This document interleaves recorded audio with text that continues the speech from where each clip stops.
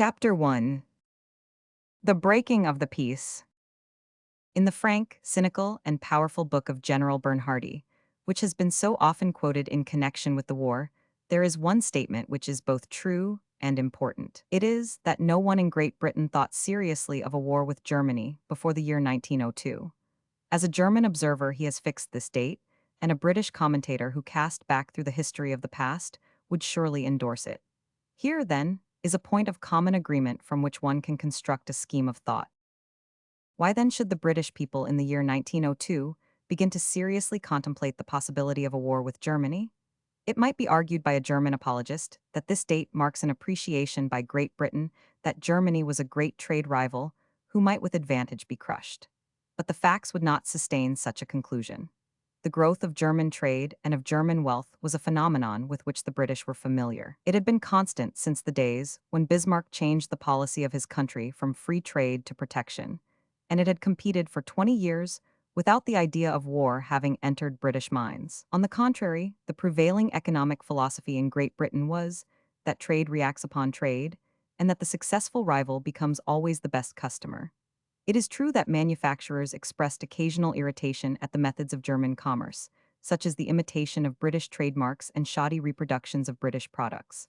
The fatherland can produce both the best and the worst, and the latter either undersold us or forced down our own standards. But apart from this natural annoyance, the growing trade of Germany produced no hostility in Great Britain, which could conceivably have led to an armed conflict. Up to the year 1896, there was a great deal of sympathy and of respect in Great Britain for the German Empire. It was felt that of all continental powers, she was the one which was most nearly allied to Britain in blood, religion, and character.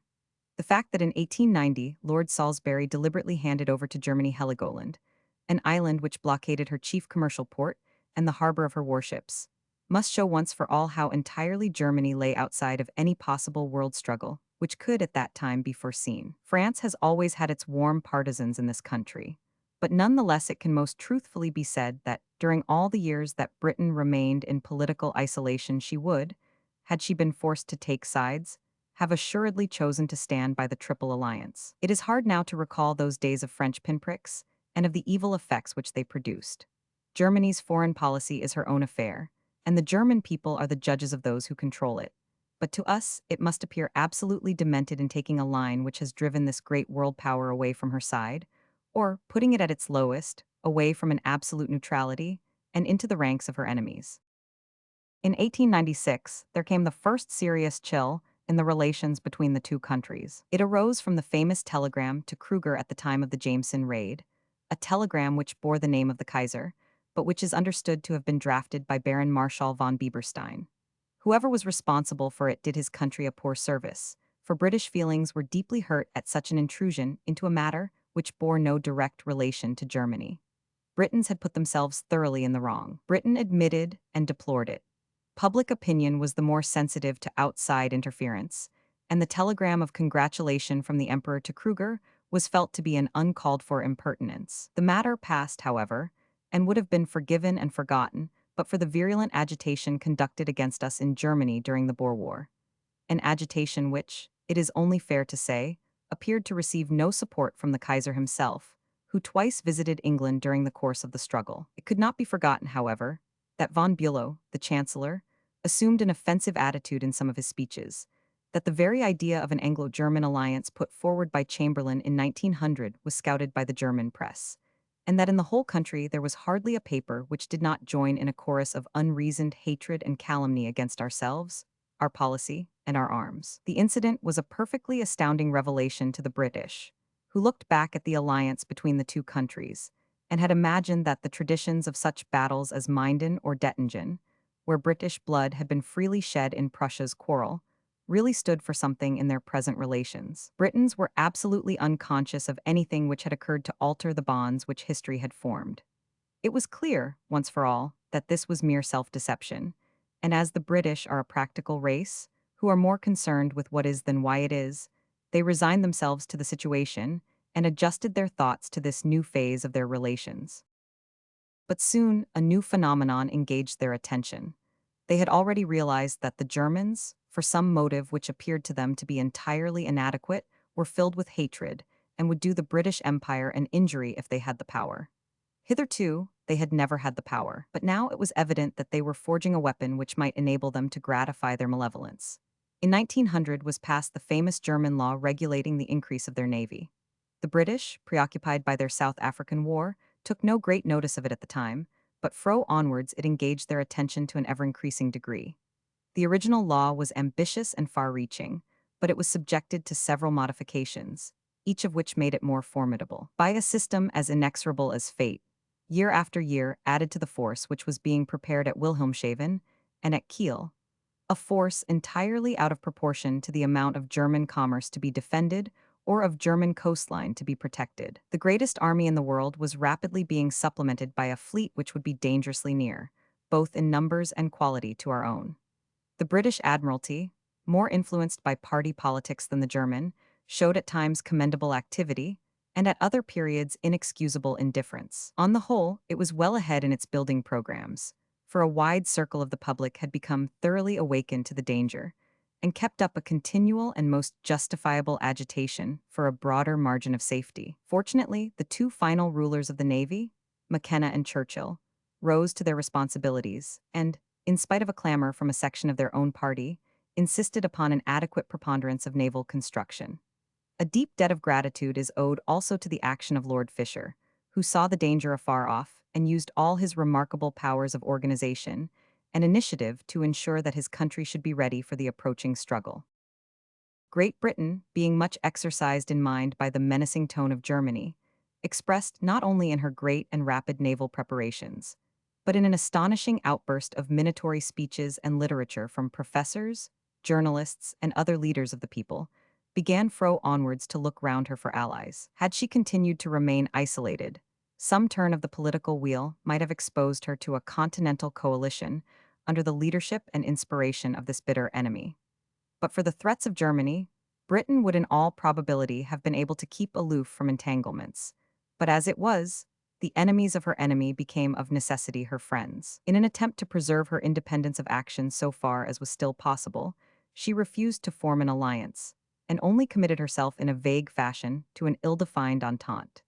By settling several outstanding causes of friction with France, an agreement was come to in the year 1903, which was extended to Russia in 1907. The general purport of such an arrangement was that the sympathies of Great Britain were with the dual alliance, and that these sympathies would be translated into action if events seemed to warrant it. An aggressive policy on the part of France or Russia would be absolutely discountenanced by Britain, but if France were attacked, Britain would pledge herself to do her utmost to prevent her from being overwhelmed. It was recognized that a victorious Germany would constitute a serious menace to the British Empire, a fact which neither the pan-German fanatics nor the German national press would ever permit us to forget. In this policy of ensuring against a German attack, King Edward Roman VII took a deep interest, and the policy is itself attributed to him in Germany. But as a matter of fact, it represented the only sane course of action which was open to the nation. Germans are fond of representing King Edward's action as the cause of subsequent events, whereas a wider knowledge would show them that it was really the effect of 5 years of German irritation and menace. This, then, was the political situation up to the time of the actual outbreak of war. Upon the one side were the German and Austrian empires in a solid alliance, while Italy was nominally allied, but obviously moved upon an orbit of her own. On the other hand, Russia and France were solidly allied, with Britain moving upon an independent orbit which had more relation with that of her friends than Italy's with that of Central Europe. It might clearly have been foreseen that Britain's fate would be that of France, while Italy would break away under any severe test. For a number of open questions divided her vitally from her secular enemy to the northeast. The whole story of the campaign of Tripoli in 1911 showed very clearly how independent, and even antagonistic, were the interests and actions of Italy. Germany, in the meanwhile, viewed with considerable annoyance the formation of the elastic but very real ties which united France and Britain, while she did not cease to continue the course of action which had encouraged them. It had been one of the axioms of Wilhelmstrasse that whilst the British occupied Egypt, no friendship was possible between them and the French. Even now they were incredulous that such a thing could be, and they subjected it to a succession of tests. They desired to see whether the friendship was a reality, or whether it was only for fair weather use and would fly to pieces before the stress of storm. Twice they tried it, once in 1905 when they drove France into a conference at Algeciras, and again in 1911 when in a time of profound peace they stirred up trouble by sending a gunboat to Agadir in southwestern Morocco, an event which brought Europe to the very edge of war. In each case, the Entente remained so close and firm that it is difficult to imagine that they were really surprised by our actions in 1914, when the enormous provocation of the breach of the Belgian Treaty was added to our promise to stand by France in any trouble not of her own making.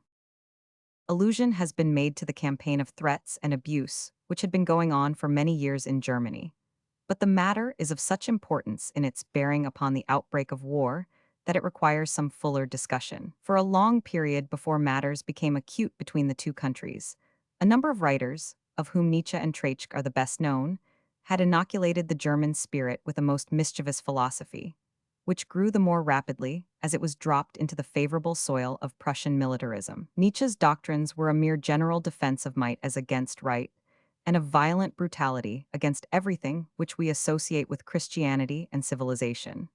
The whooping savage bulked larger in this perverted philosophy than the saint or the martyr. His views, however, though congenial to a certain class of the German people, had no special international significance. The typical brute whom he exalted was blonde, but a brute of any other tint would presumably suffice. It was different in the case of Treitschke.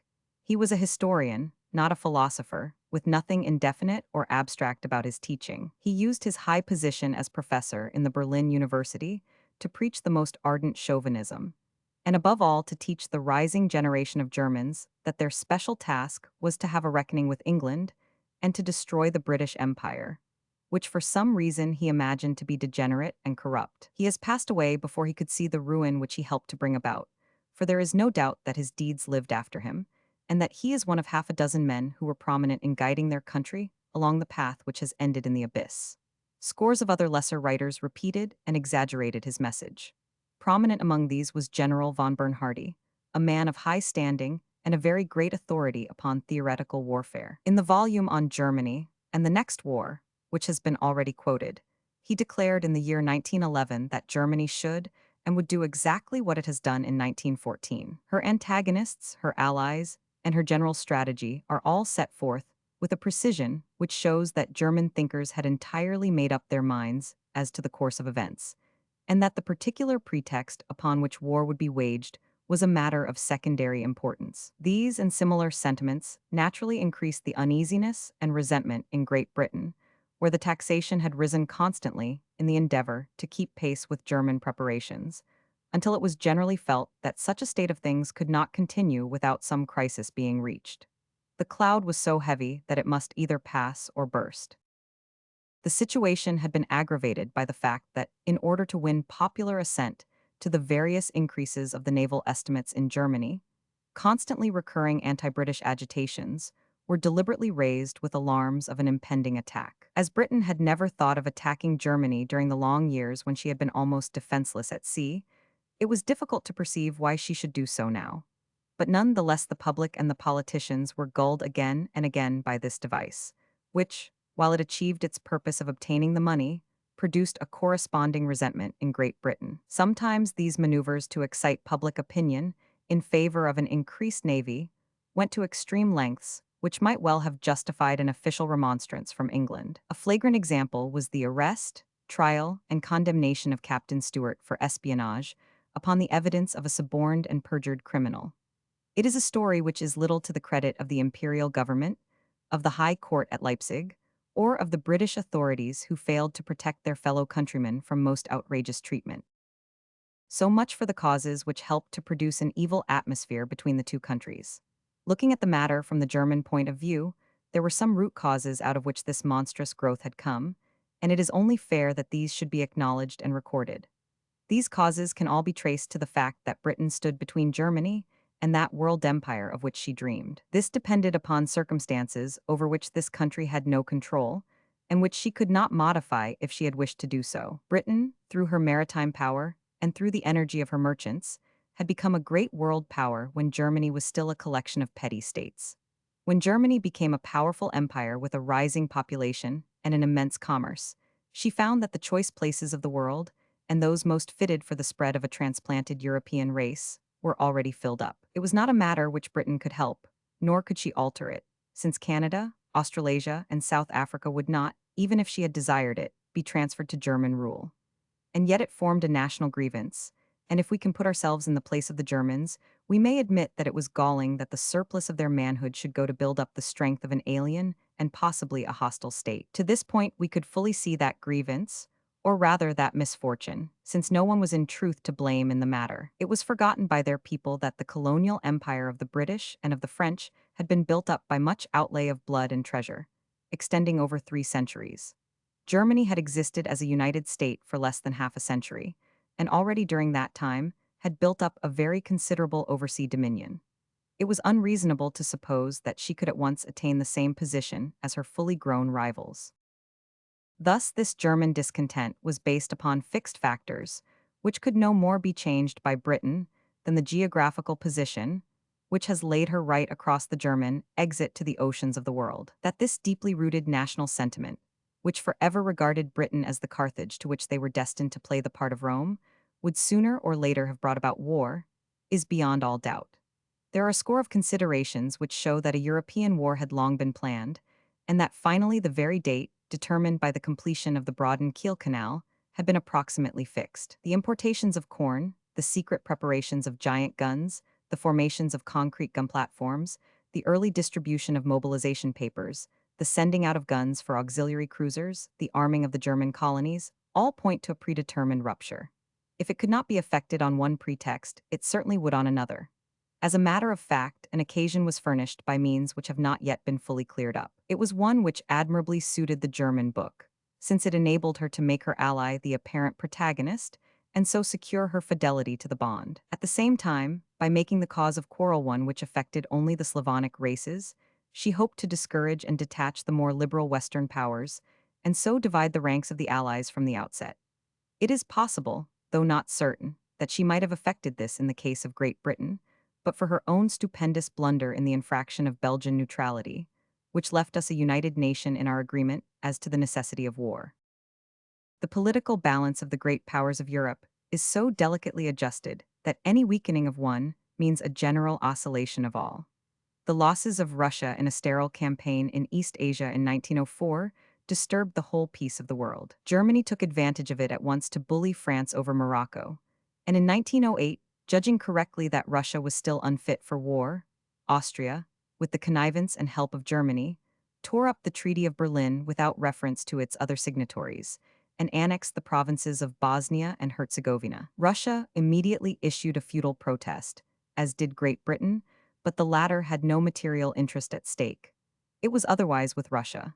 She was the hereditary guardian of Slav interests, which were directly attacked by this incorporation of an unwilling Slav population into the Austrian Empire. Unable for the moment to prevent it, she waited in silent wrath for the chance of the future, humiliated and exasperated by the knowledge that she had been bullied at the moment of her temporary weakness. So great had been the indignity that it was evident that were she to tolerate a second one, it would mean the complete abandonment of her leadership of the race. On June 28, 1914, the Archduke Francis Ferdinand, heir to the throne of the Austrian Empire, made a state visit to Sarajevo in the newly annexed provinces. Here he was assassinated, together with his wife. The immediate criminals were two youths named Princip and Kabranovic, but what exact forces were at the back of them, or whether they merely represented local discontent, have never yet been clearly shown. Austria was, however, naturally incensed against Serbia, which was looked upon as the center of all aggressive Slavonic action. Politics take fantastic shapes in the southeastern corner of Europe, and murder, abduction, forgery, and perjury are weapons which in the past have been freely used by all parties. The provocation in this instance was so immense, and the crime so monstrous that had it been established after trustworthy examination that Serbia had indeed been directly connected with it, there is no doubt that the whole of Europe, including Russia, would have acquiesced in any reasonable punishment which could be inflicted. Certainly the public opinion of Great Britain would have been unanimous in keeping clear of any quarrel which seemed to uphold the criminals. Austria seems to have instantly made up her mind to push the matter to an extreme conclusion, as is shown by the fact that mobilization papers were received by Austrians abroad, bearing the date June 30, so that they were issued within 2 days of the crime. An inquiry was held in connection with the trial of the assassins, which was reported to have implicated individual Serbians in the murder plot, but no charge was made against the Serbian government. Had Austria now demanded the immediate trial and punishment of these accomplices, she would once again have had the sympathy of the civilized world. Her actual action was far more drastic and gave impartial observers the conviction that she was endeavoring not to obtain reparation, but to ensure war. It is inconceivable that so important a document as her ultimatum was launched without the approval of Berlin, and we have already seen that Germany was in a mood for war. The German newspapers, even before the Austrian demands were made, had begun to insist that in view of the distracted domestic politics of Great Britain and of the declaration by M. Humbert in the French Senate that the army was unprepared, the hour for definite settlements had arrived. The Austrian ultimatum was such a demand as one nation has never yet addressed to another. Indeed, it could hardly be said that Serbia would remain a nation if she submitted to it. Some clauses, though severe, were within the bounds of reason. That papers should not be allowed to incite hatred, and that secret societies which were supposed to be connected with the crime should be forcibly suppressed, were not unfair demands. So too, that all accessories to the plot, some of whom are mentioned by name, should be tried, and that certain measures to prevent a possible recurrence of such plots should be adopted. All these demands might be justified, and each of them was, as a matter of fact, accepted by Serbia. The impossible conditions were that Austrian judges should sit in Serbia upon political cases, and that delegates of Austria should have partial administrative control in the neighboring kingdom. Even these outrageous demands were not rejected absolutely by the Serbian government, though it proclaimed itself to be unable to accept them in the crude form in which they were presented. A humble and conciliatory reply concluded with an expression of the desire to submit any point still open to impartial arbitration. The Austrian government, or the forces behind it, appeared, however, to have no desire at all to find a peaceful solution. So precipitate were they in their action, that on the receipt of the Serbian reply, in less than an hour the Austrian minister had left Belgrade, and a diplomatic rupture, the immediate prelude to war, had taken place between the two countries. So far only two figures were on the stage, but already vast shadows were looming in the wings, and all the world was hushed at the presentiment of coming tragedy. It has been shown that Russia, the elder brother of the Slav races, had once already been humiliated over Austrian policy, and could not be indifferent to this new attempt to coerce a Slavonic people. The King of Serbia in his sore need appealed to the Tsar, and received a sympathetic reply.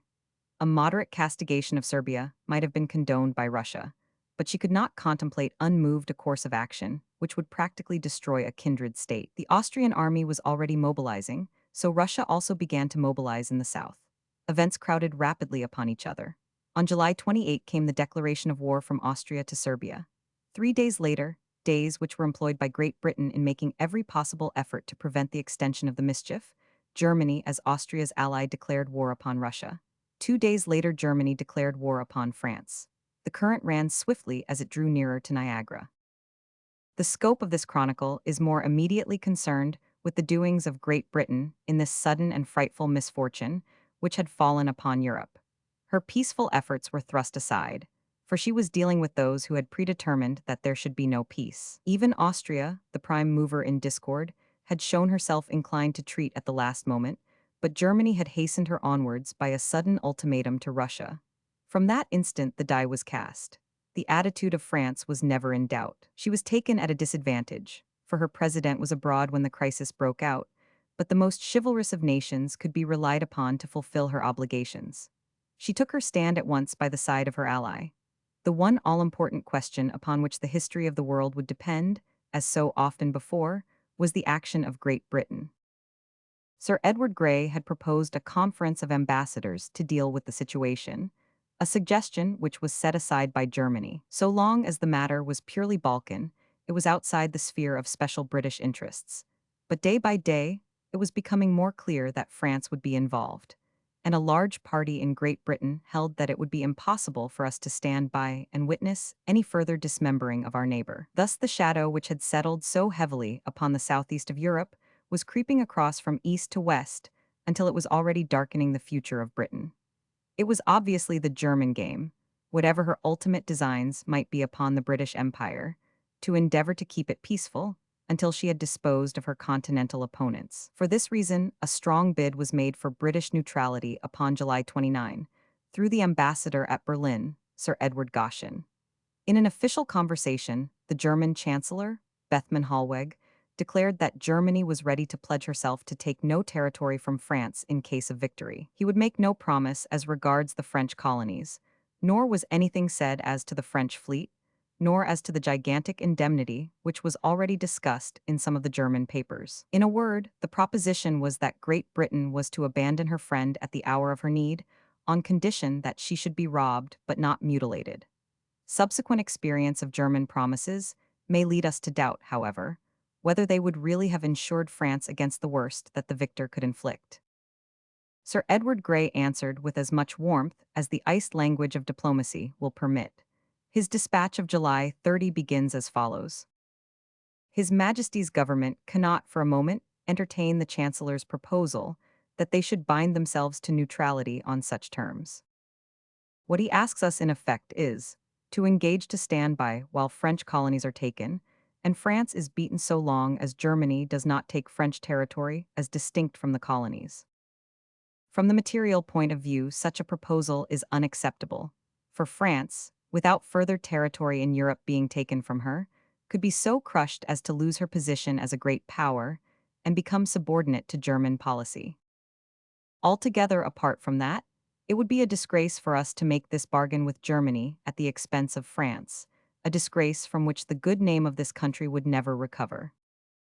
At a subsequent period, the Premier, Mr. Asquith, voiced the sentiment of the whole nation when he declared that the proposal was infamous. The immediate concern of the British government was to ascertain the views of the rival powers upon the question of Belgian neutrality, which had been solemnly guaranteed by France, Prussia, and ourselves. How faithfully this guarantee had been observed by France in the past is shown by the fact that even when an infraction of the frontier at Sedan in 1870 would have saved the French army from total destruction, it had not been attempted. There were signs in advance, however, that Germany proposed to turn the French defenses by marching through Belgium. The arrangement of the new German strategic railways upon the frontier all pointed to such a plan.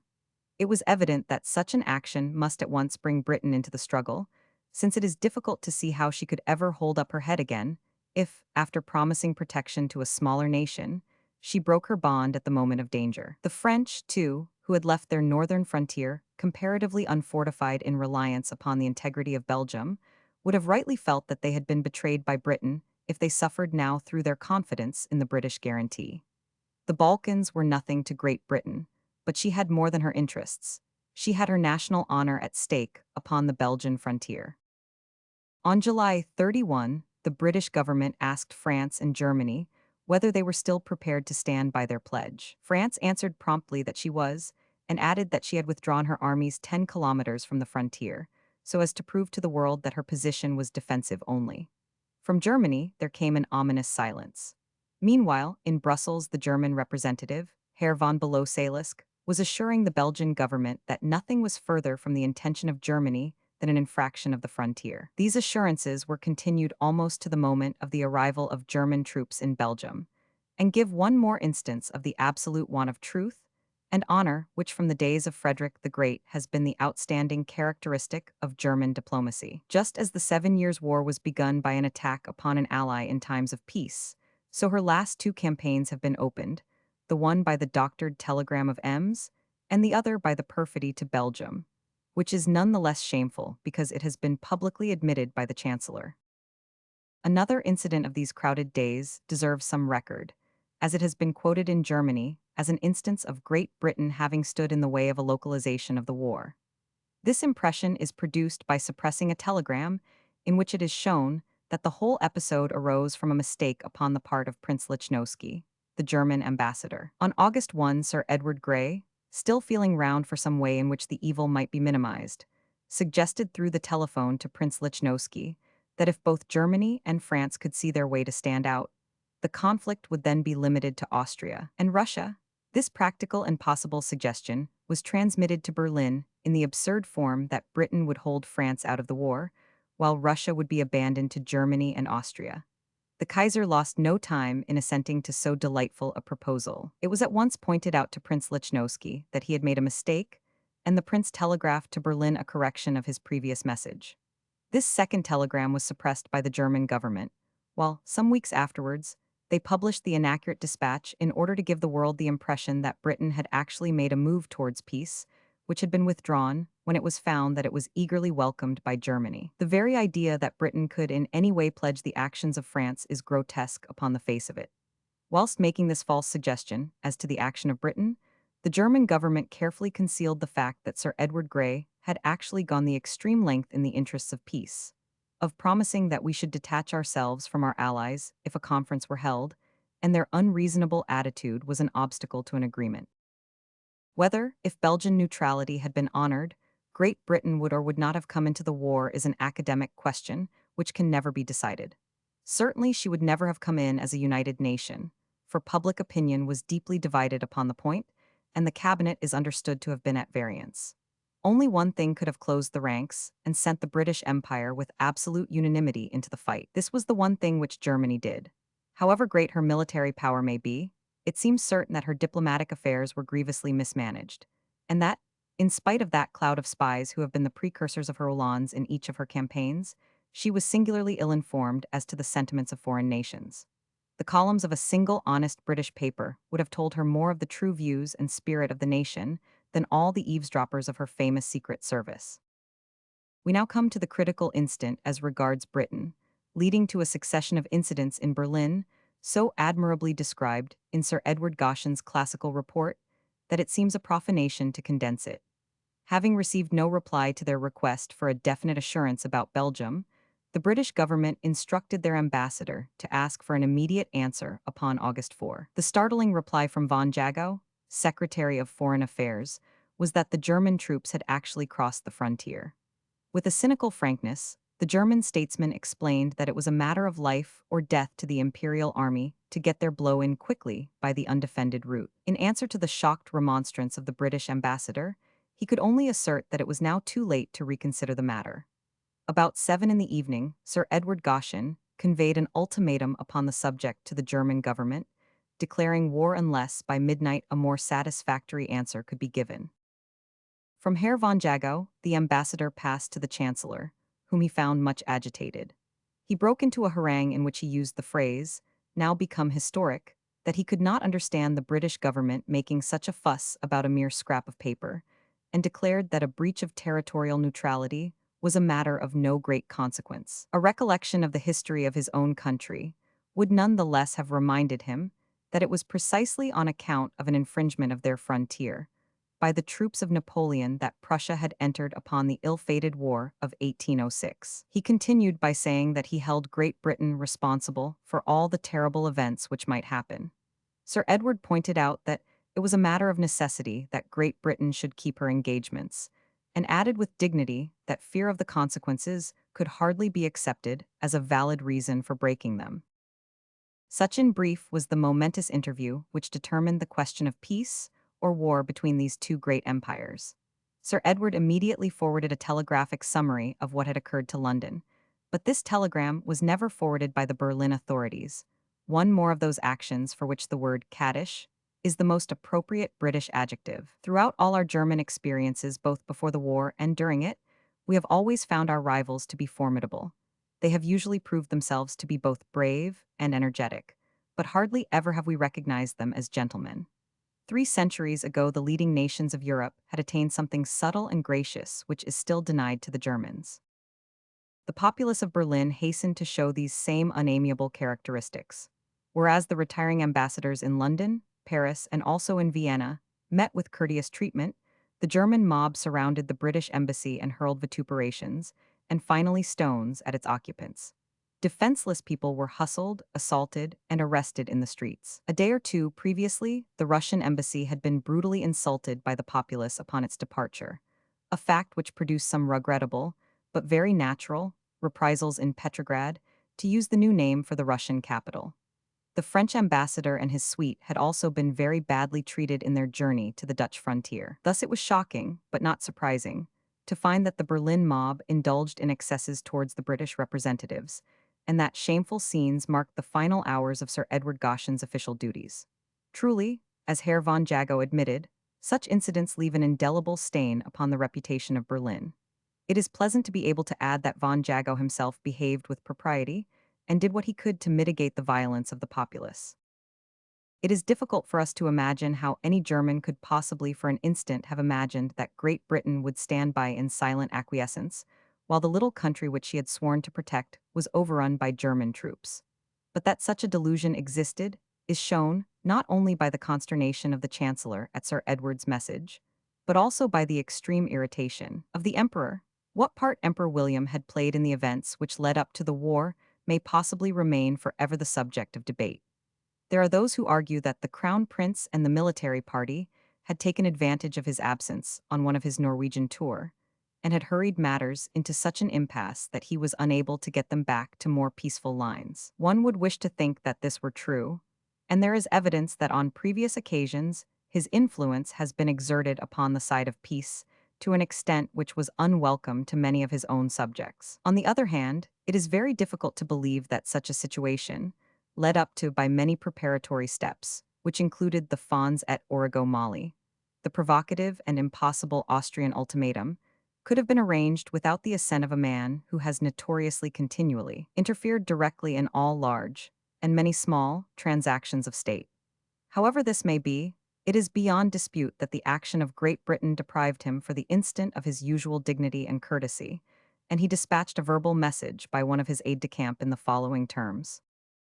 The Emperor has charged me to express to your Excellency his regret for the occurrences of last night, but to tell you at the same time that you will gather from those occurrences an idea of the feelings of his people respecting the action of Great Britain in joining with other nations against her old allies of Waterloo. His Majesty also begs that you will tell the King that he has been proud of the titles of British Field Marshal and British Admiral, but that in consequence of what has occurred, he must now at once divest himself of those titles. The ambassador adds feelingly that this message lost nothing of its acerbity by the manner of its delivery. Some artist of the future will do justice to the scene where the benign and dignified old diplomatist sat listening to the rasping utterances of the insolent young Prussian soldier. The actual departure of the embassy was effected without molestation, thanks once more to the good offices of Herr von Jagow. On the same day, in the presence of a large but silent crowd, the German ambassador left London and embarked for home in a vessel placed at his disposal by the British government. His voyage back, via Flushing, was safely accomplished, but it is worth recording that it was only the warning from a British warship which prevented him and his staff from being blown up by the mines which had already, within a few hours of the outbreak of hostilities, been strewn thickly by his countrymen in the path of neutral shipping across the highway of commerce in the North Sea. Should our kinsmen of America ever find themselves in our place, let them remember that it is all in from the beginning with the Germans. Let America also remember our experience that no pupil can go to a German school, no scholar to a German university, and no invalid to a German health resort, without the chance of some sudden turn of politics leaving them as prisoners in the country. Even the elderly heart patients at Nauheim were detained by the German authorities.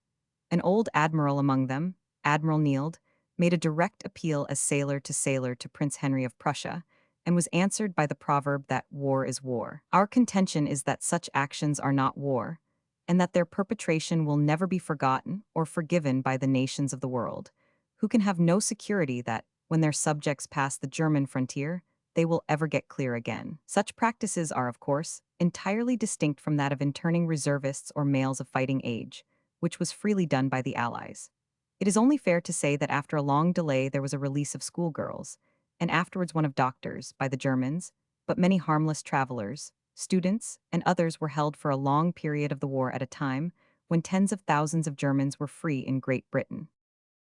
By a gross perversion of facts, German publicists have endeavored to show that Great Britain was to blame for the final rupture. The pretense is too absurd to deceive anyone, and one can hardly think that they believe it themselves. One has only to ask what had Great Britain to do with the death of the heir apparent of Austria, with the sending of the fatal ultimatum, with the declaration of war against Russia and France, or, finally, with the infraction of the Belgian frontier. She had nothing to do with any one of these things, which all, save the first, emanated from Vienna or Berlin, and were the obvious causes of the war. Britain was only involved because she remained true to her solemn contract, a breach of which would have left her dishonored. It is mere effrontery to pretend that she desired war, or that she left anything undone which could have prevented it. We lay our record with confidence before foreign nations and posterity. We have nothing to conceal and nothing to regret. On the other hand, supposing that one were to grant the whole of the German contention, suppose one were to admit that Germany did not know of the terms of the Austrian ultimatum or foresee its effect upon the other nations of Europe, that she took her stand by the side of Austria purely out of motives of chivalrous loyalty to an ally, and that she was forced, by so doing, to find herself at variance with Russia and France. Suppose so inconceivable a hypothesis as this, even then it cannot in any way condone the admitted wrong which Germany did in invading Belgium, nor does it show any possible cause why, because Germany was false to her word in this matter, Britain should be so also. This point is so unanswerable that the only defense, if it can be called a defense, which Germany has ever put forward is, that if she had not infringed Belgian neutrality, somebody else would have done so. Not one shadow of evidence has ever been put forward to justify so monstrous an assertion, which is certainly not endorsed by the Belgians themselves. In this connection, one may allude to the so-called secret military engagements, which were found and published by the Germans at Brussels, and which were supposed to show that Great Britain herself contemplated the infraction of Belgian neutrality. One can only realize how bankrupt is Germany of all reason and argument when one considers such a contention as this. For years, the German threats had been obvious to all the world. They had brought their strategic railways to the frontier of Belgium and erected their standing camps there. Naturally, Belgium was alarmed at such preparations and took counsel with Great Britain how her pledge should be redeemed and how her soil could be defended in case Germany proved perfidious. It was a simple military precaution, which involved not the breach of a treaty but the fulfillment of one, not the invasion of Belgium, but its protection after it was invaded. Each successive so-called revelation about the actions of Great Britain has only proved once more that whatever record leaps to light, she never shall be shamed. These attempts to confuse the issue irresistibly recall the message of Frederick to Podewils when he was about to seize Silesia even as William seized Belgium. The question of right, he said, is the affair of ministers. It is your affair. It is time to work at it in secret, for the orders to the troops are given. March first and find some justification later. Germany would have stood higher in the world's esteem and in the estimate of history if, instead of playing in most grotesque fashion the wolf to the lamb, and accusing her unprepared and distracted neighbors of making a surprise attack upon her at the moment when she was at the height of her preparations, she had boldly stated her true position. Her dignity and frankness would have been undeniable if she had said, "I am a great power. I believe I am the greatest. I am willing to put it to the test of war. I am not satisfied with my geographical position. I desire a greater seaboard. You must give it to me or I shall take it. I justify my action by the fact that the position of every state rests ultimately upon its strength in war, and that I am willing to undergo that test." Such a contention would have commanded respect, however much we might resent it.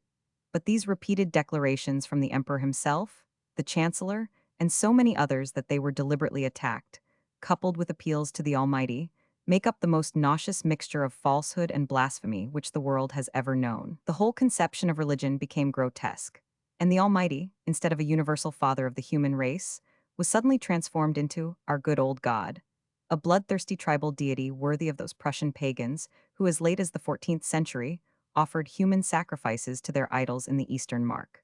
The phenomenon was part of that general national madness to which, it is to be hoped, the German of the future will look back with bewilderment and shame.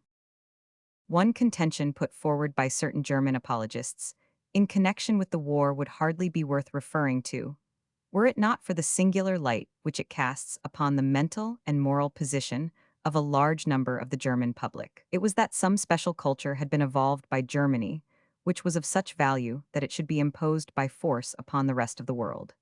Since culture must in its nature be an international thing, the joint product of human development, such a claim can only be regarded as a conspicuous sign of its absence. In spiritual and intellectual matters, it could not be asserted that Germany since 1870 had shown any superiority over France or England.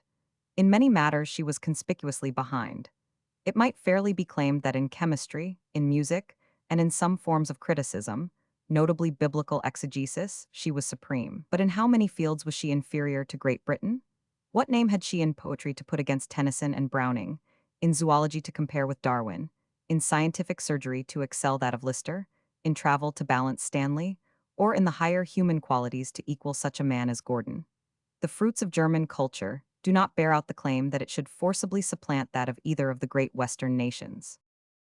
We have now seen how the great cloud which had hung so long over Europe burst at last, and the blast of war swept the land from end to end. We have passed through the years of hopes and alarms, of the ententes of optimists and the détentes of politicians, of skirmishes between journals and wrestles of finance, until we reach the end of it all, open primitive warfare between the two great branches of the Germanic family. In a purple passage, Professor Cram spoke of the days when the high gods of virility would smile as they looked down upon the chosen children of Odin, the English and the Germans, locked in the joy of battle.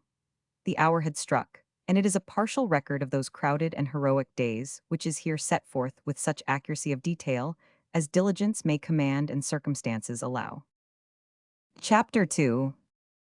The opening of the war.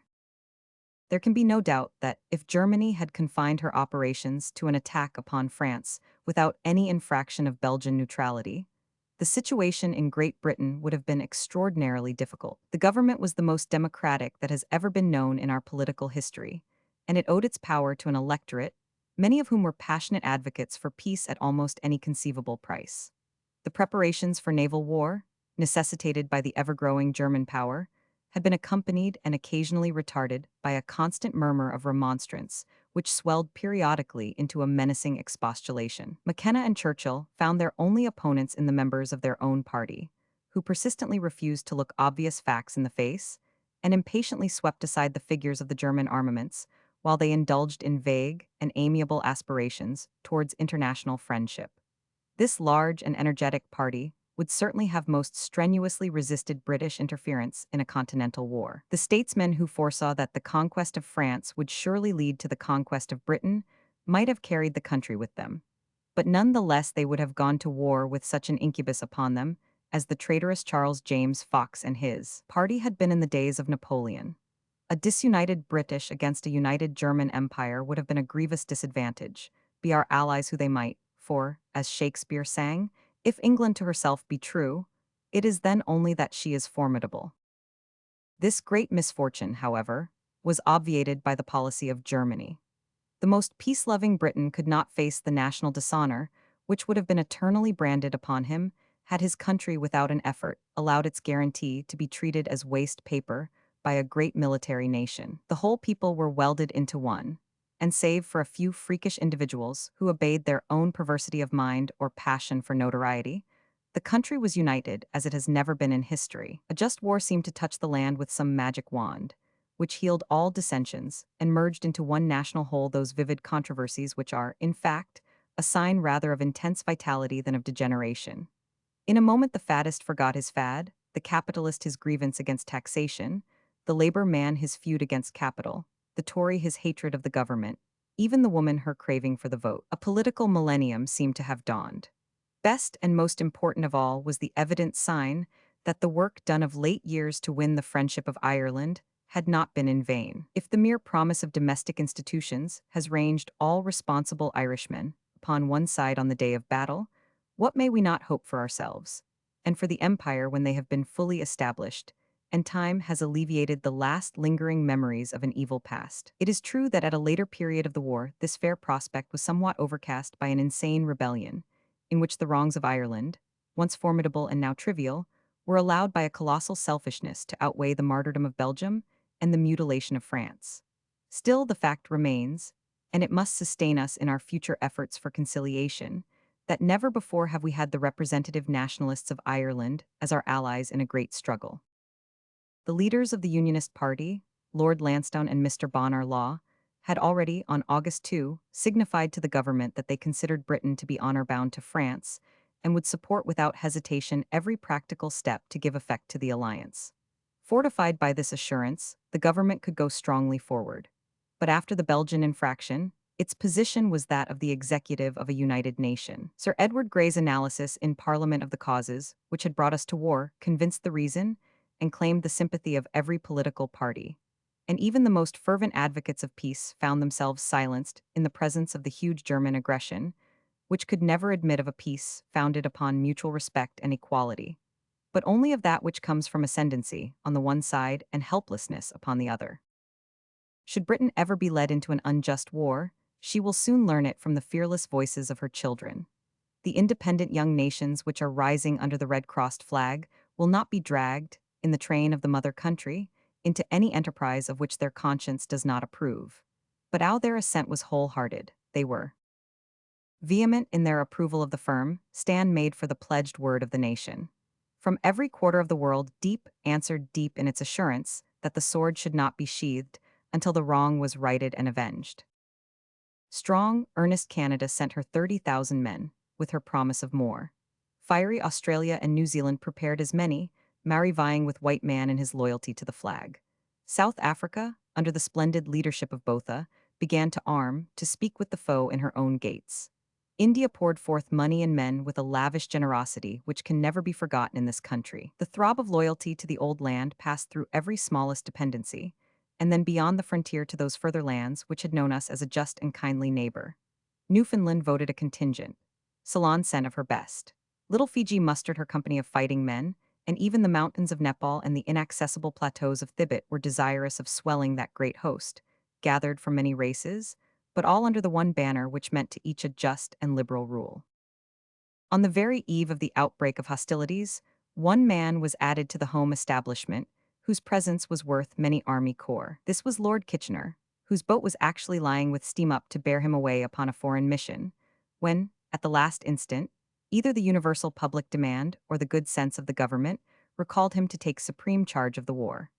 It was a strange and a novel situation that a soldier who was no party politician should assume the role of war minister in a political cabinet, but the times called for decided measures, and this was among them. From that day onwards, until the dark hour which called him from his uncompleted task, the passerby who looked up at the massive front of the War Office was gladdened by the thought that somewhere in the heart of it those stern, immutable eyes were looking out at Britain's enemies, and that clear, calculating brain was working for their downfall. Slow, safe, methodical, remorseless, carefully preparing the means at every stage that led him to the distant but preordained end, he had shown, both in the Soudan and South Africa, that the race of great British generals was not yet extinct. He knew and trusted his instrument even as it knew and trusted him. That instrument was an army which was remarkably well prepared for its work. It cannot be said that the Boer War had increased the prestige of the British forces, though only those who have studied the subject can realize how difficult was the task with which they were then faced, or how considerable an achievement it was to bring it to a success. But the campaign had left behind it a valuable legacy, all the richer because so great a proportion of the land forces had been drawn into the struggle. In 1914, a large proportion of senior officers and a considerable number of non-commissioned officers and reservists had passed through that ordeal and learned by experience what can be done, and even more important, what cannot be done, in face of modern rifles in skillful hands.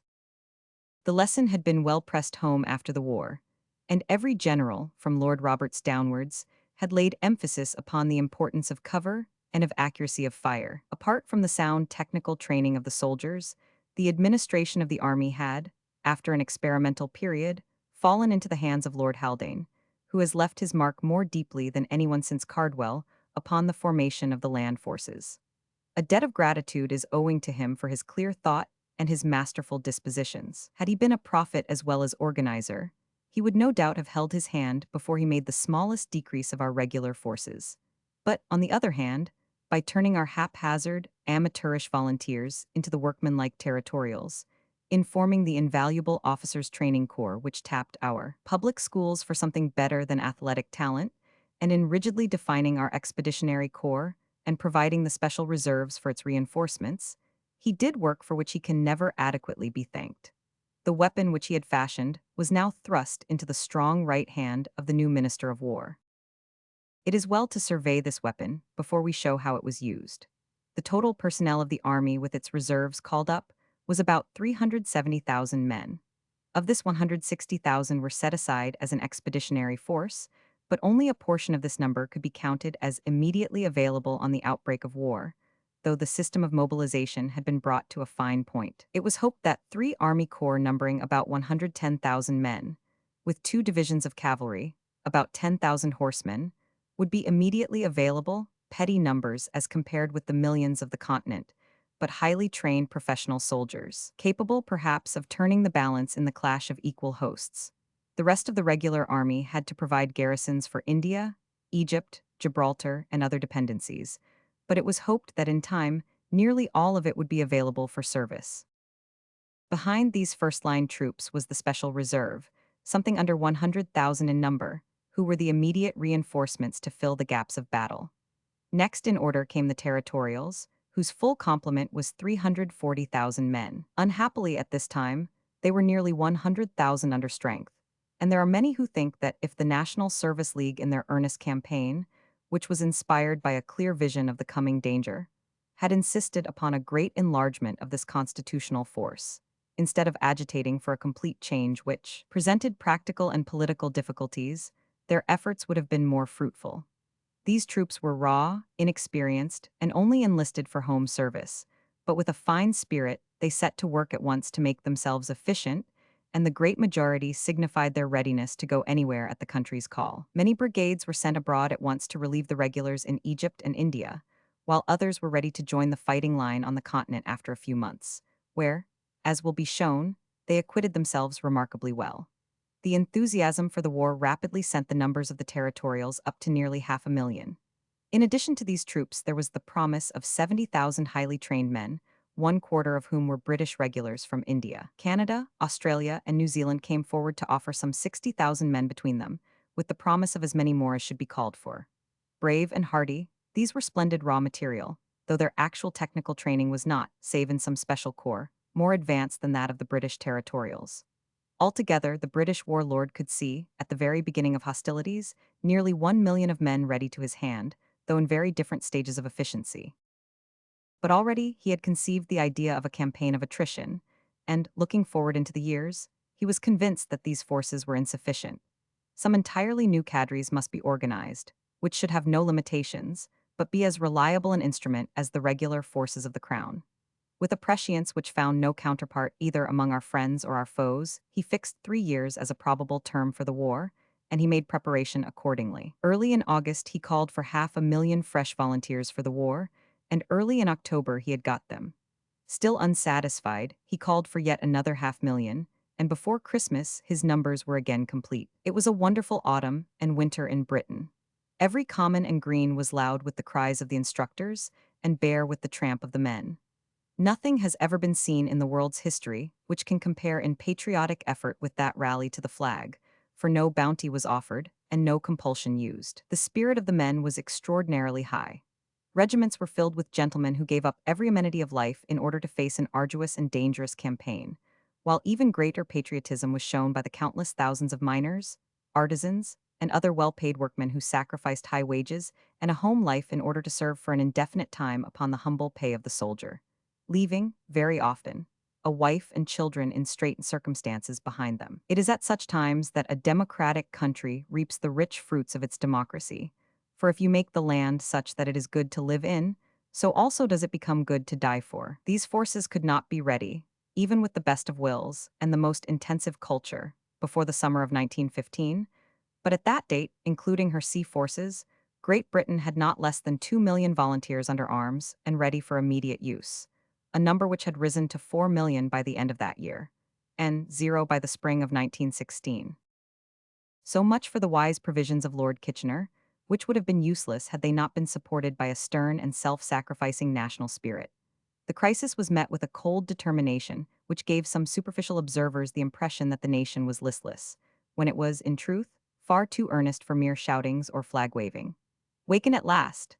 cried some foreign cartoon when a German outrage aroused the country for an instant to some visible gleam of wrath. A deeper observer might have known that a country which finds 5 million volunteer fighters, and which, instead of putting the expenses of the war upon future generations, as was done by Germany, elects to meet a considerable proportion of them by present taxation, is in grim earnest from the start. The income tax was doubled without a remonstrance by a unanimous vote of the Commons, thus finding an extra £40 million a year for the prosecution of the war. Other taxes were levied by which the working classes bore their fair share of the burden, and they also elicited no complaints. Before Christmas, no less than £450 million had been raised by a loan, a gigantic financial effort which was easily borne at a charge of 4%. But if Britain was able to face the future with confidence, both in finance and in her military preparation, it was entirely to her silent, invisible, but most efficient navy that she owed it. By wise foresight, the Grand Fleet, numbering some 400 vessels, had been assembled for royal inspection before the storm broke, and when it was but a rising cloud bank upon the horizon.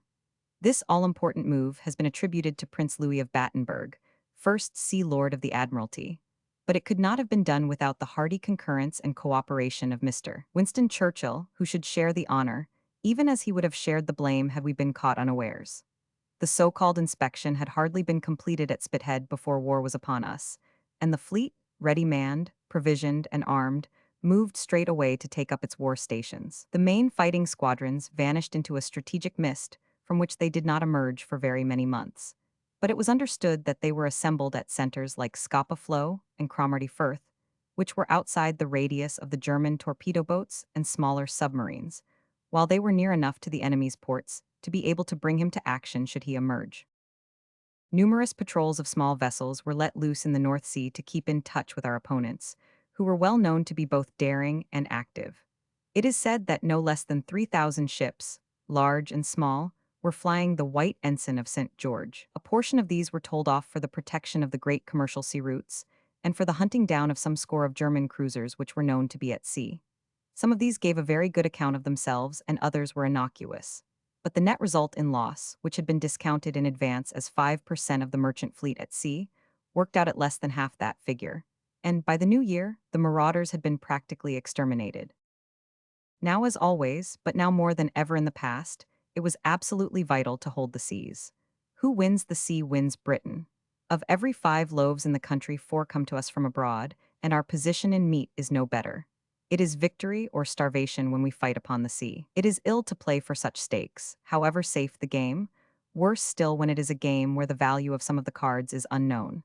We have little to fear from a raid, nothing from invasion, everything from interference with our commerce. It is one of the points in which our party politics, which blind so many people to reason, might well have brought absolute ruin upon the country. The cultivation of British food supplies should never have been a question of free trade or protection, but rather of vital national insurance. Had the war come 10 years later, we might have been in deadly danger, owing to the rapidly growing power of the submarine. These engines turned upon our food carriers might well have starved us out, especially if we had continued our national folly in being scared by bogies from building a channel tunnel. But by a merciful providence, the struggle came at a moment when the submarine was half developed, and had not yet reached either the speed or the range of action which would make it the determining factor in a war. As it was, the fruits of submarine warfare, in spite of a wise and timely warning on the eve of hostilities by Admiral Sir Percy Scott, astonished the public. But the mischief done was a very small thing compared to the possibilities which have to be most carefully guarded against in the future. In their present stage of development, the submarine could only annoy. With the great fleet in existence, and with the shipbuilding facilities of Great Britain, nothing could vitally harm her save the loss of a pitched battle. The British superiority was rather in her small craft than in her large ones, but in capital ships, she was able to place in line at the beginning of the war enough to give a sufficient margin of insurance. There was never any tendency to underrate the excellence of the hostile ships, nor the courage and efficiency of the men. It was well understood that, when they came out, they would give a good account of themselves, and also that they would not come out until the circumstances seemed propitious. They were under a disadvantage in that the Russian fleet, though small, was not negligible, and therefore some portion of the German force on sea as well as on land had always to face eastwards. Also the British had the French for their allies, and, though the great ships of the latter were nearly all in the Mediterranean, a swarm of small craft was ready to buzz out of her western ports should the war come down channel. Yet another advantage lay with the British in that their geographical position put a 600-mile-long breakwater right across the entrance to Germany, leaving only 2 sally ports north and south, by which commerce could enter or raiders escape.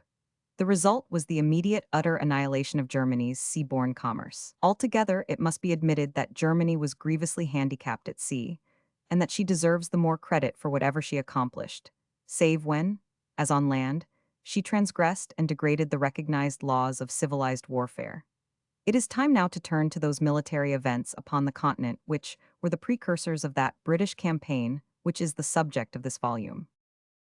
Want of space and accurate material make it impossible to do justice here to the deeds of our allies, but an attempt must be made to indicate briefly the main phases of the struggle abroad, since its course reacted continually upon the British operations. It may be shortly stated, then, that so far as the Western theater of war was concerned, hostilities commenced by two movements, one an attack by the French upon the occupants of those lost provinces for which they had mourned during 44 years, and the other the advance of the Germans over the Belgian frontier. The former was a matter of no great importance. It took two distinct lines, the one from the Belfort region into Alsace, and the other from Nancy as a center into Lorraine. The Alsatian venture gained some ground which was never wholly lost, and was adorned by one small victory near Mulhausen before it was checked by the German defense. The Lorraine advance had also some initial success, but was finally thrown back on August 20 in a severe action in which the French were defeated. Luneville, across the French frontier, was occupied by the Germans, but they made no headway, and their subsequent attempts upon Nancy were repulsed by the army of General Castelnau. General Pau, a fiery, one-armed septuagenarian, was the French leader in the Alsatian invasion, but it was soon realized by General Joffre that he and the bulk of his men would be more useful at the vital point upon the northern frontier, to which early in September they were transferred. The main drama, however, quickly unfolded upon the Belgian frontier. Speed and secrecy were vital to the German plans. On July 31, before any declaration of war, and while the German representative at Brussels was perjuring his soul in his country's service, by representing that no infringement was possible, three German army corps, the 7th, 9th, and 10th, fully mobilized and highly equipped, were moving up from their quarters so as to be ready for a treacherous pounce upon their little neighbor whom they were pledged to defend. Von Emmich was in command. On the night of Saturday, August 1, the vanguard of the German armies, using motor traffic followed by trains, burst through the neutral Duchy of Luxembourg, and on August 3 they were over the Belgian line at Verviers. The long-meditated crime had been done, and, with loud appeals to God, Germany began her fatal campaign by deliberate perjury and arrogant disdain for treaties. God accepted the appeal, and swiftly showed how the weakest state with absolute right upon its side may bring to naught all the crafty plottings of the strong. For time was the essence of the situation. For this the innumerable motors, for this the light equipment and the lack of transport. It was on at top speed, that there be no hindrance in the path of the great hosts that soon would be closing up behind. But time was life and death for the French also, with their slower mobilization, their backward preparation, and their expectations from Great Britain. Time was the precious gift which little Belgium gave to the Allies. She gave them days and days, and every day worth an army corps. The Germans had crossed the Meuse, had taken Weiss, and then had rushed at Liege, even as the Japanese had rushed at Port Arthur. With all their military lore, they had not learned the lesson which was taught so clearly in 1904, that a fortress is taken by skill and not by violence alone. Lemon, a great soldier, defended the forts built by Brialmont. Both defender and designer were justified of their work. On August 5, the 7th German Corps attempted to rush the gaps between the forts. These gaps were 3 miles wide, but were filled with entrenched infantry. The attack was boldly pressed home, but it completely failed. The German loss was considerable. 2 other corps were called up, and again on August 7 the attack was renewed, but with no better result. The defenders fought as befitted the descendants of those Belgae, whom Caesar pronounced to be the bravest of the Gauls, or of that Walloon Guard which had so great a medieval reputation. There were 25,000 in the town and 0 outside, but they were still outside at the end of the assault. Liege, however, had one fatal weakness. Its garrison was far too small to cover the ground. With 12 forts 3 miles apart, it is clear that there were intervals of, roughly, 36 miles to be covered, and that a garrison of 25,000 men, when you had deducted the gunners for the forts, hardly left the thinnest skirmish line to cover the ground. So long as the Germans attacked upon a narrow front, they could be held. The instant that they spread out, there were bound to be places where they could march almost unopposed into the town. This was what occurred. The town was penetrated, but the forts were intact. General Lemon, meanwhile, seeing that the town itself was indefensible, had sent the garrison out before the place was surrounded. Many a Belgian soldier fought upon the Usser and helped to turn the tide of that crowning conflict, who would have been a prisoner in Germany had it not been for the foresight and the decision of General Lemon.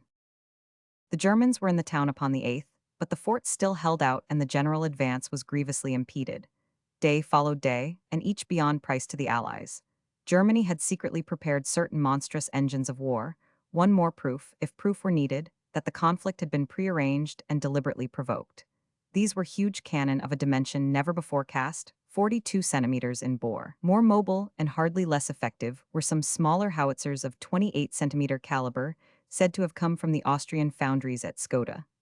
Brialmont, when he erected his concrete and iron cupolas, had not foreseen the Thor's hammer which would be brought to crush them. One after another they were smashed like eggs. The heroic Lemon was dug out from under the debris of the last fort and lived to tell of his miraculous escape. Liege was at last in the hands of the invaders. But already the second week of August was at an end. The British were crowding into France, the French line was thickening along the frontier, all was well with the Allies. Little David had left a grievous mark upon Goliath. The German mobilization was now complete, and the whole vast host, over 1 million strong, poured over the frontier. Never was seen such an army, so accurate and scientific in its general conception, so perfect in its detail. Nothing had been omitted from its equipment which the most thorough of nations, after years of careful preparation, could devise. In motor transport, artillery, machine guns, and all the technique of war they were unrivaled.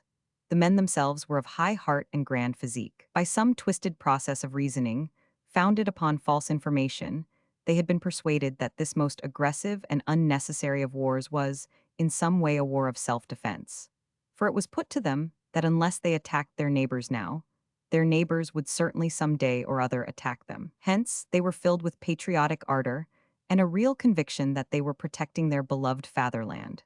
One could not but admire their self-sacrificing devotion, though in the dry light of truth and reason they stood forth as the tools of tyranny, the champions of barbarous political reaction, and the bullies of Europe. It was an ominous fact that the troops were provided in advance with incendiary discs for the firing of dwellings, which shows that the orgy of destruction and cruelty, which disgraced the name of the German army in Belgium and in the north of France, was prearranged by some central force, whose responsibility in this matter can only be described as terrific. They brought the world of Christ back to the days of Odin and changed a civilized campaign to an inroad of pagan Danes. This wicked central force could only be the chief staff of the army, and in the last instance, the emperor himself, had Napoleon conducted his campaigns with as little scruple as William Roman II. It can safely be said that Europe as we know it would hardly exist today, and the monuments of antiquity and learning would have been wiped from the face of the globe. It is an evil precedent to be expunged from the records forever, all the more evil because it was practiced by a strong nation on a weak one, and on a defenseless people by one which had pledged themselves to defend them. That it was in no wise caused by any actions upon the part of the Belgians is clearly proved by the fact that similar atrocities were committed by the German army the moment they crossed the frontiers both of France and of Poland. The Allies had more than they expected from Liege. They had less from Namur. The gray-green tide of German invasion had swept the Belgian resistance before it, had flooded into Brussels, and had been dammed for only a very few days by the great frontier fortress, though it was counted as stronger than Liege. The fact was that the Germans had now learned their lesson. Never again would they imagine that the Furor Teutonicus alone could carry a walled city. The fatal guns were brought up again, and the forts were crushed with mechanical precision, while the defenders between the forts, after enduring for 10 hours a severe shelling, withdrew from their trenches. On August 22, the fortress surrendered, some of General Mitchell's garrison being taken, but a considerable proportion effecting its retreat with the French army which had come up to support the town. By the third week of August, the remains of the Belgian forces had taken refuge in Antwerp, and the Germans, having made a wide sweep with their right wing through Brussels, were descending in a 200-mile line upon northern France. The French plans had in truth been somewhat disarranged by the Belgian resistance, for the chivalrous spirit of the nation would not permit that their gallant friends be unsupported. Fresh dispositions had been made, but the sudden fall of Namur brought them to naught.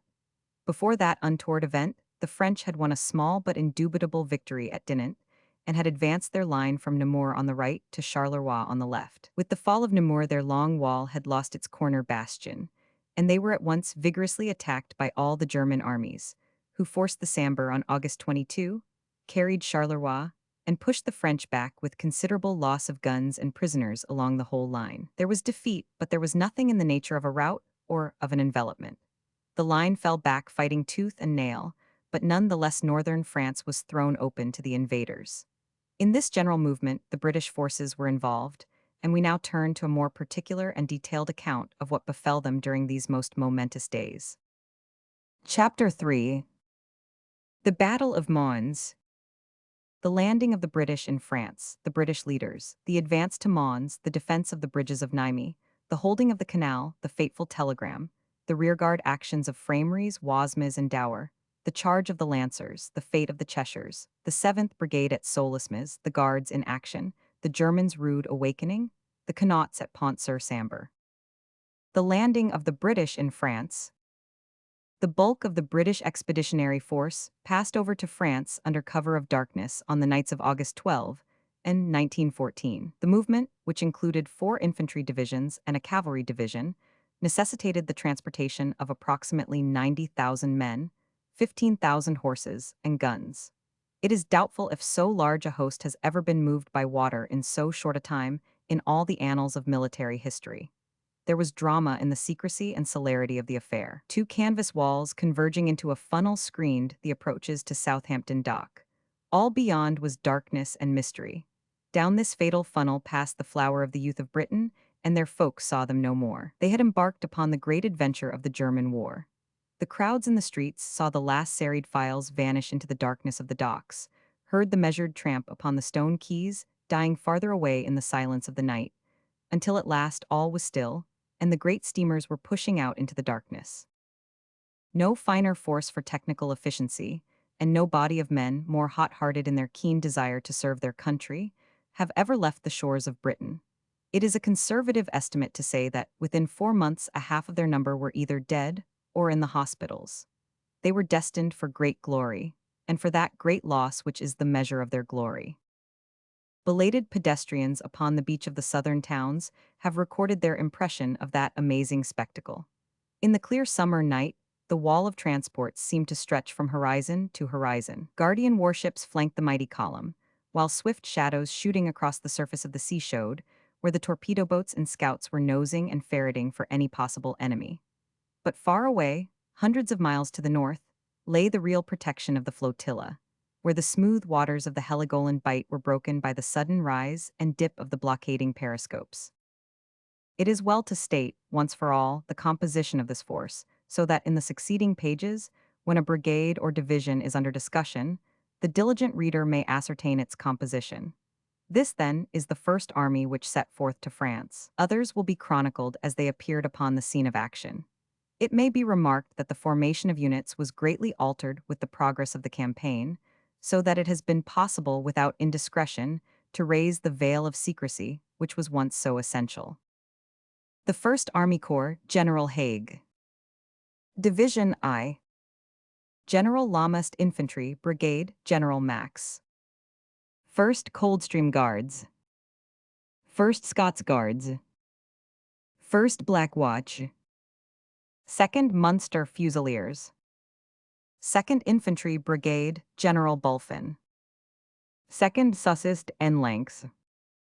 1st Northampton. 2nd K.R. Rifles. 3rd Infantry Brigade, General Landon. 1st West Surrey, Queens. 1st S. Wales Borderers. 1st Gloucester. 2nd Welsh. Artillery, Colonel Findlay. 25th Brig, RFA 113, 114, 115. 26th Brig, RFA 116, 117, 118.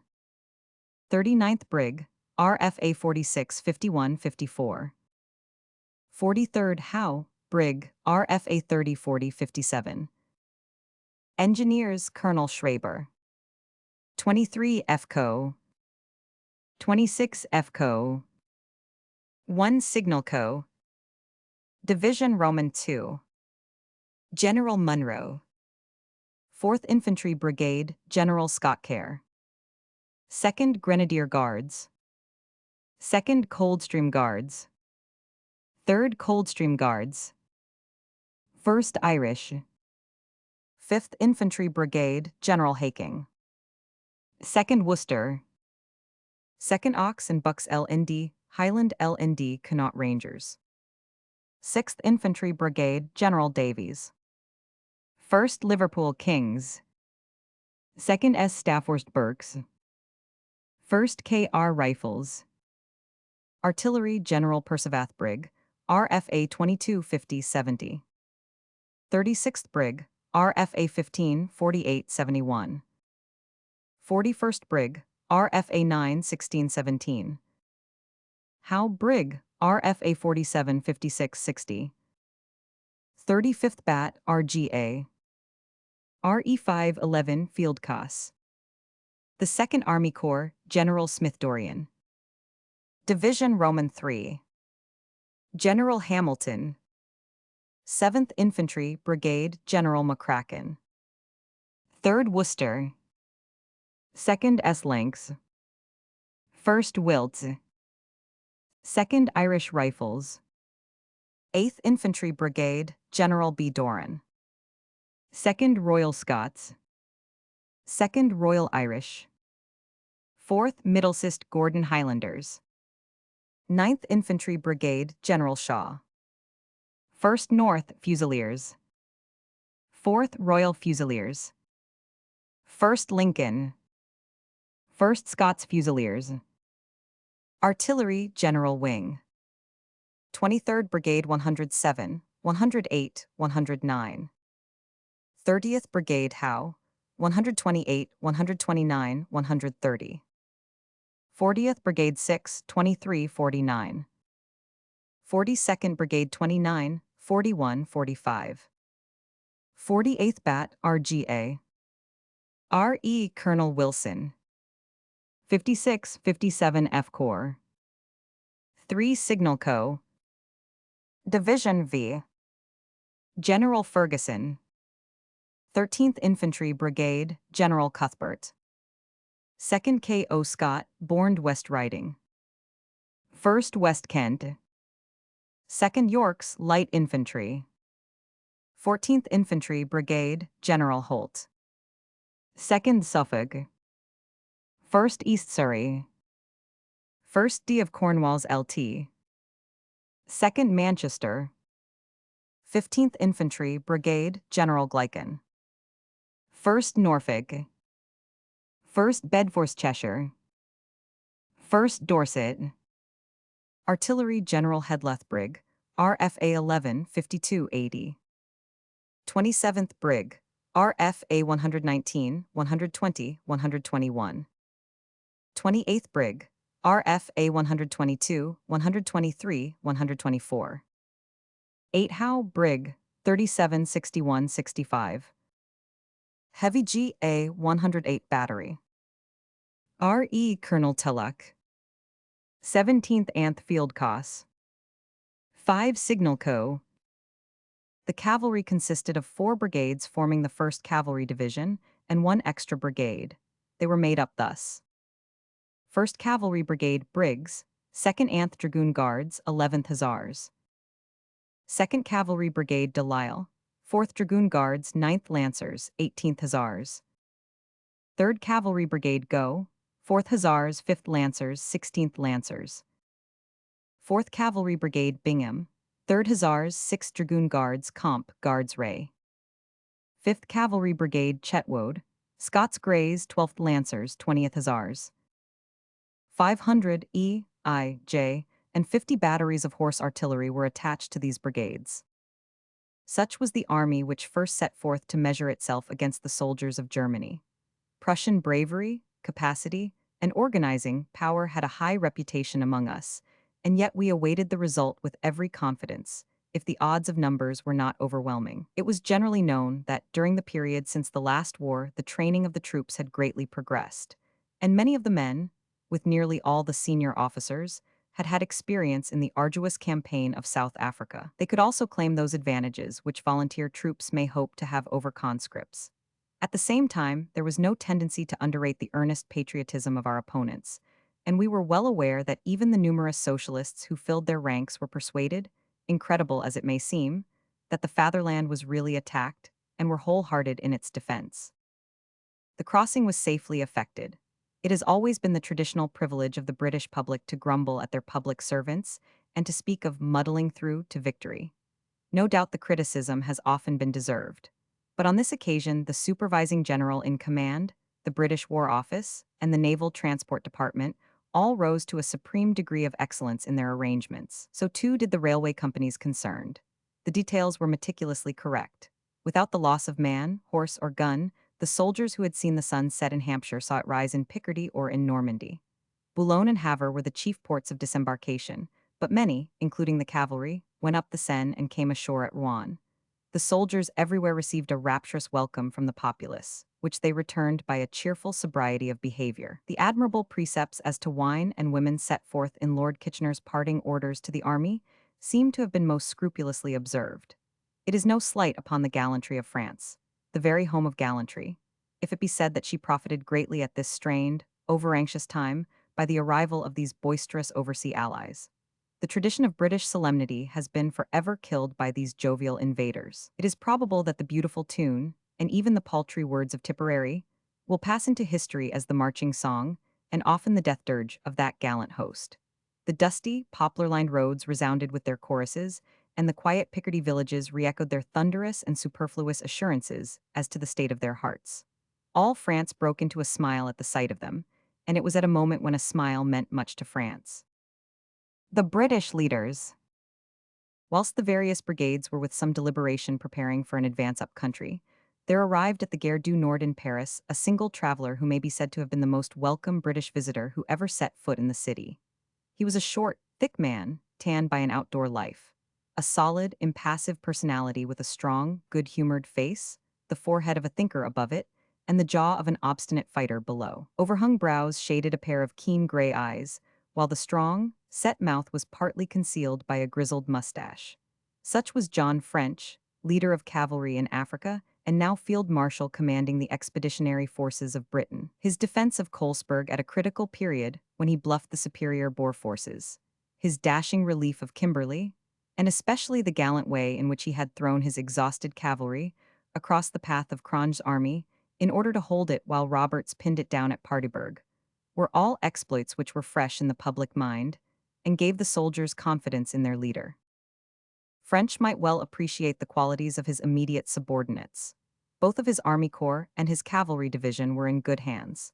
Haig, like his leader, was a cavalryman by education, though now entrusted with the command of the 1st Army Corps and destined for an ever-increasing European reputation. 54 years of age, he still preserved all his natural energies, whilst he had behind him long years of varied military experience, including both the Soudanese and the South African campaigns, in both of which he had gained high distinction. He had the advantage of thoroughly understanding the mind of his commander, as he had worked under him as chief of the staff in his remarkable operations round Colesburg in those gloomy days which opened the Boer War. The 2nd Army Corps sustained a severe loss before ever it reached the field of action, for its commander, General Grierson, died suddenly of heart failure in the train between Havre and Rouen upon August 18. Grierson had been for many years military attaché in Berlin, and one can well imagine how often he had longed to measure British soldiers against the self-sufficient critics around him. At the very last moment, the ambition of his lifetime was denied him. His place, however, was worthily filled by General Smith-Dorrien, another South African veteran whose brigade in that difficult campaign had been recognized as one of the very best. Smith-Dorrien was a typical imperial soldier in the worldwide character of his service, for he had followed the flag, and occasionally preceded it, in Zululand, Egypt, the Soudan, Chitral, and the Tura before the campaign against the Boers.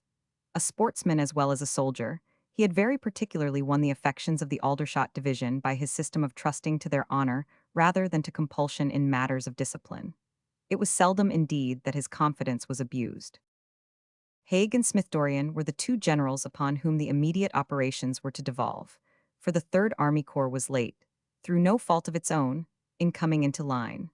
There remained the cavalry division commanded by General Allenby, who was a column leader in that great class for mounted tactics held in South Africa a dozen years before. It is remarkable that of the 4 leaders in the initial operations of the German war, French, Smith-Dorrien, Haig, and Allenby, 3 belonged to the cavalry, an arm which has usually been regarded as active and ornamental rather than intellectual. Pulteney, the commander of the 3rd Army Corps, was a product of the Guards, a veteran of much service and a well-known heavy game shot. Thus, neither of the more learned corps were represented among the higher commanders upon the actual field of battle, but brooding over the whole operations was the steadfast, untiring brain of Joffre, whilst across the water the silent Kitchener, remorseless as destiny, moved the forces of the Empire to the front. The last word in each case lay with the sappers. The general plan of campaign was naturally in the hands of General Joffre, since he was in command of far the greater portion of the Allied force. It has been admitted in France that the original dispositions might be open to criticism, since a number of the French troops had engaged themselves in Alsace and Lorraine, to the weakening of the line of battle in the north, where the fate of Paris was to be decided. It is small profit to a nation to injure its rival ever so grievously in the toe, when it is itself in imminent danger of being stabbed to the heart. A further change in plan had been caused by the intense sympathy felt both by the French and the British for the gallant Belgians, who had done so much and gained so many valuable days for the Allies. It was felt that it would be unchivalrous not to advance and do what was possible to relieve the intolerable pressure which was crushing them. It was resolved, therefore, to abandon the plan which had been formed, by which the Germans should be led as far as possible from their base, and to attack them at once. For this purpose, the French army changed its whole dispositions, which had been formed on the idea of an attack from the east, and advanced over the Belgian frontier, getting into touch with the enemy at Namur and Charleroi, so as to secure the passages of the Sambre. It was in fulfilling its part as the left of the Allied line that on August 18 and the British troops began to move northwards into Belgium.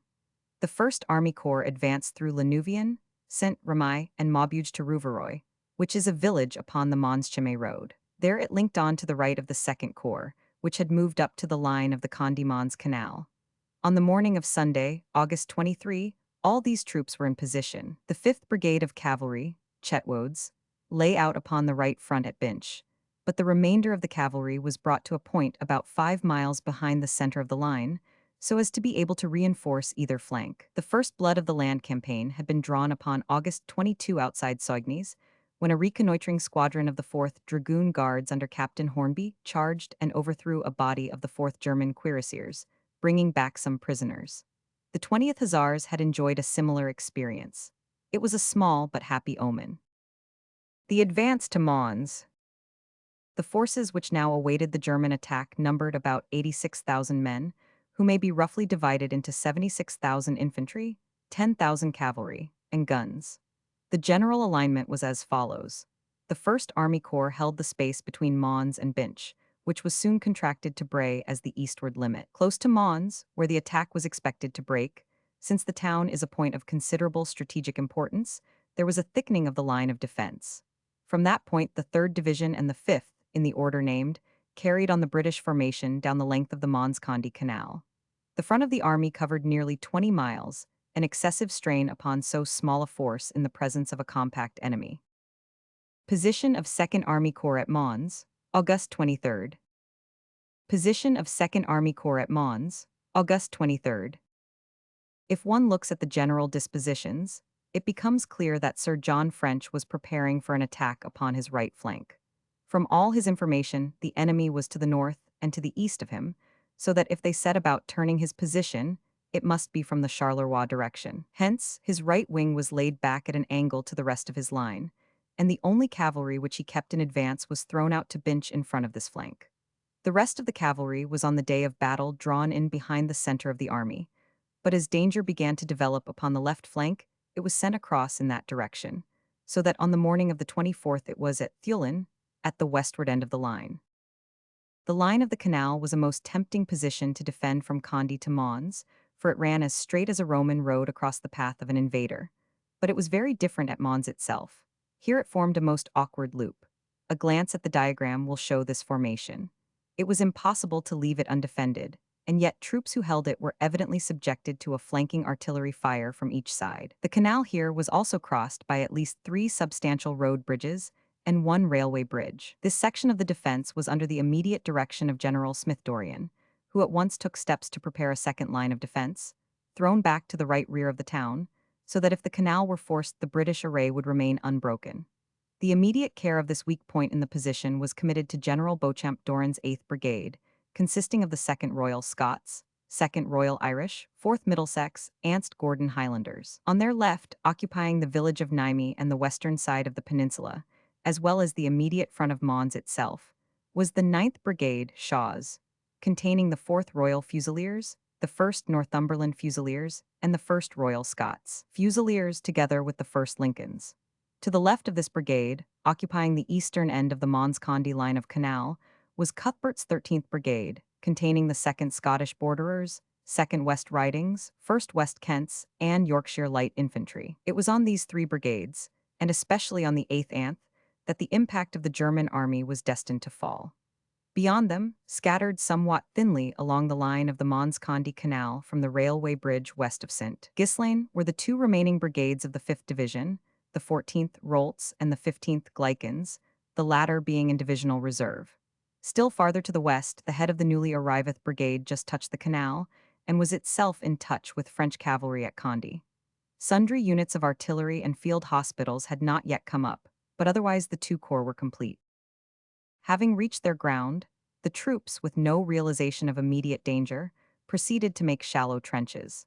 Their bands had not been brought to the front, but the universal singing from one end of the line to the other showed that the men were in excellent spirits. Cheering news had come in from the cavalry, detachments of which, as already stated, had ridden out as far as Soignies, meeting advance patrols of the enemy, and coming back with prisoners and trophies.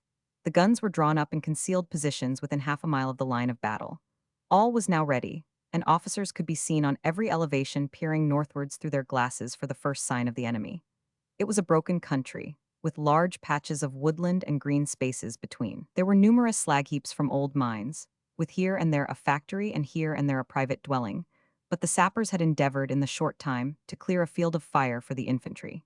In order to get this field of fire in so closely built a neighborhood, several of the regiments, such as the West Kents of the 13th and the Cornwalls of the 14th Brigades, had to take their positions across the canal with bridges in their rear. Thrilling with anticipation, the men waited for their own first entrance upon the stupendous drama. They were already weary and footsore, for they had all done at least 2 days of forced marching, and the burden of the pack, the rifle, and the 150 rounds per man was no light one.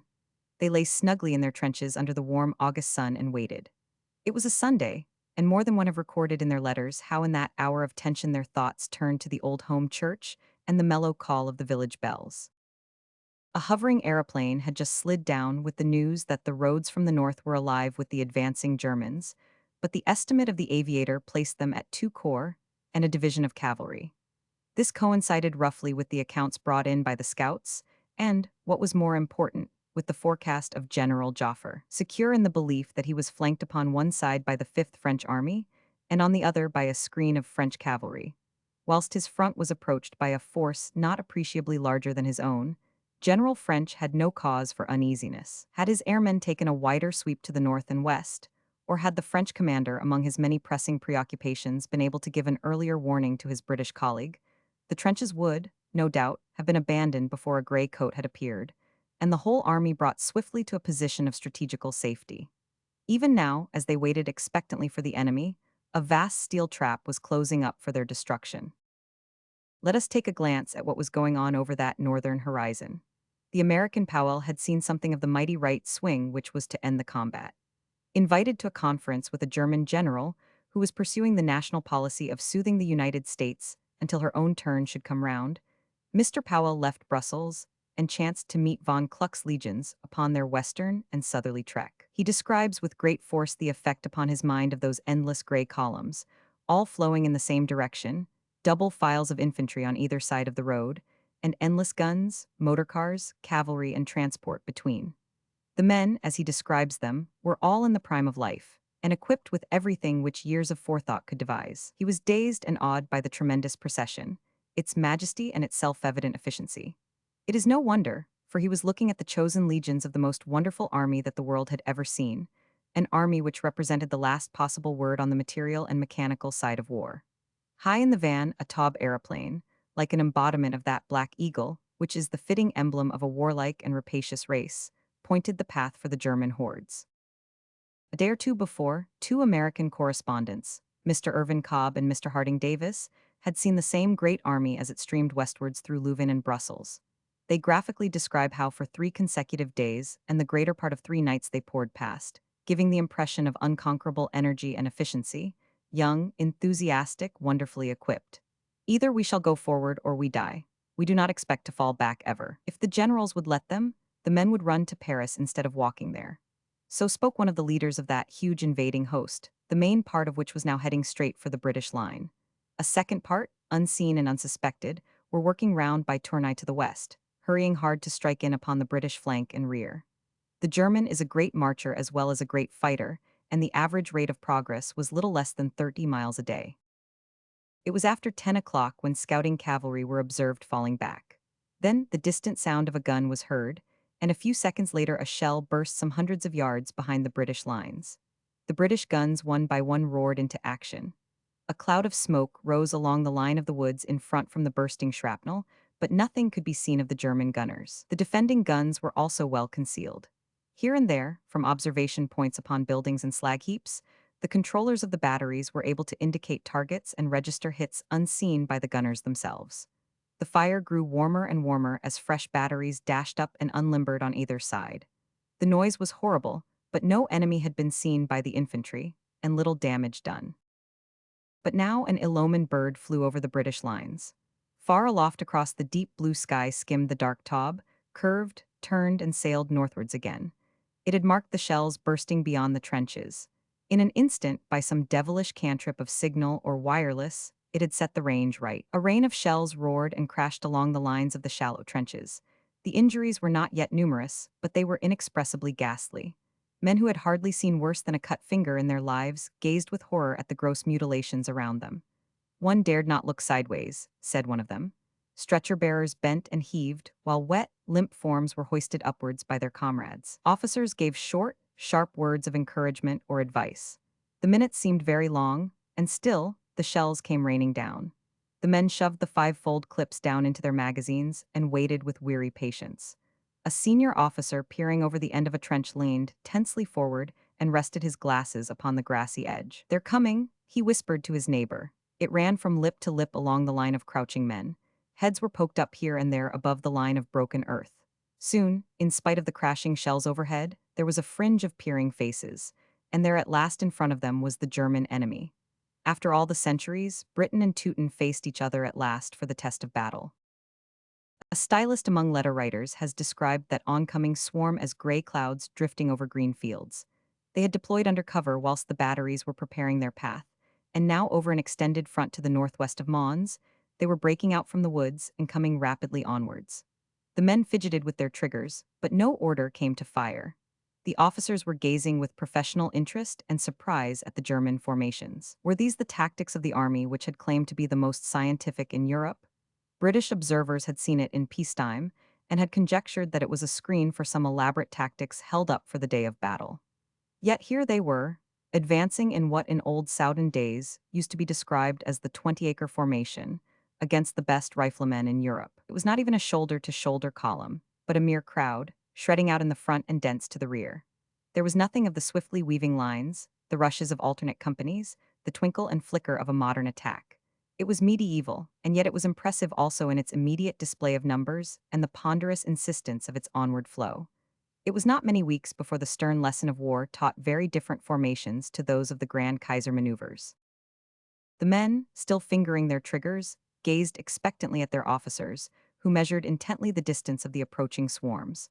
The Germans had already begun to fire in a desultory fashion. Shrapnel was bursting thickly along the head of their columns, but they were coming steadily onwards. Suddenly, a rolling wave of independent firing broke out from the British position. At some portions of the line, the enemy were at 800, at others at 1,000 yards. The men, happy in having something definite to do, snuggled down earnestly to their work and fired swiftly but deliberately into the approaching mass. Rifles, machine guns, and field pieces were all roaring together, while the incessant crash of the shells overhead added to the infernal uproar. Men lost all sense of time as they thrust clip after clip into their rifles. The German swarm staggered on bravely under that leaden sleet. Then they halted, vacillated, and finally thinned, shredded out, and drifted backwards like a gray fog torn by a gale. The woods absorbed them once again, whilst the rain of shells upon the British trenches became thicker and more deadly. There was a lull in the infantry attack, and the British, peering from their shelters, surveyed with a grim satisfaction the patches and smudges of grey which showed the effect of their fire. But the rest was not a long one. With fine courage, the German battalions reformed under the shelter of the trees, while fresh troops from the rear pushed forward to stiffen the shaken lines. "Hold your fire," was the order that ran down the ranks. With the confidence bred of experience, the men waited and still waited, till the very features of the Germans could be distinguished. Then once more the deadly fire rippled down the line, the masses shredded and dissolved, and the fugitives hurried to the woods. Then came the pause under shell fire, and then once again the emergence of the infantry, the attack, the check, and the recoil. Such were the general characteristics of the action at Mons over a large portion of the British line, that portion which extended along the actual course of the canal. It is not to be supposed, however, that there was a monotony of attack and defense over the whole of the British position. A large part of the force, including the whole of the First Army Corps, was threatened rather than seriously engaged, while the opposite end of the line was also out of the main track of the storm. It beat most dangerously, as had been foreseen, upon the troops to the immediate west and north of Mons, and especially upon those which defended the impassable peninsula formed by the loop of the canal. The defense of the bridges of Nîmes. There is a road which runs from Mons due north through the village of Nîmes to Gerbais. The defenses to the west of this road were in the hands of the 9th Brigade. The 4th Royal Fusiliers, with the Scots Fusiliers, were the particular battalions which held the trenches skirting this part of the peninsula, while half the Northumberland Fusiliers were on the straight canal to the westward. To the east of Nîmes are 3 road bridges, those of Nîmes itself, Lock No. 5, and Auberg Station. All these 3 bridges were defended by the 4th Middlesex, who had made shallow trenches which commanded them. The Gordons were on their immediate right. The field of fire was much interfered with by the mines and buildings which faced them, so that at this point the Germans could get up unobserved to the very front. It has also been already explained that the German artillery could enfilade the peninsula from each side, making the defense most difficult. A rush of German troops came between 11 and 12 o'clock across the Auberg Station bridge. It was so screened up to the moment of the advance that neither the rifles nor the machine guns of the Middlesex could stop it. It is an undoubted fact that this rush was preceded by a great crowd of women and children, through which the leading files of the Germans could hardly be seen. At the same time, or very shortly afterwards, the other 2 bridges were forced in a similar manner. But the Germans in all 3 cases, as they reached the farther side, were unable to make any rapid headway against the British fire, though they made the position untenable for the troops in trenches between the bridges. The whole of the 8th Brigade, supported by the 2nd Irish Rifles from McCracken's 7th Brigade, which had been held in reserve at Sipley, were now fully engaged, covering the retirement of the Middlesex and Gordons. At some points the firing between the 2 lines of infantry was across the breadth of a road. 2 batteries of the 40th Artillery Brigade, which were facing the German attack at this point, were badly mauled, one of them, the 23rd RFA, losing its gun teams. Major Ingham succeeded in reconstituting his equipment and getting his guns away. It is well to accentuate the fact that though this was the point of the most severe pressure, there was never any disorderly retirement, and strong reserves were available had they been needed. The 8th Brigade, at the time of the general strategical withdrawal of the army, made its arrangements in a methodical fashion, and General Doran kept his hold until after nightfall upon Bois-la-Haute, which was an elevation to the east of Mons from which the German artillery might have harassed the British retreat, since it commanded all the country to the south. The losses of the brigade had, however, been considerable, amounting to not less than 350 in the case of the 4th Middlesex, many being killed or wounded in the defense, and some cut off in the trenches between the various bridgeheads. Majors Davy and Abel of the Middlesex were respectively wounded and killed, with 13 other officers. It has already been said that the line of the 4th Royal Fusiliers extended along the western perimeter up to Nîmes Road Bridge, where Colonel MacMahon's section ended, and that of Colonel Hull, of the Middlesex Regiment, began. To the west of this point was the Nîmes Railway Bridge, defended also by Captain Ashburner's company of the 4th Royal Fusiliers. This was assaulted early, and was held for nearly 5 hours against an attack of several German battalions. The British artillery was unable to help much in the defense, as the town of Mons behind offered no positions for guns, but the 107th Battery in the immediate rear did good work. The defense was continued until the Germans who had already crossed to the east were advancing on the flank. Lieutenant Maurice Dease, 5 times wounded before he was killed, worked his machine gun to the end, and every man of his detachment was hit. Lieutenant Dease and Private Godley both received the Victoria Cross. The occupants of one trench, including Lieutenant Smith, who was wounded, were cut off by the rush. Captain Carey commanded the covering company, and the retirement was conducted in good order, though Captain Bowden Smith, Lieutenant Meade, and a number of men fell in the movement. Altogether, the Royal Fusiliers lost 5 officers and about 200 men in the defense of the bridge, Lieutenant Tower having 7 survivors in his platoon of 60. Captain Byng's company at the Glynn Bridge farther east had severe losses and was driven in the same way. As the infantry retired, a small party of engineers under Captain Theodore Wright endeavored to destroy this and other bridges.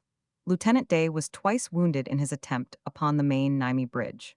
Corporal Jarvis received the VC for his exertions in preparing the Gemaps Bridge for destruction to the west of Nyame.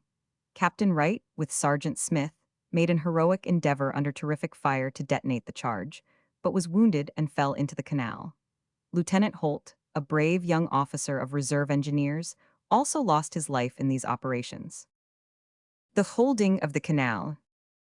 Having held on as long as was possible, the front line of the 9th Brigade fell back upon the prepared position on high ground between Mons and Frameries, where the 107th RFA was entrenched. The 4th Royal Fusiliers passed through Mons and reached the new line in good order and without further loss. The 1st Royal Scots Fusiliers, however, falling back to the same point on a different route through Flennu, came under heavy machine gun fire from a high soil heap, losing Captain Rose and 100 men. The falling back of the 8th Anth Brigades from the Nyame Peninsula had an immediate effect upon Cuthbert's 13th Brigade, which was on their left holding the line up to the railway bridge just east of St. Ghislaine. Of this brigade, 2 battalions, the 1st West Kent on the right and the 2nd Scottish Borderers on the left, were in the trenches, while the 2nd West Riding and the 2nd Yorkshire Light Infantry were in support, having their centre at Bowsu. The day began by some losses to the West Kent Regiment, who were probably, apart from cavalry patrols, the first troops to suffer in the Great War. A company of the regiment under Captain Lister was sent across the canal early as a support to some advancing cavalry, and was driven in about 11 o'clock with a loss of 2 officers and about 100 men. From this time onwards, the German attacks were easily held, though the German guns were within 1,200 yards. The situation was changed when it was learned later in the day that the Germans were across to the right and had got as far as Flennu on the flank of the brigade. In view of this advance, General Smith-Dorrien, having no immediate supports, dashed off on a motor to Sir Douglas Haig's headquarters some 4 miles distant, and got his permission to use Haking's 5th Brigade, which pushed up in time to re-establish the line. It has been shown that the order of the regiments closely engaged in the front line was, counting from the east, the 1st Gordons, the 4th Middlesex, the 4th Royal Fusiliers, the 1st Scots Fusiliers, half the 1st Northumberland Fusiliers, the 1st West Kents, and the 2nd Scottish Borderers, the other regiments of these brigades being in reserve. The last named battalion, being opposite a bridge, was heavily engaged all day, losing many men, but holding its position intact against repeated advances. On the left-hand or western side of the Scottish Borderers, continuing the line along the canal, one would come upon the front of the 14th Brigade Rolfs, which was formed by the 1st Surrey on the right and the 1st Duke of Cornwall's on the left. The German attack upon this portion of the line began about 1 p.m., and by 3 p.m. had become so warm that the reserve companies were drawn into the firing line. Thanks to their good work, both with rifles and with machine guns, the regiments held their own until about 6 o'clock in the evening, when the retirement of the troops on their right enabled the Germans to enfilade the right section of the East Surreys at close range. They were ordered to retire, but lost touch with the left section, which remained to the north of the canal where their trench was situated. Captain Benson of this section had been killed, and Captain Campbell severely wounded, but the party of 110 men under Lieutenant Morit held on most gallantly and made a very fine defense. Being finally surrounded, they endeavored to cut their way out with cold steel, Lieutenant Ward being killed, and Morit 4 times wounded in the attempt. Many of the men were killed and wounded, and the survivors were taken. Altogether, the loss of the regiment was 5 officers and 134 men. On the left of the East Surreys, as already stated, lay the 1st Duke of Cornwall's of the same brigade. About 4 o'clock in the afternoon, the presence of the German outflanking corps first made itself felt. At that hour, the Cornwalls were aware of an advance upon their left as well as their front. The Cornwalls drew in across the canal in consequence, and the Germans did not follow them over that evening. The chief point defended by the 14th Brigade upon this day had been the bridge and main road which crosses the canal between Pomerol and Thulin, some 8 or 9 miles west of Mons. In the evening, when the final order for retreat was given, this bridge was blown up, and the brigade fell back after nightfall as far as Dower, where it slept. The fateful telegram. By the late afternoon, the general position was grave, but not critical. The enemy had lost very heavily, while the men in the trenches were, in comparison, unscathed. Here and there, as we have seen, the Germans had obtained a lodgment in the British position, especially at the salient which had always appeared to be impossible to hold. But on the other hand, the greater part of the army, including the whole First Corps, had not yet been seriously engaged, and there were reserve troops in the immediate rear of the fighting line who could be trusted to make good any gap in the ranks. Before them, the German artillery fire was heavy and well directed, but the British batteries had held their own. Such was the position when, about 5 p.m., a telegram from General Joffre was put into Sir John French's hand, which must have brought a pang to his heart. From it he learned that all his work had been in vain, and that far from contending for victory, he would be fortunate if he saved himself from utter defeat. There were two pieces of information in this fatal message, and each was disastrous. The first announced that instead of the 2 German corps whom he had reason to think were in front of him, there were 4, the 3rd, 4th, 7th, and 4th Reserve Corps, forming, with the 2nd and 4th Cavalry Divisions, a force of nearly 200,000 men, while the 2nd Corps were bringing another 40,000 round his left flank from the direction of Tournai. The second item was even more serious. Instead of being buttressed up with French troops on either side of him, he learned that the Germans had burst the line of the Sambre, and that the French armies on his right were already in full retreat, while nothing substantial lay upon his left. It was a most perilous position. The British force lay exposed and unsupported amid converging foes who far outnumbered it in men and guns. What was the profit of one day of successful defense if the morrow would dawn upon a British Sedan? There was only one course of action, and Sir John decided upon it in the instant, bitter as the decision must have been. The army must be extricated from the battle and fall back until it resumed touch with its allies. But it is no easy matter to disengage so large an army, which is actually in action and hard-pressed by a numerous and enterprising enemy. The front was extensive, and the lines of retreat were limited. That the operation was carried out in an orderly fashion is a testimony to the skill of the general, the talents of the commanders, and the discipline of the units. If it had been done at once and simultaneously, it would certainly have been the signal for a vigorous German advance and a possible disaster. The positions were therefore held, though no efforts were made to retake those points where the enemy had effected a lodgment. There was no possible use in wasting troops in regaining positions which would in no case be held. As dusk fell, a dusk which was lightened by the glare of burning villages, some of the regiments began slowly to draw off to the rear. In the early morning of the 24th, the definite order to retire was conveyed to the corps commanders, whilst immediate measures were taken to withdraw the impedimenta and to clear the roads. Such, in its bare outlines, was the action of Mons upon August 23, interesting for its own sake, but more so as being the first clash between the British and German armies. One or two questions call for discussion before the narrative passes on. The most obvious of these is the question of the bridges. Why were they not blown up in the dangerous peninsula?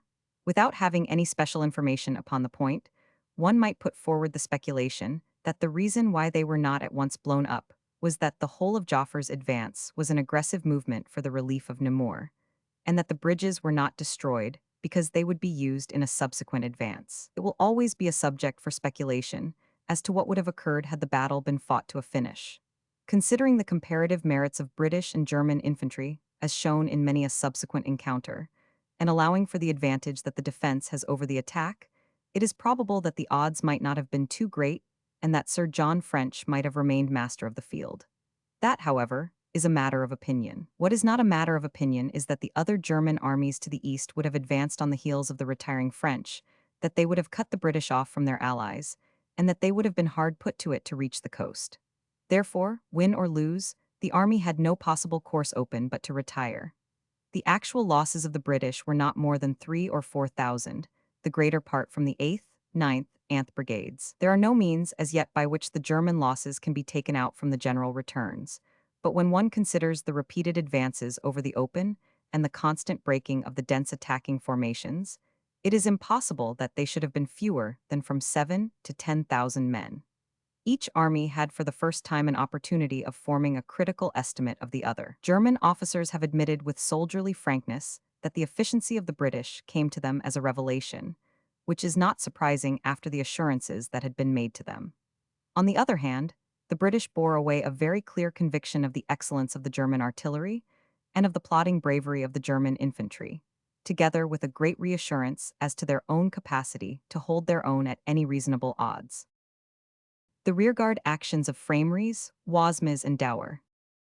After a night of flames and of uproar, the day dawned, a day of great anxiety to the British commanders and of considerable pressure upon a portion of the troops. Sir John French had given instructions that the First Corps, which had been only slightly engaged the day before, should pretend to assume the offensive upon the extreme right wing in the direction of Binch, whilst the Second Corps began its retirement.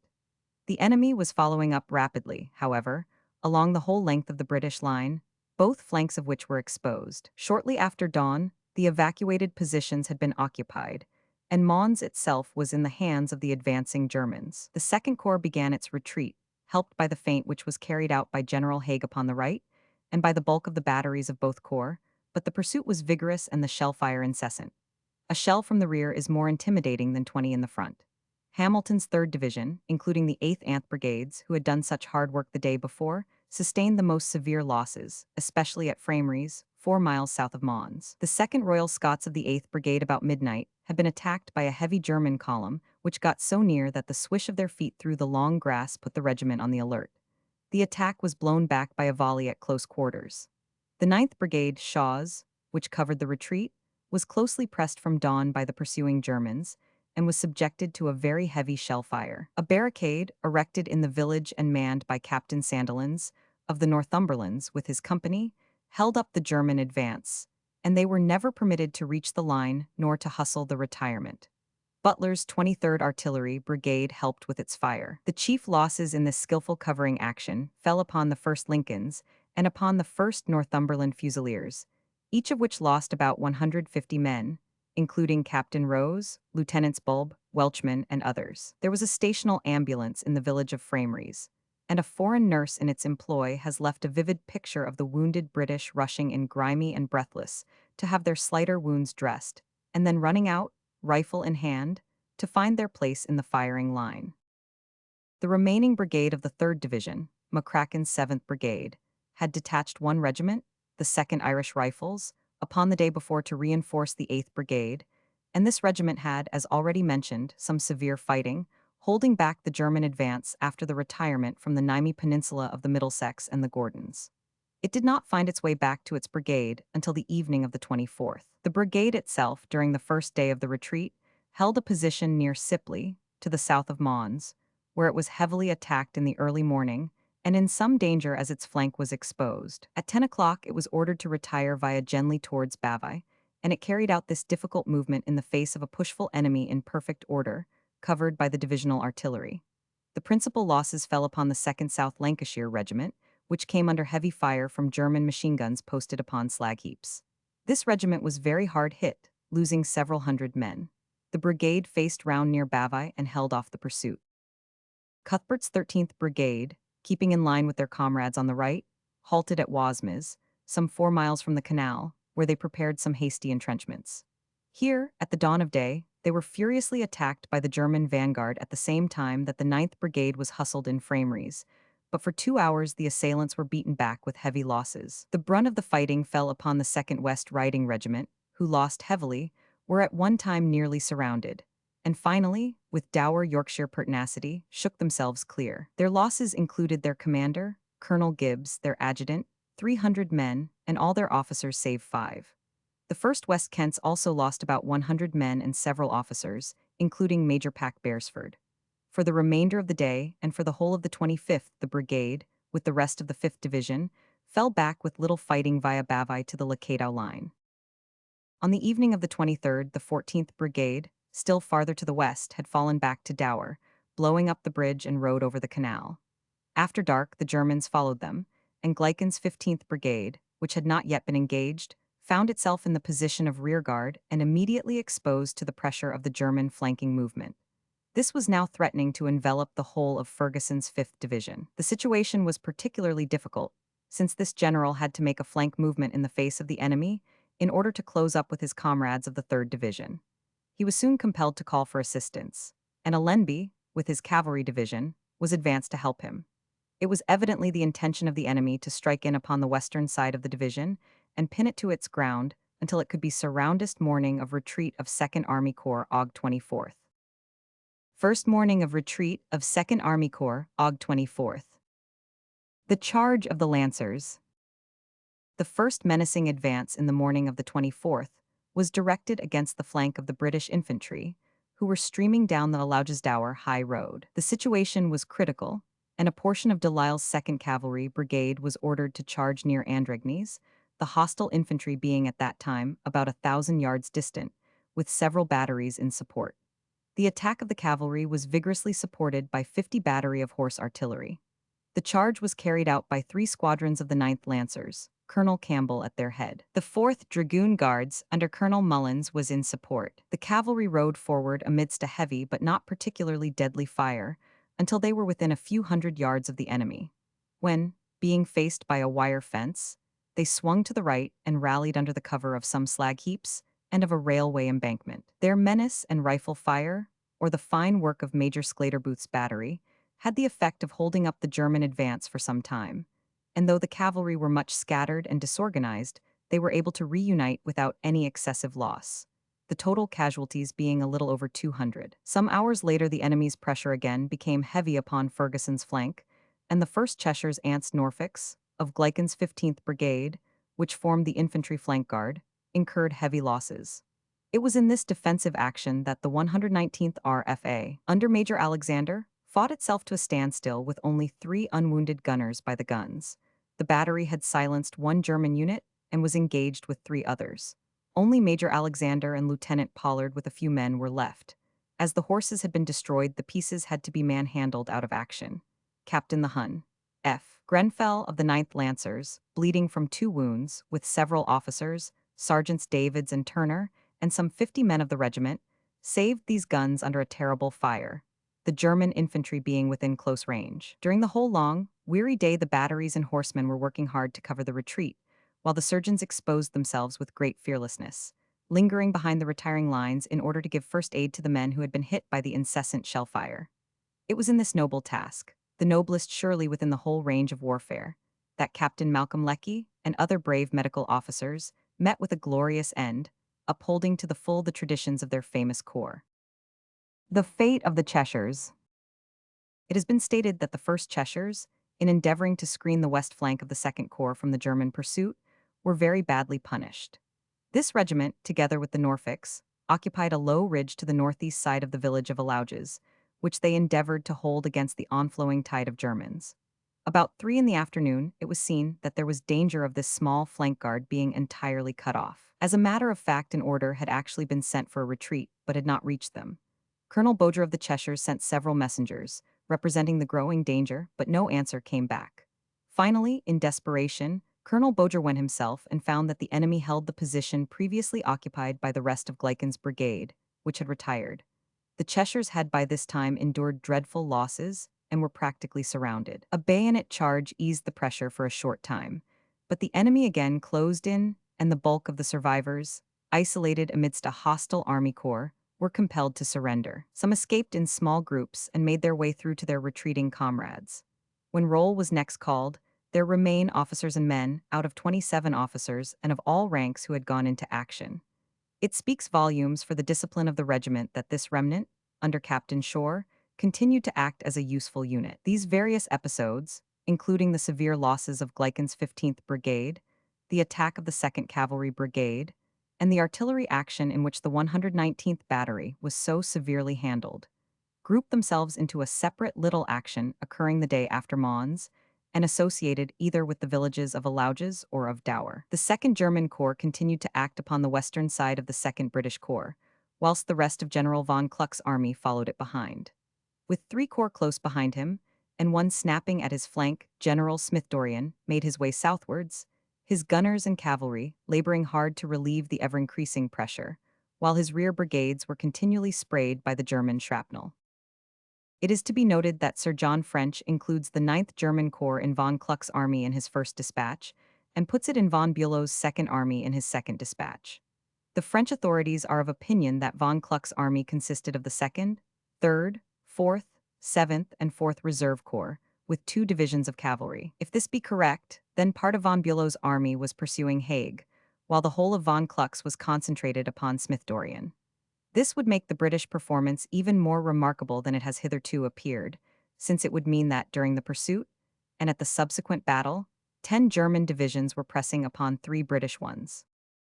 It is not to be supposed that so huge a force was all moving abreast, or available simultaneously at any one point.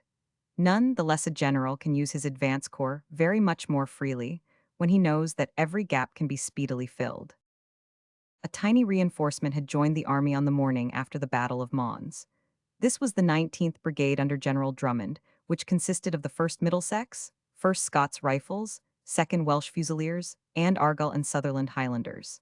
This detached brigade acted, and continued to act during a large part of the war, as an independent unit. It detrained at Valenciennes on August 23, and 2 regiments, the Middlesex and the Cameronians, may be said to have taken part in the Battle of Mons, since they formed up at the east of Conde, on the extreme left of the British position, and received, together with the Queen's Bays who were scouting in front of them, the first impact of the German flanking corps. They fell back with the army upon the 24th Anth, keeping the line Genlain, Solismes, finally reaching Le Cateau, where they eventually took up their position on the right rear of the British army. As the army fell back, the border fortress of Maubeuge with its heavy guns offered a tempting haven of rest for the weary and overmatched troops, but not in vain had France lost her army in Metz. Sir John French would have no such protection, however violently the Germans might push him towards it. The British army invested in Maubeuge was not destined to furnish the headline of a Berlin special edition. The fortress was left to the eastward, and the tired troops snatched a few hours of rest near Bavai, still pursued by the guns and the searchlights of their persistent foemen. At an early hour of the 25th, the columns were again on the march for the south and for safety. It may be remarked that in all this movement, what made the operation most difficult and complicated was that in the retirement the army was not moving direct to the rear, but diagonally away to the west, thus making the west flank more difficult to cover as well as complicating the movements of transport. It was this oblique movement which caused the 3rd Division to change places with the 5th, so that from now onwards it was to the west of the army. The greater part of the 4th Division of the 3rd Army Corps, coming up from the lines of communication, brought upon this day a welcome reinforcement to the army and did yeoman work in covering the retirement. The total composition of this division was as follows. 3rd Army Corps, General Pulteney. Division Roman 4, General Snow. 10th Infantry Brigade, General Haldane. 1st Warwicks. 2nd Seaforths. 1st Irish Fusiliers. 2nd Dublin Fusiliers. 11th Infantry Brigade, General Hunter Weston. 1st Somerset L Infantry. 1st East Lancashires. 1st Hants. 1st Rifle Brigade. 12th Infantry Brigade, General Wilson. 1st Royal Lancaster Regiment. 2nd Lancs Fusiliers. 2nd Innis Fusiliers. 2nd Essex. Artillery, General Milne. Chapter 14, Brig. RFA 39 6888. Chapter 29, Brig. RFA 125 126 127. Chapter 32, Brig. RFA 27 134 135. Chapter 37, Brig. Howe 31 35 55. Heavy RG A31 Battery. RE7 9 Field Coss.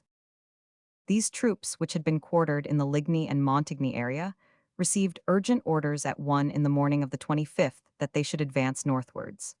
They marched that night to Briester, where they covered the retreat of the army, the 3rd Division passing through their lines. The 4th Division then retired south again, having great difficulty in getting along, as the roads were choked with transport and artillery and fringed with exhausted men.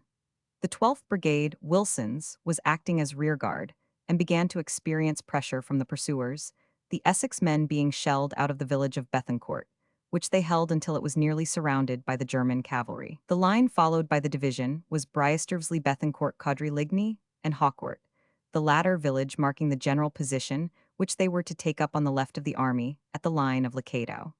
Such reinforcements were mere handfuls when compared with the pursuing hosts, but their advent heartened up the British troops and relieved them of some of the pressure. It has been remarked by officers of the 4th Division that they and their men were considerably taken aback by the worn appearance of the weary regiments from Mons, which passed through their ranks. Their confidence was revived, however, by the undisturbed demeanor of the General Headquarters staff, who came through them in the late afternoon of the 25th. General French himself struck me as being extremely composed, and the staff officers looked very cheerful. These are the imponderabilia which count for much in a campaign. Tuesday, August 25, was a day of scattered rearguard actions. The weary army had rested upon the evening of the 24th upon the general line Maubeuge Bavawargnes. Orders were issued for the retirement to continue, next day to a position already partly prepared, in front of the center of which stood the town of Lecadow. All rearguards were to be clear of the above-mentioned line by 5:30 a.m. The general conception was that the inner flanks of the two corps should be directed upon Lecadow. The intention of the commander-in-chief was that the army should fight in that position next day, the 1st Corps occupying the right and the 2nd Corps the left of the position.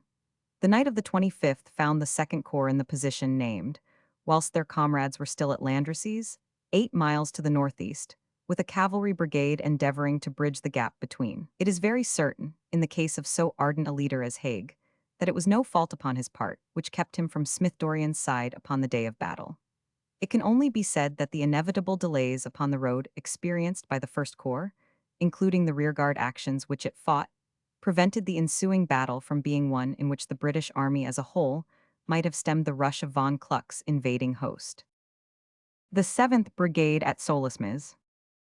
Whilst the whole army had been falling back upon the position which had been selected for a stand, it was hoped that substantial French reinforcements were coming up from the south. The roads were much blocked during the 25th, for 2 divisions of French territorials were retiring along them, as well as the British army. As a consequence, progress was slow, and the German pressure from the rear became ever more severe. Allenby's cavalry and horse guns covered the retreat, continually turning round and holding off the pursuers.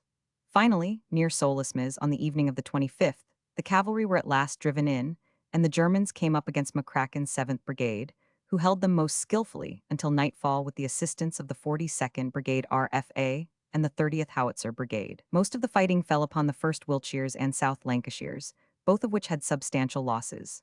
The Germans could make no further progress, and time was given for the roads to clear and for the artillery to get away.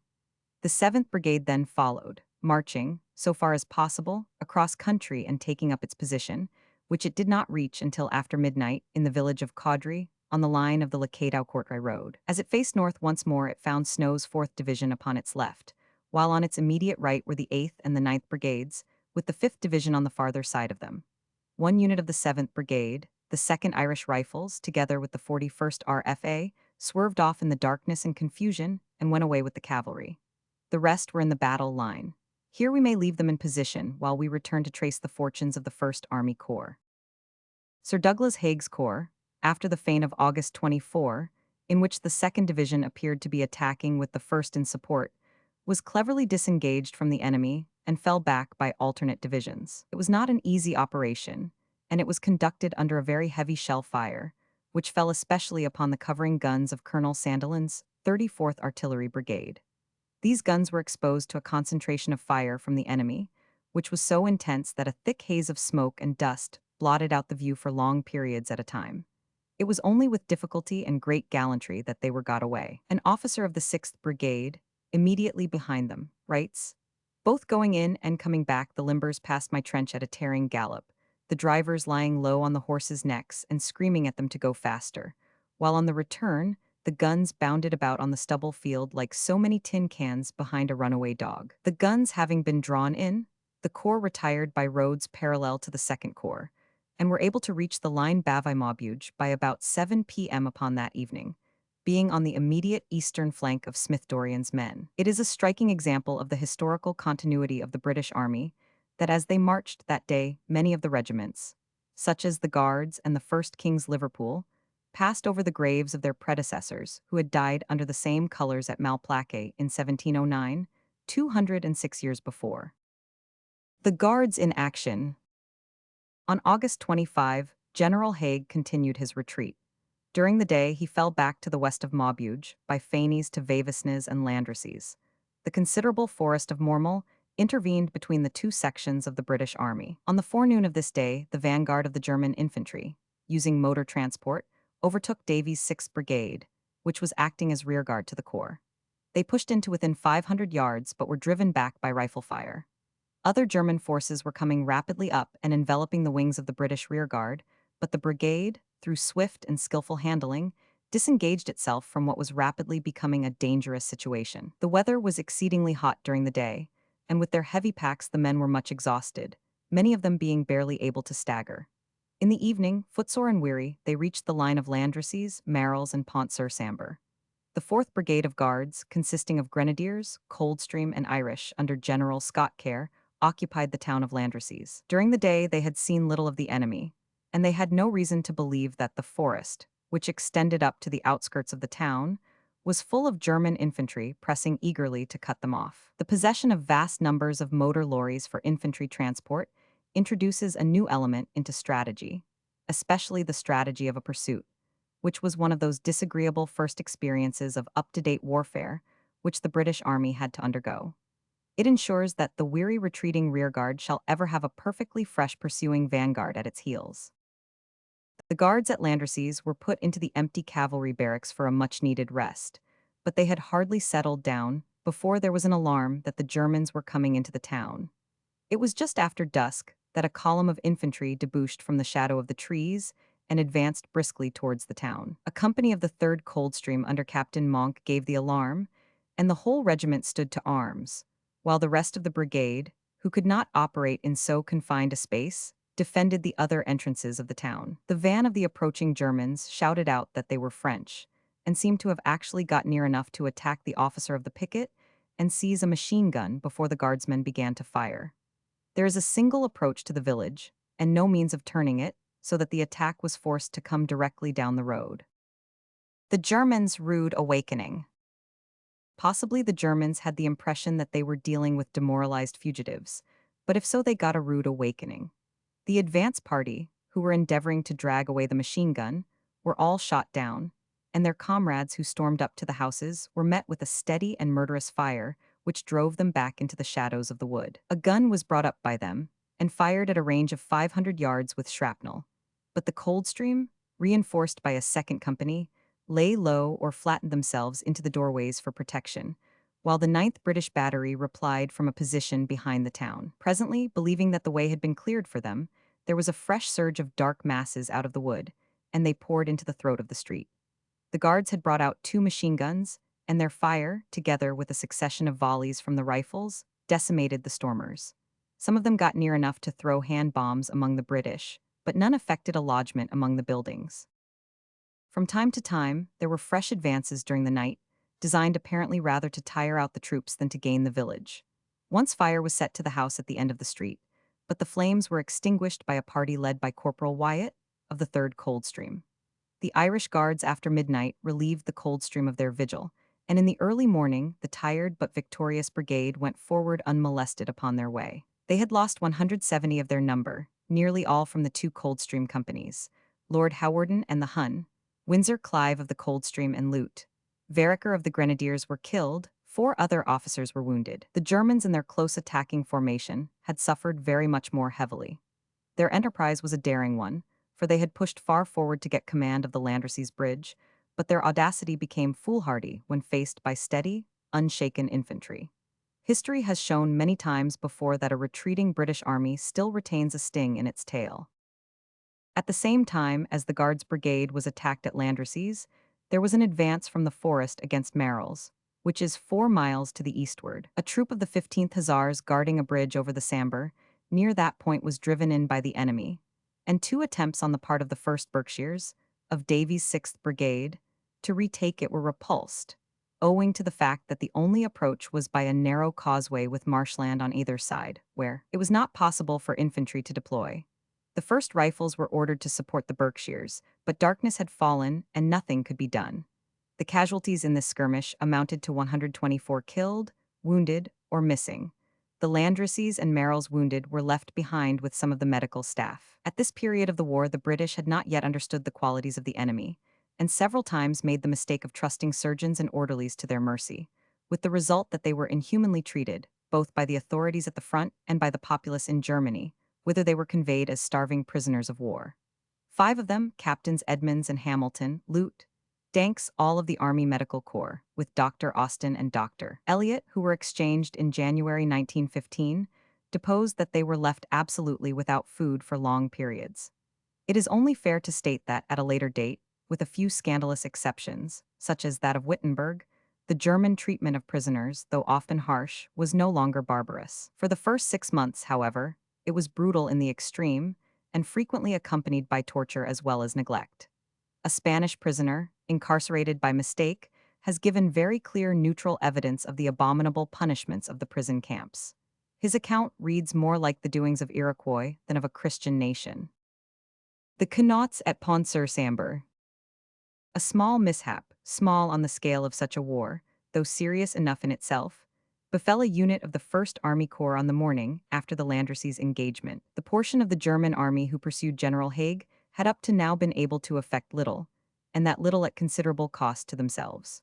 Early on August 26, however, a brisk action was fought near Pont-sur-Sambre, in which the 2nd Connaughts of Haking's 5th Brigade lost 6 officers, including Colonel Abercrombie, who was taken prisoner in men. The regiment was cut off by a rapidly advancing enemy in a country which was so thickly enclosed that there was great difficulty in keeping touch between the various companies or in conveying their danger to the rest of the brigade. By steadiness and judgment, the battalion was extricated from a most difficult position, but it was at the heavy cost already quoted. In this case, again, the use by the enemy of great numbers of motor lorries in their pursuit accounts for the suddenness and severity of the attacks, which now and afterwards fell upon the British rearguards. Dawn broke upon August 26, a day upon which the exhausted troops were destined to be tried to the limit of human endurance.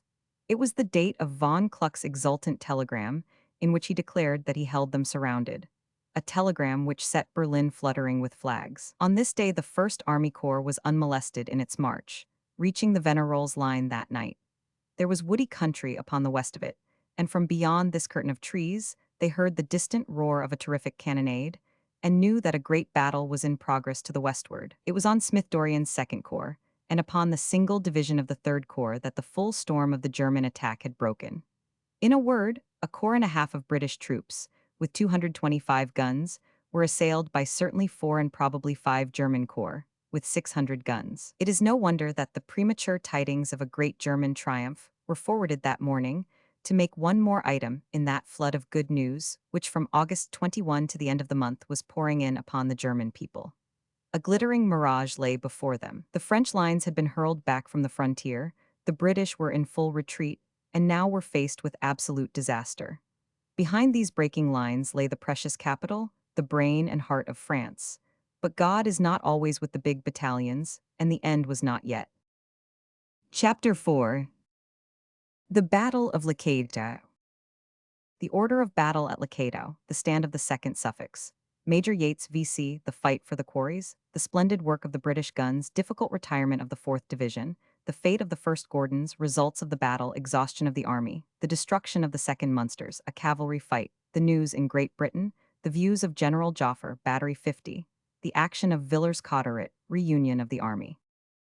Reference has already been made to the retirement of Smith-Dorrien's 2nd Corps, covered by Allenby's cavalry, throughout the 25th. The heads of the columns arrived at the Lakato position at about 3 p.m., but the rearguards were fighting into the night and came in eventually in an exhausted condition. The 4th Division, which was still quite fresh, did good and indeed vital service by allowing the tired units to pass through its ranks and acting as a pivot upon which the cavalry could fall back. Sir John French had reconsidered the idea of making a stand at Locato, feeling, no doubt, that if his whole army could not be consolidated there, the affair would be too desperate. He had moved with his staff during the evening of the 25th to St. Quentin, leaving word that the retirement should be continued early next morning. Smith-Dorrien spent the afternoon and evening going round the position, but it was not a.m. upon the morning of the 26th that he was able to ascertain the whereabouts of all his scattered and weary units.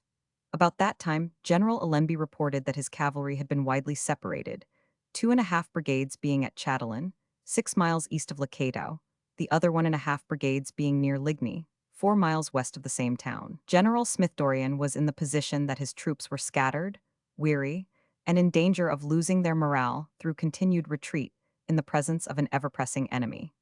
Even with the best soldiers, such an experience, too long continued, may turn an army into a rabble. He therefore made urgent representations by telephone to the commander-in-chief, pointing out that the only hope of checking the dangerous German pursuit was to stagger them by a severe counter. "The only thing for the men to do when they can't stand is to lie down and fight," said he. Sir John assented to the view, with the proviso that the retirement should be continued as soon as possible. Smith-Dorrien, taking under his orders the cavalry, the 4th Division, and the 19th Brigade, as well as his own corps, issued instructions for the battle which he knew must begin within a few hours. Owing to the gap of 8 miles between the nearest points of the two corps, both flanks of the position were in the air. Smith-Dorrien therefore requested the cavalry brigades from Chatelain to move in and guard the east flank, while the rest of the cavalry watched the west. He was less anxious about the latter, as he knew that Sourdit's French cavalry was in that direction. The order of battle at Locato.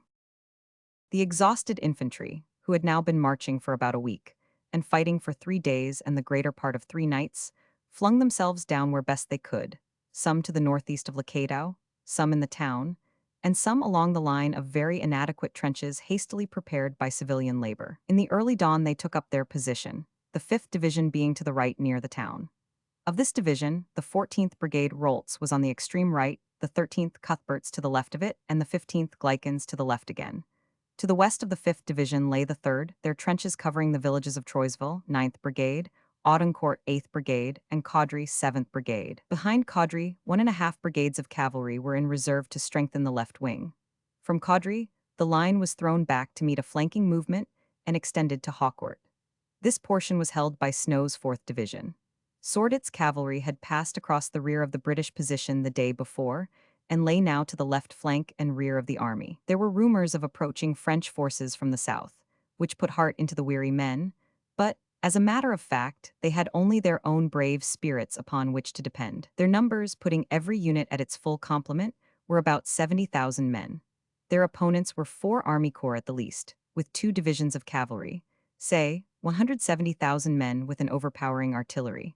Subsequent reports showed that the guns of all 5 army corps had been concentrated for the battle. It has been said that Rolt's 14th Brigade was at the extreme right of the line. This statement needs some expansion. The 14th Brigade consisted of the 1st East Surrey, 2nd Suffolk, 2nd Manchester, and Cornwalls. Of these 4 regiments, half of the East Surrey had been detached on escort duty and the other half, under Colonel Longley, with the whole of the Cornwalls, bivouacked in the northern suburbs of Locato on the night of the 25th. In the early morning of the 26th, the enemy's advanced guard got into the town, and this detachment of British troops were cut off from their comrades and fired upon as they assembled in the streets of the town. They made their way out, however, in orderly fashion and took up a position to the southeast of the town, where they fought in action on their own account for some hours, quite apart from the rest of the army, which they could hear but not see. Eventually, the division of cavalry fell back from Chatelain to join the army and picked up these troops en route, so that the united body was able to make its way safely back to their comrades. These troops were out of the main battle, but did good work in covering the retreat. The whole signal section of the 14th Brigade was with them, which greatly hampered the brigade during the battle. 2 companies of the 1st East Surreys under Major II had become separated from their comrades after Mons, but they rejoined the British line at Troisville, and on the morning of August 26 were able to fall in on the rear of the 14th Brigade, where, as will be seen later, they did good service. The 19th Brigade had also bivouacked in Locato and was nearly cut off, as the 2 regiments of the 14th Brigade had been, by the sudden intrusion of the enemy.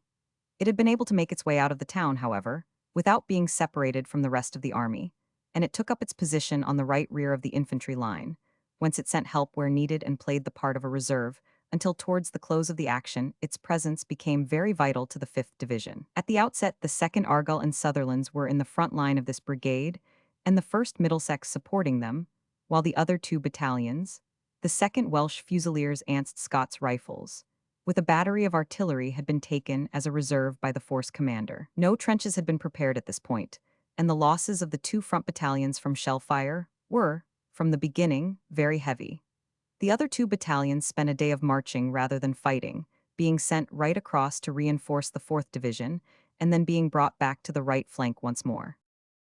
Sketch of the Battle of Locato, August 26th. Sketch of the Battle of Locato, August 26th. The stand of the 2nd Suffolks.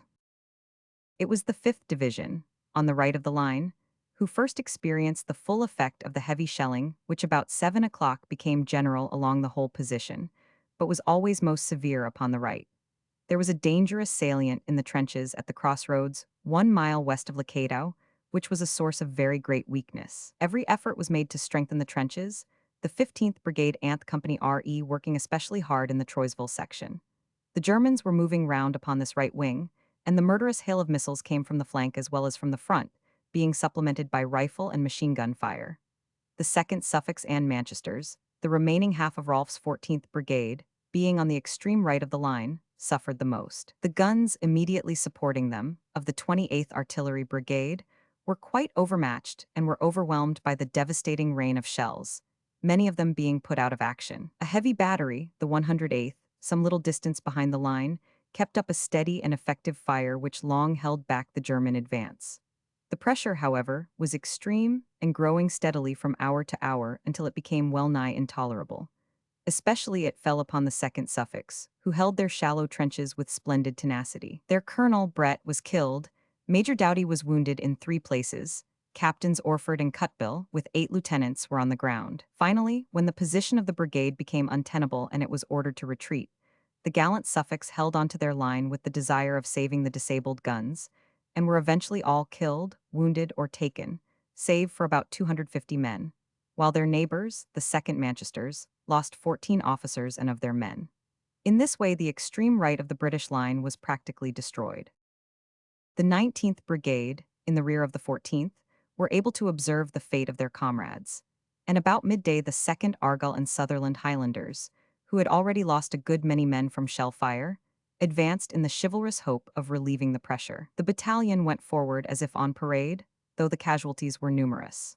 They eventually gained the shelter of some trenches near the remains of the 14th Brigade, but their gallant effort, instead of averting the threatened destruction, ended by partially involving them in the same fate. They could do nothing against the concentrated and well-directed artillery fire of the enemy.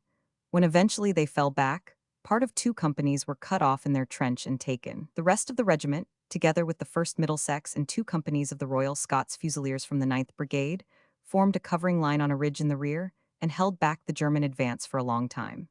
This line did not retire at p.m., when it was nearly enveloped. General Drummond, commanding the 19th Brigade, had met with an injury in the course of the action, and it was commanded during the latter part by Colonel Ward of the Middlesex. Major Yates v.C.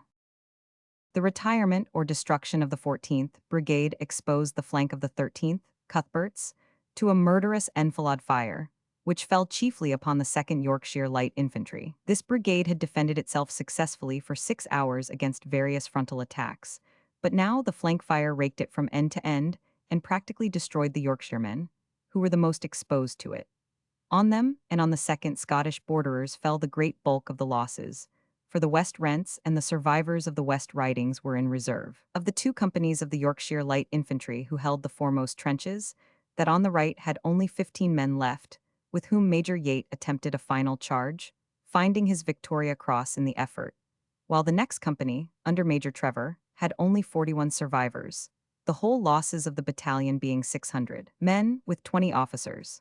Both the Yorkshire and the Scottish Border battalions lost their colonels in the action. Their losses were shared by the 2 companies of the 1st East Surreys under Major II, who had been placed between the 14th Anth Brigades, and who fought very steadily in shallow trenches, holding on to the last possible moment. Whilst the battle was going badly on the right, the 3rd Division in the center and the 4th Division on the left had held their own against a succession of attacks. The 8th Anth Brigades drove off the German infantry with their crushing rifle fire and endured as best they might the shelling, which was formidable, and yet very much less severe than that to which the 5th Division had been exposed. In the case of the 7th Brigade, McCracken's, the village of Caudry, which it defended, formed a salient, since the 4th Division on the left was thrown back. The attack upon this brigade from daylight onwards was very severe, but the assailants could neither drive in the line nor capture the village of Caudry. They attacked on both flanks at short rifle range, inflicting and also enduring heavy losses.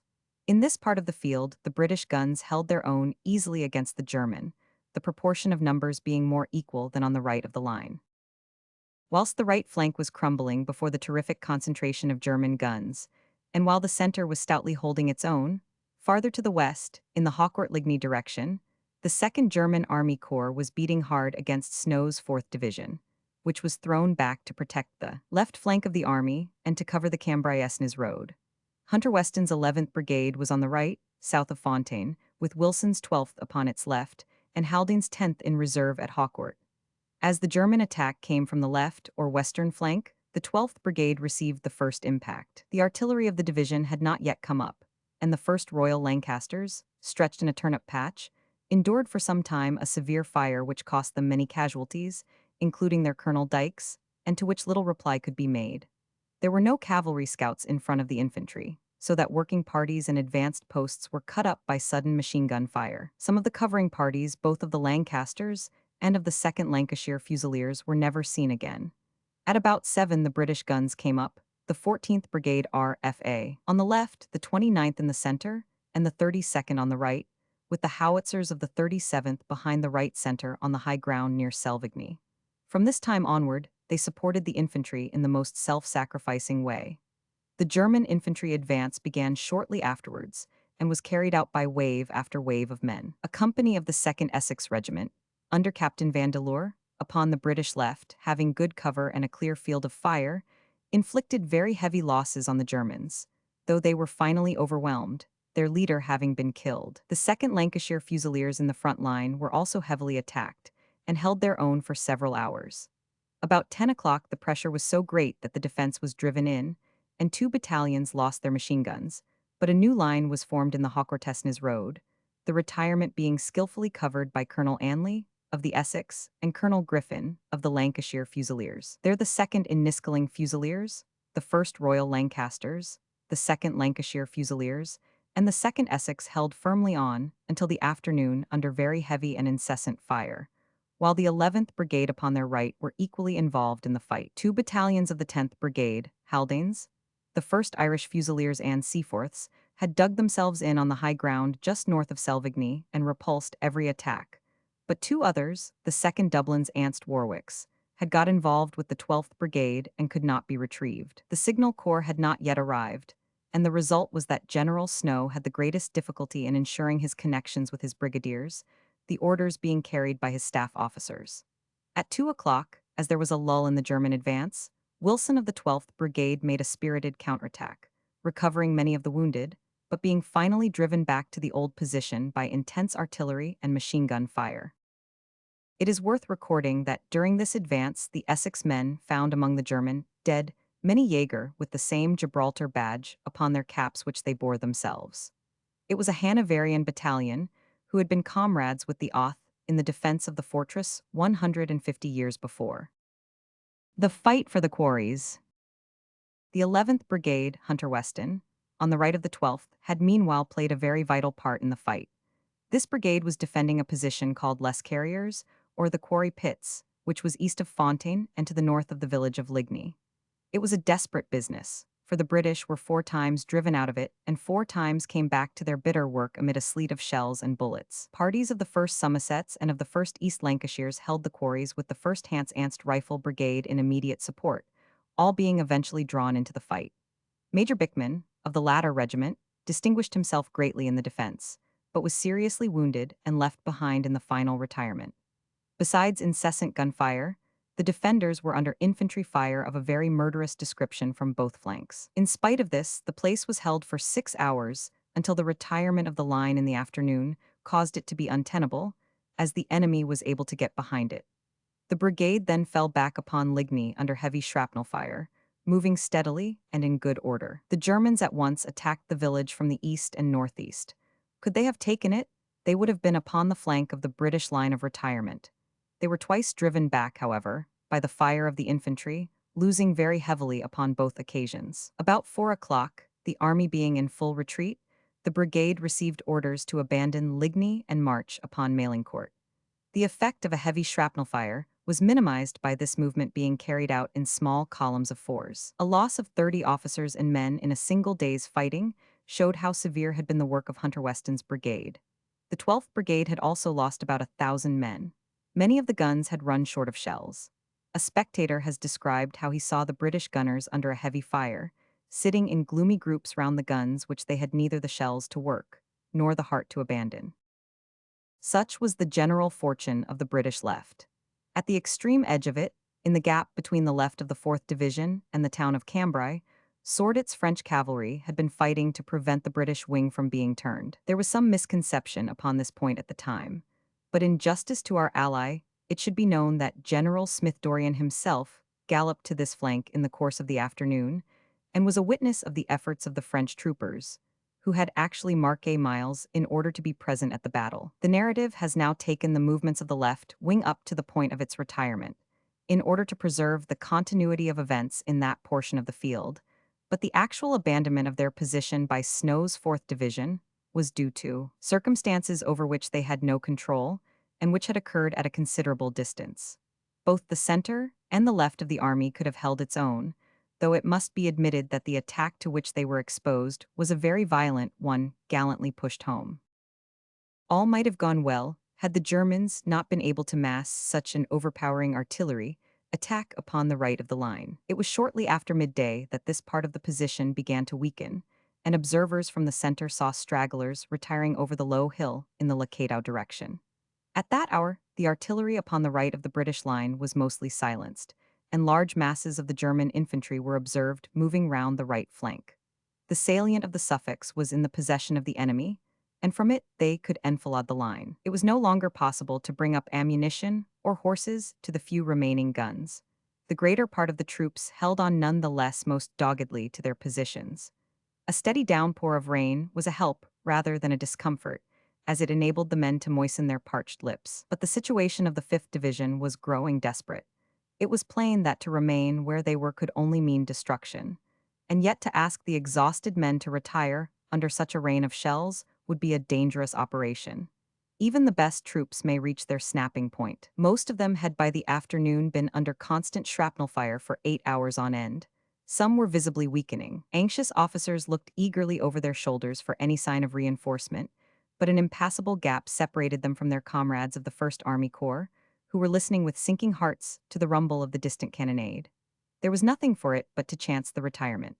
About 3 o'clock commanders called to officers and officers to men for a last great effort. It was the moment when a leader reaps in war the love and confidence which he has sown in peace. Smith-Dorrien had sent his meager reserve, which consisted of 1 battery and 2 battalions, to take up a rearguard position astride the Lacadaucent, Quentin Road. Every available detail that could pull a trigger, down to Hildebrand's signalers of the headquarters staff, who had already done wonderful work in their own particular line, were thrust into the covering line. One by one, the disheveled brigades were drawn off towards the south. One section of the heavy guns of the 108th Heavy Battery was ordered back to act with 2 battalions of the 19th Brigade in covering the Rue Montmart's road, while the 1st Norfolks were put in echelon behind the right flank for the same purpose. The splendid work of the British guns. The 5th Division, with the 15th Brigade as rearguard, considerably disorganized by its long hammering, retreated along the straight Roman road via Maritz and Estries. The 3rd Division fell back through Berthy and Clary to Beaurevoir, the 9th Brigade forming a rearguard. The cavalry, greatly helped by Sordett's French cavalry upon the west, flung itself in front of the pursuit, while the guns sacrificed themselves to save the retiring infantry. Every British battery was an inferno of bursting shells, and yet every one fought on while breech block would shut or gunner could stand. Many batteries were in the state of the 61st RFA, which fired away all its own shells and then borrowed from the limbers of other neighboring batteries, the guns of which had been put out of action. Had the artillery gone, the army would have gone. Had the army gone, the Germans had a clear run into Paris. It has been said that on the covering batteries of Wing, Milne, and Headlam may, on that wet August afternoon, have hung the future history of Europe. Wing's command included the 23rd, 30th, 40th, and brigades, with the 48th Heavy Battery. Headlam's were the 15th, 27th, 28th, Anth with the 108th Heavy. Milne's the 14th, 29th, 32nd, Anth with the 31st Heavy. These numbers deserve to be recorded, for every gun of them did great service, though many were left in ruins on the field.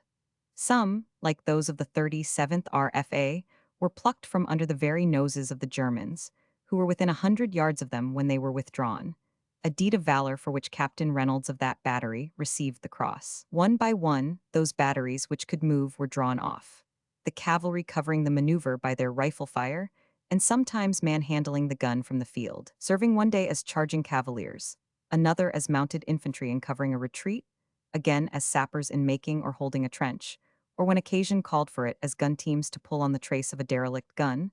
The cavalry have been the general utility men of the army.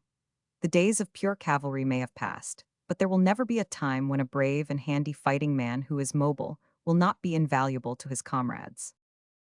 Difficult retirement of the 4th Division. It was about 4 o'clock that the 4th Division, on the left flank, who had been maintaining the successful defensive already described, were ordered to begin their retirement. The 12th Brigade was able to withdraw with no great difficulty along the line Wailing Courtvillers-Ventuile, reaching the latter village about 9:30. The doings of the 11th Brigade have been already described. There was considerable disintegration but no loss of spirit. One of the regiments of the 12th, the 2nd Royal Lancasters, together with about 300 Warwicks from the 10th Brigade and some detachments of other regiments, were by some mischance isolated in the village of Hawcourt with no definite orders and held on until 10 o'clock at night, when the place was nearly surrounded. They fought their way out, however, in a most surprising fashion, and eventually made good their retreat. One party, under Major Poole of the Warwicks, rejoined the army next day. Captain Clutterbuck, with a small party of Royal Lancasters, wandered into Haumont after it was occupied by the Germans. Summoned to surrender, the gallant officer refused and was shot dead, but his men charged with the bayonet and fought their way clear to a post which was held by Major Parker of the same regiment, to the immediate south of the village. This officer, finding that he was the last rearguard, withdrew in the face of heavy German forces. Being joined by Major Christie of the Warwicks with 200 men, they followed the army and, finally, by a mixture of good luck and good leadership, picked their way through the German advance guards, and on the third day rejoined the colors at Noyon. Haldane's 10th Brigade had got split up during the confused fighting of the day, half of it, the 1st Warwicks and Dublins, getting involved with the 12th Brigade in the fighting on the Hawcourt Ridge. The other 2 battalions, the 2nd Seaforth's Anst Royal Irish Fusiliers, kept guard as a reserve over the left flank of the division. Towards evening, General Haldane, finding it hopeless to recover control of his lost regiments, collected the rest of his brigade, and endeavored to follow the general line of retreat. He lost touch with the remainder of the army, and might well have been cut off, but after a most exhausting experience, he succeeded in safely rejoining the division at Roisel upon the 27th. It may be said generally that the reassembling of the 4th Division, after the disintegration they had experienced, was a remarkable example of individualism and determination. It is impossible to doubt that the Germans, in spite of their preponderating numbers, were staggered by the resistance which they had encountered. In no other way can one explain the fact that their pursuit, which for 3 days had been incessant, should now, at the most critical instant, have eased off. The cavalry and guns staved off the final blow, and the stricken infantry staggered from the field. The strain upon the infantry of the 5th Division may be gathered from the fact that up to this point they had lost, roughly, 143 officers, while the 3rd Division had lost 92 and the 4th 70. For the time they were disorganized as bodies, even while they preserved their moral as individuals. When extended formations are drawn rapidly in under the conditions of a heavy action, it is often impossible to convey the orders to men in outlying positions. Staying in their trenches and unconscious of the departure of their comrades, they are sometimes gathered up by the advancing enemy, but more frequently fall into the ranks of some other corps, and remain for days or weeks away from their own battalion, turning up long after they have helped to swell some list of casualties. Regiments get intermingled and pour along the roads in a confusion which might suggest a rout, whilst each single soldier is actually doing his best to recover his corps. It is disorganization, but not demoralization. The fate of the First Gordons. It has been remarked above that in the widespread formations of modern battles, it is difficult to be sure of the transmission of orders. An illustration of such a danger occurred upon this occasion, which gave rise to an aftermath of battle nearly as disastrous as the battle itself. This was the episode which culminated in the loss of a body of troops, including a large portion of the 1st Gordon Highlanders. This distinguished corps had been engaged with the rest of Beauchamp Doran's 8th Brigade at Mons and again upon the following day, after which they retreated with the rest of their division. On the evening of the 25th, they bivouacked in the village of Audincourt, just south of the Camberley-Cadow Highway, and on the morning of the 26th, they found themselves defending a line of trenches in front of this village. From 9 o'clock, the Gordons held their ground against a persistent German attack. About 3:30, an order was given for the battalion to retire. This message only reached one company, which acted upon it, but the messenger was wounded en route and failed to reach battalion headquarters. Consequently, the remainder of the battalion did not retire with the army, but continued to hold its trenches, greatly helped by the flank company of Royal Scots, until long after nightfall, when the enemy in great force had worked round both of its flanks. It should be understood that the withdrawal of the Royal Scots was under direct order emanating from brigade headquarters, but an officer of the Gordons, not knowing that such an order had been issued, and perceiving that their flank would be exposed if 500 company left their trench, said a few words to them which had such an effect upon their fiery souls that they rushed back to stand by the Highlanders, their captain being shot dead as he waved his men back into their trench. From that time onwards, this company of Royal Scots, finally led by two young lieutenants, Graves and Graham Watson, shared all the dangers and the ultimate fate of the Gordons, as did a handful of Royal Irish upon the other flank. When it was dusk, it became clear to Colonel Gordon, who was now in command of the mixed detachment, that he and his men were separated from the army and surrounded on every side by the advancing Germans. At that time the men, after supreme exertion for several days, had been in action for 12 hours on end. He therefore decided, as against annihilation in the morning, that retreat was the only course open. The wounded were left in the trenches. The transport, machine guns, and horses had already been destroyed by the incessant shelling. The detachment made a move towards the south, the operation being a most difficult one in pitch darkness, with the enemy within a few hundred yards. The success attained in this initial stage was largely due to the way in which the Master of Saltown conveyed the orders which drew in the flanks to the center, having made good the Audincourt Caudry Road at 1 a.m. On August 27, the troops managed to traverse some miles of road, with blazing villages all about them, and had a fair chance of reaching safety, when unfortunately at Montigny, they took a wrong turn, which brought them into Bertry, which was held by the Germans. Some confusion was caused by the latter challenging in French. A confused fight followed in the darkness, in the course of which many individual acts of great bravery and devotion were performed. The enemy were now all round the Highlanders, and though the struggle continued for 50 minutes, and there was no official surrender, the little body of men was embedded in von Kluck's army, and no escape could be found. The utmost discipline and gallantry were shown by all ranks. It must be some consolation to the survivors to know that it is freely admitted that their resistance in the trenches for so long a period undoubtedly facilitated the safe withdrawal of the 3rd, and to some extent of the 4th Divisions. Major Leslie Butler, brigade major of the 8th Brigade, who had made a gallant effort to ride to the Gordons and warn them of their danger, was entangled among the Germans, and only succeeded 6 days later in regaining the British lines. Results of the battle.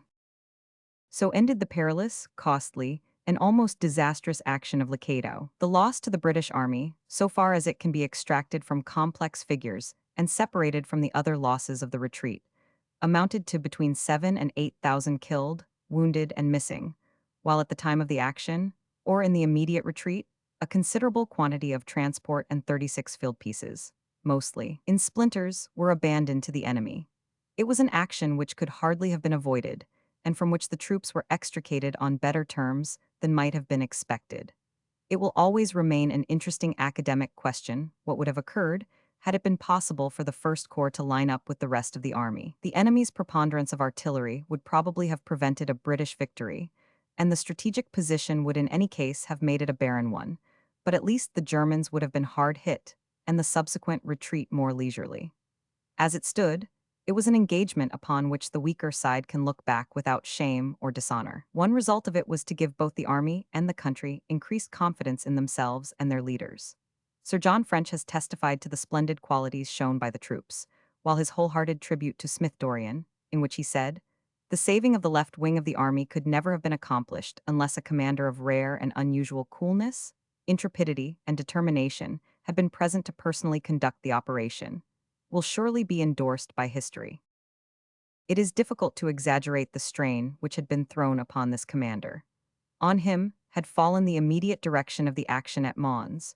On him also had been the incessant responsibility of the retreat. He had, as has been shown in the narrative, been hard at work all night upon the eve of the battle. He superintended that trying engagement, he extricated his forces, and finally motored to St. Quentin in the evening, went on to Noyon, reached it after midnight, and was back with his army in the morning, encouraging every one by the magnetism of his presence. It was a very remarkable feat of endurance. Exhaustion of the army. Exhausted as the troops were, there could be no halt or rest until they had extricated themselves from the immediate danger. At the last point of human endurance, they still staggered on through the evening and the night time, amid roaring thunder and flashing lightning, down the St. Quentin road. Many fell from fatigue and, having fallen, continued to sleep in ditches by the roadside, oblivious of the racket around them. A number never woke until they found themselves in the hands of the Ulan patrols. Others slumbered until their corps had disappeared, and then, regaining their senses, joined with other straggling units so as to form bands, which wandered over the country, and eventually reached the railway line about Amiens, with wondrous Bill Adams' tales of personal adventures which in time reached England, and gave the impression of complete disaster. But the main body were, as a matter of fact, holding well together, though the units of infantry had become considerably mixed, and so reduced that at least 4 brigades, after less than a week of war, had lost 50% of their personnel. Many of the men threw away the heavier contents of their packs, and others abandoned the packs themselves, so that the pursuing Germans had every evidence of a rout before their eyes. It was deplorable that equipment should be discarded, but often it was the only possible thing to do, for either the man had to be sacrificed or the pack. Advantage was taken of a forked road to station an officer there who called out, "3rd Division right, 5th Division left," which greatly helped the reorganization. The troops snatched a few hours of rest at St. Quentin, and then in the breaking dawn pushed upon their weary road once more, country carts being in many cases commandeered to carry the lame and often bootless infantry. The paved chassis, with their uneven stones, knocked the feet to pieces, and caused much distress to the tired men, which was increased by the extreme heat of the weather. In the case of some of the men, the collapse was so complete that it was almost impossible to get them on. Major Tom Bridges, of the 4th Royal Irish Dragoons, being sent to round up and hurry forward stragglers at St. Quentin, found them nearly comatose with fatigue. With quick wit he bought a toy drum, and accompanied by a man with a penny whistle, he fell them in and marched them, laughing in all their misery, down the high road towards Ham. When he stopped he found that his strange following stopped also, so he was compelled to march and play the whole way to Rupee. Thus by one man's compelling personality, 250 men were saved for the army, but such complete collapse was rare. The men kept their moral. Beneath the dirt and grime and weariness I saw clear eyes and grim jaws even when the men could hardly walk. So spoke Coleman, the gallant American volunteer. Up to now nothing had been seen of the French infantry, and the exposed British force had been hustled and harried by von Kluck's great army without receiving any substantial support. This was through no want of loyalty, but our gallant allies were themselves hard-pressed. Sir John French had sent urgent representations, especially to General Sordet, the leader of the cavalry operating upon the western side, and he had, as already shown, done what he could to screen Smith Dorrien's flank. Now at last the retiring army was coming in touch with those supports which were so badly needed. But before they were reached, on the morning of the 27th, the Germans had again driven in the rearguard of the First Corps. The destruction of the Second Munsters. Some delay in starting had been caused that morning by the fact that only one road was available for the whole of the transport, which had to be sent on in advance. Hence the rearguard was exposed to increased pressure. This rearguard consisted of the 1st Brigade. The 2nd Munsters were the right battalion. Then came the 1st Coldstream, the 1st Scots Guards, and the 1st Black Watch in reserve. The front of the Munsters, as it faced round to hold back the two pushful Germans, was from the north of Fesme to Chapeau Rouge, but Major Charrier, who was in command, finding no French at Bergs, as he had been led to expect, sent B and 500 companies of Munsters with one troop of the 15th Hussars to hold the crossroads near that place. At about 12:30, a message reached Major Charrier to the effect that when ordered to retire, he should fall back on a certain line and act as flank guard to the brigade. He was not to withdraw his two companies from Chapeau Rouge until ordered. The Germans were already in force right on the top of the Irishmen, the country being a broken one, with high hedges which restricted the field of fire. A section of guns of the 118th RFA were served from the road, about 50 yards behind the line of the infantry. A desperate struggle ensued, in the course of which the Munsters, suffering heavily, overlapped on each flank and utterly outnumbered, held on bravely in the hope of help from the rest of the brigade.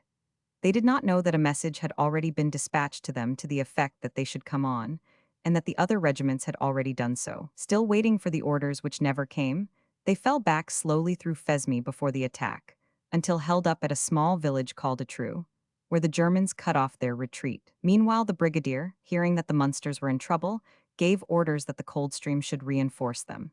It was too late, however. At Oisy Bridge, the Guards picked up 60 men, survivors of 100 company. It was here at Oisy Bridge that the missing order was delivered at 3 p.m., the cycle orderly having been held up on his way. As there was no longer any sound of firing, the Coldstream and remnant of Munsters retired, being joined some miles back by an officer and some 70 men. Together with the transport guard, this brought the total survivors of that fine regiment to 5 officers and men. All the rest had fought to the end and were killed, wounded, or captured after a most desperate resistance, in which they were shot down at close quarters, making repeated efforts to pierce the strong German force at Étreux. To their fine work and that of the 2 lost guns, and of a party of the 15th Hussars, under Lieutenant Nicholson, who covered the retreat, it may have been due that the pursuit of the First Corps by the Germans from this moment sensibly relaxed. 9 gallant Irish officers were buried that night in a common grave. Major Charrier was twice wounded, but continued to lead his men until a third bullet struck him dead, and deprived the army of a soldier whose career promised to be a brilliant one. Among others who fell was Lieutenant Shute, whose masterly handling of a machine gun stemmed again and again the tide of the German attack. One of the most vivid recollections of the survivors was of this officer lying on his face in 6 inches of water, for the action was partly fought in tropical rain, and declaring that he was having the time of his life. The moral both of this disaster and that of the Gordons must be the importance of sending a message in duplicate, or even in triplicate, where the withdrawal of a regiment is concerned. This, no doubt, is a counsel of perfection under practical conditions, but the ideal still remains. A cavalry fight. During the retreat of the First Corps, its rear and right flank had been covered by the 5th Cavalry Brigade, Chetwode. On August 28, the Corps was continuing its march towards La Fere, and the cavalry found itself near Cerisy. At this point, the pursuing German horsemen came into touch with it. At about 5 in the afternoon, 3 squadrons of the enemy advanced upon one squadron of the Scots Greys, which had the support of J Battery. Being fired at, the Germans dismounted and attempted to advance upon foot, but the fire was so heavy that they could make no progress, and their led horses stampeded. They retired, still on foot, followed up by a squadron of the 12th Lancers on their flank. The remainder of the 12th Lancers, supported by the Greys, rode into the dismounted dragoons with sword and lance, killing or wounding nearly all of them. A section of guns had fired over the heads of the British cavalry during the advance into a supporting body of German cavalry, who retired, leaving many dead behind them. The whole hostile force retreated northwards, while the British cavalry continued to conform to the movements of the First Corps. In this spirited little action, the German regiment engaged was, by the irony of fate, the 1st Guard Dragoons, Queen Victoria's own. The British lost 43 killed and wounded. Among the dead were Major Swettenham and Captain Mitchell of the 12th Lancers. Colonel Wormold of the same regiment was wounded. The excited troopers rode back triumphantly between the guns of J Battery, the cavalrymen exchanging cheers with the horse gunners as they passed, and brandishing their blood-stained weapons.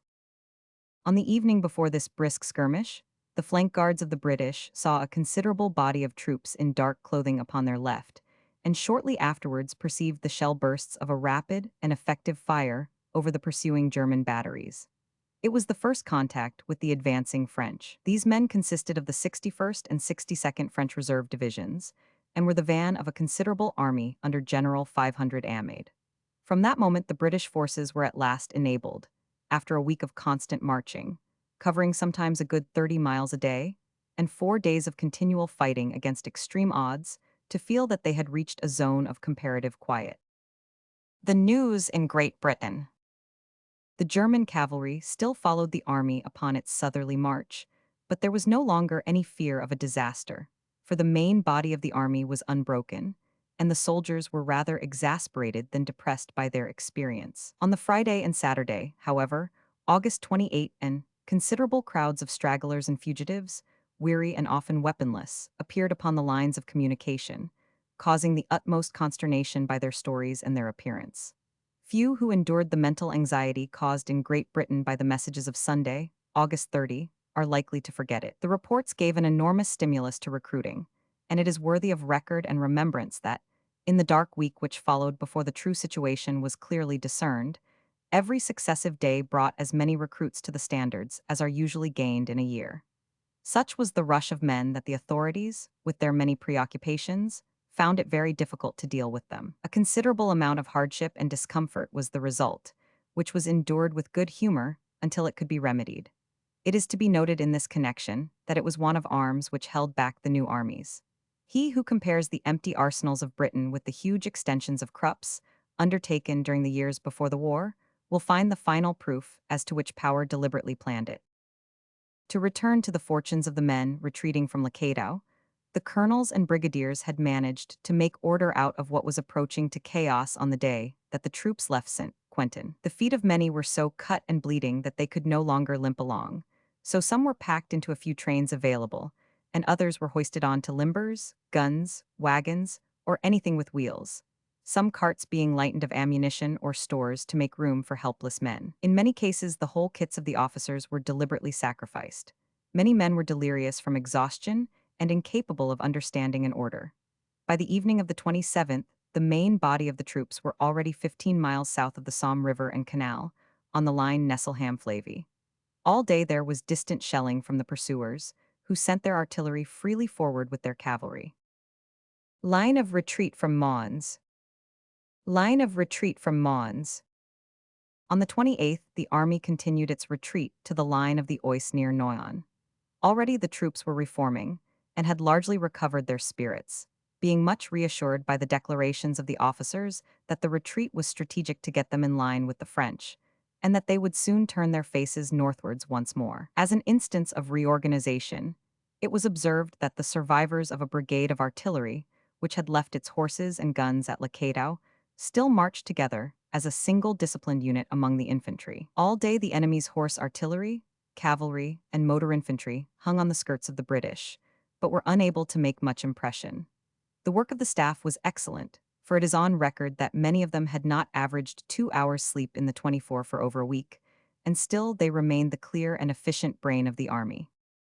On the next day, the 29th, the remainder of the army got across the Oise, but the enemy's advance was so close that the British cavalry was continually engaged. Gaux's 3rd Cavalry Brigade made several charges in the neighborhood of Plessis, losing a number of men but stalling off the pursuit and dispersing the famous Uhlans of the Guard. On this day, General Pulteney and his staff arrived to take command of the 3rd Army Corps, which still consisted only of the 4th Division, Snow, with the semi-independent 19th Infantry Brigade, now commanded by Colonel Ward, of the 1st Middlesex. It was nearly 3 weeks later before the 3rd Corps was made complete. The views of General Joffre. There had been, as already mentioned, a French advance of 4 corps in the St. Quentin direction, which fought a brave covering action, and so helped to relieve the pressure upon the British. It cannot be denied that there was a feeling among the latter that they had been unduly exposed, being placed in so advanced a position, and having their flanks stripped suddenly bare in the presence of the main German army. General Joffre must have recognized that this feeling existed, and that it was not unreasonable, for he came to a meeting on this day at the old Napoleonic Palace at Compiègne, at which Sir John French, with Generals Haig, Smith-Dorrien, and Allenby, was present. It was an assemblage of weary, overwrought men, and yet of men who had strength enough of mind and sufficient sense of justice to realize that whatever weight had been thrown upon them, There was even more upon the great French engineer, whose spirit hovered over the whole line from Verdun to Amiens. Each man left the room more confident of the immediate future. Shortly afterwards, Joffre issued his kindly recognition of the work done by his allies, admitting in the most handsome fashion that the flank of the long French line of armies had been saved by the hard fighting and self-sacrifice of the British army. On August 30, the whole army having crossed the Oise, the bridges over that river were destroyed, an operation which was performed under a heavy shell fire and cost the lives of several sapper officers and men. No words can exaggerate what the army owed to Wilson's sappers of the 56th Anth Field Company's Anid Signal Company, as also to Tulloch's of the 17th Anth Company's Anth Signal Company, whose work was incessant, fearless, and splendid. The army continued to fall back on the line of the Aisne, the general direction being almost east and west through Crépy-en-Valois. The aeroplanes, which had conducted a fine service during the whole of the operations, reported that the enemy was still coming rapidly on, and streaming southwards in the Campigny direction. That they were in touch was shown in dramatic fashion upon the early morning of September 1. The epic in question deserves to be told somewhat fully, as being one of those incidents which are mere details in the history of a campaign, and yet may live as permanent inspirations in the life of an army. Battery L. The 1st Cavalry Brigade, greatly exhausted after screening the retreat so long, was encamped near Nury, to the south of Campigny, the bivouac being a somewhat extended one. 2 units were close to each other and to the brigade headquarters of General Briggs. These were the hard-working Dragoon Guards, the Bays, and 50 battery of horse artillery. Reveille was at 4 o'clock, and shortly after that hour both troopers and gunners were busy in leading their horses to water. It was a misty morning, and, peering through the haze, an officer perceived that from the top of a low hill about 700 yards away 3 mounted men were looking down upon them. They were the observation officers of 3 four-gun German batteries. Before the British could realize the situation, the guns dashed up and came into action with shrapnel at point-blank range. The whole 12 poured their fire into the disordered bivouac before them. The slaughter and confusion were horrible. Numbers of the horses and men were killed or wounded, and 3 of the guns were dismounted. It was a most complete surprise and promised to be an absolute disaster. A body of German cavalry had escorted the guns, and their rifles added to the volume of fire. 50 Battery Action, September 1st, 1914. 50 Battery Action, September 1st, 1914. It is at such moments that the grand power of disciplined valor comes to bring order out of chaos. Everything combined to make defense difficult. The chilling hour of the morning, the suddenness of the attack, its appalling severity, and the immediate loss of guns and men. A sunken road ran behind the British position, and from the edge of this the dismounted cavalrymen brought their rifles and their machine gun into action. They suffered heavily from the pelting gusts of shrapnel. Young Captain de Crespigny, the gallant cadet of a gallant family, and many other good men were beaten down by it. The sole hope lay in the guns. 3 were utterly disabled. There was a rush of officers and men to bring the other 3 into action. Sclater-Booth, the major of the battery, and 1 lieutenant were already down. Captain Bradbury took command and cheered on the men. 2 of the guns were at once put out of action, so all united to work the one that remained. What followed was Homeric. Lieutenant Gifford, in rushing forward, was hit in 4 places. Bradbury's leg was shattered, but he lay beside the trail encouraging the others and giving his directions. Lieutenant Mundy, standing wide as observation officer, was mortally wounded. The limber could not be got alongside, and the shell had to be man-handled. In bringing it up, Lieutenant Campbell was shot. Immediately afterwards, another shell burst over the gun, killed the heroic Bradbury, and wounded Sergeant Doyle, driver Osborne, and gunners Nelson and Derbyshire, the only remaining men. But the fight went on. The bleeding men served the gun so long as they could move, Osborne and Derbyshire crawling over with the shells while Nelson loaded and Doyle laid. Osborne and Derbyshire fainted from loss of blood and lay between limber and gun. But the fight went on. Doyle and Nelson, wounded and exhausted, crouched behind the shield of the 13-pounder and kept up an incessant fire. Now it was that the amazing fact became visible that all this devotion had not been in vain. The cluster of bays on the edge of the sunken road burst out into a cheer, which was taken up by the staff, who, with General Briggs himself, had come into the firing line. Several of the German pieces had gone out of action. The dying gun had wrought good work, as had the Maxim of the Bays in the hands of Lieutenant Lamb. Some at least of its opponents had been silenced before the 2 brave gunners could do no more, for their strength had gone with their blood. Not only had the situation been saved, but victory had been assured. About 8 in the morning, news of the perilous situation had reached the 19th Brigade. The 1st Middlesex under Colonel Rowley was hurried forward, followed by the 1st Scottish Rifles. Marching rapidly upon the firing, after the good old maxim, the Middlesex found themselves in a position to command the German batteries. After 2 minutes of rapid fire, it was seen that the enemy had left their guns. 8 guns were captured, 2 of them still loaded. About a dozen German gunners lay dead or wounded round them. 25 of the escort were captured, as was an ambulance with some further prisoners a mile in the rear. The cavalry, notably the 11th Hussars, endeavored to follow up the success, but soon found themselves in the presence of superior forces. New wheels and new wheelers were found for the injured guns, and Battery 50 came intact out of action, intact save for the brave acolytes who should serve her no more. Bradbury, Nelson, and Doyle had the Victoria Cross, and never was it better earned.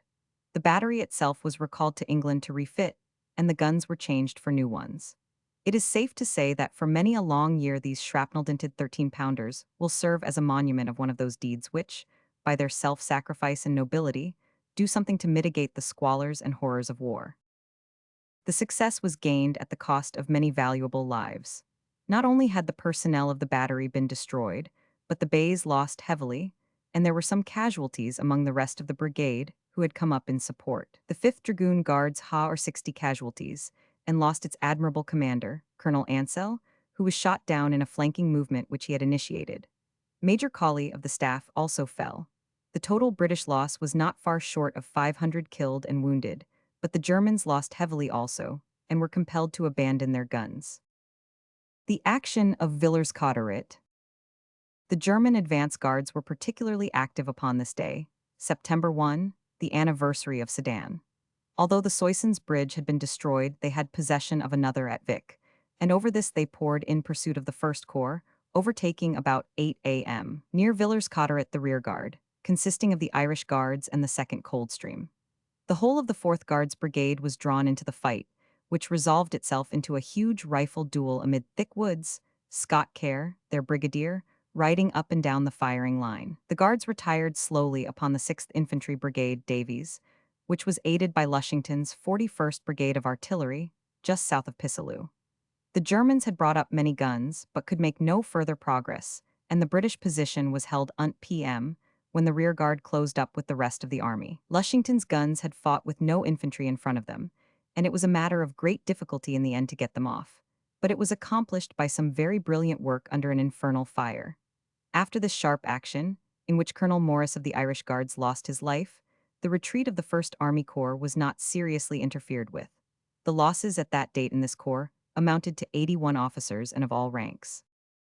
So much attention is naturally drawn to the 2nd Army Corps, which both at Mons and at Lecadow had endured most of the actual fighting, that there is some danger of the remarkable retreat effected by the 1st Corps having less than its fair share of appreciation. The actual fighting was the least of the difficulties. The danger of one or both flanks being exposed, the great mobility of the enemy, the indifferent and limited roads, the want of rest, the difficulty of getting food cooked, the consequent absolute exhaustion of the men, and the mental depression combined to make it an operation of a most trying character, throwing an enormous strain upon the judgment and energy of General Haig, who so successfully brought his men intact and fit for service into a zone of safety. Reunion of the Army. On the night of September 1, the 1st and 2nd Army Corps were in touch once more at Betz, and were on the move again by 2 a.m. upon the 2nd. On this morning, the German advance was curiously interlocked with the British rear, and 4 German guns were picked up by the cavalry near Ermenonville. They are supposed to have been the remaining guns of the force which attacked Battery 50 at Nury. The movements of the troops during the day were much impeded by the French refugees, who thronged every road in their flight before the German terror. In spite of these obstructions, the rearward services of the army, supply columns, ammunition columns, and medical transport were well conducted, and the admiration of all independent observers. The work of all these departments had been greatly complicated by the fact that, as the Channel ports were now practically undefended and German troops, making towards the coast, had cut the main Calais-Boulogne line at Amiens, the base had been moved farther south from Havre to Saint-Nazaire, which meant shifting 70,000 tons of stores and changing all arrangements. In spite of this, the supplies were admirable. It may safely be said that if there is one officer more than another for whom the whole British army felt a glow of gratitude, it was for Sir William Robertson, the chief of the commissariat, who saw that the fighting man was never without his rations. Greatly also did they appreciate the work of his subordinates, who, wet or fine, through rainfall or shellfall, passed the food forward to the weary men at the front. A difficult movement lay in front of the army which had to cross the Marne, involving a flank march in the face of the enemy. A retirement was still part of the general French scheme of defense, and the British army had to conform to it, though it was exultantly whispered from officer to sergeant, and from sergeant to private that the turn of the tide was nearly due. On this day it was first observed that the Germans, instead of pushing forward, were swinging across to the east in the direction of Château-Thierry. This made the task of the British a more easy one, and before evening they were south of the Marne and had blown up the bridges. The movement of the Germans brought them down to the river, but at a point some 10 miles east of the British position. They were reported to be crossing the river at La Ferte, and Sir John French continued to fall back towards the Seine, moving after sundown, as the heat had been for some days very exhausting.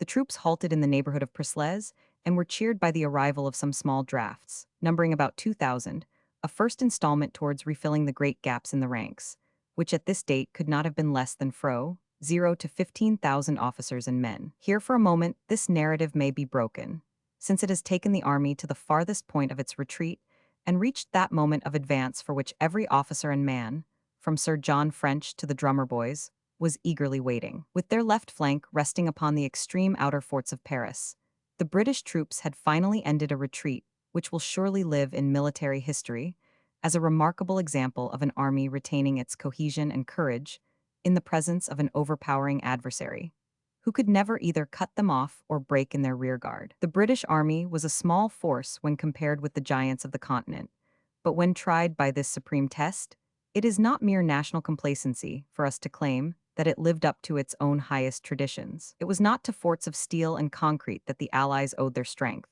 said a German historian, writing of this phase of the war, but to the magnificent qualities of the British army.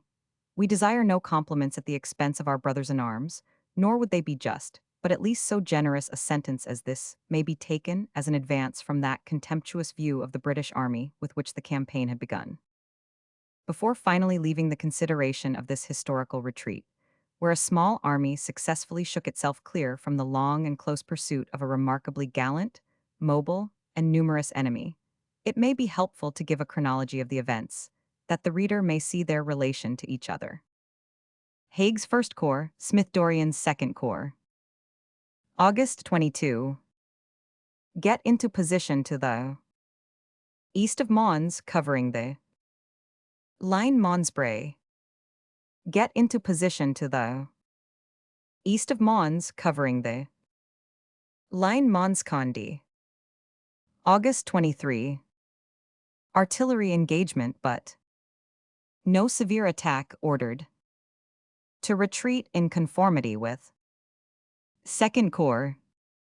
Strongly attacked by von Kluck's army ordered to abandon position and fall back.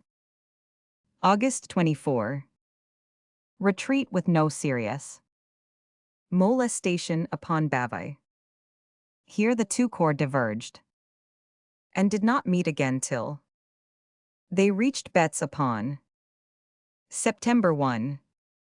Retreat followed up by the Germans' severe rearguard. Actions at Dower, Wasmes. Frameries corps shook itself clear and fell back on Bavai. August 25.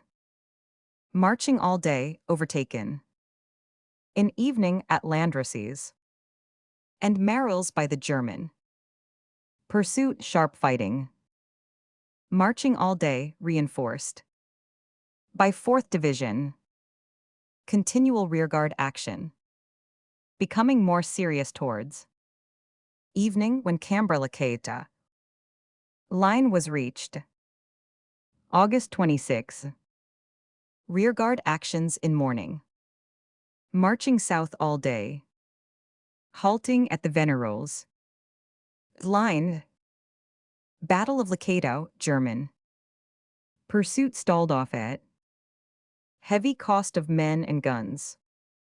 Retreat on Saint Quentin. August 27. Rearguard action in which Munsters lost heavily. Marching south all day. Marching south reach the line Nesselham Flavy. August 28. Cavalry actions to stop German pursuit marching south on La Fere. Marching south making for the line of the Oise near Noyon light rearguard. Skirmishes. August 29, 30 and marching on the line of the Aisne almost east and west. Crossed Oise cavalry. Continually engaged general. Direction through Crepy and Valois. September 1. Sharp action at Nury with German vanguard later in the day. Considerable infantry. Action at Villers-Cotterêts.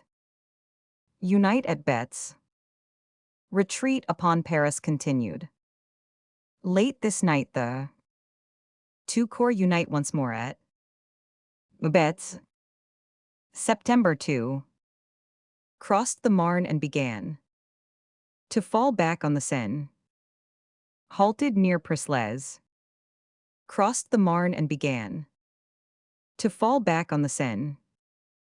Chapter 5. The Battle of the Marne. The general situation, die gross sight, the turn of the tide, the Battle of the Ourcq, the British advance, cavalry fighting, the 1st Lincolns and the guns, 6th Brigade's action at Hautvesnes, 9th Brigade's capture of Germans at Vinly, the problem of the Aisne, why the Marne is one of the great battles of all time. The general situation. There are several problems connected with the strategical opening of the Great War which will furnish food for debate among military critics for many years to come.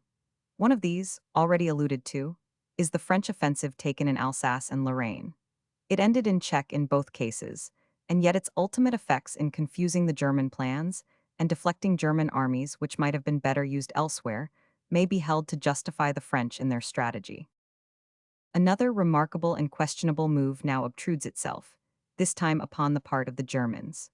Very shortly after the outbreak of war, the Russians had pushed their covering armies over the frontier of East Prussia and had defeated a German force at Gumbinnen, with a loss of prisoners and guns. A few days later, the left wing of the widespread, and as yet only partially mobilized, Russian army struck heavily at the Austrians in the south near Lemberg, where after a week of fighting they gained a great victory, with prisoners, which amounted to over 70,000 men, and a large booty of guns and supplies. Before this blow had befallen their cause, and influenced only by the fact that the Russian right wing was encroaching upon the sacred soil of the fatherland, a considerable force was detached from the invading armies in France and dispatched to the Eastern Front. These men were largely drawn from the 3rd Saxon Army of von Hausen. Such a withdrawal at such a time could only mean that the German General Staff considered that the situation in France was assured, and that they had still sufficient means to carry on a victorious invasion.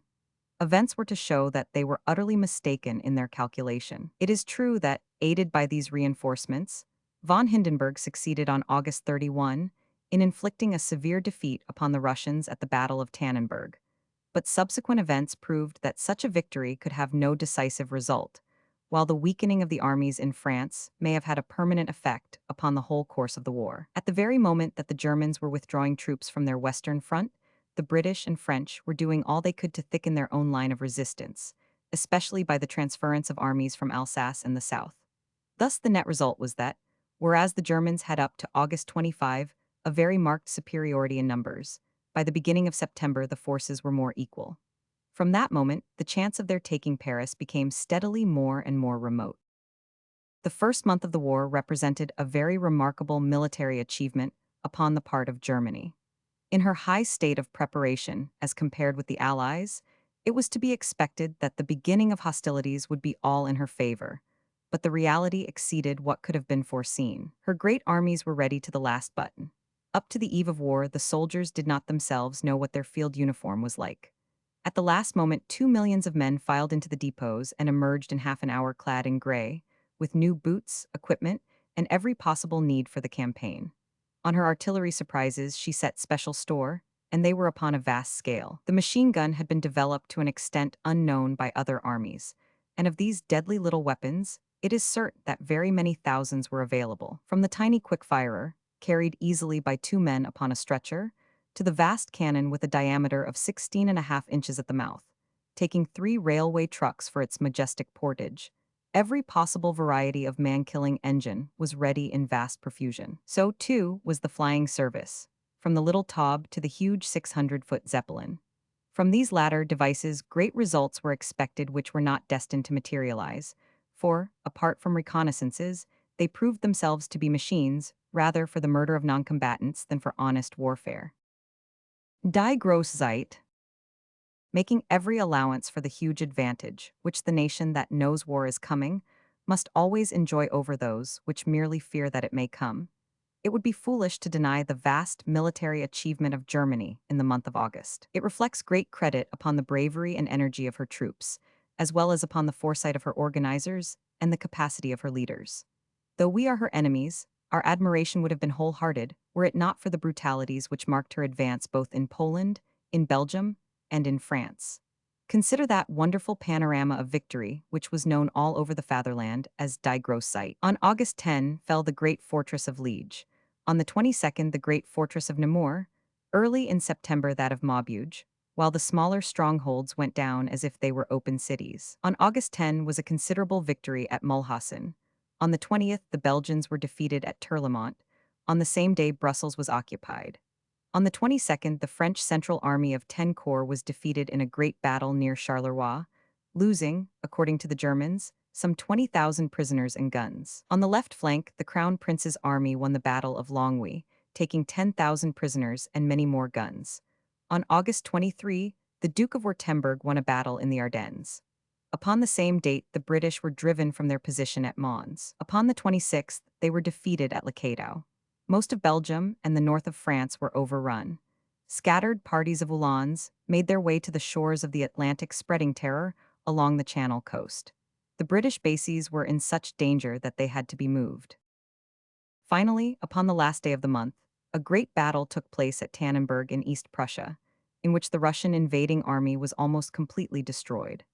I do not know where in history such a succession of victories is to be found, and our horror of the atrocities of Louvain, Aerschot, Dinard, and so many other places must not blind us to the superb military achievement. It was not, it is true, an unbroken series of successes even in the West.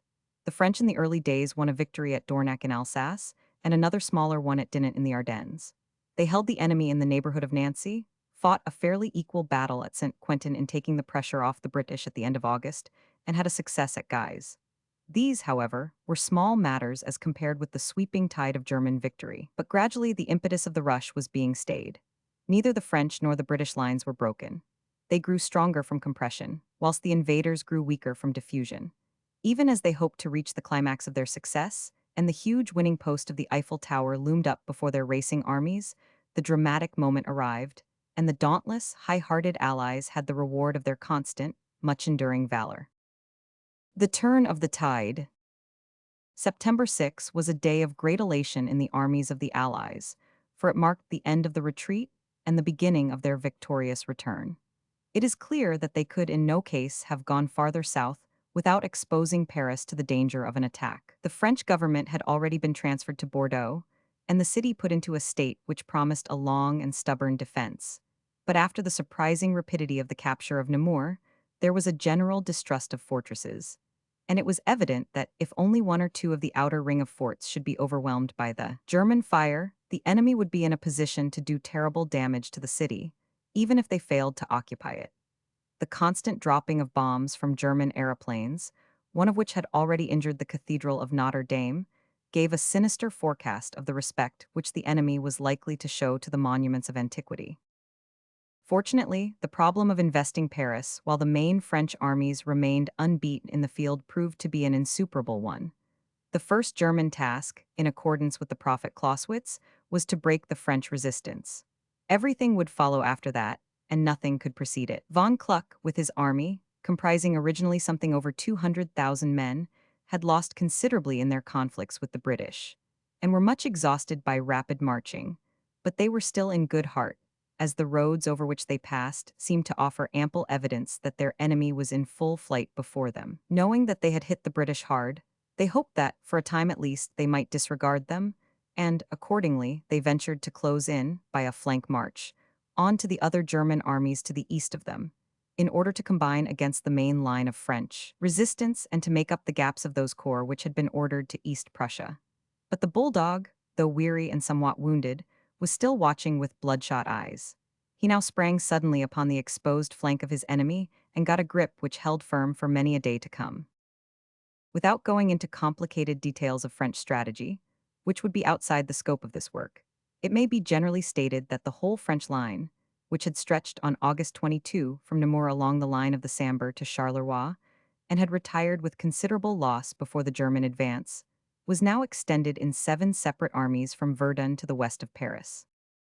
General Joffre had assembled Monnery's Sixth Army, which consisted of the 7th Regular Corps, 1 Reserve Corps, and 3 territorial divisions, with Sourdit's cavalry, in the neighborhood of Amiens, and at the end of the month they lay with their right upon Roye.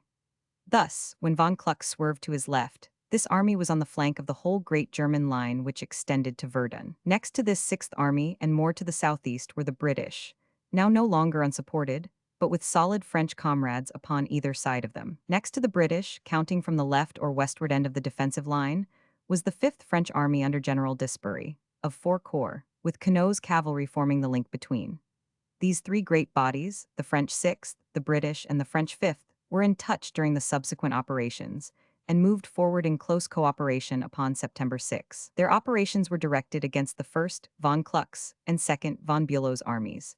On the right of the 5th French Army came another extra, produced suddenly by the prolific Joffre and thrust into the center of the line. This was General Foch's 7th, 3 corps strong, which joined to the eastward General L'Engle de Carry's 4th Army. Opposed to them were the remains of von Hossen's 3rd Saxon Army and the Prince of Württemberg's 4th Army. Eastward of this, on the farther side of the great plain of Chalons, a place of evil omen for the Huns, were the 3rd Sarel, 2nd Castelnau, and 1st Doyle French armies, which faced the 5th, 6th, and 7th German, commanded respectively by the Crown Prince of Prussia, the Crown Prince of Bavaria, and General von Heeringen. Such were the mighty lines which were destined to swing and sway for an eventful week in the strain of a close-locked fight. The Battle of the Ourcq. The eastern portion of this great battle is outside the scope of this account, but it may briefly be stated that, after murderous fighting, neither the French nor the German lines made any marked advance in the extreme east, but that the Crown Prince's army was driven back by Doyle, Sarel, and Castelnau from all its advanced positions, and held off from Nancy and Verdun, which were his objectives. It was at the western end of the Allied line that the strategical position was most advantageous and the result most marked. In all other parts of that huge line, the parallel battle prevailed. Only in the west were the Germans outflanked, and the shock of the impact of the 6th French Army passed down from Meaux to Verdun as the blow of the engine's buffer sends the successive crashes along a line of trucks. This French army was, as already stated, upon the extreme outside right of von Kluck's army, divided from it only by the river Ourcq. This was the deciding factor in the subsequent operations. By midday upon September 6, according to the dispatch of Sir John French, the Germans had realized their dangerous position. The British army, consisting of 5 divisions and 5 cavalry brigades, with its depleted ranks filled up with reinforcements, and some of its lost guns replaced, was advancing from the south through the forest of Crécy. Men who had limped south with bleeding feet at 2 miles an hour changing their gait to 3 or 4 now that they were bound. Northward, the general movement of the army cannot, however, be said to have been rapid. Von Kluck had placed nothing more substantial than a cavalry screen of 2 divisions in front of them, while he had detached a strong force of infantry and artillery to fight a rearguard action against the 6th French Army and prevent it from crossing the Ourcq. The desperate struggle of September 6, 7, 8, and between von Kluck and Monnery may be looked upon as the first turning point of the war. Von Kluck had originally faced Monnery with his 4th Reserve Corps on the defensive. Recognizing how critical it was that Monnery should be crushed, he passed back 2 more army corps, the 7th and 2nd, across the Ourcq, and fell upon the French with such violence that for 2 days it was impossible to say which side would win. Monnery and his men fought magnificently, and the Germans showed equal valor. At one time the situation seemed desperate, but 20,000 men, odds and ends of every kind, Republican guards, gendarmes, and others, were rushed out from Paris in a 5-mile line of automobiles, and the action was restored. Only on the morning of the 10th did the Germans withdraw in despair, held in their front by the brave Monnery, and in danger of being cut off by the British to the east of them. British advance during the Battle of the Marne. British advance during the Battle of the Marne. The British advance. The advance of the British upon September 6 was made in unison with that of the 5th French Army, 500 Espéries, upon the right, and was much facilitated by the fact that von Kluck had to detach the strong force already mentioned to deal with Monnery upon the left.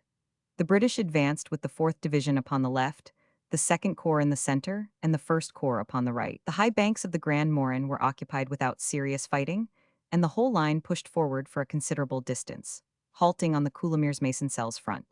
The brunt of the fighting during the day was borne by the French on either wing, the 3rd and 4th German Corps being thrown back by 500 Espéries men, among whom the Senegal regiments particularly distinguished themselves. The fighting in this section of the field continued far into the night. On September 7, the British and the 5th French were still moving northwards, while the 6th French were continuing their bitter struggle upon the Arc. The British infantry losses were not heavy, though a hidden battery cost the South Lancashires of the 7th Brigade 41 casualties. Most of the fighting depended upon the constant touch between the British cavalry and the German. It was again the French armies upon each flank who did the hard work during this eventful day, the first of the German retreat. The 6th Army were all day at close grips with von Kluck, while the 5th drove the enemy back to the line of the Petit Morin River, carrying Via-Masons at the point of the bayonet. Foch's army, still farther to the east, was holding its own in a desperate defensive battle. Cavalry fighting. Of the cavalry skirmishes upon this day, one deserves some special record. The 2nd Cavalry Brigade, Doyle, was acting at the time as flank guard with the 9th Lancers in front. Coming into contact with some German dragoons near the village of Monsel, there followed a face-to-face charge between two squadrons, each riding through the other. The American, Coleman, who saw the encounter, reckons the odds in numbers to have been 2-1 against the Lancers. The British Colonel Campbell was wounded, and the adjutant, Captain Reynolds, transfixed through the shoulder by a lance. While drawing the weapon out, Captain Alfray was killed. The other casualties were slight, and those of the German dragoons were considerably greater. This example of shock tactics was almost instantly followed by an exhibition of those mounted rifleman tactics which have been cultivated of late years.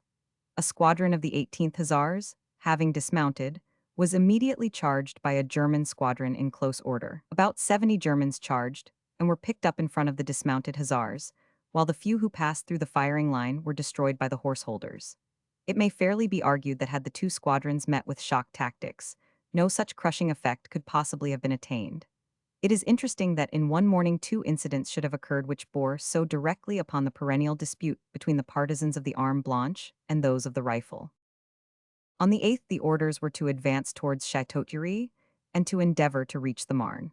The Germans were retreating fast, but rather on account of their generally faulty strategical position than from tactical compulsion, and they covered themselves with continual rearguard actions, especially along the line of the Petit Morin. It is one of the noticeable results, however, of the use of aircraft that the bluff of a rearguard has disappeared, and that it is no longer possible to make such a retreat as Massena from Tours Vedras, where the pursuer never knew if he were striking at a substance or a shadow. Gaux's 2nd Cavalry Division, which consisted of the 3rd Anth Brigades, swept along, and the infantry followed hard at the heels of the horses, Doran's 8th Brigade suffering the loss of about 100 men when held up at the crossing of the Petit Morin River near Orly, which they traversed eventually under an effective covering fire from J Battery, RHA.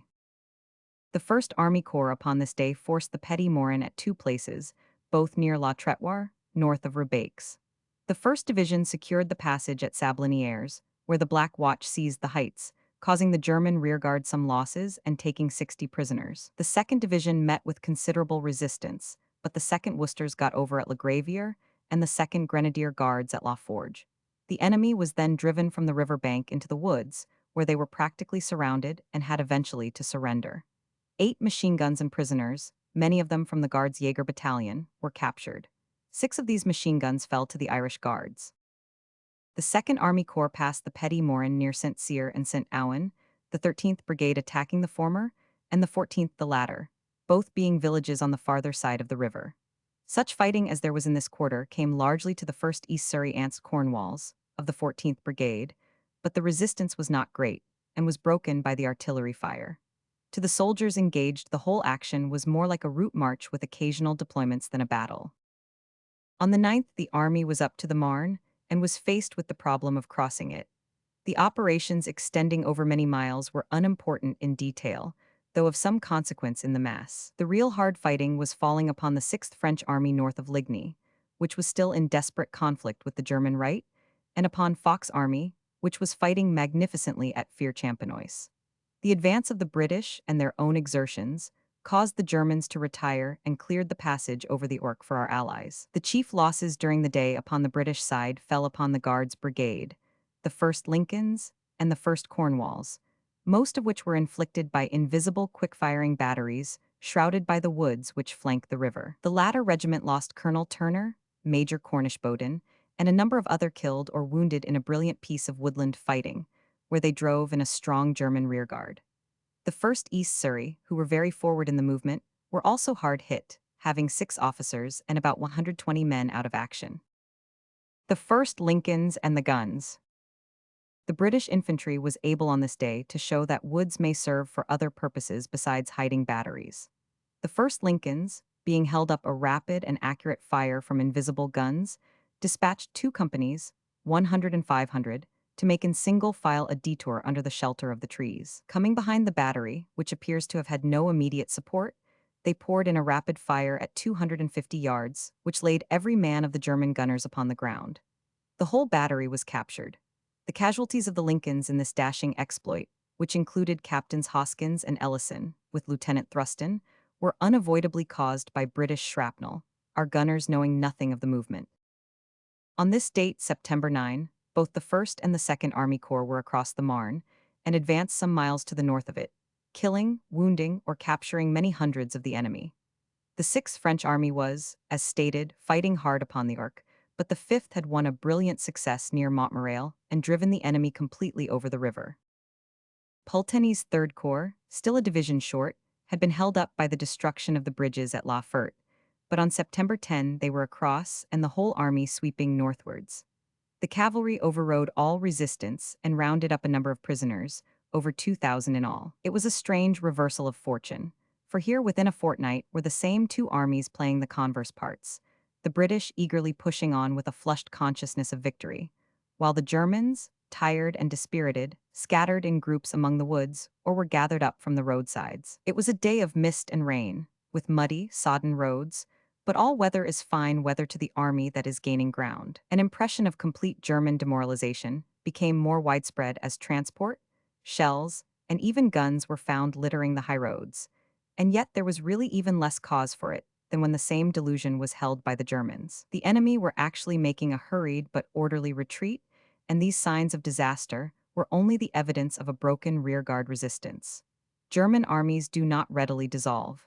There is no more cohesive force in the world, but they were undoubtedly hard-pressed brigades' action at Hautvesnes.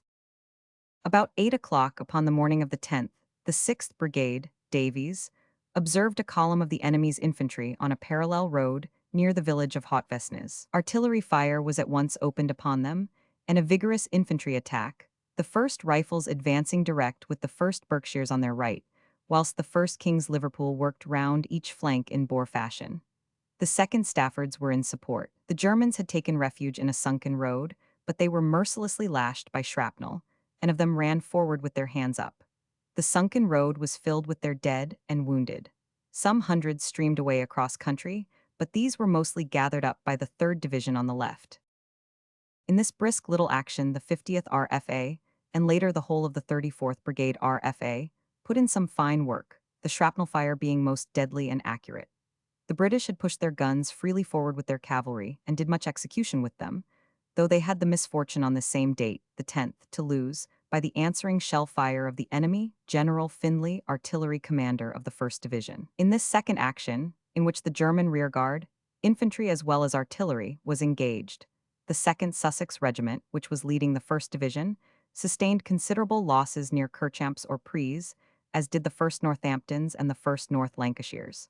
Some 300 of Bulfin's 2nd Brigade were hit altogether, among whom was Colonel Knight of the North Lancashires. The enemy came under heavy fire, both from the infantry and from the guns, so that their losses were considerable, and several hundred of them were captured. The country was very hilly, and the roads so bad that in the exhausted state of men and horses, the pursuit could not be sufficiently pressed.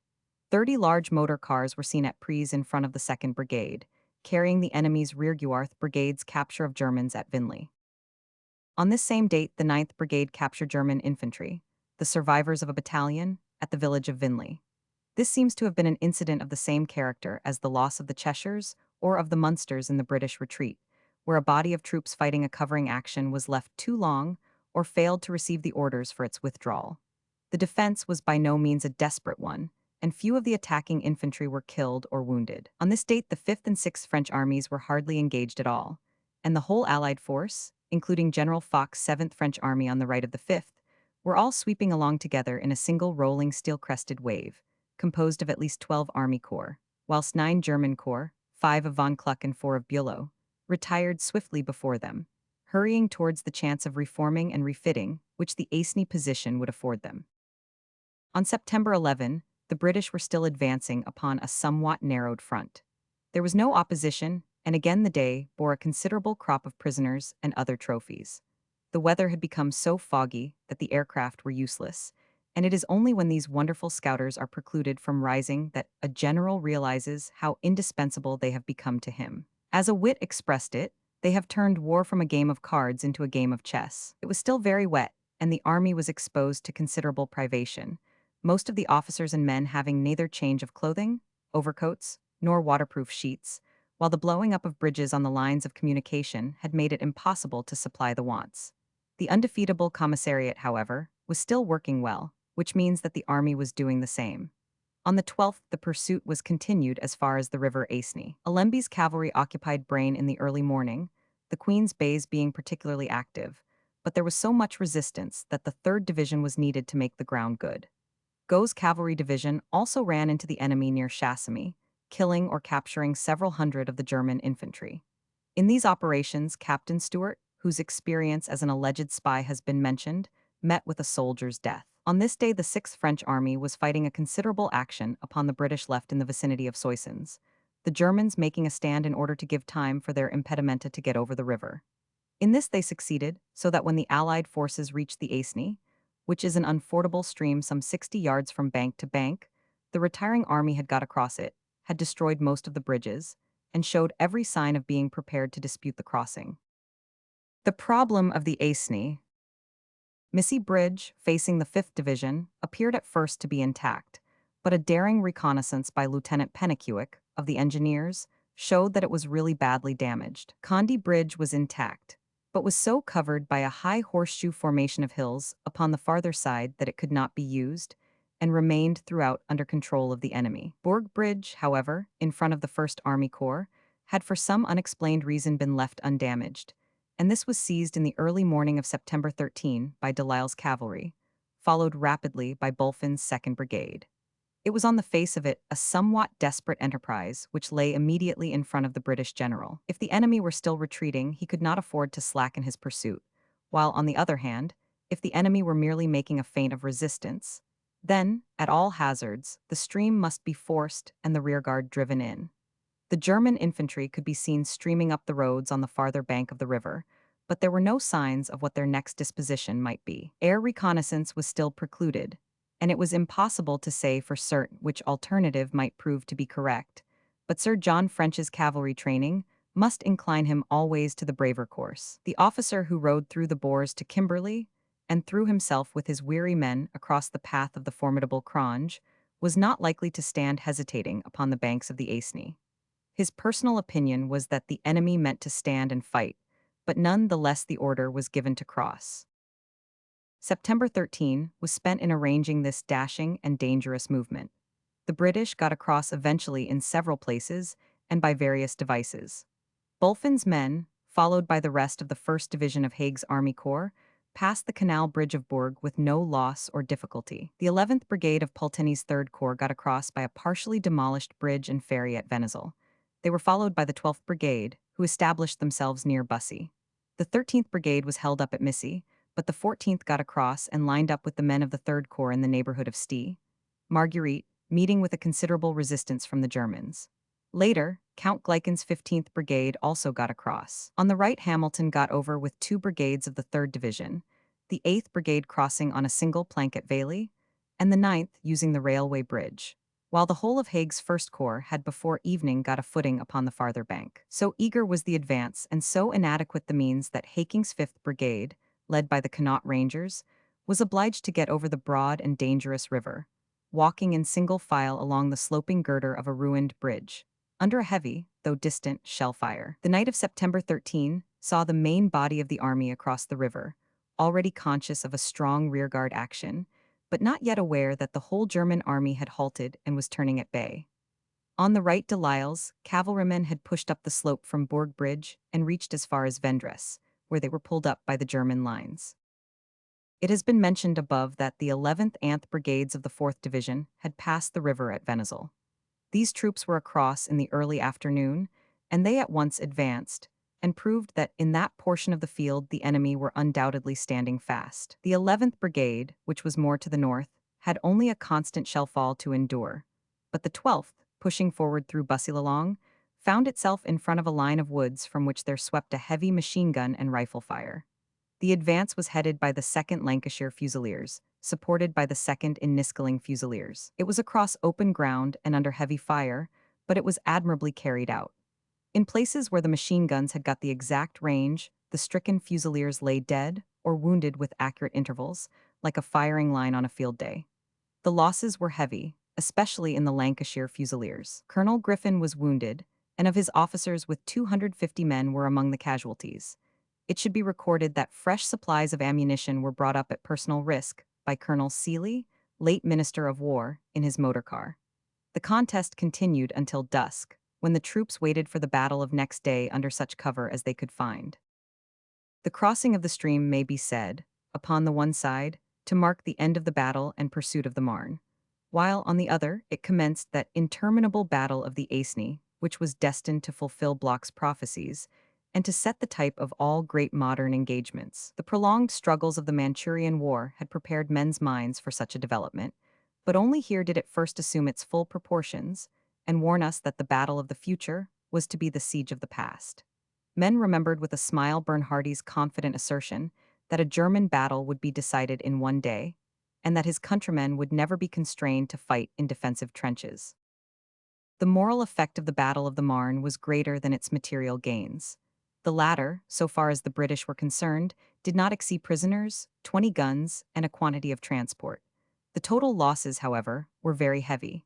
The Germans had perfected a method of burning their dead with the aid of petrol. These numerous holocausts over the countryside were found afterwards by the peasants to have left mounds of charred animal matter, which were scattered by their industrious hands on the fields which they might help to fertilize. The heat of cremation had dissolved the bones, but the teeth in most cases remained intact, so that over an area of France it was no uncommon thing to see them gleaming in the clods on either side of the new-cut furrow.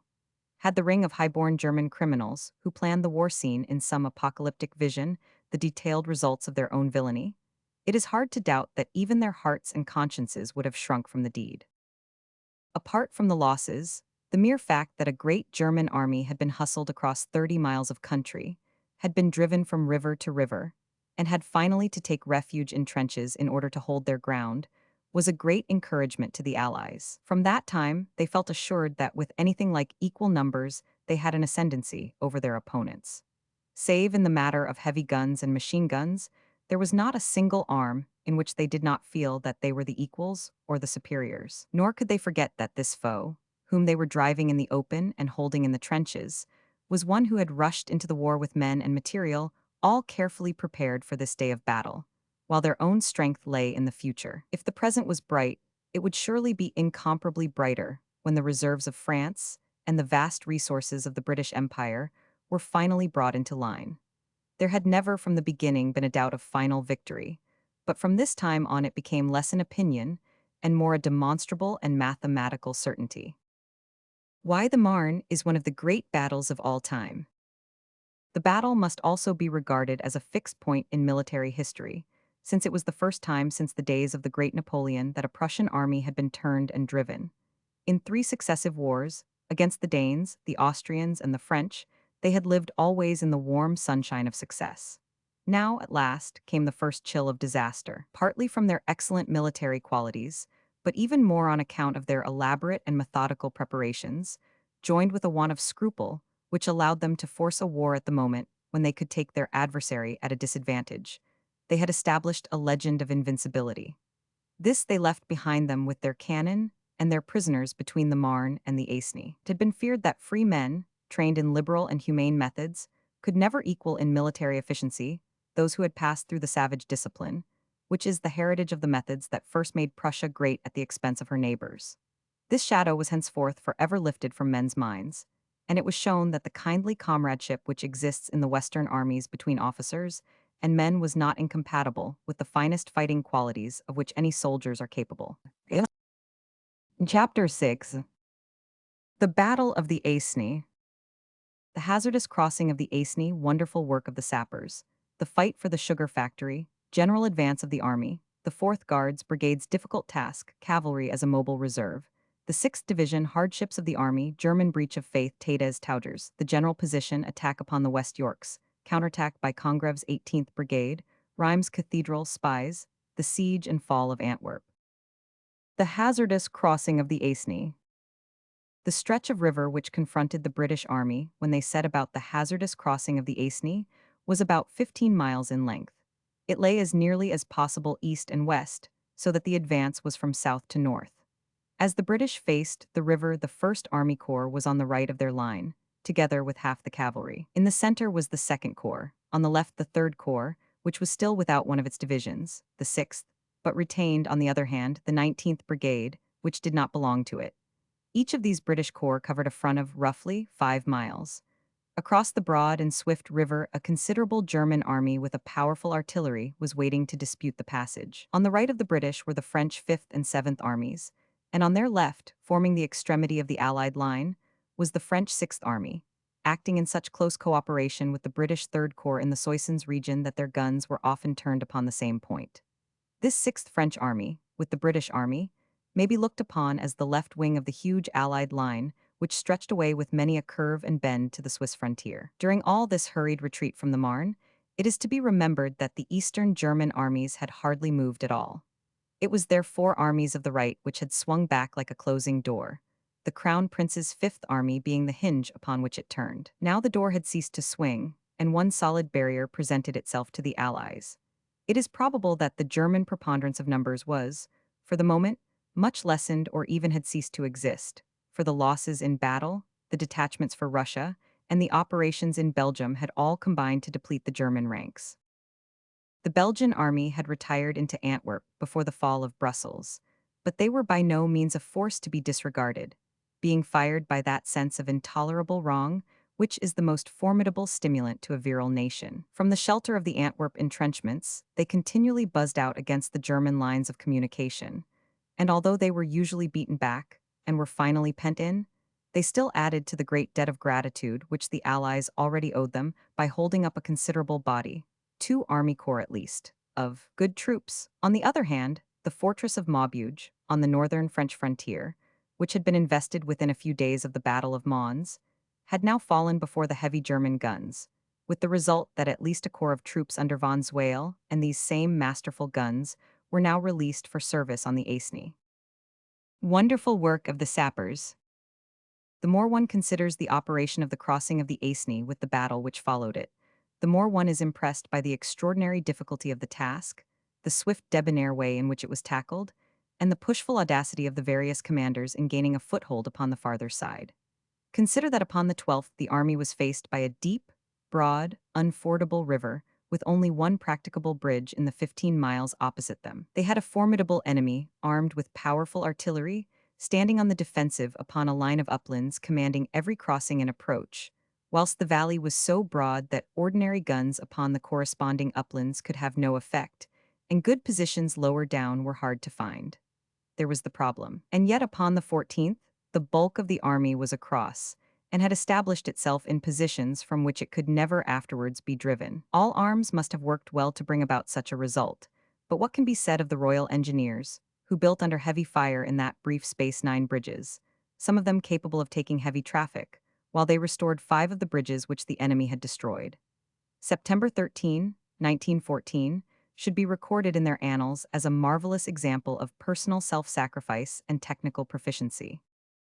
British advance at the Aisne. British advance at the Aisne. Sir John French, acting with great swiftness and decision, did not lose an hour after he had established himself in force upon the northern bank of the river in pushing his men ahead and finding out what was in front of him. The weather was still very wet, and heavy mists drew a veil over the German dispositions, but the advance went forward. The British right wing, consisting of the 1st Division of the 1st Corps, had established itself most securely, as was natural, since it was the one corps which had found an unbroken bridge in front of it. The 1st Division had pushed forward as far as Moulins and Vendres, which lie about 2 miles north of the river. Now, in the early hours of the 14th, the whole of the 2nd Division got over. The immediate narrative, therefore, is concerned with the doings of the 2 divisions of the 1st Corps, upon which fell the first and chief strain of the very important and dangerous advance upon that date. On the top of the line of chalk hills which faced the British was an ancient and famous highway, the Chemin des Dames, which, like all ancient highways, had been carried along the crest of the ridge. This was in the German possession, and it became the objective of the British attack. The 2nd Infantry Brigade, Bulfins, led the way, working upwards in the early morning from Moulins and Vendres through the hamlet of Troyes towards the Great Road. This brigade, consisting of the 2nd Sussex, 1st Northamptons, 1st North Lancashire, and rifles drawn mostly from solid shire regiments, was second to none in the army. Just north of Troyes was a considerable deserted sugar factory, which formed a feature in the landscape. It lay within a few hundred yards of the Chemin des Dames, while another winding road, cut in the side of the hill, lay an equal distance to the south of it, and was crossed by the British in their advance. This road, which was somewhat sunken in the chalk, and thus offered some cover to a crouching man, played an important part in the operations. The fight for the sugar factory. Lieutenant Balfour and a picket of the 2nd Rifles, having crept up and reconnoitered the factory, returned with the information that it was held by the Germans, and that 12 guns were in position 300 yards to the east of it. General Bulfin then, it was about 3:30 in the morning of a wet, misty day, sent the 2nd Rifles, the 2nd Sussex Regiment, and the 1st Northamptons forward, with the factory and an adjoining whitewashed farmhouse as their objective. The 1st North Lancashires remained in reserve at Vendres. The attacking force was under the immediate command of Colonel Saracold of the Rifles. The 3 advanced regiments drove in the pickets of the Germans, and after a severe fight, turned the enemy out of his front trench, a company of the Sussex capturing several hundred prisoners. A number of men, however, including Colonel Montresor and Major Cookson, were shot while rounding up these Germans and sending them to the rear. The advanced line had suffered severely, so the North Lancashires were called up and launched at the sugar factory, which they carried with a magnificent bayonet attack in spite of a fierce German resistance. Their losses were very heavy, including Major Lloyd, their commander, but their victory was a glorious one. The 2 batteries of the enemy were now commanded by machine guns, brought up to the factory by Lieutenant Dashwood of the Sussex. The enemy made a brave attempt to get these guns away, but the teams and men were shot down, and it was a German Colenso. The British, however, unlike the Boers, were unable to get away the prizes of their victory. The factory was abandoned as it was exposed to heavy fire, and the 4 regiments formed a firing line, taking such cover as they could find, but a German shell fire developed which was so deadly that they were unable to get forward. A small party of rifles, under Cathcart and Foljambe, clung hard to the captured guns, sending repeated messages.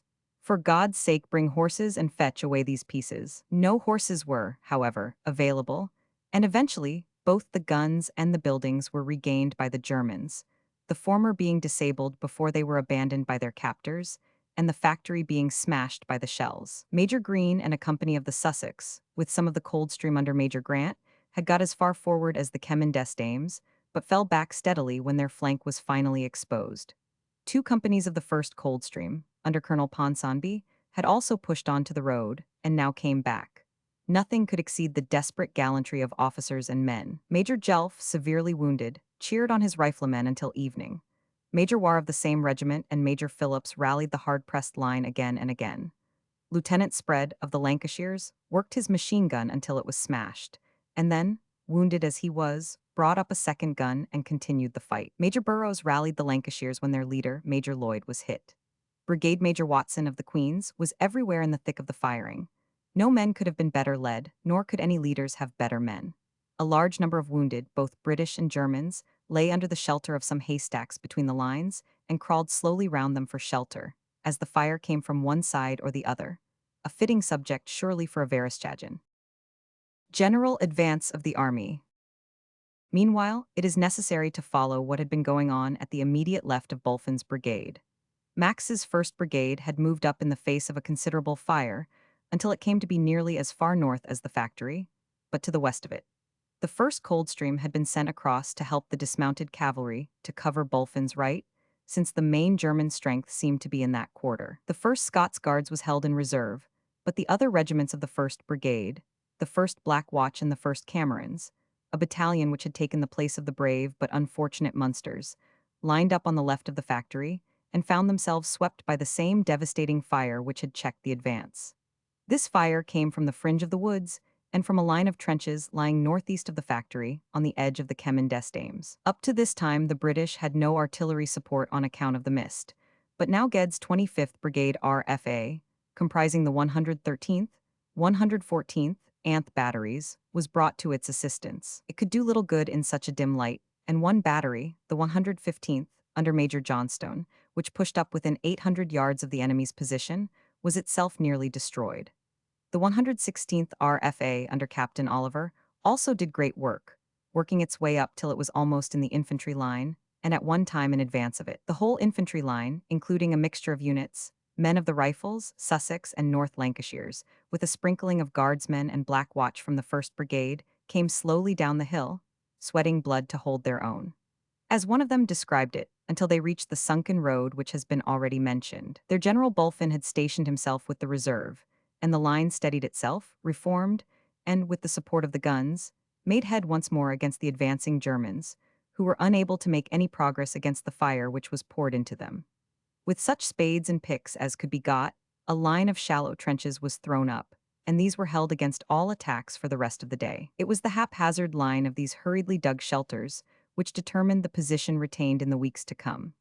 As this was the apex of the British advance, and all the corps upon the left were in turn brought to a standstill and driven to make trenches, the whole line of the 1st Corps formed a long diagonal slash across the hillside, with its right close to the Chemin des Dames and its left upon the river in the neighborhood of Chavannes. The result was that now and always the trenches of the 2nd Brigade were in an extremely exposed position, for they were open not only to the direct fire of the Germans, which was not very severe, but to an enfilading fire from more distant guns upon each flank. Their immediate neighbors upon the right were the 1st Queen's Surrey, acting as flank guard, and a Moroccan corps from the 5th French Army, which had not reached so advanced a position, but was in echelon upon their right rear. It has already been shown how the 1st Brigade was divided up, the 1st Coldstream being on the right of the 2nd Brigade. The rest of the 1st Brigade had carried out an advance parallel to that described, and many of the Black Watch, who were the right-hand regiment, got mixed with Bulfin's men when they were driven back to what proved to be the permanent British line. This advance of the 1st Brigade intercepted a strong force of the enemy, which was creeping round the left flank of the 2nd Brigade. The counterstroke brought the flank attack to a standstill. The leading regiments of the 1st Brigade suffered very severely, however, especially the Cameron Highlanders, whose gallantry carried them far to the front.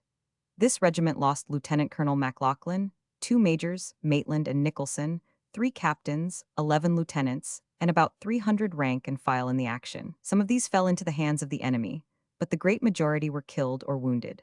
The 1st Scots Guards upon the left of the brigade had also heavy casualties, while the Black Watch lost their colonel, Grant Duff, their adjutant, Rowan Hamilton, and many men. When the line on their right fell back, they conformed to the movement until they received support from 2 companies of the 1st Gloucesters from the 3rd Brigade upon their left rear. The 4th Guards Brigade's difficult task. The 4th Guards Brigade, forming the left of the 2nd Division, was across the river in battle array by 10 o'clock in the morning and moving northwards towards the village of Austell.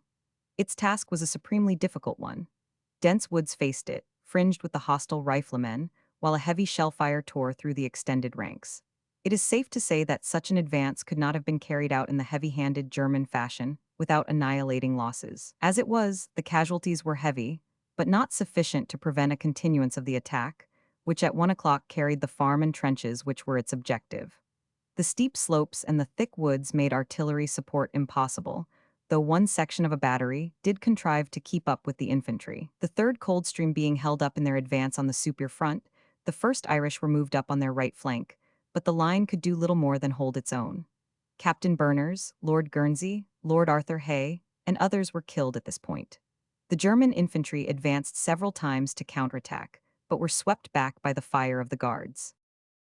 At one period, it was found that the general German advance, which had followed the holding of the British attack, was threatening to flow in between the 2 divisions of the 1st Army Corps. The 3rd Brigade, Landens, was therefore deployed rapidly from the point about a mile south of Verness where it had been stationed. 2 regiments of the brigade, the 2nd Welsh and the 1st South Wales Borderers, were flung against the heavy German column, advancing down the Bolney Ridge and threatening to cut Haig's corps in two. The Welshmen, worthy successors of their ancestors who left such a name on the battlefields of France, succeeded in heading it off and driving it back so that they were able to extend and get in touch with the right of the 2nd Division. This consisted of the 5th Brigade Hakings, with the 6th Davies upon its left. Both of these brigades had to bear the brunt of continual German counterattacks, involving considerable losses, both from shell and rifle fire. In spite of this, they won their way for a mile or more up the slopes, where they were brought to a standstill and dug themselves into temporary shelter, continuing the irregular diagonal line of trenches which had been started by the brigades upon the right. Cavalry as a mobile reserve. It is impossible not to admire the way in which the German general in command observed and attempted to profit by any gap in the British line. It has already been shown how he tried to push his column between the 2 divisions of the 1st Corps and was only stopped by the deployment of the 3rd Brigade. Later, an even fairer chance presented itself, and he was quick to take advantage of it. The advance of the Guards Brigade to the Austell Ridge had caused a considerable gap between them and the nearest unit of the 2nd Corps, and also between the 1st Corps and the river.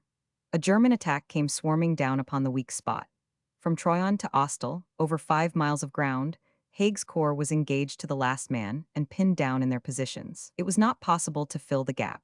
Not to fill it might have meant disaster. Disaster under heavy shell fire with an unfordable river in the rear. Here was a supreme example of the grand work that was done when our cavalry were made efficient as dismounted riflemen.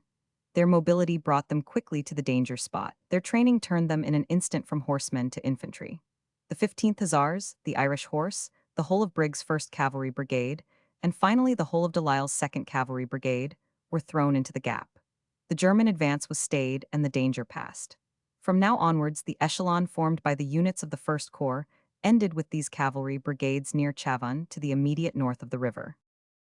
The 3rd Division of the 2nd Corps, being on the immediate left of the operations which have been already described, moved forward upon Issy, which is on about the same level as Austell, the objective of the Guards. The 8th Dorans Brigade moved north by a tributary stream which runs down to the Aisne, while the 9th Shaws tried to advance in line with it on the plateau to the right. Both brigades found it impossible to get any farther, and established themselves in entrenchments about a mile north of Vayli, so as to cover the important bridge at that place, where the 7th Brigade was in reserve.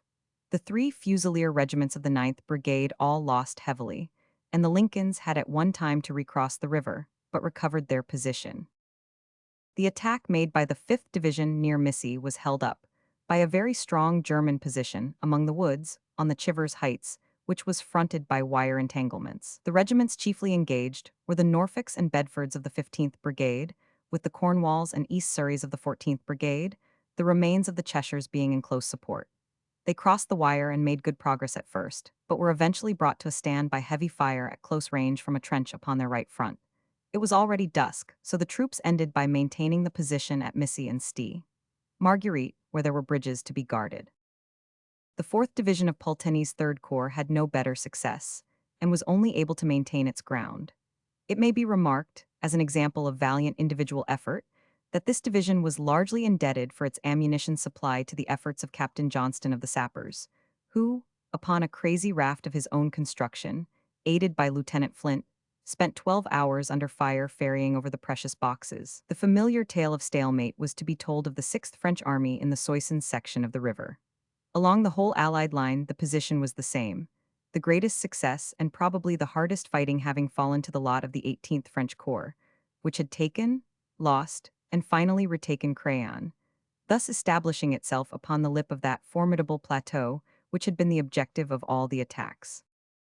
In the Valley region, the 5th Cavalry Brigade found itself in a difficult position, for it had crossed the stream as a mounted unit in expectation of a pursuit, and now found itself under heavy fire in the village of Valley, with no possibility of getting forward. The only alternative was to recross the river by the single narrow bridge, which was done at a later date under very heavy fire, the troopers leading their horses over in single file. This difficult operation was superintended by Captain Wright of the Engineers, the same brave officer who had endeavored to blow up the bridge at Mons. Unhappily, he was mortally wounded on this occasion. On the afternoon of the 14th, it being found that the British artillery was shelling our own advanced trenches, Staff Captain Harder of the 9th Brigade galloped across the bridge and informed the gunners as to the true position. Towards evening, in spite of the fact that there were no reserves and that all the troops had endured heavy losses and great fatigue, a general advance was ordered in the hope of gaining the high ground of the Kemmendestames before night. It was nearly sunset when the orders were given, and the troops responded gallantly to the call, though many of them had been in action since daybreak. The fire, however, was very heavy, and no great progress could be made. The 1st Division gained some ground, but was brought to a standstill. The only brigade which made good headway was Haking's 5th, which reached the crest of the hill in the neighborhood of Tillel de Kerdecken. General Haking sent out scouts, and finding German outposts upon both his flanks, he withdrew under cover of darkness. Thus ended the sharp and indecisive action of September 14, the Germans holding their ground, but being in turn unable to drive back the Allies, who maintained their position and opposed an impassable obstacle to the renewed advance upon Paris. The battle was marked by the common features of advance, arrest, and entrenchment, which occurred not only in the British front, but in that of the French armies upon either flank. When the action ceased, the 1st Northamptons and the 1st Queens, sent to guard the pressure point at the extreme right of the line, had actually reached the Kemmendestames, the British objective, and had dug themselves in upon the edge of it. From this very advanced spot, the British line extended diagonally across the hillside for many miles until it reached the river. Several hundred prisoners and some guns were taken in the course of the fighting. When one considers the predominant position of the Germans, and that their artillery was able to give them constant assistance, whereas that of the British and French was only brought up with the utmost difficulty, we can only marvel that the infantry were able to win and to hold the ground. The next day, September 15, was spent for the most part in making good the position gained and deepening the trenches to get some protection from the ever-growing artillery fire, which was the more intense as the great siege guns from Maubeuge were upon this day, for the first time, brought into action. At first, the terrific explosions of these shells, the largest by far which had ever been brought into an actual line of battle, were exceedingly alarming, but after a time it became realized that, however omnipotent they might be against iron or concrete, they were comparatively harmless in soft soil where their enormous excavations were soon used as convenient ready-made rifle pits by the soldiers. This heavy fire led to a deepening of the trenches, which necessitated a general levy of picks and shovels from the country round, for a large portion of such equipment had been lost in the first week of the campaign. The 6th Division. Only 2 active movements were made in the course of the day, one being that Hamilton's 3rd Division advanced once more towards Issy and established itself a mile or more to the north in a better tactical position. The 7th Brigade suffered considerable casualties in this change, including Colonel Hasted of the 1st Wilts. The other was that Ferguson's 5th Division fell back from Chivers, where it was exposed to a crossfire, and made its lines along the river bank, whence the Germans were never able to drive it, although they were only 400 yards away in a position which was high above it. For the rest, it was a day of navvy's toil, though the men worked alternately with rifle and with pick, for there were continual German advances which withered away before the volleys which greeted them. By the 16th the position was fairly secure, and on the same day a welcome reinforcement arrived in the shape of the 6th Division, forming the missing half of Pulteney's 3rd Corps. Its composition is here appended. Division Roman 6, General Care.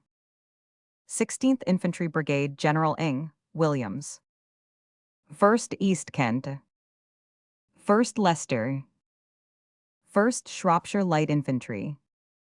2nd York and Lancaster. 17th Infantry Brigade General Walter Doran. 1st Royal Fusiliers. 1st N. Stafford Leinsters. 3rd Rifle Brigade. 18th Infantry Brigade General Congreve Vincent W. York. 1st E. York. 2nd Notts and Derby Sherwood Foresters. 2nd Durham Light Infantry. Artillery. 2nd Brig 214253. 12th Brig 438687. 24th Brig 110 111 112. 38th Brig 243472. RGA 24. Hardships of the Army. This division was kept in reserve upon the south side of the river. The French commander-in-chief had intimated that he intended to throw in reinforcements upon the left of the 6th French Army, and so, as he hoped, to turn the German right. It was determined, therefore, that there should be no attempt at a British advance, but that the Allies should be content with holding the enemy to his positions. The two armies lay facing each other, therefore, at an average distance of about 500 yards. The pressure was still most severe upon the 2nd Brigade on the extreme right. Bulfin's orders were to hold on at all costs, as he was the pivot of the whole line. He and his men responded nobly to the responsibility, although both they and their neighbors of Max's 1st Brigade had sustained a loss of over 1,000 men each upon the 14th, 25% of their number. The shell fire was incessant and from several converging directions. German infantry attacks were constant by night and by day, and the undrained trenches were deep in water. The men lay without overcoats and drenched to the skin, for the rain was incessant. Yet the 6th day found them on the exact ground upon which they had thrown their weary bodies after their attack. Nations desire from time to time to be reassured as to their own virility. Neither in endurance nor in courage have the British departed from the traditions of their ancestors. The unending strain of the trenches reached the limits of human resistance, but the line was always held. On September 16, occurred an incident which may be taken as typical of the difference in the spirit with which the British and the Germans make war. Close to the lines of the Guards, a barn which contained 50 wounded Germans was ignited by the enemy's shells. Under a terrific fire, a rescue party rushed forward and got the unfortunate men to a place of safety. Several of the British lost their lives in this exploit, including Dr. Huggan, the Scottish international footballer. The Germans mock at our respect for sport, and yet this is the type of man that sport breeds, and it is the want of them in their own ranks which will stand forever between us. September 17 was a day of incessant attacks upon the right of the line, continually repulsed and yet continually renewed.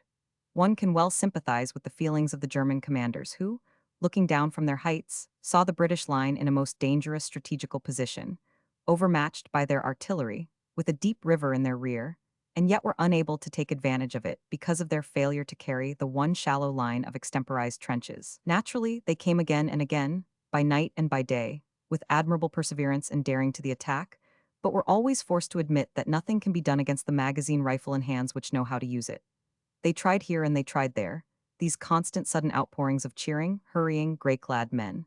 They were natural tactics, but expensive ones, for every new attack left a fresh fringe of stricken men in front of the British lines. German breach of faith.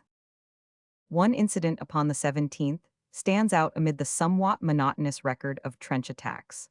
On the extreme right of the British line, a company of the 1st Northamptons occupied a most exposed position on the edge of the Chemin des Dames. The men in a German trench which was some hundreds of yards in front hoisted a white flag and then advanced upon the British lines.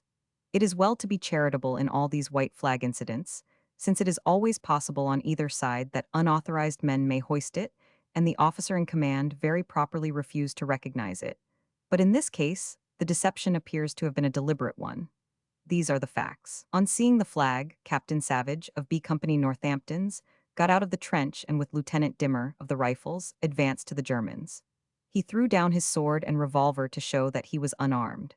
He found a difficulty in getting a direct answer from the Germans, so he saluted their officer, who returned his salute, and turned back to walk to his own trench. Dimmer, looking back, saw the Germans level their rifles, so he threw himself down, crying out, "For God's sake, get down." Captain Savage stood erect and was riddled with bullets. Many of the Northamptons, including Lieutenant Gordon, were shot down by the same volley. The Germans then attempted an advance, which was stopped by the machine guns of the First Queens. Such deplorable actions must always destroy all the amenities of civilized warfare. On the afternoon of the same day, September 17, a more serious attack was made upon the right flank of the advanced British position, the enemy reoccupying a line of trenches from which they had previously been driven. It was a dismal day of wind, rain, and mist, but the latter was not wholly an evil, as it enabled that hard-worked regiment, the 1st Northamptons, under their colonel, Osborne Smith, to move swiftly forward and, with the help of the 1st Queens, carry the place at the bayonet point. Half the Germans in the trench were put out of action, 38 taken, and the rest fled. Pushing on after their success, they found the ridge beyond held by a considerable force of German infantry. The 2nd Rifles had come into the fight, and a dismounted squadron of the Composite Cavalry Regiment put in some good work upon the flank. The action was continued briskly until dark, when both sides retained their ground with the exception of the captured line of trenches, which remained with the British. 7 officers and about 200 men were killed or wounded in this little affair. Tades Towders. The 18th found the enemy still acting upon the Napoleonic advice of Tades Towders. All day they were feeling for that weak place which could never be found. The constant attempts were carried on into the night with the same monotonous record of advance leading to repulse. At one time it was the line of the 1st Queens, and no line in the army would be less likely to give results. Then it was the left flank of the 1st Division, and then the front of the 2nd. Now and again, there were swift counters from the British, in one of which an enemy's trench was taken by the 1st Gloucesters with the 2 machine guns therein. But there was no inducement for any general British advance. "We have nothing to lose by staying here," said a general, "whereas every day is of importance to the Germans, so the longer we can detain them here the better." So it seemed from the point of view of the Allies. There is a German point of view also, however, which is worthy of consideration. They were aware, and others were not, that great reserves of men were left in the fatherland, even as there were in France and in Britain, but that, unlike France and Britain, they actually had the arms and equipment for them, so that a second host could rapidly be called into the field. If these legions were in Belgium, they could ensure the fall of Antwerp, overrun the country, and seize the seaboard. All this could be effected while the Allies were held at the Aisne. Later, with these vast reinforcements, the German armies might burst the barrier which held them and make a second descent upon Paris, which was still only 50 miles away. So the Germans may have argued, and the history of the future was to show that there were some grounds for such a calculation. It was in truth a second war in which once again the Germans had the men and material ready, while the Allies had not. The general position. This date, September 18, may be taken as the conclusion of the actual Battle of the Aisne, since from that time the operations defined themselves definitely as a mutual siege and gigantic artillery duel. The casualties of the British at the Aisne amounted, up to that date, to 10,000 officers and men, the great majority of which were suffered by Haig's 1st Army Corps. The action had lasted from the 13th, and its outstanding features, so far as our forces were concerned, may be said to have been the remarkable feat of crossing the river and the fine leadership of General Haig in the dangerous position in which he found himself. It has been suggested that the single unbroken bridge by which he crossed may have been a trap purposely laid by the Germans, whose plans miscarried owing to the simultaneous forcing of the river at many other points.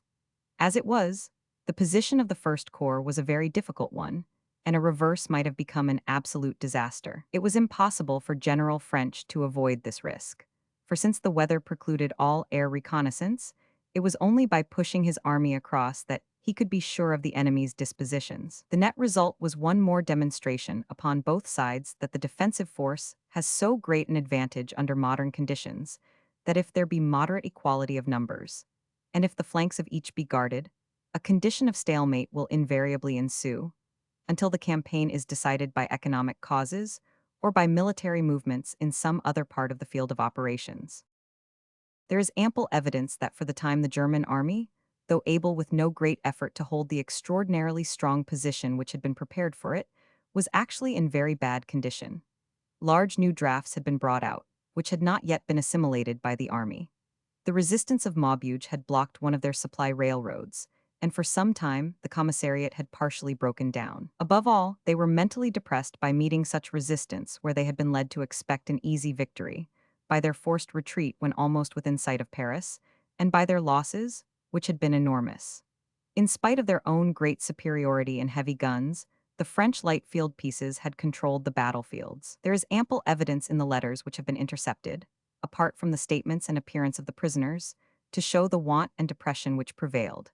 This period, however, may be said to mark the nadir of the German fortunes in this year. The fall of Maubeuge improved their supplies of every sort, their reserves and landwehr got broken in by the War of the Trenches, and the eventual fall of Antwerp and invasion of Western Belgium gave them that moral stimulus which they badly needed. Some wit amongst the officers has described the war as months of boredom broken by moments of agony. It is the duty of the chronicler to record, even if he attempts to alleviate the former, for the most monotonous procession of events form integral parts of the great whole. The perusal of a great number of diaries and experiences leaves a vague and disconnected recollection behind it of personal escapes, of the terror of high explosives, of the excellence of the rear services of the army, of futile shellings, with an occasional tragic mishap, where some group of men far from the front were suddenly, by some freak of fate, blown to destruction, of the discomforts of wet trenches, and the joys of an occasional relief in the villages at the rear. Here and there, however, in the monotony of what had now become a mutual siege, there stand out some episodes or developments of a more vital character, which will be recorded in their sequence. It may be conjectured that, up to the period of the definite entrenchment of the two armies, the losses of the enemy were not greater than our own. It is in the attack that losses are incurred, and the attack had, for the most part, been with us. The heavier guns of the Germans had also been a factor in their favor. From the 18th onwards, however, the weekly losses of the enemy must have been very much greater than ours, since continually, night and day, they made onslaughts, which attained some partial and temporary success upon the 20th, but which on every other occasion were blown back by the rifle fire with which they were met. So mechanical and half-hearted did they at last become that they gave the impression that those who made them had no hope of success, and that they were only done at the bidding of some imperious or imperial voice from the distance. In these attacks, though any one of them may have only furnished a few hundred casualties, the total effect spread over several weeks must have equaled that of a very great battle, and amounted, since no progress was ever made, to a considerable defeat. Thus on September 19, there was a succession of attacks, made with considerable vivacity and proportional loss. About 4 p.m. one developed in front of the 4th Anth Brigades of the 1st Corps, but was speedily stopped. An hour later another one burst forth upon the 7th Anth Brigades of the 2nd Corps, with the same result. The artillery fire was very severe all day, and the broad valley was arched from dawn to dusk by the flying shell. The weather was still detestable, and a good many were reported ill from the effects of constant wet and cold. The 20th was the date of two separate attacks, one of which involved some hard fighting and considerable loss. The first, at 8 in the morning, was upon Shaw's 9th Brigade and was driven off without great difficulty. The second was the more serious and demands some fuller detail. Attack upon the West Yorks. On the arrival of the 6th Division upon the 18th, Sir John French had determined to hold them in reserve, and to use them to relieve, in turn, each of the brigades which had been so hard-worked during the previous week. Of these, there was none which needed and deserved a rest more than Bulfin's 2nd Brigade, which, after their attack upon the Chemin des Dames upon the 14th, had made and held the trenches which formed both the extreme right and the advanced point of the British line. For nearly a week these men of iron had lain where the battle had left them. With the object of relieving them, the 18th Brigade, Congreves, of the 6th Division was ordered to take their places. The transfer was successfully effected at night, but the newcomers, who had only arrived 2 days before from England, found themselves engaged at once in a very serious action. It may have been coincidence, or it may have been that with their remarkable system of espionage, the Germans learned that new troops had taken the place of those whose mettle they had tested so often. But however this may be, they made a vigorous advance upon the afternoon of September 20, coming on so rapidly and in such numbers that they drove out the occupants both of the front British trenches, which were manned by 3 companies of the 1st West Yorkshires, and the adjoining French trench upon the right, which was held by the Turcos. The West Yorkshires were overwhelmed and enfiladed with machine guns, a number were shot down, and others were taken prisoners. Counterattack by Congreve's 18th Brigade. Fortunately, the rest of the brigade were in immediate support, and orders were given by General Congreve to advance and to regain the ground that had been lost. The rush up the hill was carried out by the 2nd Notts and Derby Regiment, Sherwood Foresters, in the center, with the remainder of the West Yorks upon their right and the 2nd Durham Light Infantry upon their left. They were supported by the 1st East Yorks and by the 2nd Sussex, who had just been called out of the line for a rest. The 4th Irish Dragoon Guards at a gallop at first, and then dismounting with rifle and bayonet, were in the forefront of the fray. The advance was over half a mile of ground, most of which was clear of any sort of cover, but it was magnificently carried out and irresistible in its impetus. All the regiments lost heavily, but all reached their goal. Officers were hit again and again, but staggered on with their men. Captain Popham, of the Sherwood Foresters, is said to have carried 6 wounds with him up the slope.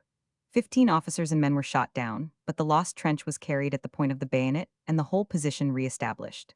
The total casualties were 1364, more than half of which fell upon the West Yorkshires, while the majority of the others were Sherwood Foresters, East Yorkshires, and Durhams. Major Robb of the latter regiment was among those who fell. The Germans did not hold the trenches for an hour, and yet the engagement may be counted as a success for them, since our losses were certainly heavier than theirs. There was no gain, however, in ground. The action was more than a mere local attack, and the British line was in danger of being broken had it not been for the determined counterattack of the 18th Brigade and of the Irish Dragoons. To the north of this main attack, there was another subsidiary movement on the Bolney Ridge, in which the 5th Anth Brigades were sharply engaged. The 1st Kings, the 2nd HLI, and the 2nd Worcesters all sustained some losses. About this period, both the British and the French armies began to strengthen themselves with those heavy guns in which they had been so completely overweighted by their enemy. On the 20th, the French in the neighborhood of our lines received 12 long-range cannon, firing a 35 lb. Shell a distance of 12 kilometers. 3 days later, the British opened fire with 4 new batteries of 6-inch howitzers. From this time onwards, there was no such great disparity in the heavy artillery, and the wounded from the monster shells of the enemy had at least the slight solace that their fate was not unavenged.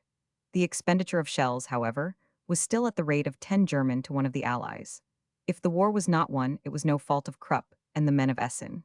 In 2 weeks, the British lost nearly 3,000 men from shell fire. Rheims Cathedral. It was at this time, September 20, that the Germans put a climax upon the long series of outrages and vandalisms of which their troops had been guilty by the bombardment of Rheims Cathedral, the Westminster Abbey of France. The act seems to have sprung from deliberate malice, for though it was asserted afterwards that the tower had been used as an artillery observation point, this is in the highest degree improbable, since the summit of the ridge upon the French side is available for such a purpose. The cathedral was occupied at the time by a number of German wounded, who were the sufferers by the barbarity of their fellow countrymen. The incident will always remain as a permanent record of the value of that culture over which we have heard such frantic boasts. The records of the French, Belgian, and British commissions upon the German atrocities, reinforced by the recollection of the burned University of Louvain and the shattered Cathedral of Rheims, will leave a stain upon the German armies which can never be erased. Their conduct is the more remarkable, since the invasion of 1870 was conducted with a stern but rigid discipline, which won the acknowledgement of the world. In spite of all the material progress and the superficial show of refinement, little more than a generation seems to have separated civilization from primitive barbarity, which attained such a pitch that no arrangement could be made by which the wounded between the lines could be brought in. Such was the code of a nominally Christian nation in the year 1914. Up to now, the heavier end of the fighting had been borne by Haig's First Corps, but from the 20th onwards, the 2nd and 3rd sustained the impact. The action just described, in which the West Yorkshires suffered so severely, was fought mainly by the 18th Brigade of Pulteney's 3rd Corps. On the 21st, it was the turn of the 2nd Corps. During the night, the 1st Wiltshire Battalion of McCracken's 7th Brigade was attacked, and making a strong counterattack in the morning, they cleared a wood with the bayonet and advanced the British line at that point. A subsequent attack upon the same brigade was repulsed. How heavy the losses had been in the wear and tear of 6 days' continual trench work is shown by the fact that, when on this date the 9th Brigade, Shaw's, was taken back for a rest, it had lost 30 officers and men since crossing the Aisne. The German heavy guns upon the 21st set fire to the village of Missy, but failed to dislodge the 1st East Surreys who held it. This battalion, in common with the rest of Ferguson's division, were dominated night and day by a plunging fire from above. It is worth recording that in spite of the strain, the hardship, and the wet trenches, the percentage of serious sickness among the troops was lower than the normal rate of a garrison town. A few cases of enteric appeared about this time, of which 6 were in one company of the Coldstream Guards. It is instructive to note that in each case, the man belonged to the uninoculated minority. Spies. A plague of spies infested the British and French lines at this period, and their elaborate telephone installations, leading from haystacks or from cellars, showed the foresight of the enemy. Some of these were German officers, who bravely took their lives in their hands from the patriotic motive of helping their country. Others, alas, were residents who had sold their souls for German gold. One such, a farmer, was found with a telephone within his house and no less a sum than £1,000 in specie. Many a battery concealed in a hollow, and many a convoy in a hidden road, were amazed by the accuracy of a fire which was really directed, not from the distant guns, but from some wayside hiding place. 15 of these men were shot and the trouble abated. The attacks upon the British trenches, which had died down for several days, were renewed with considerable vigor upon September 26. The first, directed against the First Queen's, was carried out by a force of about 1,000 men, who advanced in close order, and, coming under machine gun fire, were rapidly broken up. The second was made by a German battalion debouching from the woods in front of the 1st South Wales Borderers. This attack penetrated the line at one point, the left company of the regiment suffering severely, with all its officers down. The reserve company, with the help of the 2nd Welsh Regiment, retook the trenches after a hot fight which ended by the wood being cleared. The Germans lost heavily in this struggle, 80 of them being picked up on the very edge of the trench. The borderers also had numerous casualties, which totaled up to 7 officers and men, half of whom were actually killed. The army was now in a very strong position, for the trenches were so well constructed that unless a shell by some miracle went right in, no harm would result. The weather had become fine once more, and the flying service relieved the anxieties of the commanders as to a massed attack. The heavy artillery of the Allies was also improving from day to day, especially the heavy British howitzers, aided by aeroplane observers with a wireless installation. On the other hand, the guns were frequently hit by the enemy's fire. The 22nd RFA lost a gun, the 50th 3 guns, and other batteries had similar losses. Concealment had not yet been reduced to a science. At this period, the enemy seems to have realized that his attacks, whether against the British line or against the French armies which flanked it, and had fought throughout with equal tenacity, were a mere waste of life. The assaults died away or became mere demonstrations. Early in October, the total losses of the army upon the Aisne had been 561 officers and 980 men, a proportion which speaks well for the coolness and accuracy of the enemy's sharpshooters, while it exhibits our own forgetfulness of the lessons of the African War, where we learned that the officers should be clad and armed so like the men as to be indistinguishable even at short ranges. Of this large total, the Second Corps lost 136 officers and men, and the First Corps 348 officers and men, the remaining 77 officers and men being from the Third Corps and the cavalry. The siege and fall of Antwerp. It was at this period that a great change came over both the object and the locality of the operations.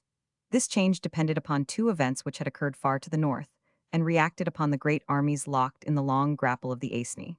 The first of these controlling circumstances was that, by the movement of the old troops and the addition of new ones, each army had sought to turn the flank of the other in the north, until the whole center of gravity of the war was transferred to that region. A new French army under General Castelnau, whose fine defense of Nancy had put him in the front of French leaders, had appeared on the extreme left wing of the Allies, only to be countered by fresh bodies of Germans, until the ever-extending line lengthened out to the manufacturing districts of Lens and Lille, where amid pit shafts and slag heaps the cavalry of the French and the Germans tried desperately to get round each other's flank. The other factor was the fall of Antwerp, which had released very large bodies of Germans, who were flooding over western Belgium, and, with the help of great new levies from Germany, carrying the war to the sand dunes of the coast. The operations which brought about this great change open up a new chapter in the history of the war. The actual events which culminated in the fall of Antwerp may be very briefly handled, since, important as they were not primarily part of the British task, and hence hardly come within the scope of this narrative. The Belgians, after the evacuation of Brussels in August, had withdrawn their army into the widespread fortress of Antwerp, from which they made frequent sallies upon the Germans who were garrisoning their country. Great activity was shown, and several small successes were gained, which had the useful effect of detaining two corps which might have been employed upon the Aisne. Eventually, towards the end of September, the Germans turned their attention seriously to the reduction of the city, with a well-founded confidence that no modern forts could resist the impact of their enormous artillery. They drove the garrison within the lines, and early in October opened a bombardment upon the outer forts, with such results that it was evidently only a matter of days before they would fall, and the fine old city be faced with the alternative of surrender or destruction. The Spanish fury of Parma's pikemen would be a small thing compared to the furor Teutonicus working its evil deliberate will upon town hall or cathedral, with the aid of fire disc, petrol spray, or other products of culture. The main problem before the Allies, if the town could not be saved, was to ensure that the Belgian army should be extricated, and that nothing of military value which could be destroyed should be left to the invaders. No troops were available for a rescue, for the French and British old formations were already engaged, while the new ones were not yet ready for action. In these circumstances, a resolution was come to by the British leaders which was bold to the verge of rashness, and so chivalrous as to be almost quixotic. It was determined to send out at the shortest notice a naval division, one brigade of which consisted of Marines, troops who are second to none in the country's service, while the other two brigades were young amateur sailor volunteers, most of whom had only been under arms for a few weeks. It was an extraordinary experiment, as testing how far the average sport-loving, healthy-minded young Briton needs only his equipment to turn him into a soldier who, in spite of all rawness and inefficiency, can still affect the course of a campaign. This strange force, one-third veterans and two-thirds practically civilians, was hurried across to do what it could for the failing town, and to demonstrate to Belgium how real was the sympathy which prompted us to send all that we had. A reinforcement of a very different quality was dispatched a few days later in the shape of the 7th Division of the Regular Army, with the 3rd Division of Cavalry. These fine troops were too late, however, to save the city, and soon found themselves in a position where it needed all their hardihood to save themselves. The Marine Brigade of the Naval Division under General Paris was dispatched from England in the early morning and reached Antwerp during the night of October 3. They were about 2,000 in number. Early next morning they were out in the trenches, relieving some weary Belgians. The Germans were already within the outer enceinte and drawing close to the inner. For 48 hours they held the line in the face of heavy shelling. The cover was good and the losses were not heavy. At the end of that time, the Belgian troops, who had been a good deal worn by their heroic exertions, were unable to sustain the German pressure, and evacuated the trenches on the flank of the British line. The brigade then fell back to a reserve position in front of the town. On the night of the 5th, the two other brigades of the division, numbering some 5,000 amateur sailors, arrived in Antwerp, and the whole force assembled on the new line of defense. Mr. Winston Churchill showed his gallantry as a man, and his indiscretion as a high official, whose life was of great value to his country, by accompanying the force from England. The bombardment was now very heavy, and the town was on fire in several places. The equipment of the British left much to be desired, and their trenches were as indifferent as their training. None the less they played the man, and lived up to the traditions of that great service upon whose threshold they stood. For 3 days these men, who a few weeks before had been anything from schoolmasters to tram conductors, held their perilous post. They were very raw, but they possessed a great asset in their officers, who were usually men of long service. But neither the lads of the naval brigades, nor the war-worn and much-enduring Belgians, could stop the mouths of those inexorable guns. On the 8th it was clear that the forts could no longer be held. The British task had been to maintain the trenches which connected the forts with each other, but if the forts went, it was clear that the trenches must be outflanked and untenable. The situation, therefore, was hopeless, and all that remained was to save the garrison and leave as little as possible for the victors. Some 30 or 40 German merchant ships in the harbor were sunk, and the great petrol tanks were set on fire. By the light of the flames, the Belgian and British forces made their way successfully out of the town, and the good service rendered later by our allies upon the Usser, and elsewhere, is the best justification of the policy, which made us strain every nerve in order to do everything which could have a moral or material effect upon them in their darkest hour. Had the British been able to get away unscathed, the whole operation might have been reviewed with equanimity if not with satisfaction, but, unhappily, a grave misfortune, arising rather from bad luck than from the opposition of the enemy, came upon the retreating brigades, so that very many of our young sailors, after their 1 week of crowded life, came to the end of their active service for the war. On leaving Antwerp, it had been necessary to strike to the north, in order to avoid a large detachment of the enemy, who were said to be upon the line of the retreat. The boundary between Holland and Belgium is at this point very intricate, with no clear line of demarcation, and a long column of British somnambulists, staggering along in the dark after so many days in which they had for the most part never enjoyed 2 consecutive hours of sleep, wandered over the fatal line and found themselves in firm but kindly Dutch custody for the rest of the war. Some fell into the hands of the enemy, but the great majority were interned.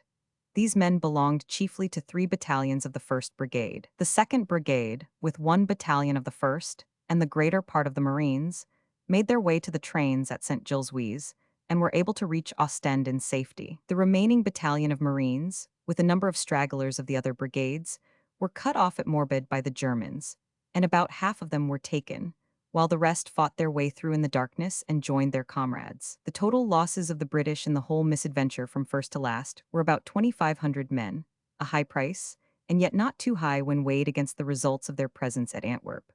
On October 10, the Germans under General von Bisseler occupied the city.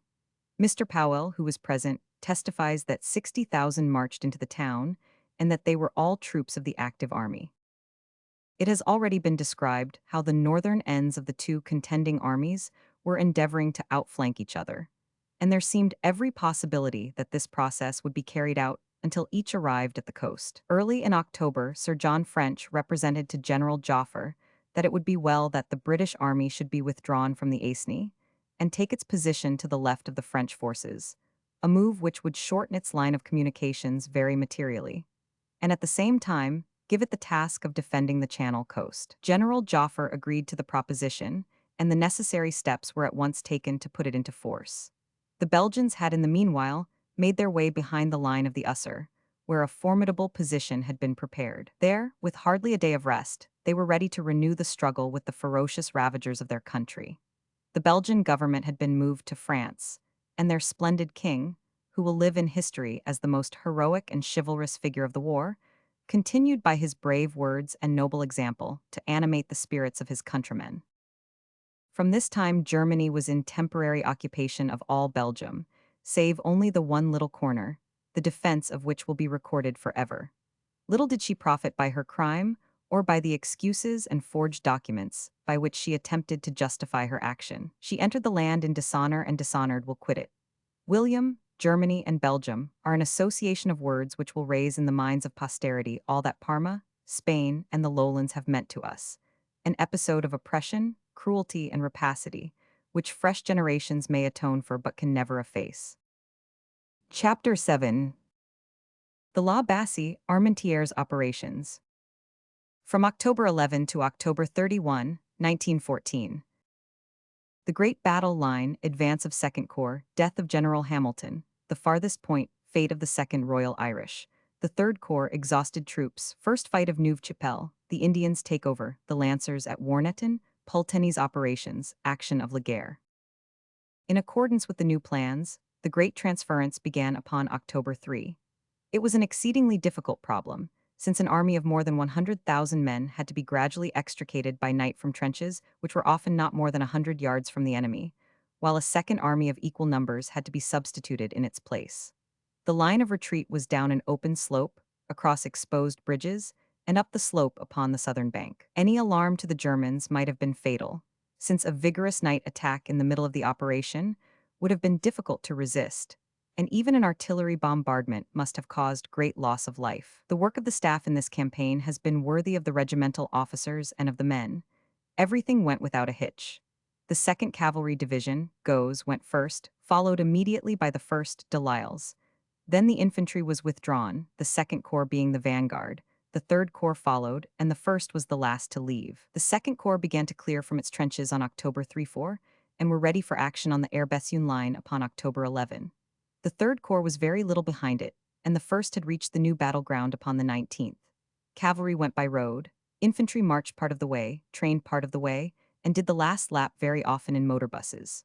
One way or another the men were got across, the Aisne trenches were left forever, and a new phase of the war had begun. From the chalky uplands and the wooded slopes there was a sudden change to immense plains of clay, with slow, meandering, ditch-like streams, and all the hideous features of a great coal field added to the drab monotony of nature. No scenes could be more different, but the same great issue of history and the same old problem of trench and rifle were finding their slow solution upon each.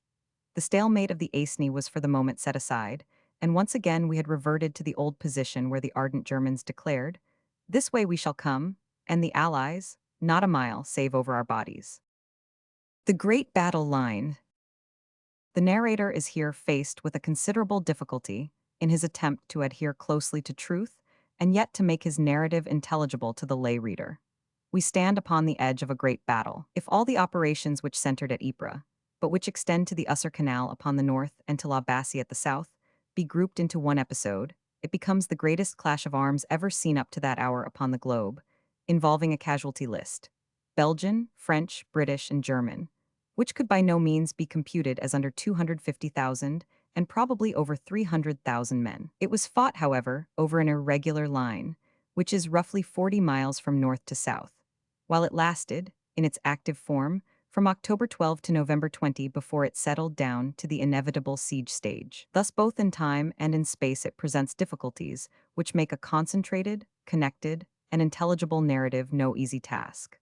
In order to attempt this, it is necessary first to give a general idea of what the British Army, in conjunction with its allies, was endeavoring to do, and secondly, to show how the operations affected each corps in its turn. During the operations of the Aisne, the French had extended the Allied line far to the north in the hope of outflanking the Germans. The new 10th French Army, under General Foch, formed the extreme left of this vast maneuver, and it was supported on its left by the French cavalry. The German right had lengthened out, however, to meet every fresh extension of the French, and their cavalry had been sufficiently numerous and alert to prevent the French cavalry from getting round. Numerous skirmishes had ended in no definite result. It was at this period that it occurred, as already stated, to Sir John French that to bring the whole British army round to the north of the line would both shorten very materially his communications, and would prolong the line to an extent which might enable him to turn the German flank and make their whole position impossible. General Joffre having endorsed these views, Sir John took the steps which we have already seen. The British movement was, therefore, at the outset an aggressive one. How it became defensive as new factors intruded themselves, and as a result of the fall of Antwerp, will be shown at a later stage of this account. As the Second Corps arrived first upon the scene, it will be proper to begin with some account of its doings from October 12, when it went into action, until the end of the month, when it found itself brought to a standstill by superior forces and placed upon the defensive. The doings of the Third Corps during the same period will be interwoven with those of the Second, since they were in close cooperation. And, finally, the fortunes of the First Corps will be followed, and the relation shown between its doings and those of the newly arrived 7th Division, which had fallen back from the vicinity of Antwerp and turned at bay near Ypres upon the pursuing Germans. Coming from different directions, all these various bodies were destined to be formed into one line, cemented together by their own dismounted cavalry and by French reinforcements, so as to lay an unbroken breakwater before the great German flood. The task of the Second Corps was to get into touch with the left flank of the 10th French Army in the vicinity of La Bassée, and then to wheel round its own left so as to turn the position of those Germans who were facing our allies. The line of the Bethune-Lille road was to be the hinge, connecting the two armies and marking the turning point for the British. On the 11th Gaux's 2nd Cavalry Division was clearing the woods in front of the Aire-Bethune Canal, which marked the line of the Second Corps. By evening Gaux had connected up the 3rd Division of the Second Corps with the 6th Division of the Third Corps, which was already at Hazebrouck. On the 12th, the 3rd Division crossed the canal, followed by the 5th Division, with the exception of the 13th Brigade, which remained to the south of it. Both divisions advanced more or less north before swinging round to almost due east in their outflanking movement. The rough diagram gives an idea of the point from which they started, and the positions reached at various dates before they came to an equilibrium. There were many weary stages, however, between the outset and the fulfillment, and the final results were destined to be barren as compared with the exertions and the losses involved. None the less it was, as it proved, an essential part of that great operation by which the British, with the help of their good allies, checked the German advance upon Calais in October and November, even as they had helped to head them off from Paris in August and September. During these 4 months, the little British army, far from being negligible, as some critics had foretold would be the case in a continental war, was absolutely vital in holding the Allied line and taking the edge off the hacking German sword. Diagram to illustrate operations of Smith-Dorrien's 2nd Corps and Pulteney's 3rd Corps from October 11 to Oct. 19, 1914.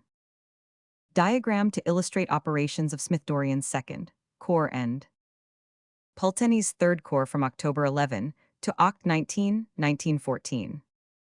The 3rd Corps, which had detrained at St. Omer and moved to Hazebrouck, was intended to move in touch with the 2nd, prolonging its line to the north. The 1st and 2nd British Cavalry Divisions, now under the command of Doyle and of Gough, with Allenby as chief, had a role of their own to play, and the space between the 2nd and 3rd Corps was now filled up by a French cavalry division under Conan, a wholehearted soldier always ready to respond to any call. There was no strong opposition yet in front of the 3rd Corps, but General Pulteney moved rapidly forwards, brushed aside all resistance, and seized the town of Bailleul. A German position in front of the town, held by cavalry and infantry without guns, was rushed by a rapid advance of Haldane's 10th Infantry Brigade, the 2nd Seaforths particularly distinguishing themselves, though the 1st Warwick's Ernst Irish Fusiliers had also a good many losses, the Irishmen clearing the trenches to the cry of Foabalag, which has sounded so often upon battlefields of old. The 10th Brigade was on the left of the corps, and in touch with the 2nd Cavalry Division to the north. The whole action, with its swift advance and moderate losses, was a fine vindication of British infantry tactics. On the evening of October 15, the 3rd Corps had crossed the Lys, and on the 18th they extended from Warneton in the north to almost within touch of the position of the 2nd Corps at Aubers upon the same date. Advance of 2nd Corps. The country to the south in which the 2nd Corps was advancing upon October 12 was an extraordinarily difficult one, which offered many advantages to the defense over the attack. It was so flat that it was impossible to find places for artillery observation, and it was intersected with canals, high hedgerows, and dikes, which formed ready-made trenches. The Germans were at first not in strength, and consisted for the most part of dismounted cavalry drawn from 4 divisions, but from this time onwards there was a constant fresh accession of infantry and guns. They disputed with great skill and energy every position which could be defended, and the British advance during the day, though steady, was necessarily slow. Every hamlet, hedgerow, and stream meant a separate skirmish. The troops continually closed ranks, advanced, extended, and attacked from morning to night, sleeping where they had last fought. There was nothing that could be called a serious engagement, and yet the losses, almost entirely from the 3rd Division, amounted to 300 for the day, the heaviest sufferers being the 2nd Royal Scots. On the next day, the 13th, the corps swung round its left so as to develop the turning movement already described. Its front of advance was about 8 miles, and it met resistance which made all progress difficult. Again, the 8th Brigade, especially the Royal Scots Anth Middlesex, lost heavily. So desperate was the fighting that the Royal Scots had casualties, including 9 officers, and the Middlesex fared little better.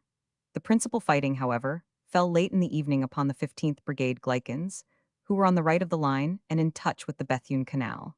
The enemy, whose line of resistance had been considerably thickened by the addition of several battalions of Jaeger and part of the 14th Corps, made a spirited counterattack on this portion of the advance. The 1st Bedfords were roughly handled and driven back, with the result that the 1st Dorsets, who were stationed at a bridge over the canal near Givenchy, found their flanks exposed and sustained heavy losses, amounting to 400 men, including Major Roper. Colonel Balls of the same regiment enjoyed one crowded hour of glorious life, for he was wounded, captured, and escaped all on the same evening. It was in this action also that Major Vandeleur was wounded and captured. A section of guns which was involved in the same dilemma, as the Dorsets had to be abandoned after every gunner had fallen. The 15th Brigade was compelled to fall back for half a mile and entrench itself for the night. On the left, the 7th Brigade, McCracken's, had some 80 casualties in crossing the Lys, and a detachment of Northumberland Fusiliers, who covered their left flank, came under machine gun fire, which struck down their adjutant, Captain Herbert, and a number of men. Altogether, the losses on this day amounted to about 1,200 men. Death of General Hamilton. On the 14th, the 2nd Corps continued its slow advance in the same direction. Upon this day, the 3rd Division sustained a grievous loss in the shape of its commander, General Sir Hubert Hamilton, who was standing conversing with the quiet nonchalance which was characteristic of him, when a shell burst above him, and a shrapnel bullet struck him on the temple, killing him at once. He was a grand commander, beloved by his men, and destined for the highest had he lived. He was buried that night after dark in a village churchyard. There was an artillery attack by the Germans during the service, and the group of silent officers, weary from the fighting line, who stood with bowed heads round the grave, could hardly hear the words of the chaplain for the whiz and crash of the shells. It was a proper ending for a soldier. His division was temporarily taken over by General Colin Mackenzie. On this date, the 13th Brigade, on the south of the canal, was relieved by French troops, so that henceforward all the British were to the north. For the 3 preceding days, this brigade had done heavy work, the pressure of the enemy falling particularly upon the 2nd Scottish Borderers, who lost Major Allen and a number of other officers and men. The 15th was a day of spirited advance, the 3rd Division offering sacrifice in the old warrior fashion to the shade of its dead leader. Guns were brought up into the infantry line, and the enemy was smashed out of entrenched positions and loopholed villages in spite of a most manful resistance. The soldiers carried long planks with them and threw them over the dikes on their advance. Mile after mile, the Germans were pushed back, until they were driven off the high road which connects Esters with La Bassée. The 1st Northumberland Anth Royal Fusiliers of the 9th Brigade and the 2nd Royal Scots Anth Middlesex of the 8th particularly distinguished themselves in this day of hard fighting. By the night of the 15th, the Corps had lost 90 officers and men in the 4 days, the disproportionate number of officers being due to the broken nature of the fighting, which necessitated the constant leading of small detachments. The German resistance continued to be admirable. On the 16th, the slow-wheeling movement of the Second Corps went steadily, though slowly, forward, meeting always the same stubborn resistance. The British were losing heavily by the incessant fighting, but so were the Germans, and it was becoming a question which could stand punishment longest. In the evening, the 3rd Division was brought to a stand by the village of Aubers, which was found to be strongly held. The 5th Division was instructed to mark time upon the right, so as to form the pivot upon which all the rest of the Corps could swing round in their advance on La Bassée. At this date, the 3rd Corps was no great distance to the north, and the 1st Corps was detraining from the Aisne. As the 7th Division with Byng's 3rd Cavalry Division were reported to be in touch with the other forces in the north, the concentration of the British Army was approaching a successful issue. The weather up to now during all the operations which have been described was wet and misty, limiting the use of artillery and entirely preventing that of aircraft. The farthest point. On the 17th, the advance was resumed and was destined to reach the extreme point which it attained for many a long, laborious month. This was the village of Hurleys, northeast of La Bassée, which was attacked in the evening by Shaw's 9th Brigade and was carried in the dusk at the point of the bayonet by the 1st Lincolns and the 4th Royal Fusiliers. About the same time, the Scots Fusiliers and Northumberlands had stormed Aubers. The 7th Brigade was less fortunate at the adjoining village of Illies, where they failed to make a lodgment. But the French cavalry on the extreme left, with the help of the 2nd Royal Irish, captured Fromelles. The 5th Division also came forward a little, the right flank still on the canal, but the left bending round so as to get to the north of La Bassée. The 1st Devons, who had taken the place of the Dorsets, pushed forward with such fire that they were half a mile ahead of the army and in great danger of being cut off, but by individual coolness and resource, they managed to get back to safety. On the 18th, Sir Charles Ferguson, who had done good work with the army from the first gunshot of the war, was promoted to a higher rank, and the command of the 5th Division passed over to General Morland. Thus, both divisions of the 2nd Corps changed their commanders within a week. On this date, the infantry of the 14th Brigade, with some of the 13th Brigade, were within 800 yards of La Bassée, but found it so strongly held that it could not be entered, the Scottish borderers losing heavily in a very gallant advance. The village of Illies also remained impregnable, being strongly entrenched and loopholed. Shaw's 9th Brigade took some of the trenches, but found their left flank exposed, so had to withdraw nearly half a mile and to entrench. In this little action, the 1st Royal Scots Fusiliers bore the brunt of the fighting and the losses. 8 officers and nearly 200 men of this regiment were killed or wounded. A fresh German division came into action this day, and their artillery was stronger, so that the prospects of future advance were not particularly encouraging. The British artillery was worked very hard, being overmatched and yet undefeatable. The strain both upon the men and the officers was constant, and the observation officers showed great daring and tenacity. Fate of the 2nd Royal Irish. On the 19th, neither the 3rd nor the 5th Divisions made any appreciable progress, but one battalion was heavily engaged and added a fresh record to its ancient roll of valor. This was the 2nd Royal Irish under Major Daniel, who attacked the village of Lapilly, rather forward from the British left, in cooperation with the French cavalry. The Irish infantry charged over 800 yards of clear ground, carried the village by storm, and entrenched themselves within it.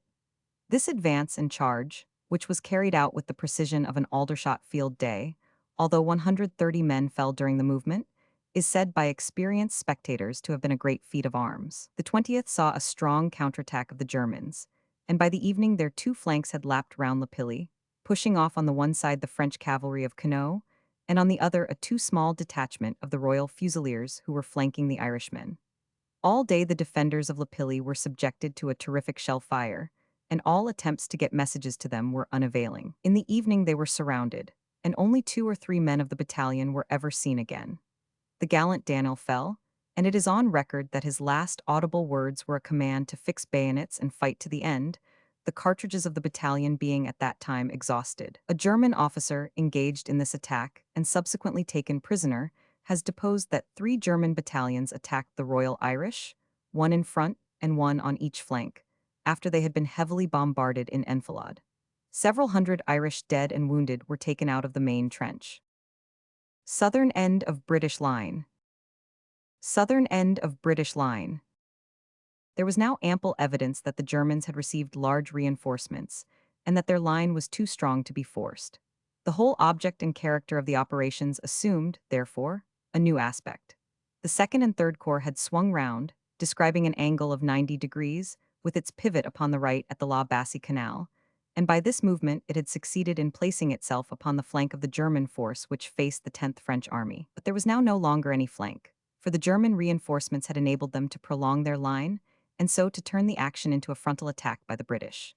Such an attack in modern warfare can only hope for success when carried out by greatly superior numbers, whereas the Germans were now stronger than their assailants, having been joined by one division of the 7th Corps, a brigade of the 3rd Corps, and the whole of the 14th Corps, part of which had already been engaged. The 3rd Corps. The increased pressure was being felt by the 3rd Corps on the Lys, as well as by the 2nd to the south of them. Indeed, as only a few miles intervened between the two, they may be regarded as one for these operations. We have seen that, having taken the town of Bailleul, Pulteney's corps had established itself across the Lys, and occupied a line from Warneton to Radingham upon October 18. The latter village had been taken on that day by the 16th Brigade in an action in which the 1st Buffs and York and Lancasters lost heavily, the latter being ambushed as it pursued the enemy and losing 11 officers and men. Colonel Cobbold fell back upon the village and held it successfully. Pulteney was now strongly attacked, and there was a movement of the Germans on October 20 as if to turn his right and slip in between the two British corps. The action was carried on into the 21st, the enemy still showing considerable energy and strength. The chief German advance during the day was north of La Bassée. It came upon the village of Lorgies, which was the point where the South Lancashires, of McCracken's 7th Brigade, forming the extreme right of the 3rd Division, were in touch with the East Surreys and Duke of Cornwalls of the 14th Brigade, forming the extreme left of the 5th Division. It is necessary to join one's flats carefully in the presence of the Germans, for they are sharp critics of such matters. In this instance, a sudden attack near Illies drove in a portion of the 2nd South Lancashires. This attack also destroyed the greater part of a company of the 1st Cornwalls in support. An ugly gap was left in the line, but the remainder of the Cornwalls, with the help of a company of the 1st West Kents and the ever-constant artillery, filled it up during the rest of the day, and the 2nd Yorkshire Light Infantry took it over the same night, the Cornishmen retiring with heavy losses but a great deal of compensating glory. The temporary gap in the line exposed the right flank of the 3rd Worcesters, who were next to the South Lancashires. They lost heavily in killed and wounded, their colonel, Stewart, being among the latter, though his injury did not prevent him from remaining in the battle line. Apart from this action at Lorgies, the 19th Brigade Gordons, upon the flank of Pulteney's corps, sustained a very heavy attack, being driven back for some distance. It had been ordered to occupy Fromelles, and so close the gap which existed at that time between the left of the 2nd and the right of the 3rd Corps, situated respectively at Aubers and Radingham. The chief fighting occurred at the village of Mesnil, close to Fromelles. This village was occupied by the 2nd Argylls and half the 1st Middlesex, but they were driven out by a severe shell fire followed by an infantry advance. The brigade fell back in good order, the regiments engaged having lost about 300 men. They took up a position on the right of the 16th Infantry Brigade at La Bautillerie, and there they remained until November 17, one severe attack falling upon them on October 29, which is described under that date.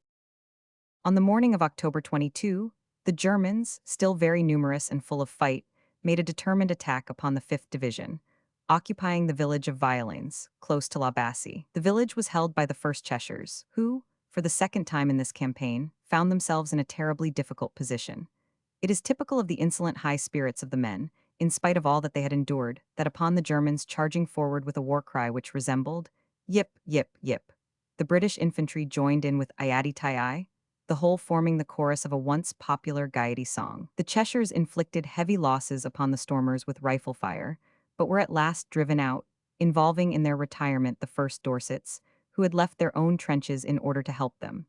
Both regiments, but especially the Cheshires, had grievous losses in casualties and prisoners. On advancing in pursuit, the Germans were strongly counterattacked by the 2nd Manchesters and the 1st Cornwalls, supported by the 3rd Worcesters, who, by their steady fire, brought them to a standstill, but were unable to recover the ground that had been lost, though the Cornwalls, who had been fighting with hardly a pause for 48 hours, succeeded in capturing one of their machine guns.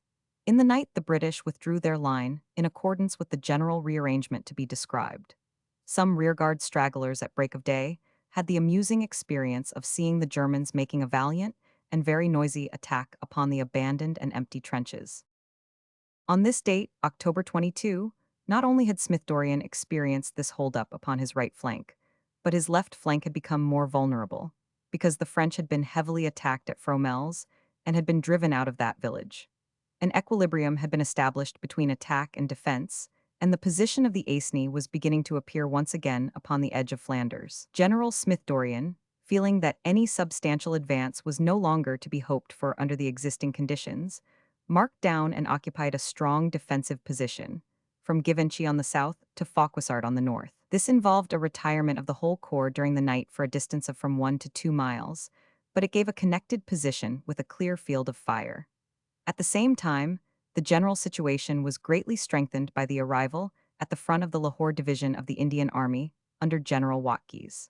These fine troops were placed in reserve behind the 2nd Corps in the neighborhood of Loken. Exhausted troops. It is well to remember at this point what Smith-Dorrien's troops had already endured during the 2 months that the campaign had lasted. Taking the strength of the corps at 37,000 men, they had lost, roughly, 10,000 men in August, 10,000 in September, and up to date in these actions of October. It is certain that far less than 50% of the original officers and men were still with the colors, and drafts can never fully restore the unity and spirit of a homogeneous regiment, where every man knows his company leaders and his platoon. In addition to this, they had now fought night and day for nearly a fortnight, with broken and insufficient sleep, laying down their rifles to pick up their spades, and then once again exchanging spade for rifle, while soaked to the skin with incessant fogs and rain, and exposed to that most harassing form of fighting where every clump and hedgerow covers an enemy. They were so exhausted that they could hardly be woken up to fight. To say that they were now nearing the end of their strength, and badly in need of a rest, is but to say that they were mortal men and had reached the physical limits that mortality must impose. The French cavalry divisions acting as links between Pulteney and Smith-Dorrien were now relieved by the 8th Jullundur, Indian Infantry Brigade, containing the 1st Manchesters, 59th Sindh Rifles, 15th Ant Sikhs. It may be remarked that each Indian brigade is made up of 3 Indian and 1 British battalion. This change was effected upon October 24, a date which was marked by no particular military event, save that the 3rd Division lost for a time the services of General Beauchamp Doran, who returned to England. General Doran had done great service in leading what was perhaps the most hard-worked brigade in a hard-worked division. General Bowes took over the command of the 8th Infantry Brigade. On the night of October 24, determined attacks were made upon the trenches of the 2nd Corps at the Bois de Bise, near Neuve-Chapelle, but were beaten off with heavy loss to the enemy, who had massed together 12 battalions in order to rush a particular part of the position. The main attack fell upon the 1st Wiltshires and the 2nd Royal Irish Rifles, belonging to McCracken's 7th Brigade, and also upon the 15th Sikhs, who seemed to have been the first Indians to be seriously engaged, having nearly 200 casualties. The 8th Brigade were also involved in the fight. The Germans had some temporary success in the center of the trenches of the 3rd Division, where, in the darkness, they pushed back the 1st Gordon Highlanders, who lost very heavily. As the Highlanders fell back, the 2nd Royal Scots upon their right swung back its flank companies, covered the retirement, and then, straightening their ranks again, flung the Germans, at the point of their bayonets, out of the trenches. It was one of several remarkable feats which this fine battalion has performed in the war. Next morning, the captured trenches were handed over to the care of the 4th Middlesex. First Fight of Neuve Chapelle. The pressure upon the exhausted troops was extreme upon this day, for a very severe attack was made also upon the 5th Division, holding the right of the line. The soldiers, as already shown, were in no condition for great exertions, and yet, after their wont, they rose grandly to the occasion. The important village of Givenchy, destined for many a long month to form the advanced post upon the right of the army, was held by the 1st Norfolk's Ants Devons, who defied all efforts of the enemy to dislodge them. Nevertheless, the situation was critical and difficult for both divisions, and the only available support, the 1st Manchesters from the Lahore Division, were pushed up into the fighting line and found themselves instantly engaged in the neighborhood of Givenchy. It was dreadful weather, the trenches a quagmire, and the rifle bolts often clogged with the mud. On the 26th, Sir John French, realizing how great was the task with which the weary corps was faced, sent up 2 batteries of 4.7 guns, which soon lessened the volume of the German artillery attack. At the same time, General Meister, of the 21st French Corps, sent 2 of his batteries and 2 of his battalions. Thus strengthened, there was no further immediate anxiety as to the line being broken, especially as upon the 26th Marshal French, carefully playing card after card from his not overstrong hand, placed the 2nd Cavalry Division and 3 more Indian battalions in reserve to Smith-Dorrien's corps. The German advance had by no means spent itself, as on this day they came to close grips with the 2nd Irish Rifles and established themselves firmly in the village of Neuve Chapelle, near the center of the British line, inflicting heavy loss upon the Royal Fusiliers, who tried to restore the position. A number of attacks were made to regain this village next day, in which as strange a medley of troops were employed as could ever before have found themselves as comrades in so minor an operation. There were South Lancashires, Royal Fusiliers, 9th Bhopal Infantry, 47th Sikhs, Chasseurs Alpins, and other units. In spite of, or possibly on account of, this international competition, the village remained with the Germans, who were strongly reinforced and managed by their shell fire to clear some of the nearest trenches and gain some additional ground, hitting the 1st Wiltshires and Irish Rifles hard and making a number of prisoners, 200 or 300 in all. Again, the times had become critical, the more so as the 8th Indian Brigade to the north had also been attacked and roughly handled. The indomitable Smith-Dorrien was determined to have his village, however, and in the neighboring French cavalry commander, General Conan, he found a worthy colleague who was ready to throw his last man into the venture. The 2nd Cavalry, now under General Mullins, was also ready, as our cavalry has always been, to spring in as a makeweight when the balance trembled. The German losses were known to have been tremendous, and it was hoped that the force of their attack was spent. On the 28th, the assault was renewed, prefaced by a strong artillery preparation, but again it was brought to a standstill. The 47th Sikhs fought magnificently from loopholed house to house, as did the Indian sappers and miners, while the cavalry showed themselves to be admirable infantry at a pinch. But the defense was still too strong and the losses too severe, though at one time Colonel McMahon, with his Fusiliers, had seized the whole north end of the village. Some 60 officers and men had fallen in the day's venture, including 70 of the cavalry. The night fell with Neuve Chapelle still in the hands of the enemy, and the British troops to the north, east, and west of it in a semicircle. The 14th Brigade, coming up after dark, found the 1st West Kent Regiment reduced to 2 officers and men, and the 2nd Yorkshire Light Infantry at about the same strength, still holding on to positions which had been committed to them 3 days before. The conduct of these 2 grand regiments upon that and the previous days excited the admiration of everyone, for, isolated from their comrades, they had beaten off a long succession of infantry attacks and had been enfiladed by a most severe shell fire. 2nd Lieutenant White, with a still younger officer named Russell, formed the whole staff of officers of the West Kents. Major Buckle, Captain Legard, and many others having been killed or wounded, Penny and Crossley, the two sergeant majors did great work, and the men were splendid. These Shire regiments, raised from the very soil of England, reflect most nearly her national qualities, and in their stolid invincibility form a fitting framework of a great national army. Speaking to the West Kents of this episode, General Smith-Dorrien said, "There is one part of the line which has never been retaken, because it was never lost. It was the particular trenches which your battalion held so grimly during those terrific 10 days." General view of seat of operations. General view of seat of operations. These determined efforts were not spent in vain, for the Germans would not bide the other brunt. Early on the 29th, the British patrols found that Neuve-Chapelle had been evacuated by the enemy, who must have lost several thousand men in its capture and fine subsequent defense. In this village fighting, the British were much handicapped at this time by the want of high explosive shells to destroy the houses. The enemy's artillery made it impossible for the British to occupy it, and some time later it reverted to the Germans once more, being occupied by the 7th Westphalian Corps. It was made an exceedingly strong advanced position by the Germans, but it was reoccupied by the British 4th Corps, Rawlinson's, and the Indian Corps, Wilcox, upon March 10 in an assault which lasted 3 days, and involved a loss of 12,000 men to the attackers and at least as many to the defenders. This battle will be described among the operations of the spring of 1915, but it is mentioned now to show how immutable were the lines between these dates. The southern or La Bassée end of the line had also been attacked upon the 28th anth, and the 2nd Manchesters driven from their trenches, which they instantly regained, killing 70 of the enemy and taking a number of prisoners.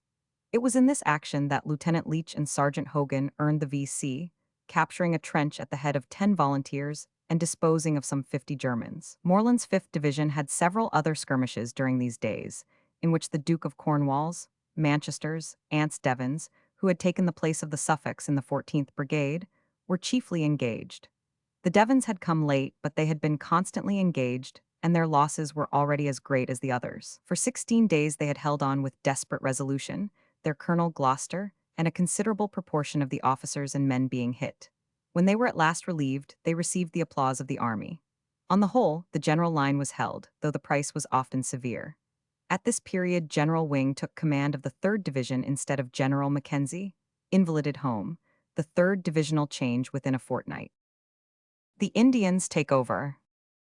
The arduous month of October was now drawing to a close, and so it was hoped were the labors of the weary 2nd Corps. Already, on the top of all their previous casualties, they had lost 360 officers and men, since on October 12 they had crossed the La Bassée Canal. The spirit of the men was unimpaired for the most part. Indeed, it seemed often to rise with the emergency. But the thinning of the ranks, the incessant labor, and the want of sleep had produced extreme physical exhaustion. Upon October 29, it was determined to take them out of the front line and give them the rest which they so badly needed. With this end in view, Sir James Wilcox's Indian Corps was moved to the front, and it was gradually substituted for the attenuated regiments of the 2nd Corps in the first row of trenches. The greater part of the corps was drawn out of the line, leaving 2 brigades and most of the artillery behind to support the Indians. That the latter would have some hard work was speedily apparent, as upon this very day the 8th Gurkhas were driven out of their trenches. With the support of a British battalion, however, and of Vaughan's Indian rifles they were soon recovered, though Colonel Venner of the latter corps fell in the attack. This warfare of unseen enemies and enormous explosions was new to the gallant Indians, but they soon accommodated themselves to it, and moderated the imprudent gallantry which exposed them at first to unnecessary loss. Here, at the end of October, we may leave the 2nd Corps. It was speedily apparent that their services were too essential to be spared, and that their rest would be a very nominal one.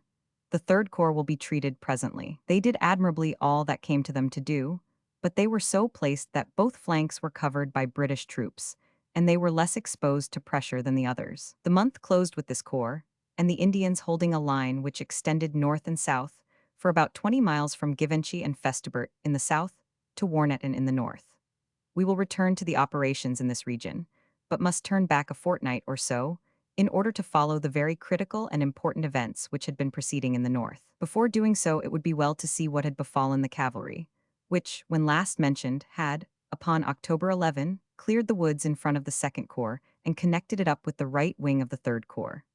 This was carried out by Gough's 2nd Cavalry Division, which was joined next day by Delisle's 1st Division, the whole under General Allenby. This considerable force moved north upon October 12 in, pushing back a light fringe of the enemy and having one brisk skirmish at Mont des Cats, a small hill crowned by a monastery, where the body of a Prince of Hesse was picked up after the action. Still fighting its way, the cavalry moved north to Berthen, and then turned eastwards towards the Lys to explore the strength of the enemy and the passages of the river in that direction.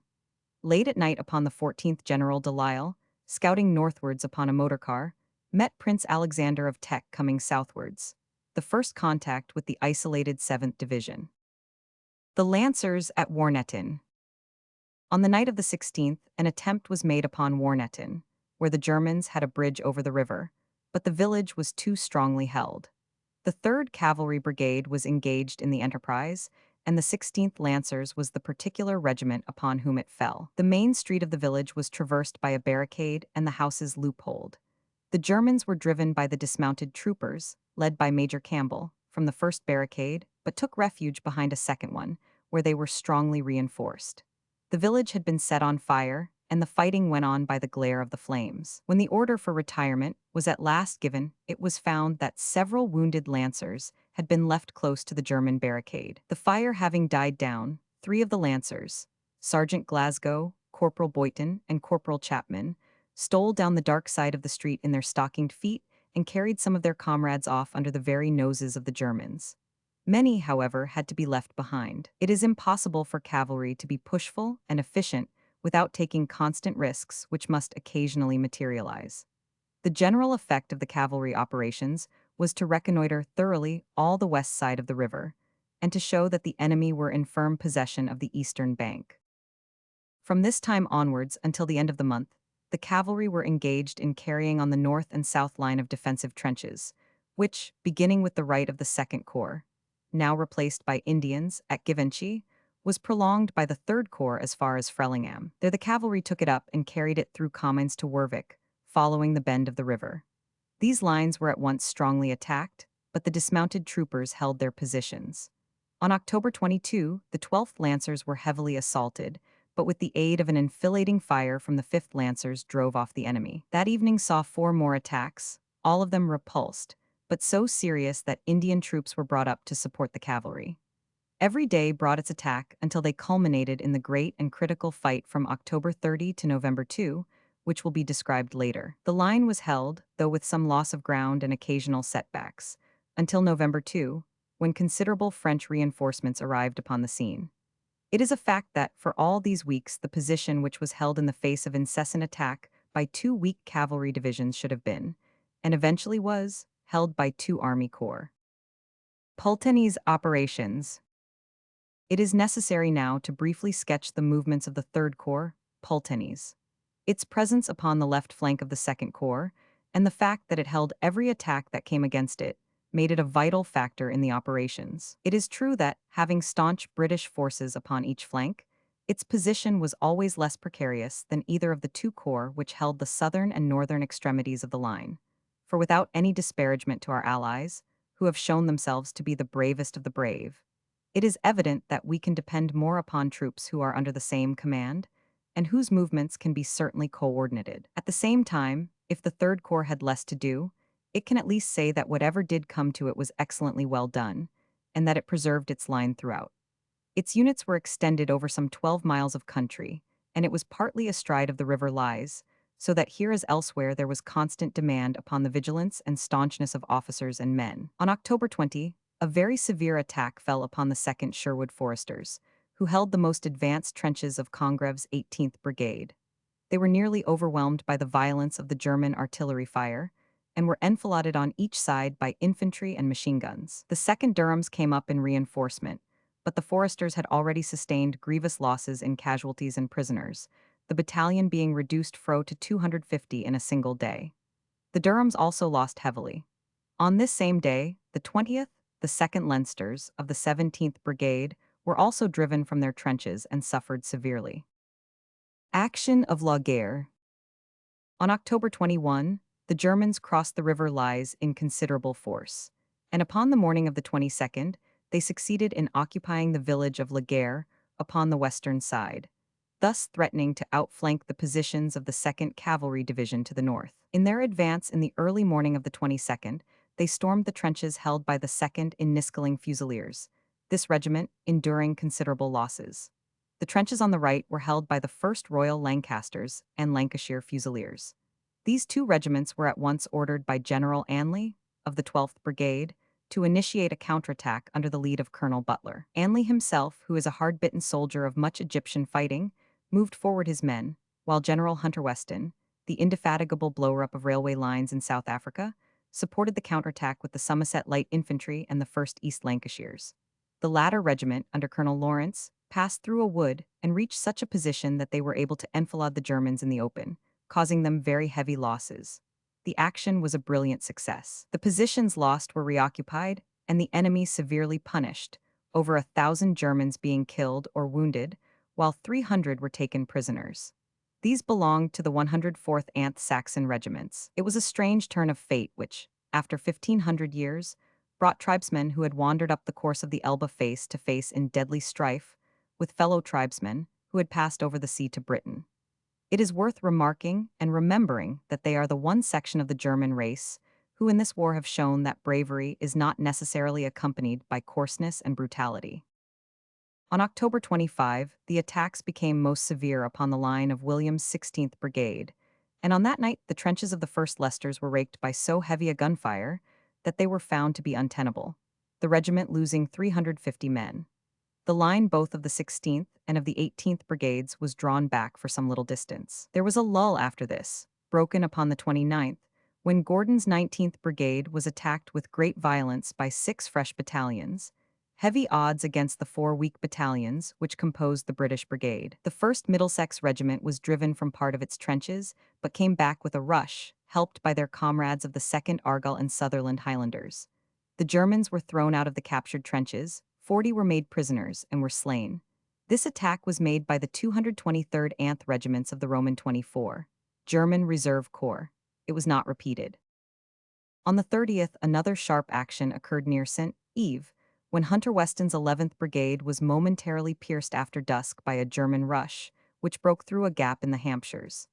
The Somerset Light Infantry, under Major Prowse, came back upon them and the trenches were regained. In all such actions, it is to be remembered that where a mass of men can suddenly be directed against scattered trenches which will only hold a few, it is no difficult matter to carry them, but at once the conditions reverse themselves and the defenders mass their supports, who can usually turn the intruders out once more. This brings the general record of the doings of the 3rd Corps down to the end of October, the date on which we cease the account of the operations at the southern end of the British line. We turn from this diffuse and difficult story, with its ever-varying positions and units, to the great epic of the North, which will be inseparably united forever with the name of Ypres. Chapter 8. The First Battle of Ypres. Up to the action of Geluvelt, October 31. The 7th Division, its peculiar excellence, its difficult position, a deadly ordeal, desperate attacks on 7th Division, destruction of 2nd Wilts, hard fight of 20th Brigade, arrival of 1st Corps, advance of Haig's Corps, fight of Pilken in bravery of enemy, advance of 2nd Division, fight of Cruzake Crossroads, fight of Zandvoort, fight of Geluvelt, advance of Worcesters, German recoil, general result, a great crisis. It has already been seen that the 7th Division, Kappers, being the first half of Rawlinson's 4th First Army Corps, had retired south and west after the unsuccessful attempt to relieve Antwerp. It was made up as follows. The 7th Division. Division Roman 7, General Kapper. 20th Infantry Brigade, General Ruggles-Bryce. 1st Grenadier Guards. 2nd Scots Guards. 2nd Border Regiment. 2nd Gordon Highlanders. 2 LSD Infantry Brigade, General Walls. 2nd Bedfords. 2nd Yorks. 2nd Wilts. 2nd Scots Fusiliers. 22nd Infantry Brigade, General Lawforce South Staffords. 2nd Warwicks. 2nd Queen's West Surrey. 1st Welsh Fusiliers. Artillery. 22nd Brigade RFA. 35th Brigade RFA, 3rd RGA, 111th RGA, 112th RGA, 14th Brigade RHACF. Engineers, 5455 FCO, 7 Signal Co, Divisional Cavalry, Northumberland Yeomanry. Its peculiar excellence.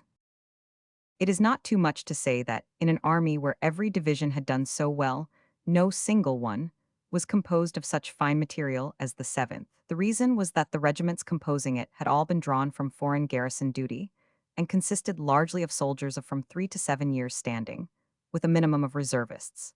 In less than a month from the day when this grand division of 18,000 men went into action, its infantry had been nearly annihilated, but the details of its glorious destruction furnish one more vivid page of British military achievement. We lost a noble division and gained a glorious record. The 3rd Cavalry Division under General Byng was attached to the 7th Division and joined up with it at Rulers upon October 13. It consisted of 6th Cavalry Brigade, General Makings, 3rd Dragoon Guards, 10th Hussars, 1st Royals, 7th Cavalry Brigade, General Kavanagh, 1st Life Guards, 2nd Life Guards, 1st Horse Guards, 1st Horse Guards, K Battery RHA. The 1st Army Corps not having yet come up from the Aisne, these troops were used to cover the British position from the north, the infantry lying from Zandvoort through Geluvelt to Zonnebeek, and the cavalry on their left from Zonnebeek to Langemarck from October 16 onwards. It was decided by Sir John French that it was necessary to get possession of the town of Menin, some distance to the east of the general British line, but very important because the chief bridge, by means of which the Germans were receiving their ever-growing reinforcements, was there. The 7th Division was ordered accordingly to advance upon this town, its left flank being covered by the 3rd Cavalry Division. Line of 7th Division Capper and 3rd Cavalry Division Byng from Oct 17th onwards. Line of 7th Division Capper and 3rd Cavalry Division Byng from Oct 17th onwards. Its difficult position. The position was a dangerous one. It has already been stated that the pause on the Aisne may not have been unwelcome to the Germans, as they were preparing reserve formations, which might be suddenly thrown against some chosen spot in the Allied line. They had the equipment and arms for at least another 250,000 men, and that number of drilled men were immediately available, some being landwehr who had passed through the ranks, and others young formations which had been preparing when war broke out. Together, they formed no less than 5 new army corps, available for the extreme western front, more numerous than the whole British and Belgian armies combined. This considerable force, secretly assembled and moving rapidly across Belgium, was now striking the north of the Allied line, debouching not only over the river at Menin, but also through Courtrai, Icecombe, and Rulers. It consisted of the 22nd, 23rd, 24th, 26th, Anth Reserve Corps. Of these, the 22nd, and later the 24th, followed the Belgians to the line of the Usser, but the other corps were all available for an attack upon the flank of that British line, which was faced by formidable opponents, a line which extended over 30 miles and had already been forced into a defensive attitude. That was the situation when the 7th Division faced round near Ypres. Sir John French was doing all that he could to support it, and Sir Douglas Haig was speeding up his army corps from the Aisne to take his place to the north of Ypres. But there were some days during which Rawlinson's men were in the face of a force 6 or 7 times larger than themselves. Upon October 16th, the division had advanced from Ypres and occupied the line already mentioned, the right center of which rested about the 9th kilometer on the Ypres-Menin road, the order of the brigades from the north being 22nd, 21st, Anth. On October 18, the division wheeled its left forward. As the infantry advanced, the covering cavalry soon became aware of grave menace from Rulers and Courtrai in the north. A large German force was evidently striking down onto the left flank of the advance. The division was engaged all along the line, for the 20th Brigade upon the right had a brisk skirmish, while the 21st Brigade in the center was also under fire, which came especially heavily upon the 2nd Bedfords, who had numerous casualties. About 10 o'clock on the morning of the 19th, the pressure from the north increased, and the 7th Cavalry Brigade was driven in, though it held its own with great resolution for some time, helped by the fine work of K Battery.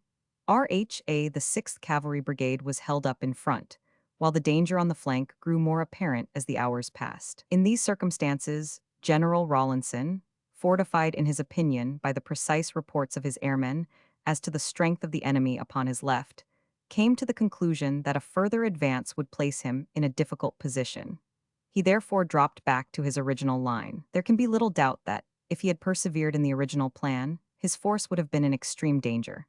As it was, before he could get it back, the 1st Welsh Fusiliers were hard hit, this famous regiment losing a major, 5 captains, 3 lieutenants, and about 200 men. The order to retire had failed to reach it, and but for the able handling of Colonel Cadogan, it might well have been destroyed. On October 20, the situation being still obscure, the 20th Brigade carried out a reconnaissance towards Menin. The 2nd Wilts and Scots Fusiliers, of the 21st Brigade, covered their left flank. The enemy, however, made a vigorous attack upon the 22nd Brigade to the north, especially upon the Welsh Fusiliers, so the reconnaissance had to fall back again, the 1st Grenadier Guards sustaining some losses. The 2 covering regiments were also hard pressed, especially the Wiltshires, who were again attacked during the night but repulsed their assailants. A deadly ordeal. From this time onwards, the 7th Division was to feel ever more and more the increasing pressure, as the German Army Corps from day to day brought their weight to bear upon a thin extended line of positions held by a single division. It will be shown that they were speedily reinforced by the 1st Corps, but even after its advent, the Germans were still able to greatly outnumber the British force. The story from this time onwards is one of incessant and desperate attacks by day and often by night. At first, the division was holding the position alone, with the help of their attendant cavalry, and their instructions were to hold on to the last man until help could reach them. In the case of some units, these instructions were literally fulfilled. One great advantage lay with the British. They were first-class trained soldiers, the flower of the army, while their opponents, however numerous, were of the newly raised reserve corps, which showed no lack of bravery, but contained a large proportion of youths and elderly men in the ranks. Letters from the combatants have described the surprise and even pity which filled the minds of the British when they saw the stormers hesitate upon the edge of the trenches which they had so bravely approached, and stare down into them uncertain what they should do. But though the ascendancy of the British infantry was so great that they could afford to disregard the inequality of numbers, it was very different with the artillery. The German gunners were as good as ever, and their guns as powerful as they were numerous. The British had no howitzer batteries at all with this division, while the Germans had many. It was the batteries which caused the terrific losses. It may be that the 7th Division, having had no previous experience in the campaign, had sighted their trenches with less cunning than would have been shown by troops who had already faced the problem of how best to avoid high explosives. Either by sight or by airplane report, the Germans got the absolute range of some portions of the British position, pitching their heavy shells exactly into the trenches, and either blowing the inmates to pieces or else burying them alive, so that in a little time the straight line of the trench was entirely lost, and became a series of ragged pits and mounds. The head cover for shrapnel was useless before such missiles, and there was nothing for it but either to evacuate the line or to hang on and suffer. The 7th Division hung on and suffered, but no soldiers can ever have been exposed to a more deadly ordeal. When they were at last relieved by the arrival of reinforcements and the consequent contraction of the line, they were at the last pitch of exhaustion, indomitable in spirit, but so reduced by their losses and by the terrific nervous strain that they could hardly have held out much longer. A short account has been given of what occurred to the division up to October 20. It will now be carried on for a few days, after which the narrative must turn to the 1st Corps and show why and how they came into action to the north of the hard-pressed division. It is impossible to tell the two stories simultaneously, and so it may now be merely mentioned that from October 21 Haig's corps was on the left, and that those operations which will shortly be described covered the left wing of the division, and took over a portion of that huge German attack which would undoubtedly have overwhelmed the smaller unit had it not been for this addition of strength. It is necessary to get a true view of the operations, for it is safe to say that they are destined for immortality, and will be recounted so long as British history is handed down from one generation to another. On the 21st, the enemy got a true conception of the salient in front of the 7th Division, and opened a vigorous attack, which lasted all day, and assumed several different phases at different points. The feature of the morning of the 21st was the severe, and, indeed, disastrous artillery fire upon Lawford's 22nd Brigade. The exact range of the British position seems to have been discovered with deadly results. Men, trenches, and machine guns were all blown to pieces together. The 2nd Warwicks and the 1st Welsh Fusiliers were the two battalions upon which the storm beat hardest, and each of them had some hundreds of casualties. In 3 days, the Welsh Fusiliers, who were on the exposed left flank, lost three-quarters of their effectives, including 23 of their officers, and yet preserved their military spirit. It became clearer, as experience accumulated, that the best trenches, if they are once fairly located, can be made untenable or turned into the graves of their occupants by the use of high explosives. The German fire was so severe that it was reckoned that 120 shells an hour into or round a trench was a not uncommon rate of fall. The Second Queen's also lost 7 officers and many men in this day's fighting. In spite of the heavy losses from gunfire, the German infantry could make no progress, being held up by a flanking fire of the South Staffords. Desperate attacks on 7th Division. In the afternoon of October 21, a strong attack was made upon the 21st Brigade in the center of the line. The brigade was holding a front of 2.5 miles, and, although the attack was generally beaten back, a certain number of stormers got through between the trenches and into the woods beyond. Here they lurked for a couple of days, during which time the 2nd Yorkshire Regiment, behind whose line they were lying, were often compelled to have each alternate man facing a different way to keep down the fire. The battalion sent itself reinforcements by hurrying its right company over to help to clear its left. This movement was successful, but was attended with heavy losses, including several officers. Some of the Royal Scots Fusiliers had been forced out of their trenches on the right, and made, under Major Ian Forbes, a gallant attempt to re-establish them, in which Captain Fairley and many men were lost. The Wiltshires also endured a very severe attack, which they repulsed with great loss to the enemy. On this same eventful day, the 21st, the 2nd Cavalry Division had been pushed back at Halbeck, and the Germans got round the right flank of the hard-pressed infantry. It was then that General Rawlinson brought his 3rd Cavalry Division round and established it upon his right instead of his left flank. From this time until October 30, this cavalry division was holding Zandvoort Ridge, sharing day by day in all the perils and the glories of their comrades of the 7th Division. There was no more dangerous point than that which was held by the cavalry, and their losses, especially those of the 10th Hussars, were in proportion to the danger. In the course of a few days, the Hussars lost Colonel Barnes, Majors Mitford and Crichton, and many officers and men. On October 22, the 2nd Division of Haig's 1st Corps, which had been fully occupied to the north, with operations which will presently be described, moved down to cover the ground vacated by the 3rd Cavalry Division and to relieve the pressure upon the infantry of the 7th Division. The 4th Guards Brigade took its position upon their immediate left. It was time. For 4 days they had covered the enormous front of 8 miles against at least 4 times their own number, with more than 6 times their weight of artillery. It was touch and go. They were nearly submerged. It was indeed a vision of joy when the worn and desperate men, looking over their shoulders down the Ypermenin road, saw the head of a British column coming swiftly to the rescue. It was the 2nd Highland Light Infantry and the 2nd Worcesters, dispatched from the 5th Brigade, and never was reinforcement more needed. Shortly afterwards, further help in the shape of a detachment of the Munster Fusiliers, 2 troops of the ever-helpful Irish Horse, and 1 section of artillery appeared upon the scene. Destruction of 2nd Wilts. Upon this date, October 22, the 22nd Infantry Brigade of the 7th Division had fallen back to the railway crossings near Zonnebeck. Thus the salient which the Germans had been attacking was straightened out.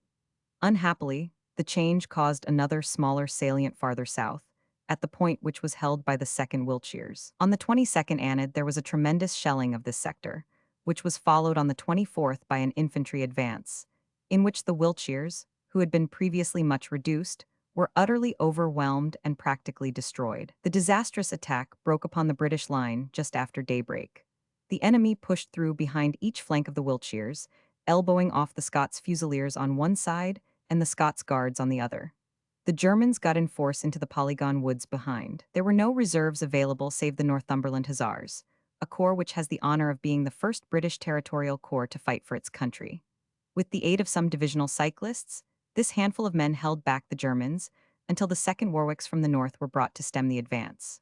The Warwicks charged through the wood, their gallant colonel Loring riding his horse beside them without boot or legging, having been wounded some days before. "Where my men go, I go as well," was his answer to medical remonstrance. He was killed by a bullet, but he died at a moment of victory, for his last earthly vision was that of his infantry driving the last Germans out of the wood. Besides their colonel, the regiment lost many officers and men in this fine advance, which was most vigorously supported by the 2nd Worcesters, the only reinforcement within reach. The Worcesters lost 6 officers and men, but did much execution and took a number of prisoners. Hard fight of 20th Brigade. At this time, the 20th Brigade, being the extreme right of the 7th Division, held an extended line from Kruisek Crossroads, about a mile east of Geluvelt village, to near Zandvoort, with a salient at the village of Kruisek. On the night of the 25th, the Germans planned a furious attack upon the whole salient. The assailants, who were mostly Saxons, broke through the 2nd Scots Guards just north of Kruisek and got behind the line, which was pushed back for some distance, though Captain Painter, with the right-hand company, held his position. A counterattack by the Guards retook the line, together with 200 prisoners, including 7 officers. On the morning of the 26th, the Germans were back on them, however, and began by blowing in the trenches of the border regiment south of Kruisek. The German guns had found the exact range of the trenches, and the defenders had the same terrible and intolerable experience which had befallen some of their comrades 2 days before. It was simply impossible to stand up against the incessant shower of shattering shells. So great was the concussion and the nervous strain that many of the men exposed to it got completely dazed or even became delirious. Grenadiers, Scots Guards, and South Staffords of the 20th Brigade held the line until the front trenches were carried by the Germans, and many of the occupants made prisoners. It was pitch dark, and it was impossible to tell friend from foe. Major Fraser of the Scots Guards, going forward to reconnoiter, was shot dead, and his party was destroyed. A house in a field taken by the Guards yielded no fewer than 200 prisoners, but in the confused fighting in the darkness, our losses were greater than our gains. It was in this night fighting that Lord Dalrymple, Colonel Bolton, and other officers, with some hundreds of men, fell into the hands of the enemy after a most heroic resistance to overpowering numbers, and to a weight of artillery which was crushing in. Its effect, the King's Company of the 1st Grenadiers was isolated and in great danger, but managed to link up with the British line. The 1st South Staffords also lost some hundreds of men, and was only saved by fine handling on the part of Colonel Ovens. Kruisek was abandoned, and a new line taken up half a mile farther back. It was a critical night, during which the energy and firmness of General Capper were splendidly employed in reforming and stiffening his sorely tried division. On the 26th, the 20th Brigade, which had been so heavily hit the day before, was drawn out of the line for a rest, and the 2 other brigades closed up to cover a shorter line. The work of the 20th at Kruisek had been magnificent, but their losses were appalling, including their brigadier, Ruggles Bryce, who was wounded. Here, for the instant, we shall leave the 7th Division, though their ordeal was by no means done, and we shall turn to those other forces which had been forming in the northern or Ypres section of the long battle line. Arrival of 1st Corps. The reader will remember, if he casts his mind back, that the whole British line, as it extended from the south about October 18, consisted of the 2nd Corps and the advance guard of the Indians near La Bassée. Then, in succession, the 3rd Corps in the Armentières district, the 1st Cavalry and 2nd Cavalry near Messens and Wytschaete, the 7th Division near Geluvelt, and finally the 3rd Cavalry on their left, joining up with the French, who carried the line to where the Belgians were reforming on the Usser. The 1st Corps had detrained from the Aisne, and was concentrated between St. Omer and Hazebrouck upon October 18, and they represented a last British reserve of about 35,000 men to set against the large new armies who were advancing from the north. The urgent question to be decided was where they should be placed, since there were so many points which needed reinforcement. Sir John French has explained in his dispatch the reasons which swayed him in deciding this question.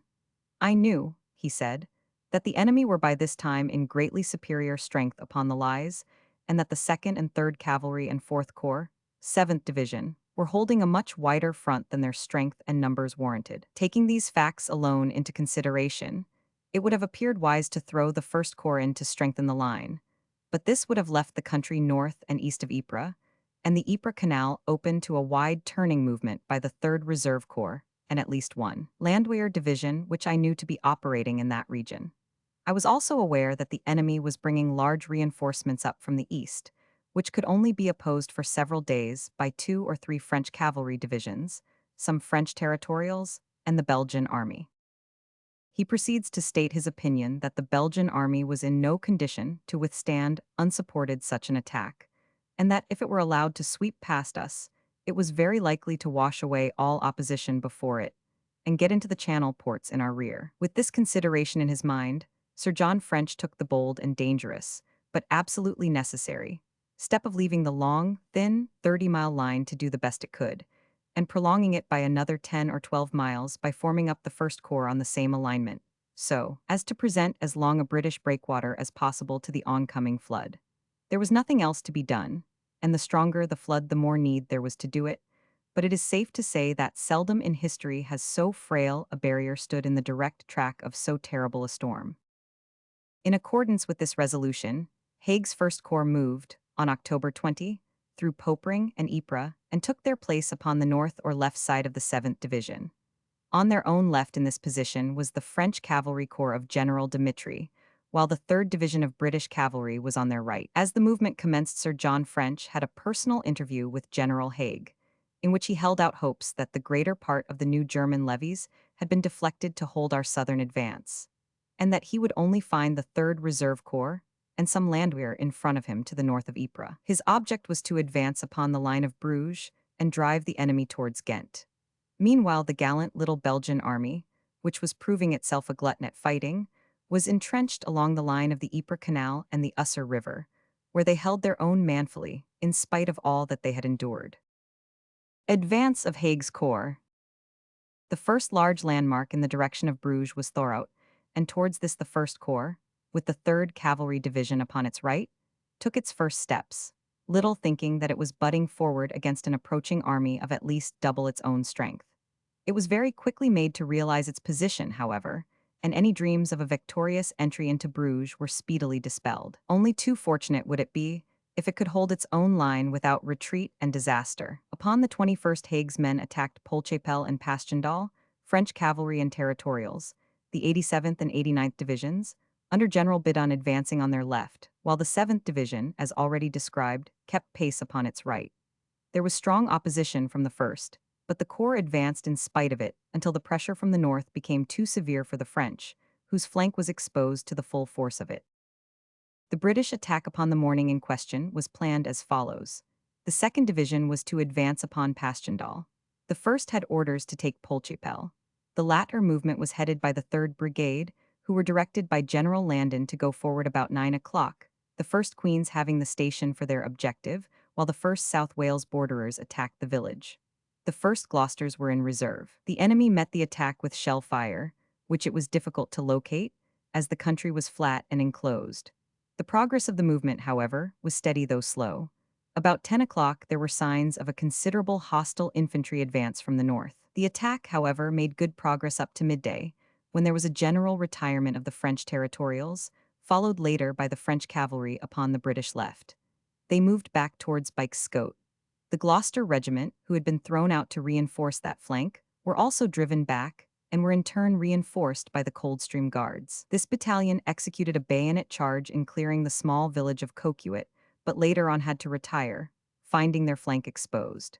It should be mentioned that one French corps, the 7th Cavalry Division, kept its position upon the British left, and it is also only fair to point out that, as the German advance was mainly from the north, it was upon the left flank, covered by the French, that it would fall. The 1st Camerons were now dispatched to the flank to stiffen the French resistance, taking up their position near the inn which is midway upon the road between Steenstraat and Langemarck, north of the village of Pilken, an inn with which they were destined to have stirring associations. With the support of the 46th Battery, the Highlanders held up a German brigade which was thrusting through behind our main line.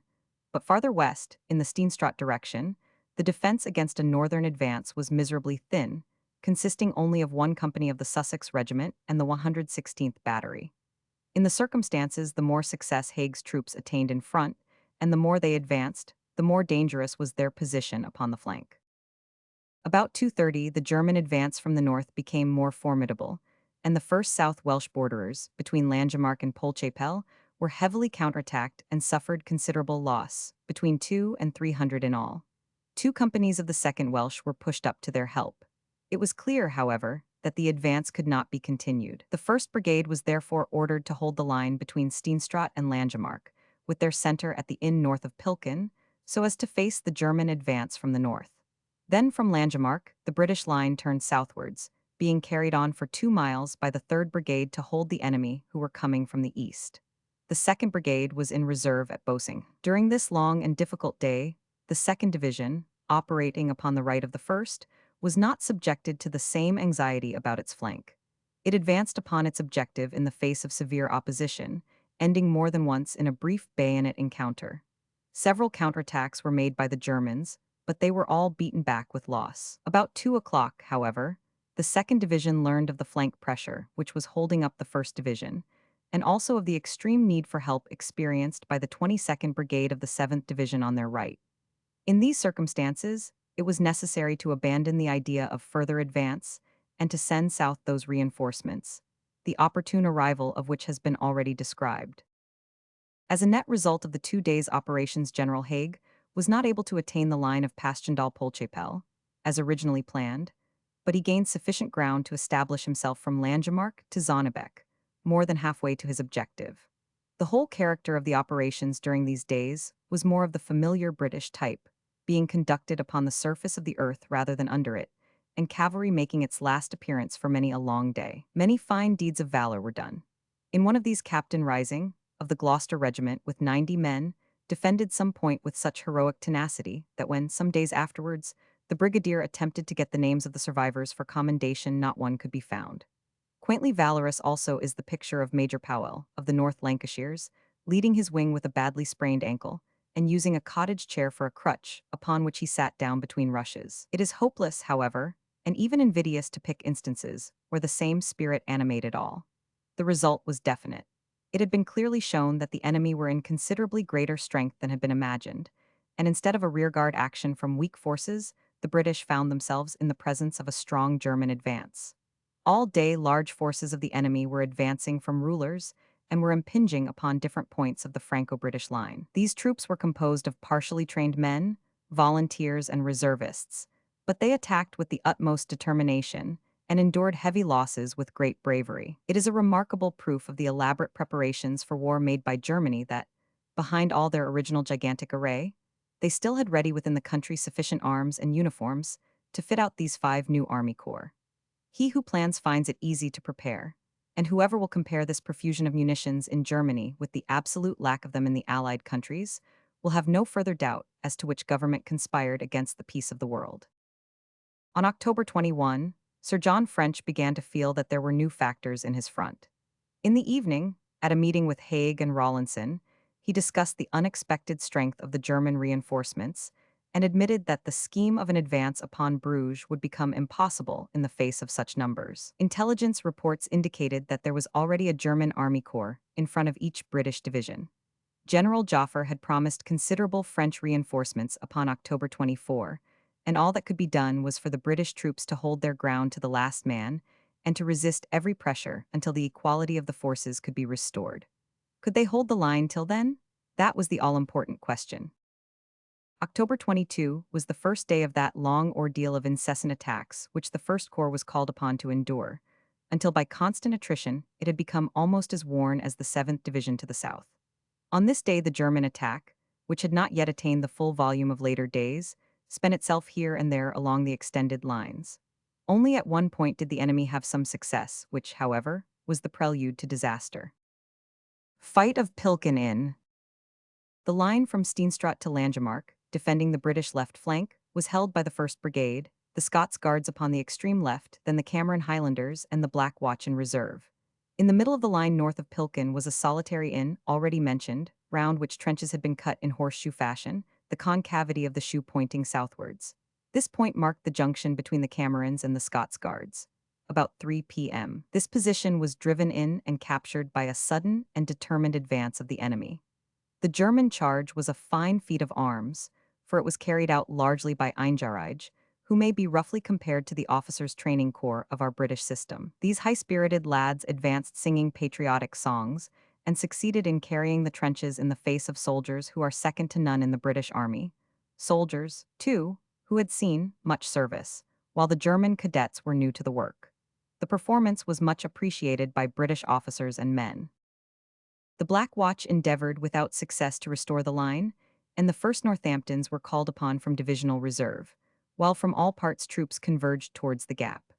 On the arrival of the Northamptons, they pushed up towards the interval which now existed between the Scots Guards and the remains of the Camerons, but found the gap broader than had been thought, and strongly occupied. It was then evening, and it was thought best to delay the counterattack until morning and so have time to bring up reinforcements. The 1st North Lancashires and the 2nd South Staffords were accordingly ordered up, together with the 1st Queen's Surrey and the 2nd Rifles, the whole operation being under the immediate command of General Bulfin.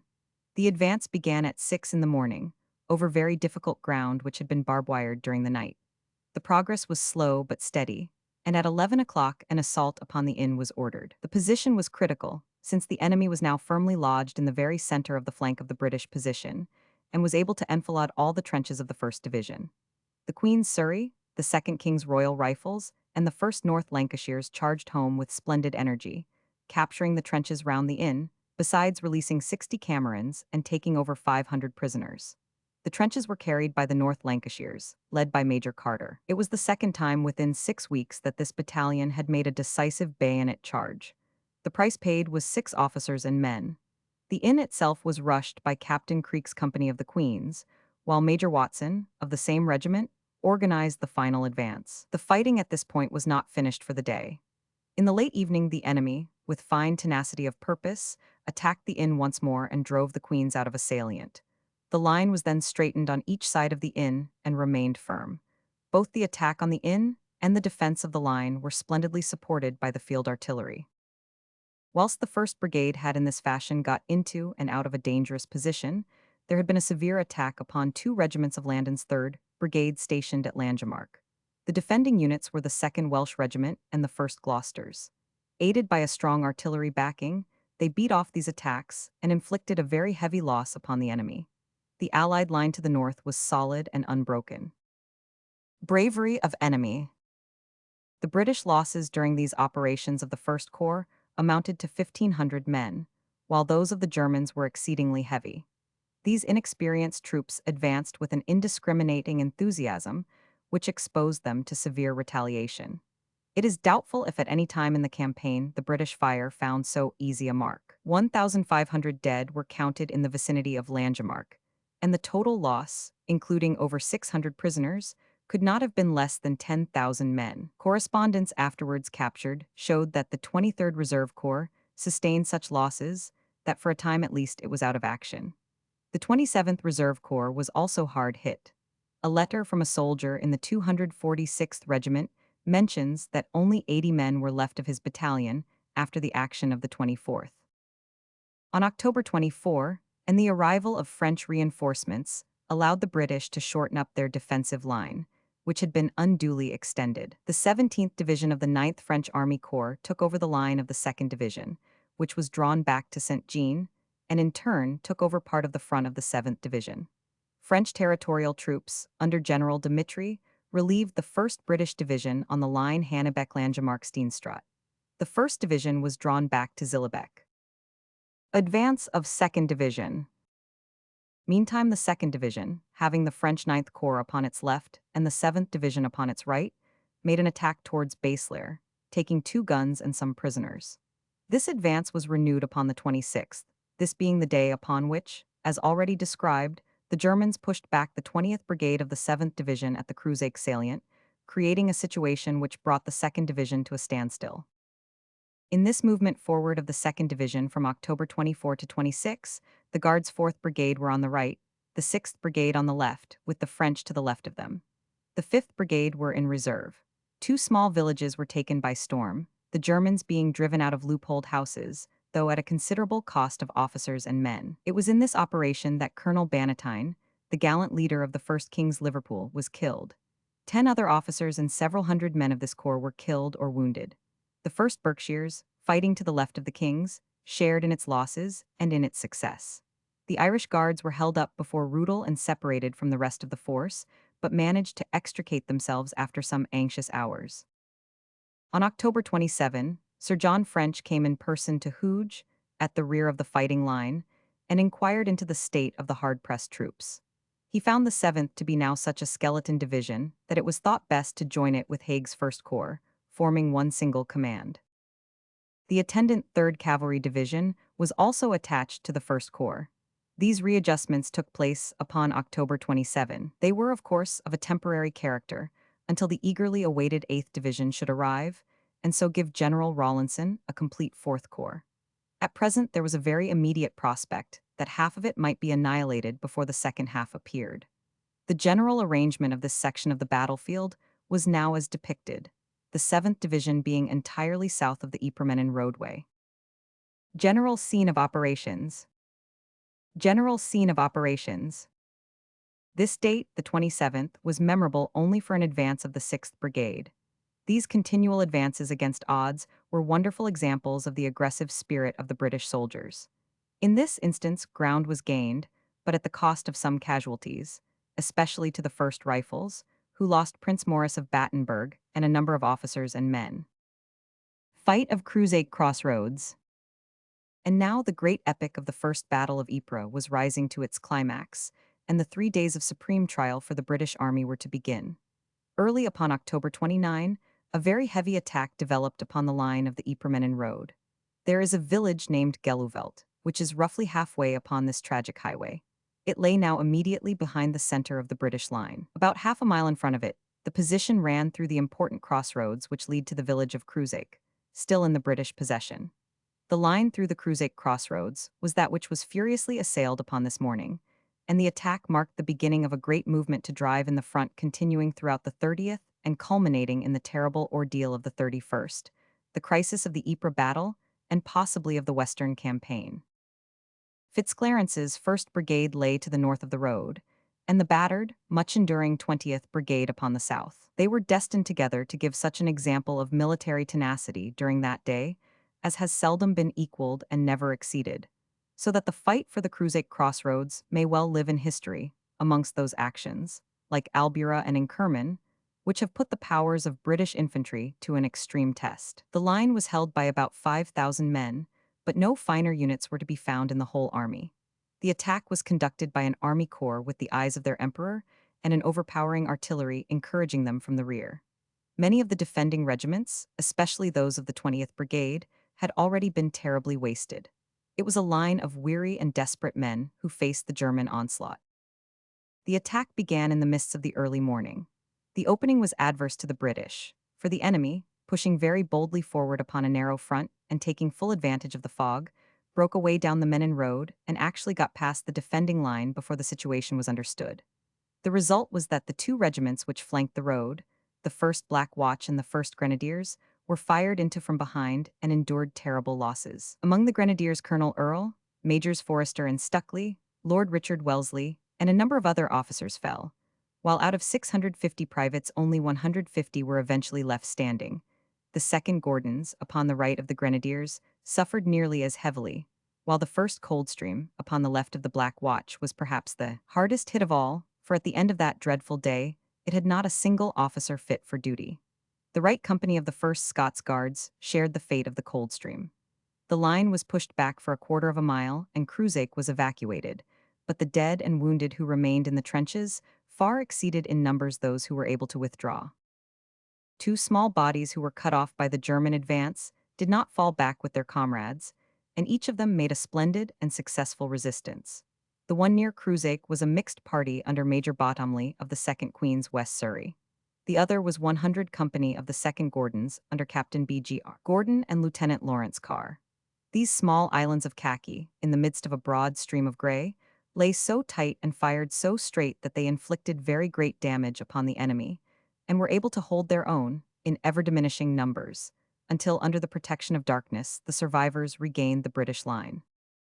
In the meantime, a number of small dashing counterattacks by the indomitable infantry was bringing the British line forward again. South of the road, the Gordons, under Colonel Uniacke, dashed themselves again and again against the huge host which faced them, driving them back, and then in their turn recoiling before the ponderous advance of the Army Corps. They were maddened by the sound of the rolling fire ahead of them, which showed that their own 100 Company was dying hard. In one of these counterattacks, Captain Brooke brought every straggler into the fray, and died while trying to cut his way through to his comrades. To the north of the road, Captain Stephen, with the remains of the 1st Scots Guards, threw themselves upon the German flank and staggered it by their fire. The Germans, who had almost reached Gelluvelt, were now worried in this way on either flank, while the 2nd Border Battalion and the Welsh borderers with the rallied remains of the broken regiments were still facing them in front. The enemy was stricken front and flank with a murderous fire, and recoiled back down the Menin road. Imperial eyes and overmastering guns were equally powerless to drive them through that iron defense. 5,000 British soldiers had driven back an army corps, but had left more than half their number upon the scene of victory. The 2nd Division, to the north of the road in the direction of Rudel, had been ordered to counterattack, and the other brigades of the 7th Division to the south did the same. While Haig had a man standing, he was ready to hit back. Between these two flanking forces, there was a movement in the center to follow the Germans back and to recover some of the lost ground.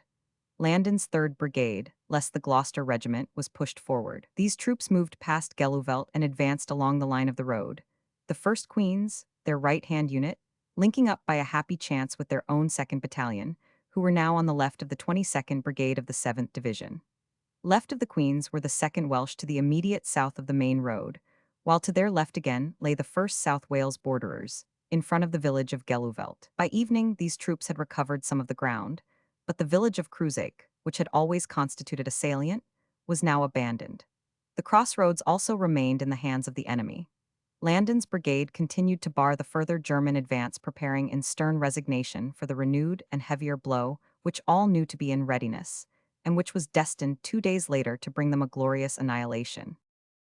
It was clear upon the evening of the 29th that serious mischief was afoot, for there were great signs of movement on the German side, and all night the continual rattle of wheels was heard to the eastward. These menacing sounds were actually caused by a very strong reinforcement, the 15th German Corps, Strasbourg, of the regular army, which, followed by the 13th Corps and the 2nd Bavarian Corps, were coming into the battle line with the declared intention of smashing their way through to Ypres.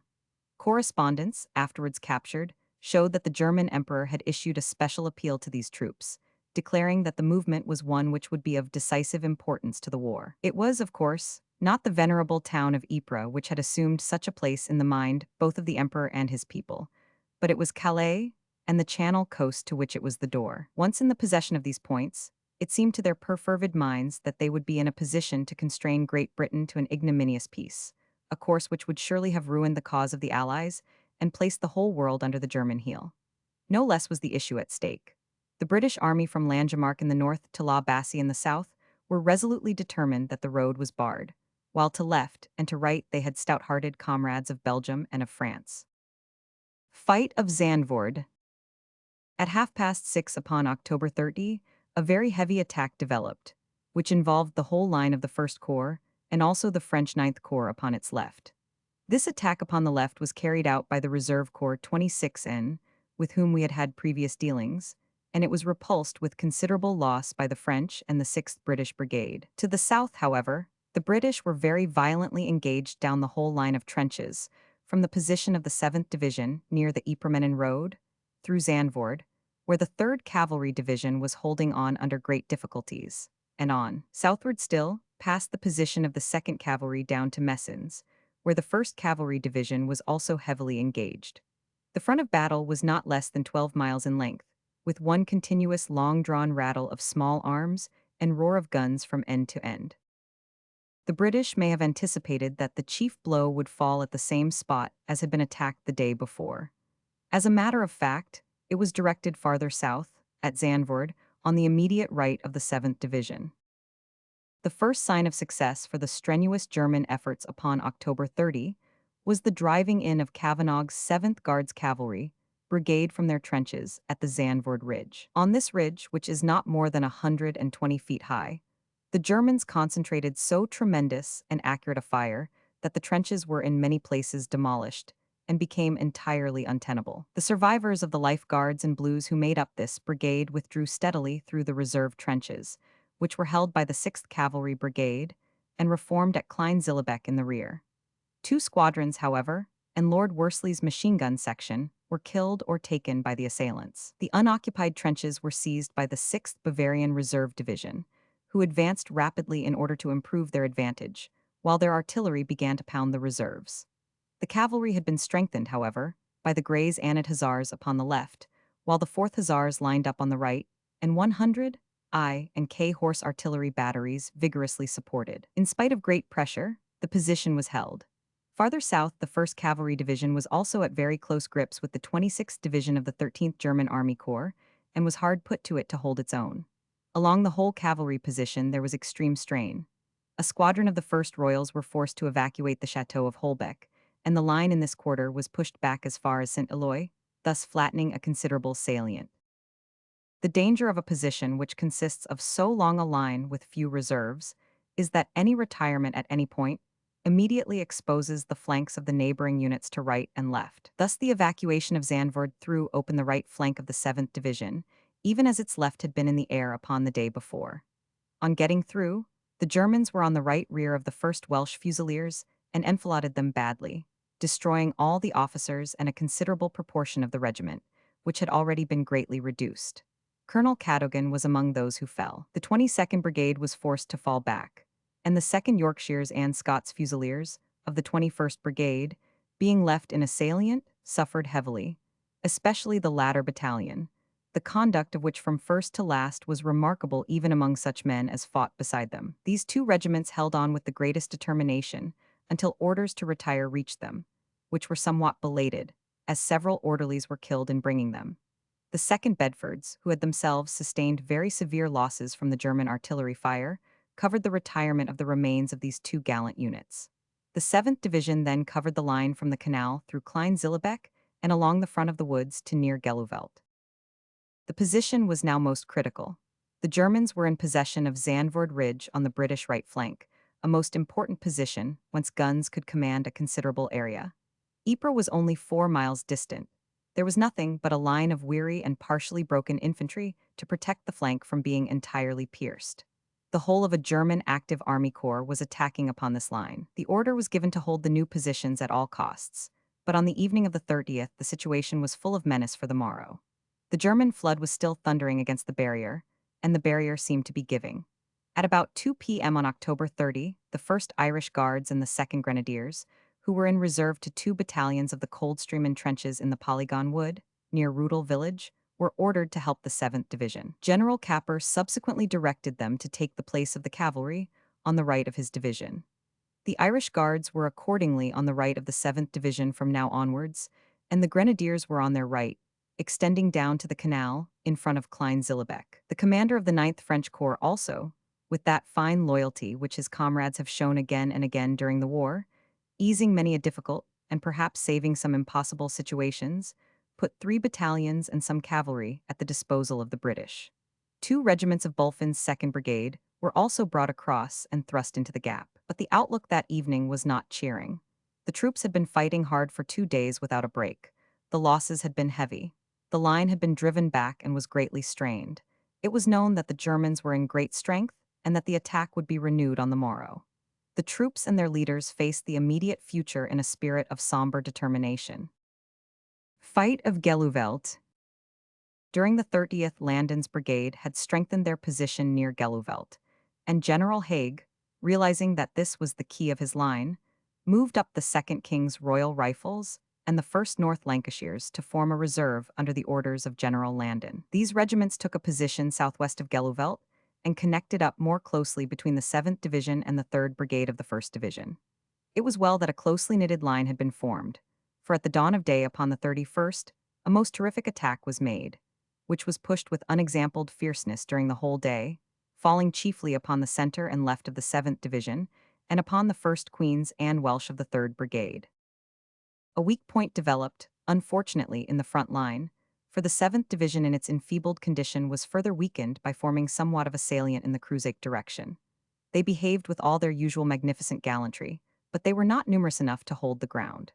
The line was broken, and the remains of the 2nd Royal Scots Fusiliers, after being exposed to heavy fire fro 30 a.m., were outflanked and surrounded in the early afternoon. The bulk of the survivors of this battalion had been sent to reinforce the line elsewhere, but the remainder, some 60 in number, were killed, wounded, or taken, including their gallant colonel, Baird Smith, who had been hit the day before. The Picton tradition, which disregards wounds unless they are absolutely crippling, was continually observed by these stern soldiers. On the left of the Scots Fusiliers, the 2nd Bedfords were also involved in the catastrophe, but drew off with heavy losses. The left wing of the 7th Division began to retire, and the 1st Queens upon the right of the 3rd Brigade had both their flanks turned and were reduced to a handful under Major Watson and Lieutenant Boyd, who still held together as a unit. It was a great morning in the history of this regiment, as the two battalions had fought side by side, and their colonels, Pell and Coles, had both fallen in the action. Sketch of Battle of Gelluvelt, Oct. 31st. Sketch of Battle of Gelluvelt, Oct. 31st. The line of the 3rd Brigade had been drawn up across the Menin road some 400 yards to the east of the village. The road itself was held by the 2nd Welsh Regiment, supported by the 54th Battery, Major Peel, which was immediately behind the village. Both the battalion and the battery fought desperately in a most exposed situation. The Welsh regiment were driven out of their trenches by a terrific shell fire followed by an infantry attack. They lost during the day nearly 600 men, with 16 officers killed, wounded, or missing. Colonel Morland was killed and Major Pritchard badly wounded. Finally, after being pushed back, holding every possible point, they formed up under Captain Rees across the open in a thin skirmishing line to cover the battery, which was doing great work by holding back the German advance. One German gun was in action upon the Menin road. Lieutenant Blewett took a British gun out onto the bare road to face it, and a duel ensued at 500 yards, which ended by the German gun being knocked out at the 3rd shot by a direct hit. When the 1st Division at the center of the British line were driven in, as already described, and the 7th Division were pushed back into the woods, the situation became most critical, for there was a general retirement with a victorious enemy pressing swiftly on upon the British center. The men behaved splendidly, and the officers kept their heads, taking every opportunity to form up a new line. The 2nd Rifles Anst North Lancashires, in immediate support of the center, did all that men could to hold it firm. The German artillery lengthened their range as the British fell back, and the infantry, with their murderous quickfirers scattered thickly in the front line, came rapidly on.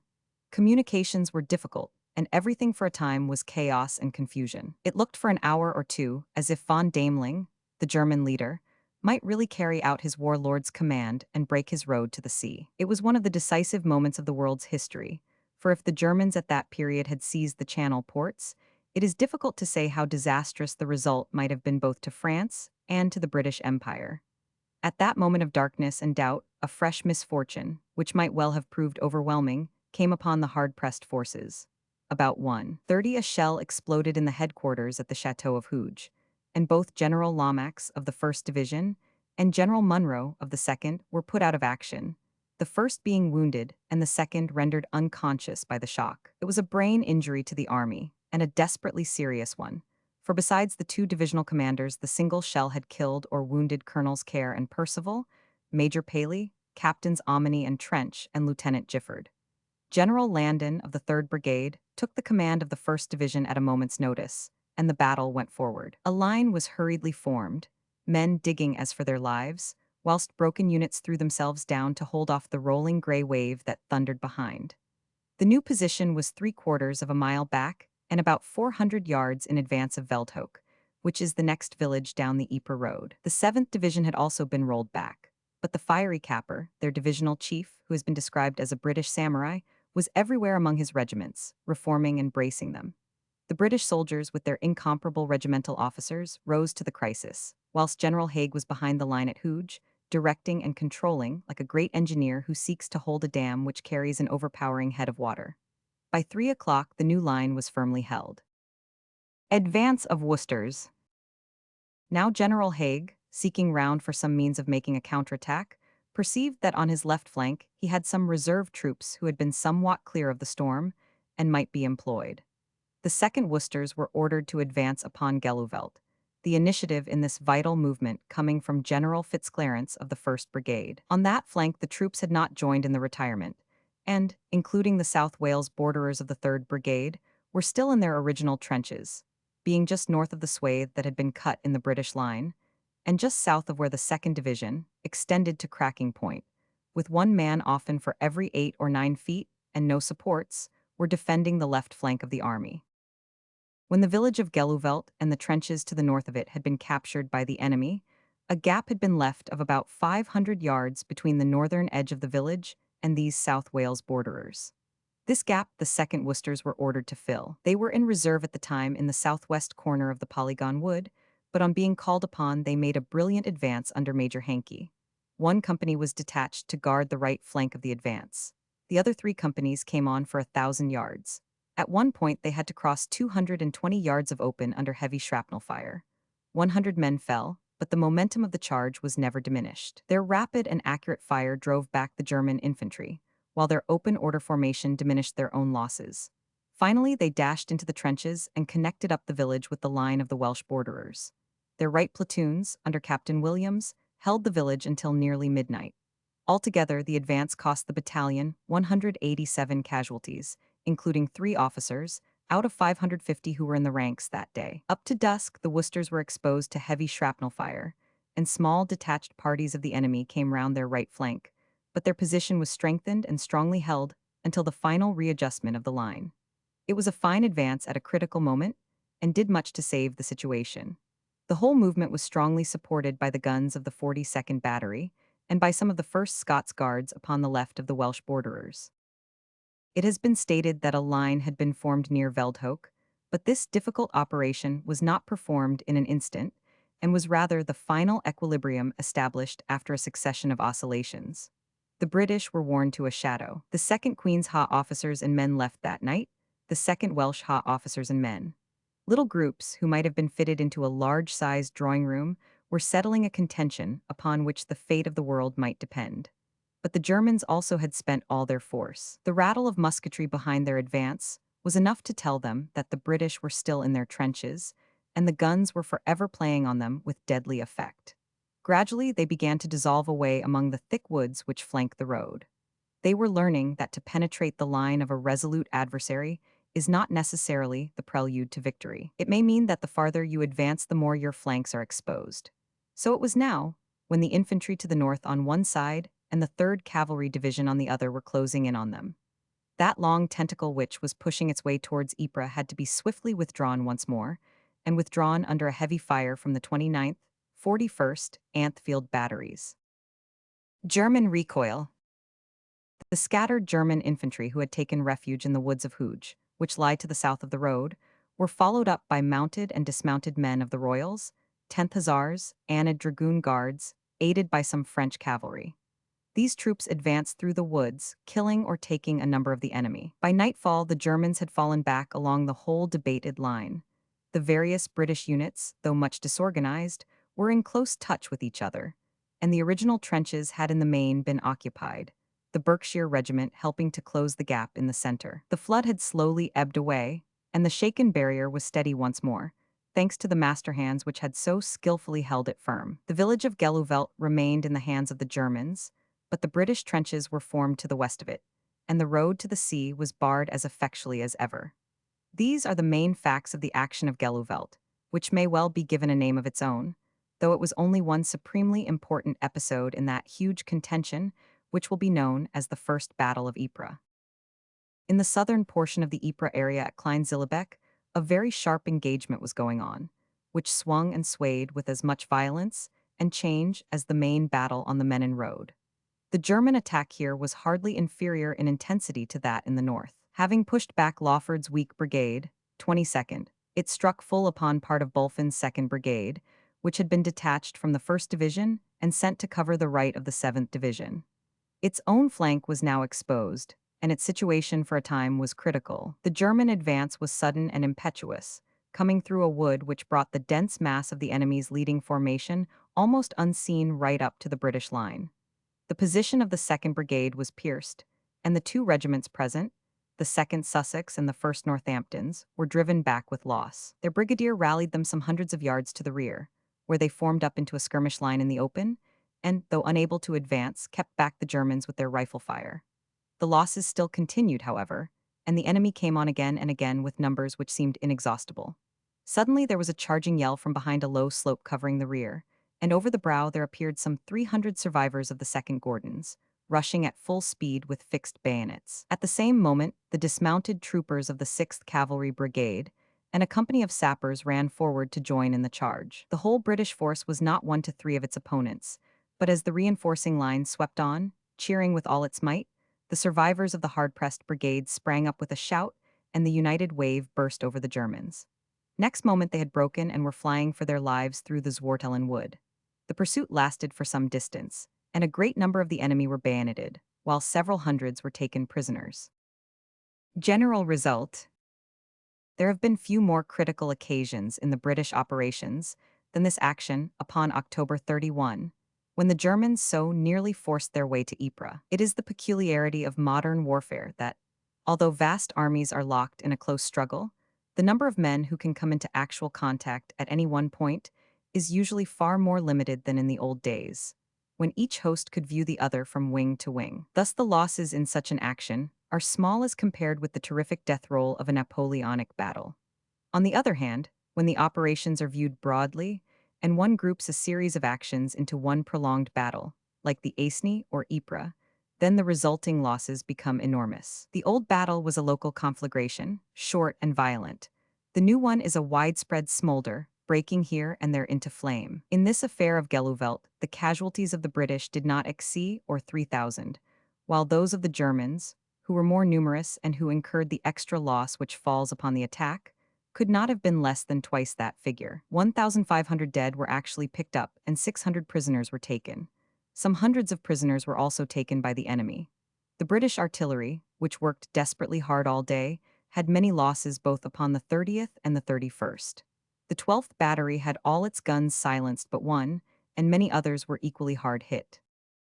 On the night of the 31st, considerable French reinforcements began to arrive, and it was high time that they did so, for the First Corps, including the 7th Division, were likely to bleed to death upon the ground that they were holding. It had stood the successive attacks of 4 German corps, and it had held its line against each of them.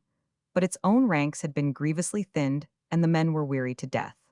The strain, it should be added, was equally great upon the 9th French Corps to the north, which had its own set of assailants to contend with. Now that the line of the Ussur, so splendidly guarded by the Belgians, had proved to be impregnable, and that the French from Dixmude in the north had repulsed all attacks, the whole German advance upon Calais, for which Berlin was screaming, was centered upon the Ypres lines. It was time, then, that some relief should come to the hard-pressed troops. For several days the French on the right and the left took the weight of the attack upon themselves, and although the front was never free from fighting, there was a short period of comparative rest for Haig's tired men. In successive days they had lost Kruisek, Zandvoort, and Gelluvelt, but so long as they held the semicircle of higher ground, which covers Ypres, these small German gains availed them nothing. A great crisis. Looking back at the 3 actions of the 29th, 30th, and especially of the 31st of October, one can clearly perceive that it was the closest thing to a really serious defeat which the army had had since Lecadow.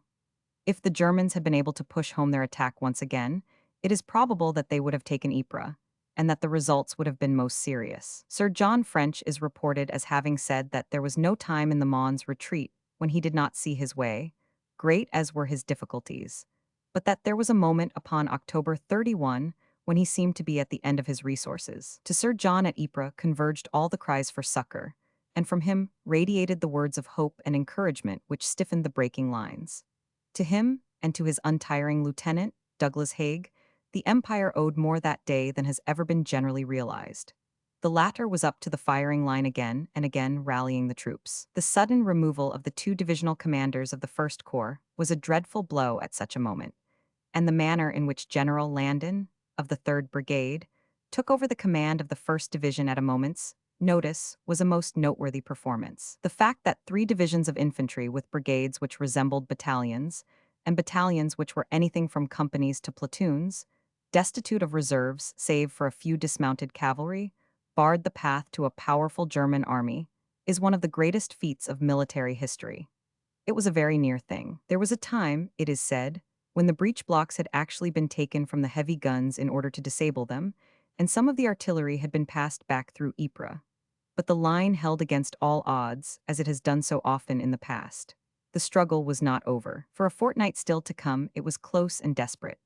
But never again would it be quite so perilous as on that immortal last day of October, when over the green Flemish meadows, beside the sluggish watercourses, on the fringes of the old world villages, and in the heart of the autumn-tinted woods, two great empires fought for the mastery.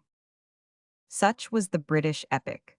There was another to the north which was no less wonderful, and which will be celebrated by the poets and historians of the lands to which the victors belong. It will tell of the glorious stand during this critical 10 days of the Belgians, so weary, so battered, and yet so indomitable.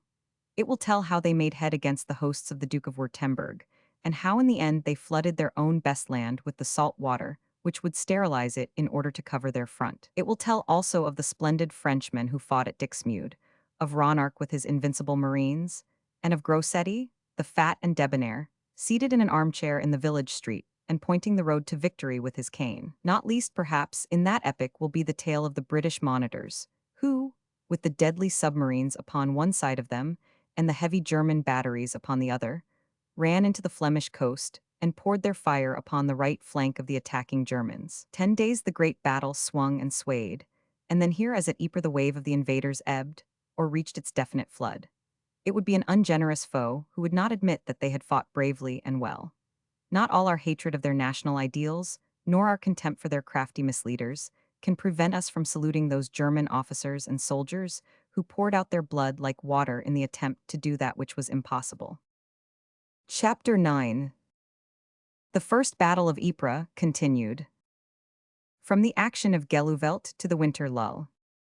Attack upon the cavalry, the struggle at Messins, the London Scots in action, rally to the north, terrible losses, action of Zillebeke, record of the 7th Division, situation at Ypres, attack of the Prussian Guard, confused fighting, end of the First Battle of Ypres, death of Lord Roberts, the 8th Division. Attack upon the cavalry.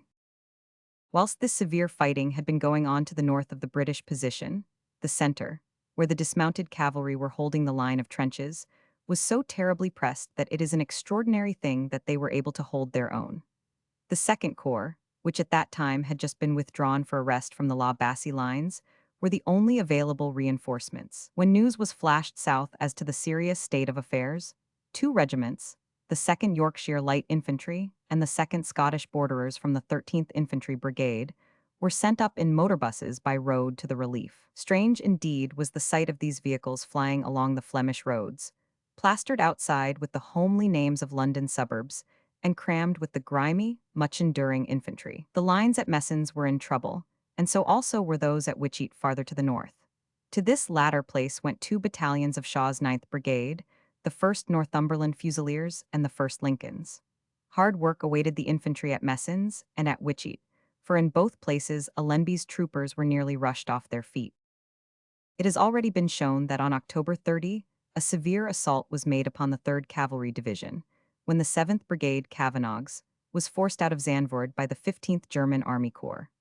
Upon this same date, a most strenuous attack, made in great force and supported by a terrific shell fire, was directed along the whole line of the cavalry from Wytschaete to Messins. No British troops have been exposed to a more severe ordeal than these brave troopers, for they were enormously outnumbered at every point, and their line was so thin that it was absolutely impossible for them to prevent it from being pierced by the masses of infantry, from the 24th Corps and 2nd Bavarian Corps, which were hurled against them. From the extreme left of the 2nd Cavalry Division, near Wytschaete, to the right of the 1st Cavalry Division south of Messins, the same reports came in to the anxious general, of trenches overwhelmed or enfiladed, and of little isolated groups of men struggling most desperately to keep a footing against an ever-surging grey tide which was beating up against them and flowing through every gap.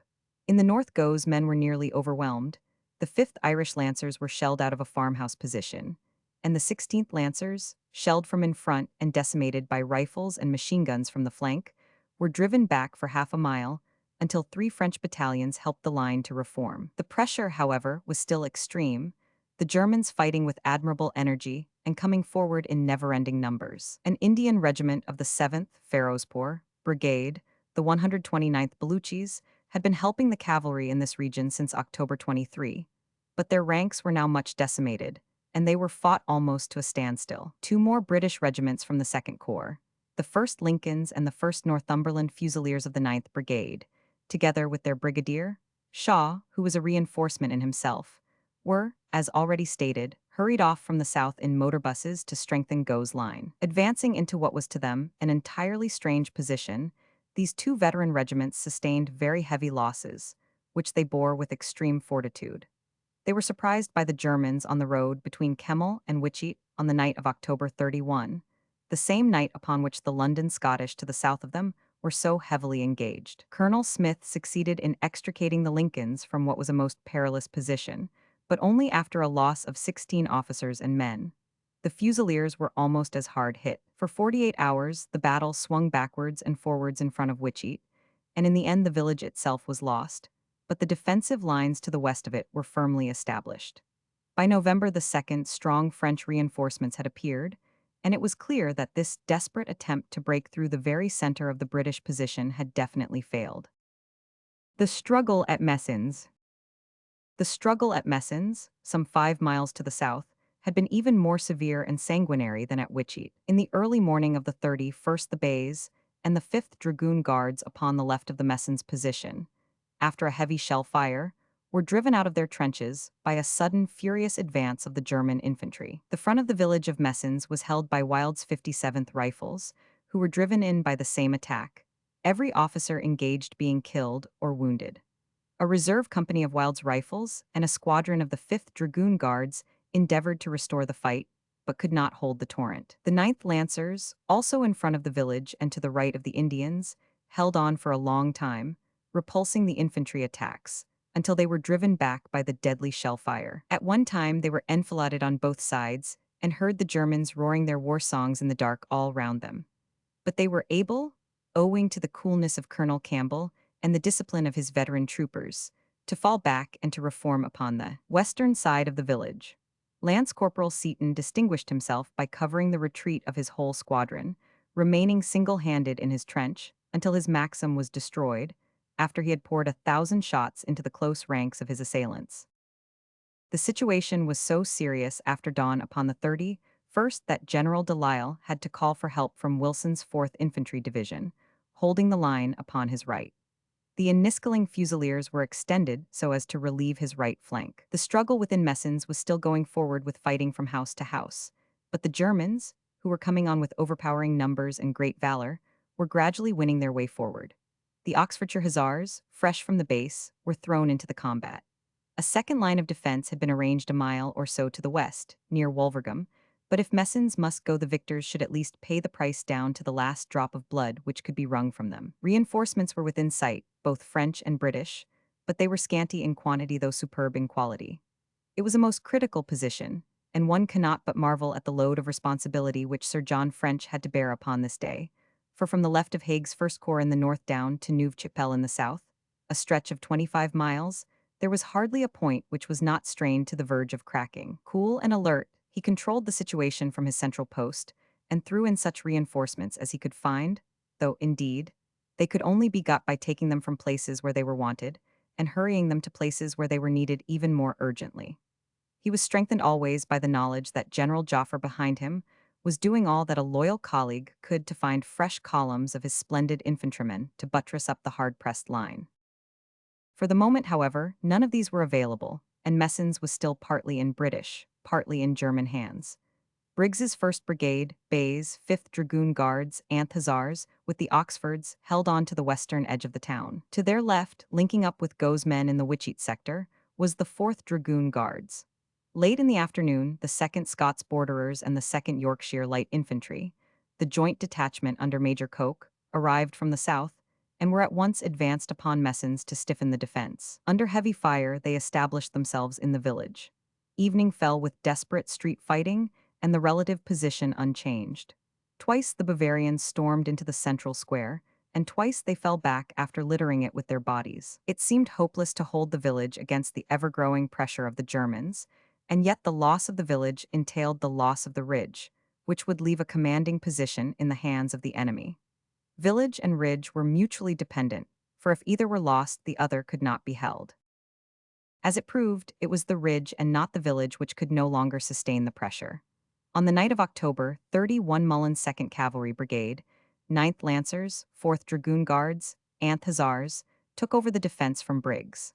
Of these, the 4th Dragoon Guards were to the left of the village upon the ridge. The London Scottish had been brought up, and they were placed upon the left of the 4th Dragoon Guards, forming a link of the defense which connected up the 2nd Cavalry Division with the 1st.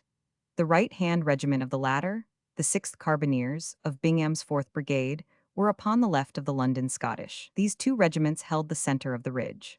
The London Scottish had already suffered considerable losses.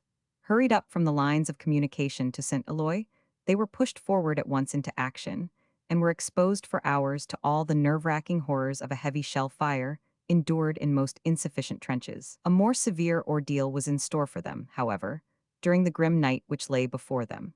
The admirable behavior of Colonel Malcolm's men excited the more attention, as they were the first territorial infantry to come into action, and they set a standard which has been grandly sustained by the 250,000 of their comrades who have from first to last come into the line. The London Scots in action. On the early morning of November 1, there had been a strong attempt within the village to improve the British position, and some ground was actually gained by the cavalrymen, the Yorkshire Light Infantry, and the Scots borderers. What occurred, however, on the ridge to the north made all further effort a useless waste of life. The Bavarian infantry had come with an irresistible rush against the thin British line. The order to hold their ground at all costs was given, and the London Scots answered it in a way which gained the highest praise from the many soldiers who saw it. It is not claimed that they did better than their regular comrades. That would be impossible. The most that can be said is that they proved themselves worthy to fight in line with them.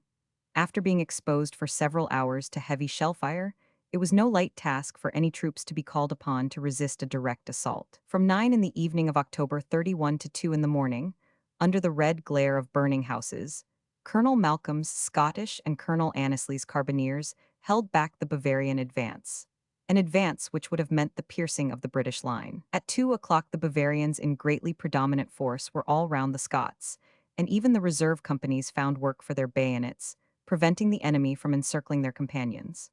The losses were very heavy, 400 men and officers, including their gallant doctor, 1,000 nab, who was villainously stabbed as he bandaged a patient. In spite of the great pressure, the ground was held all night, and it was not till dawn, when the regiment found that it was outflanked on both sides and nearly surrounded, that, under cover of the fire of Battery RHA, it fell back. The Carbineers and the Scots were close together, and the Germans, with their usual quick ingenuity, approached the former with a cry of "We are the London Scots." A disaster might have occurred in the darkness but for the quickness and bravery of a young officer, Lieutenant Hope Hawkins, who rushed forward, discovered the identity of the Germans, and fell, riddled with bullets, even while he gave warning to his comrades. The Germans had won the ridge, but the British line was still intact and growing stronger every hour. The village was held by the Scots borderers and Yorkshiremen until nearly 10 o'clock, when they were ordered to fall back and help to man the new line. The shock had been a rude one, but the danger hour was past here as in the north. The fateful November 1 had come and gone. The villages of Messens and Wycheat were, it is true, in German hands, but French reinforcements of the 16th Corps were streaming up from the south. The line, though torn and broken, still held firm, and the road to Calais was forever blocked.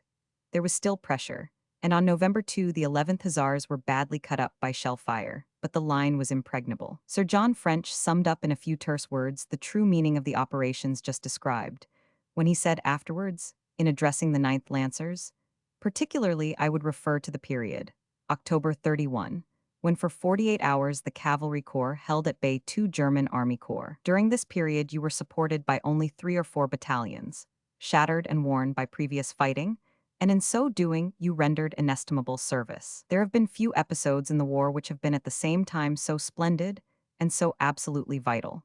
The 1st Cavalry Division lost 50% of its numbers between October 30 and November 2, and the 2nd Division was hardly in better case, but never did men give their lives to better purpose. Their heroism saved the army." Rally to the north.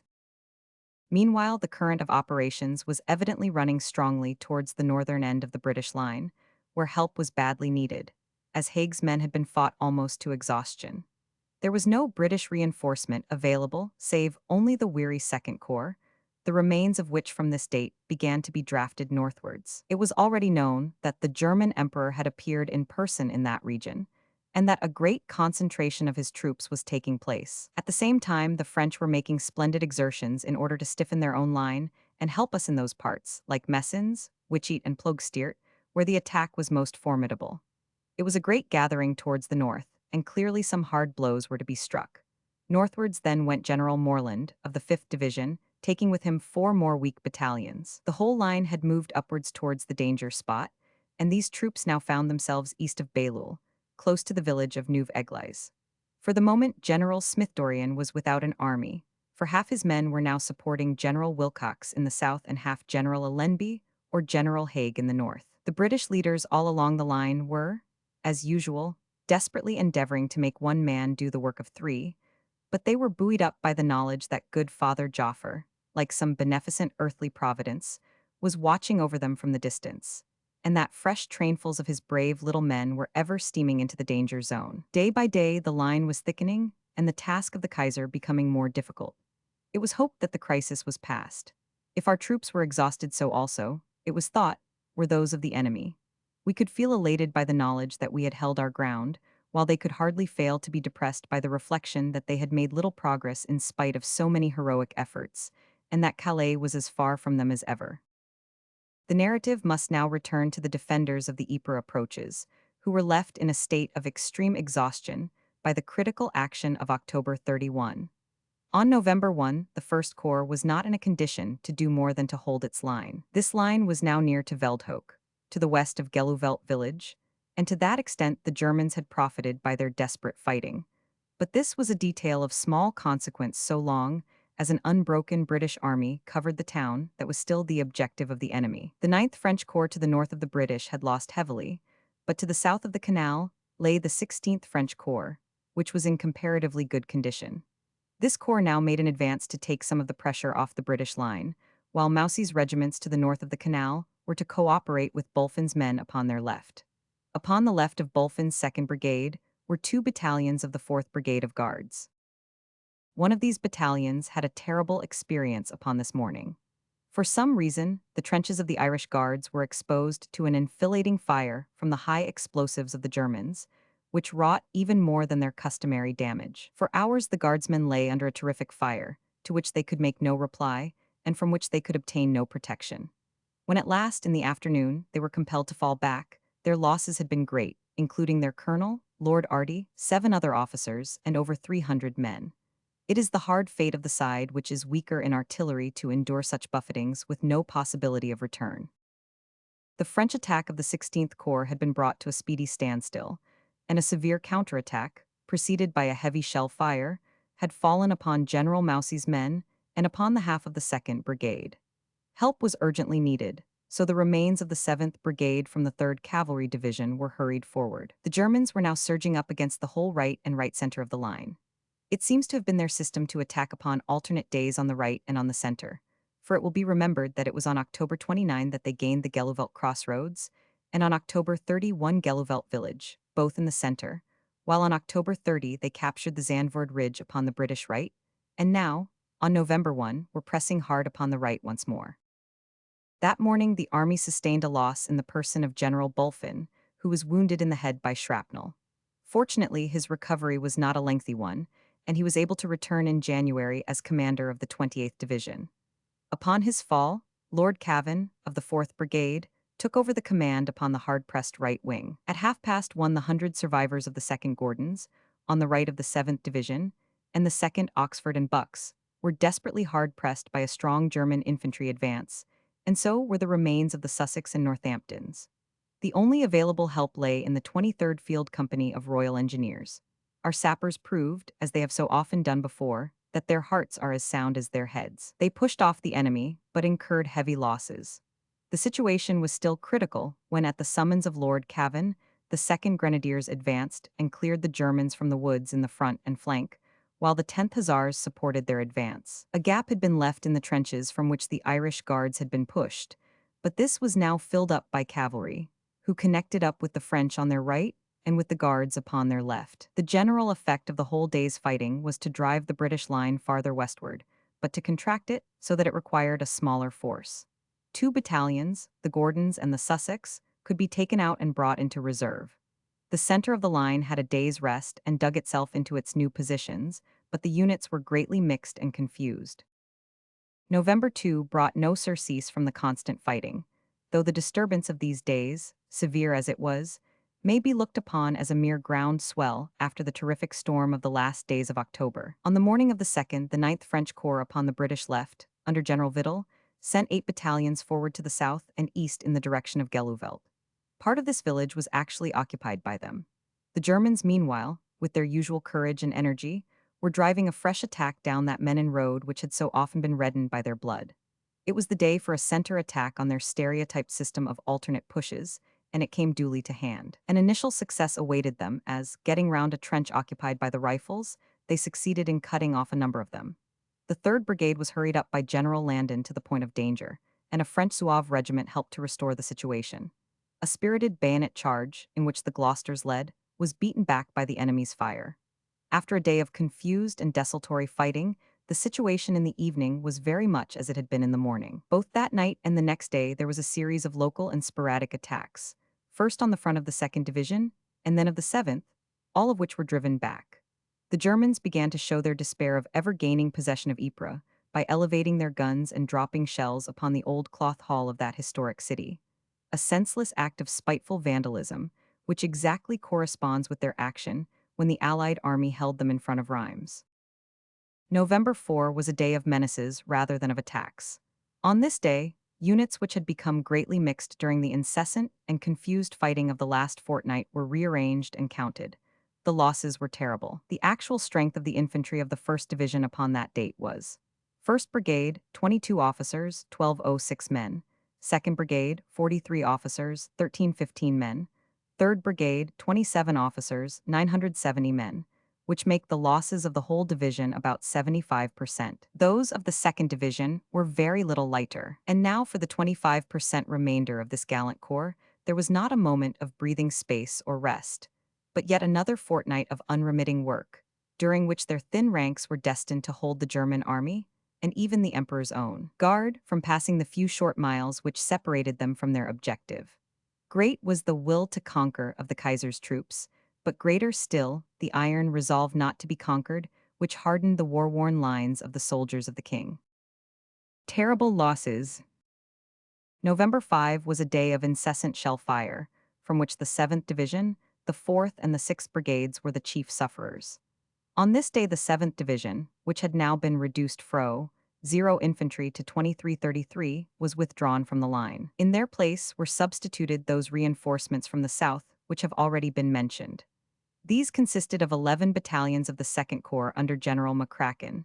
This corps, however, was greatly worn, and the 11 battalions only represent rifles. The 7th Division was withdrawn to Bailleul in the south, but Lawford's 22nd Brigade was retained in Corps Reserve, and was destined to have one more trial before it could be spared for rest.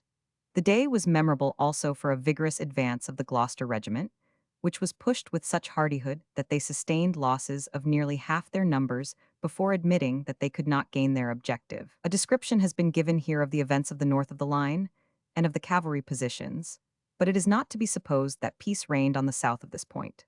On the contrary, during the whole period under discussion, while the great fight raged at Ypres, there had been constant shelling and occasional advances against the 3rd Corps in the Armentières section, and also against the Indians and the 2nd Corps down to the La Bassée Canal. The most serious of these occurred upon November 9. Upon this date the Germans, who had knocked so loudly at Messines and at Wytschaete without finding that any opening through our lines was open to them, thought that they might find better luck at Ploegsteert, which is a village on the same line as the other two. Wytschaete is to the north, Messines in the middle, and Ploegsteert in the south, each on the main road from Ypres to Armentières, with about 4 miles interval between each. The German attack was a very strong one, but the hundredfold drama was played once more. On the 3rd, Worcesters fell the brunt, and no more solid fighters have been found in the army than those Midland men from the very heart of England. A temporary setback was retrieved and the line restored. Major Millward of the Worcesters, a very gallant officer, was grievously wounded in this affair. The counterattack which restored the situation was carried out mainly by the 1st East Lancashires, who lost Major Lambert and a number of men in the venture. Action of Zillebeke. Upon November 6, about 2 p.m., A strong German advance drove in those French troops who were on the right of Lord Cavan's brigade, 4th, which occupied the extreme right of Haig's position. Point was between Klein-Zillebeke and the canal, where a German lodgment would have been most serious. The retirement of the French exposed the right flank of the 1st Irish Guards. This flank was strongly attacked, and for the second time in a week, this brave regiment endured very heavy losses. Number 2 Company was driven back to the support trenches, and Number 1 Company, being isolated, was destroyed. Their neighbors on the left, the 2nd Grenadiers, stood fast, but a great and dangerous alleyway was left for the Germans round the British right wing. The situation was splendidly saved by Kavanagh's 7th Cavalry Brigade, who galloped furiously down the road to the place where they were so badly needed. This hard-worked corps d'elite, consisting of the 1st Anne Life Guards supported by the Blues, now dismounted and flung themselves into the gap. A grimy line of weather-stained infantry, with nothing left save their giant physique and their spurs to recall the men who are the pride of our London streets. The retiring French rallied at the sight of the sons of Anak. An instant later the Germans were into them, and there was a terrific melee of British, French, and Prussians, which swung and swayed over the marshland and across the road. Men drove their bayonets through each other or fired point-blank into each other's bodies in a most desperate fight, the Germans slowly but surely recoiling, until at last they broke. It was this prompt and vigorous stroke by Kavanagh's brigade which saved a delicate situation. Of the 3 cavalry regiments engaged, 2 lost their colonels, Wilson of the Blues and Donnet of the 2nd Life Guards. 16 officers fell in half an hour. The losses in rank and file were also heavy, but the results were great and indeed vital. The whole performance was an extraordinarily fine one. Record of the 7th Division. Early on the morning of November 7, Lawford's 22nd Brigade, which was now reduced to 1,100 men, with 7 officers, was called upon to retake a line of trenches which the enemy had wrested from a neighboring unit. Unbroken in nerve or spirit by their own terrific losses, they rushed forward, led by Lawford himself, a cudgel in his hand, carried the trench, captured 3 machine guns, held the trench till evening, and then retired for a time from the line. Captains Valentin and Allen, who led the 2 regiments into which the Skeleton Brigade had been divided, both fell in this feat of arms. After this action there remained standing the brigadier, 3 officers and men. The losses of the brigade work out at 97% of the officers and % of the men, figures which can seldom have been matched in the warfare of any age, and yet were little in excess of the other brigades, as is shown by the fact that the whole division on November 7 number officers and men. It is true that many British regiments found themselves in this campaign with not one single officer or man left who had started from England, but these were usually the effects of months of campaigning. In the case of the 7th Division, all these deadly losses had been sustained in less than 3 weeks. Britain's soldiers have indeed been faithful to the death. Their record is the last word in endurance and military virtue. The division was now finally withdrawn from the fighting line. It has already been stated that there were reasons which made its units exceptionally fine ones. In General Capper, they possessed a leader of enormous energy and fire, whilst his 3 brigadiers, Watts, Lawford, and Ruggles-Bryce, could not be surpassed by any in the army. Yet with every advantage of officers and men, there will always be wonder as well as admiration for what they accomplished. For 3 days, before the First Corps had come thoroughly into line, they held up the whole German advance, leaving the impression upon the enemy that they were faced by 2 army corps.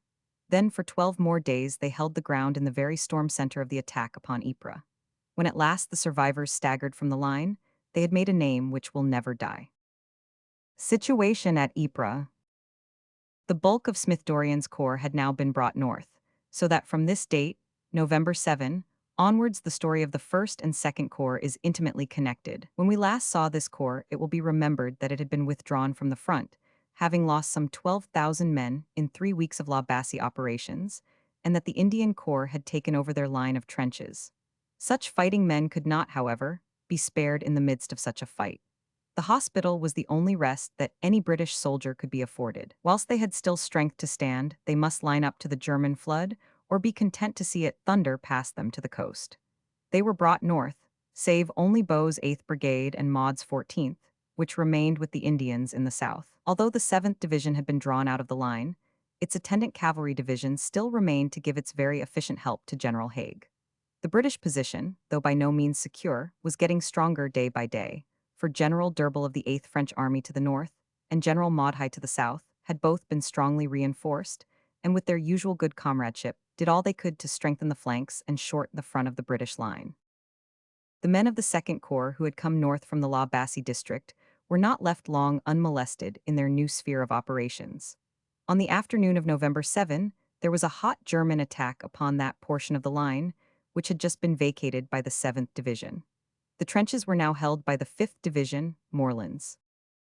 The enemy may have hoped for some advantage from a change which they may well have observed, but they found that, though the units might be different, the same old breed still barred their path.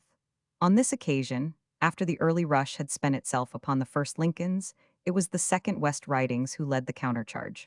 The line, however, was never fully re-established. A number of smaller attacks broke upon the front of the 2nd Division on the same day, leaving a few score of prisoners behind them as they ebbed. On the same day, November 7, the enemy got into the trenches of the 2nd Highland Light Infantry and remained in them, for all of them were bayoneted or taken.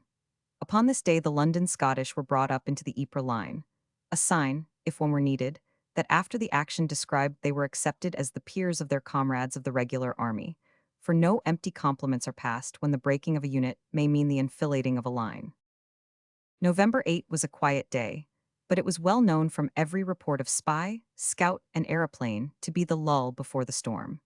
One German brigade came down the Menin Road and went up it again, leaving 100 dead on or beside the causeway. This attack inflicted some loss upon the 1st North Lancashires and on the 1st Scots Guards. The 1st Bedfords captured a trench that night. The 9th and the 10th were uneventful, and the tired troops rested on their arms, though never free for an hour from the endless pelting of shells. To the north and east the eagles were known to be gathering. There were the Emperor, the Emperor's Guard, and a great fresh battle of the Germans, ready for one grand final dash for Calais, with every rifle in the firing line and every cannon to support it. Grave messages came from headquarters, warning words were passed to anxious brigadiers, who took counsel with their colonels as to firefields and supports. Batteries were redistributed, depleted limbers refilled, and observation posts pushed to the front, while the untiring sappers gave the last touches to traverse and to trench. All was ready for the fray. So close were the lines that at many points the conversations of the enemy could be heard. Attack of the Prussian Guard. The Germans had already concentrated a large number of troops against this part of the British line, and they were now secretly reinforced by a division of the Prussian Guard. Documents found afterwards upon the dead show that the Guard had had special orders from the Emperor to break the line at all costs. The brigades which attacked were made up of the 1st and Foot Guards, the Kaiser Franz Grenadiers No. 2, the Königin Augusta Grenadiers No. 4, and the Battalion of Gardjäger, 13,000 men in all. It was to be victory or death with the corps d'élite of the German army, but it was no less victory or death with the men who opposed them. After an artillery preparation of appalling intensity for 3 hours along the line of both the 1st and 2nd Divisions, the infantry advance began about 9:30 on the morning of November 11, amid a storm of wind and rain. They are gregarious fighters, the Germans, finding comfort and strength in the rush of serried ranks. Even now the advance was made in a close formation, but it was carried out with magnificent dash, amazing valor, and a pedantic precision which caused, for example, the leading officers to hold their swords at the carry. The Prussian guardsmen seem to have lost nothing, and also to have learned nothing, since their famous predecessors lay dead in their ranks before St. Private, 44 years before. The attack was directed against the front of the 2 divisions of the 1st British Army Corps, but especially on the 1st Brigade, so that guardsmen faced guardsmen, as at Fontenoy. There were none of the chivalrous greetings of 1745, however, and a stern hatred hardened the hearts of either side. The German Guard charged on the north of the Menin Road, while a second advance by troops of the line was made upon the south, which withered away before the British fire. Nothing could stop the Guards, however. With trenches blazing and crackling upon their flank, for the advance was somewhat diagonal, they poured over the British position and penetrated it at 3 different points, where the heavy shells had overwhelmed the trenches and buried the occupants, who, in some cases, were bayoneted as they struggled out from under the earth. It was a terrific moment. The yells of the stormers and the shrill whistles of their officers rose above the crash of the musketry fire and roar of the guns.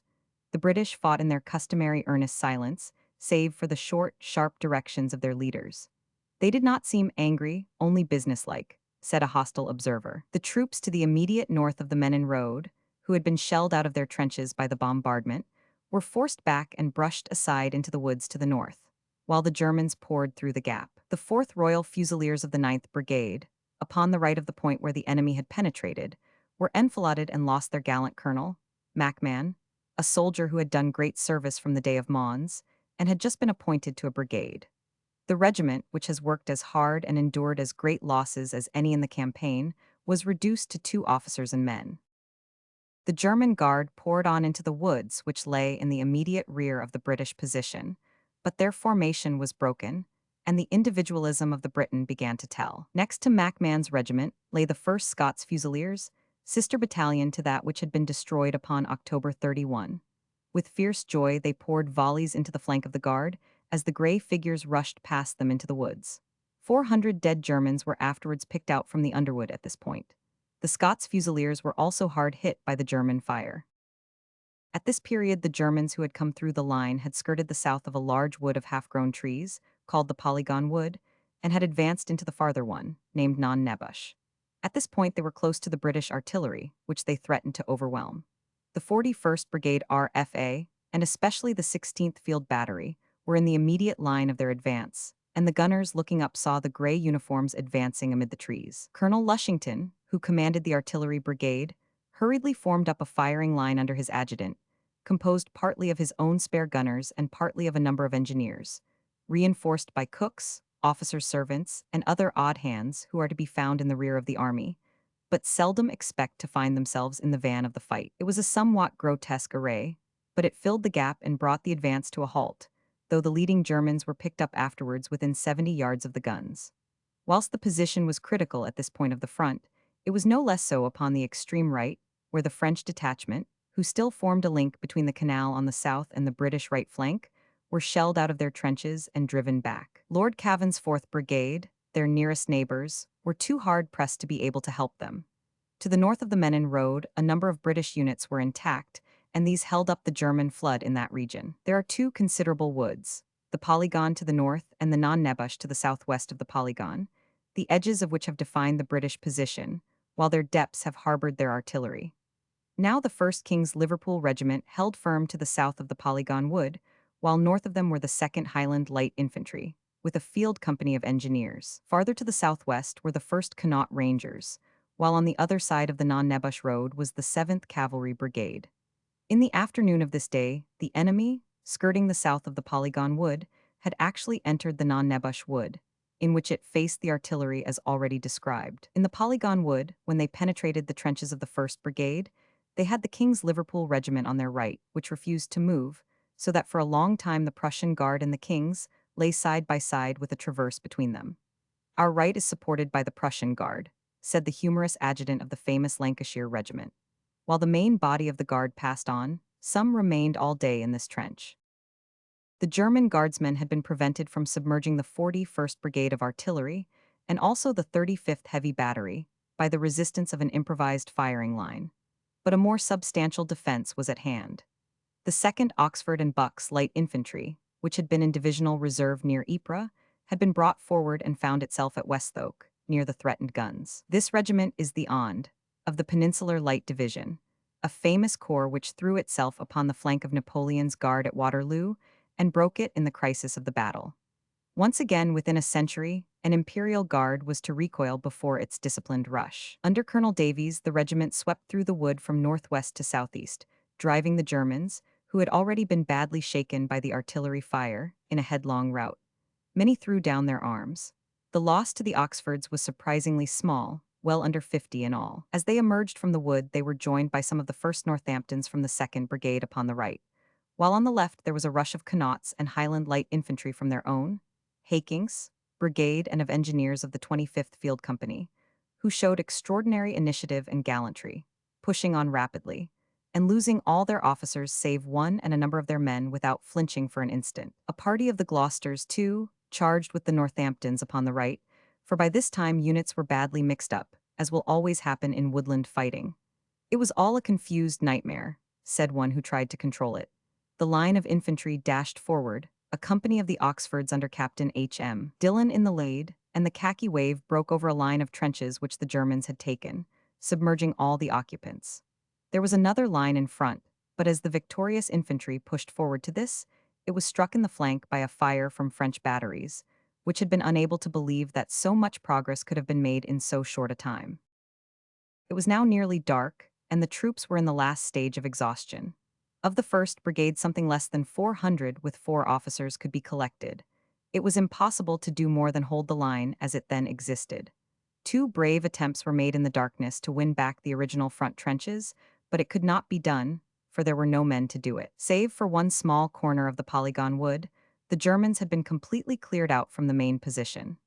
At 12 and at 4, during the night, the British made a forward movement to regain the advanced trenches, but in each case the advance could make no progress. At the very beginning of the second attempt, General Fitzclarence, commanding the 1st Brigade, was killed, and the movement fizzled out. Besides General Fitzclarence, the army sustained a severe loss in General Shaw of the 9th Brigade, who was struck by a shell splinter, though happily the wound was not mortal. The German losses were exceedingly severe. 700 of their dead were picked up within a single section of the British line, but the main loss was probably sustained in the advance before they reached the trenches. Killed, wounded, and prisoners, their casualties cannot have been less than 10,000 men. It was a fine attack, bravely delivered by fresh troops against weary men, but it showed the German leaders once for all that it was impossible to force a passage through the lines. The Emperor's Guard, driven on by the Emperor's own personal impetus, had recoiled broken, even as the guard of a greater emperor had done a century before from the indomitable resistance of the British infantry. The constant fighting had reduced British brigades to the strength of battalions, battalions to companies, and companies to weak platoons, but the position was still held. They had, it is true, lost about 500 yards of ground in the battle, but a shorter line was at once dug, organized, and manned. The barrier to Ypres was as strong as ever. The strain upon the men, however, had been terrific. Bearded, unwashed, sometimes plagued with vermin, the few who remained in the front line were a terrible crew, says the American Coleman. They were like fierce, wild beasts, says another observer. They had given their all, almost to their humanity, to save Britain. May the day never come when Britain will refuse to save them. Confused fighting. Glancing for a moment down the line to the south, there had been continuous confused contention during this time, but no great attack such as distinguished the operations in the north. Upon November 7, 2 brisk assaults were made by the Germans in the Armentières area, one upon the 4th Division of the 3rd Corps, and the other upon the Seaforth Highlanders, who were brigaded with the Indians. In each case, the first German rush carried some trenches, and in each the swift return of the British regained them. There were moderate losses upon both sides. On the same date, the 13th Infantry Brigade lost the services of Colonel Martin of the 1st West Kents, who was seriously wounded the very day after he had been appointed to a brigade. This attack upon November 11 represents the absolute high-water mark of the German efforts in this battle, and the ebb was a rapid one. Upon November 12, and the remainder of the weak, half-hearted attempts were made upon the British front, which were repulsed without difficulty. To the north of the line, where the French had held their positions with much the same fluctuations which had been experienced by their allies, the German assault was more violent and met with occasional success, though it was finally repelled with very great loss. The 14th was to the French what the 11th had been to the British, the culmination of violence and the prelude of rest. The weather throughout this period was cold and tempestuous, which much increased the strain upon the weary troops. Along the whole line from Ypres to Bethune, there were desultory shellings with an occasional dash by one side or the other, which usually ended in the capture of a trench and its recapture by the supports in the rear. It was in one of these sporadic German attacks in the Klein-Zillebeke section that the 2nd King's Royal Rifles held their trench against heavy odds, and their machine gun officer, Lieutenant Dimmer, thrice wounded and still fighting, won the coveted cross by his valor. Each gallant advance and capture of the Germans was countered by an equally gallant counterattack and recapture by the British. The long line sagged and swayed, but never bent or broke. The era of battles had passed, but for 30 miles the skirmishes were incessant. So mixed and incessant had been the fighting that it was a very difficult task during these days to tidy up the line and get each scattered group of men back to its own platoon, company, and battalion. On Tuesday, November 17, the fighting suddenly assumed a more important character. The attack was again in the Ypres section and fell chiefly upon the battalions of the 2nd Corps, if so dignified a name as battalion can be given to bodies of men which consisted very often of less than a normal company, commanded, perhaps, by 2 junior officers. The 4th Brigade of Guards was also heavily engaged this day, and so were the cavalry of the 3rd Division. The general locale of the action was the same as that which had been so often fought over before, the 2nd Corps being to the south of the Ypres road, with Lord Cavan's guardsmen upon their right and the cavalry upon the right of the guards. After a severe shelling, there was a serious infantry advance, about 1 o'clock, which took some trenches, but was finally driven back and chased for a quarter of a mile. McCracken's 7th Brigade bore a chief part in this fighting, and the 1st Wiltshires particularly distinguished themselves by a fine charge led by Captain Carey Barnard. The 2nd Grenadiers did great work during the day. An even heavier advance was made in the afternoon to the south of that, which was broken in the morning. This involved an oblique advance across the British front, which was stopped and destroyed before it reached the trenches by the deadly fire of rifles and machine guns. Over 1,000 dead were left as a proof of the energy of the attack and the solidity of the resistance. Farther to the south, a similar attack was beaten back by the cavalry after a preliminary shelling in which the 3rd Dragoon Guards suffered severely. This attack was repelled by the 3rd Cavalry Division, to which the Leicestershire and North Somerset Yeomanry were now attached. The latter did fine service in this action. Altogether, November 17 was a good day for the British arms and a most expensive one for the Germans. End of the First Battle of Ypres. We have now reached the end of the Battle of Ypres, which attained its maximum fury, so far as the British line was concerned, from October 29 to November 11. This great contest raged from the sand dunes of the north, where the Belgians fought so well, through the French Marine Brigade at Dixmude, and the 9th French Corps to General Haig's Corps, which was buttressed on the right towards the latter part of the battle by the 16th French Corps. Farther south, yet another French corps supported, and eventually took the place of the British cavalry opposite the lost villages of Wytschaete and Messines.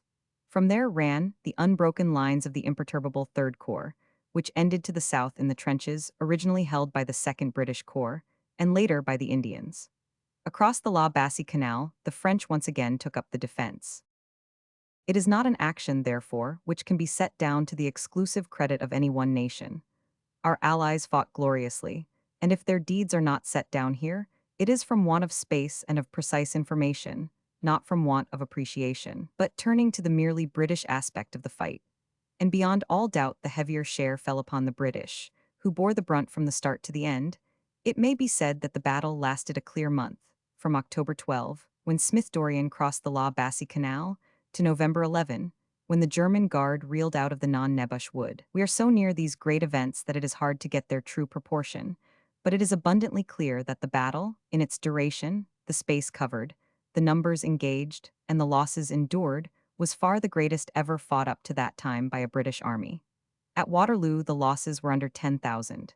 In this great fight, they were little short of 50,000. The fact that the enemy did not recoil, and that there was no sensational capture of prisoners and guns, has obscured the completeness of the victory. In these days of nations in arms, a beaten army is buttressed up or reabsorbed by the huge forces of which it is part. One judges victory or defeat by the question whether an army has or has not reached its objective. In this particular case, taking a broad view of the whole action, a German force of at least 600,000 men set forth to reach the coast, and was opposed by a force of less than half its numbers who barred its way. The Germans did not advance 5 miles in a month of fighting, and they lost not less than 150,000 men without any military advantage whatever, for the possession of such villages as Gelluvelt, Wytschaete, or Messines availed them not at all. If this is not a great victory, I do not know what military achievement would deserve the term. Ypres was a plevna, but a plevna which remained forever untaken. Death of Lord Roberts.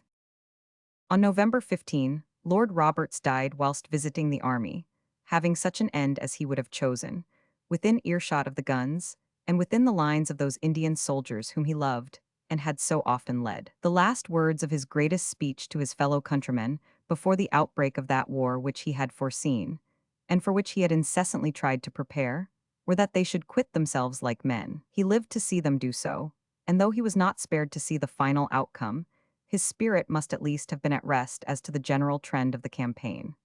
The tradition of his fascinating character, with its knightly qualities of gentleness, bravery, and devotion to duty, will remain as a national possession. The 8th Division. About this time, though too late for the severe fighting, there arrived the 8th Division, which would enable Sir Henry Rawlinson to complete his 4th Corps. The 8th Division was composed as follows: Divisional General, General Davies; 23rd Infantry Brigade, General Penny; 2nd Scots Rifles; 2nd Middlesend West Yorkshires; 2nd Devons; 24th Infantry Brigade, General Carter; 1st Worcesters; 2nd East Lancashires; 1st Notts and Derby; 2nd Northamptons; 25th Infantry Brigade, General Lurie Cole; 2nd Lincolns; 2nd Berkshires; 1st Irish Rifles; 2nd Rifle Brigade; 13th London Kensingtons; Artillery: 5th Brigade RHA GOZ; 45th Brigade RFA; 33rd Brigade RFA; Heavy Batteries 118, 119; 25 FCOS RE; 8 Signal Co., Divisional Cavalry; Northampton Yeomanry; 8th Cyclists. We have now arrived at what may be called the Great Winter Lull, when the continuation of active operations was made impossible by the weather conditions, which were of the most atrocious description. It was the season which in a more classic age of warfare was spent in comfortable winter quarters. There was no such surcease of hardship for the contending lines, who were left in their trenches face to face, often not more than 50 yards apart, and each always keenly alert for any devilry upon the part of the other. The ashes of war were always redly smoldering, and sometimes, as will be seen, burst up into sudden furious flame. It was a period of rainstorms and of frostbites, of trench mortars and of hand grenades, of weary, muddy, goat-skinned men shivering in narrow trenches, and of depleted brigades resting and recruiting in the rearward towns. Such was the position at the front, but hundreds of miles to the westward, the real future of the war was being fought out in the rifle factories of Birmingham, the great gun works of Woolwich, Coventry, Newcastle, and Sheffield, the cloth looms of Yorkshire, and the boot centers of Northampton. In these and many other places oversea the tools for victory were forged night and day through one of the blackest and most strenuous winters that Britain has ever known. And always on green and waste and common, from Cromarty to Brighton, wherever soldiers could find billets or a village of log huts could be put together, the soldier citizens who were to take up the burden of the war, the men of the territorials and the men of the new armies, endured every hardship and discomfort without a murmur, whilst they prepared themselves for that great and glorious task which the future would bring. Even those who were too old or too young for service formed themselves into volunteer bands, who armed and clothed themselves at their own expense. This movement, which sprang first from the small Sussex village of Crowborough, was coordinated and controlled by a central body of which Lord Disborough was the head. In spite of discouragement, or at the best cold neutrality from government, it increased and prospered until no fewer than 250,000 of men were mustered and ready entirely at their own expense and by private enterprise, one of the most remarkable phenomena of the war. Chapter 10. A retrospect and general summary. Position of Italy, fall of German colonies, sea affairs, our allies. There has been no opportunity during this somewhat breathless narrative of the great events, which will ever be associated with the names of Mons, the Marne, the Aisne, and Ypres to indicate those factors which were influencing the course of the war in other regions. They do not come properly within the scope of this narrative, nor does the author profess to have any special information concerning them, but they cannot be absolutely omitted without interfering with a correct view of the general situation. They will therefore be briefly summarized in retrospect, before the reader is carried on into a more particular account of the trench warfare of the early winter of 1914. Position of Italy. The most important European event at the outbreak of the war, outside the movement of the combatants, was the secession of Italy from the Central Powers on the grounds that her treaty applied only to wars of defense, whilst this was manifestly one of aggression. Italian statesmen could speak with the more decision upon the point, since the plot had been unfolded before their eyes.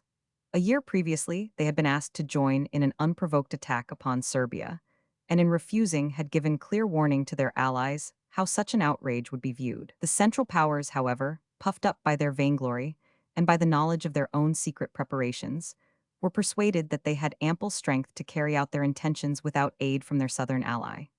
Italy, having denounced the treaty, remained a neutral, but it was always clear that she would sooner or later throw in her strength with those who were at war with Austria, her secular enemy. It was not, however, until May 1915 that she was in a position to take a definite step. It should be remembered to her eternal honor that the time at which she did eventually come in was one which was very overcast for the Allies, and that far from fulfilling the cynical German prophecy that she would hasten to the assistance of the conqueror, she took grave risks in ranging herself upon the side of her Latin sister. Fall of German colonies. Upon August 24, Japan also declared war, and by November 7 had completed her share of the common task. For Tsingtao, the only German colony in Eastern Asia, was captured by a Japanese expeditionary force aided by a British contingent. Already the vast colonial erection of Germany, those numerous places in the sun which she had annexed all over the globe, were beginning to crumble. The little Togoland colony fell upon August 26. New Zealand took over German Samoa upon August 31. The Australians occupied the Bismarck Archipelago upon September 7 and New Guinea upon the 25th. These smaller twigs were easily lopped, but the main boughs were made of tougher stuff. A premature attack upon German East Africa by an expeditionary force from India met with a severe check immediately after landing. In South Africa, the Germans succeeded in blowing into a small flame the smoldering ashes of the Old Boer War. De Wet and others broke their oaths and took up arms, but the majority remained splendidly loyal, and by the beginning of December, Botha had brought the insurrection to an end, and was able henceforth to devote his grand powers of leadership and organization to the extinction of the enemy's southwestern colony. Sea affairs. A word, too, about sea affairs before we turn to the further detailed account of the British winter upon the continent. In good time, the fleet had been ordered to her war stations at the north and east of Scotland, with the result that German ocean commerce was brought to an immediate and absolute stop. The German ships Goeben and Breslau, which were cut off at the outbreak of the war in the Mediterranean, succeeded in a very clever fashion in reaching the Dardanelles in safety. Having taken refuge at Constantinople, these ships played a prominent part in determining Turkey to take action against the Allies on October 31, a most disastrous decision both for Turkey, which met her ruin, and for the Allies, who found their task greatly increased through the excellent fighting power of the Turkish forces. A brisk action was fought upon August 28 in the Heligoland Bight, when Admiral Beatty with his cruiser squadron and a number of light craft visited the enemy in his own waters, sinking 3 German warships and sustaining no losses himself. Among the prisoners was the son of Chief Admiral von Tirpitz. Numerous minor actions led to no noteworthy result, but the power of the submarine, already prophesied before the war, speedily made itself manifest. Several small British cruisers were destroyed by these craft, and finally a considerable disaster occurred through the sinking of the 3 cruisers, Hogg, Aboukir and Cressy, upon September 22. This dashing and cool-headed exploit was brought off by a young lieutenant named Weddigen. Much as we suffered from his action, it was recognized in Britain as having been a remarkable deed of arms upon a very different plane to those execrable murders of civilians, with which the German submarine service was afterwards associated. Some months later, Weddigen's submarine rose amongst the Grand Fleet whilst it was in motion, and was rammed and destroyed by the dreadnought. The outbreak of war had seen a considerable number of German cruisers at large, and these would undoubtedly have been strongly reinforced had it not been for the speed with which the British fleet took up its war stations.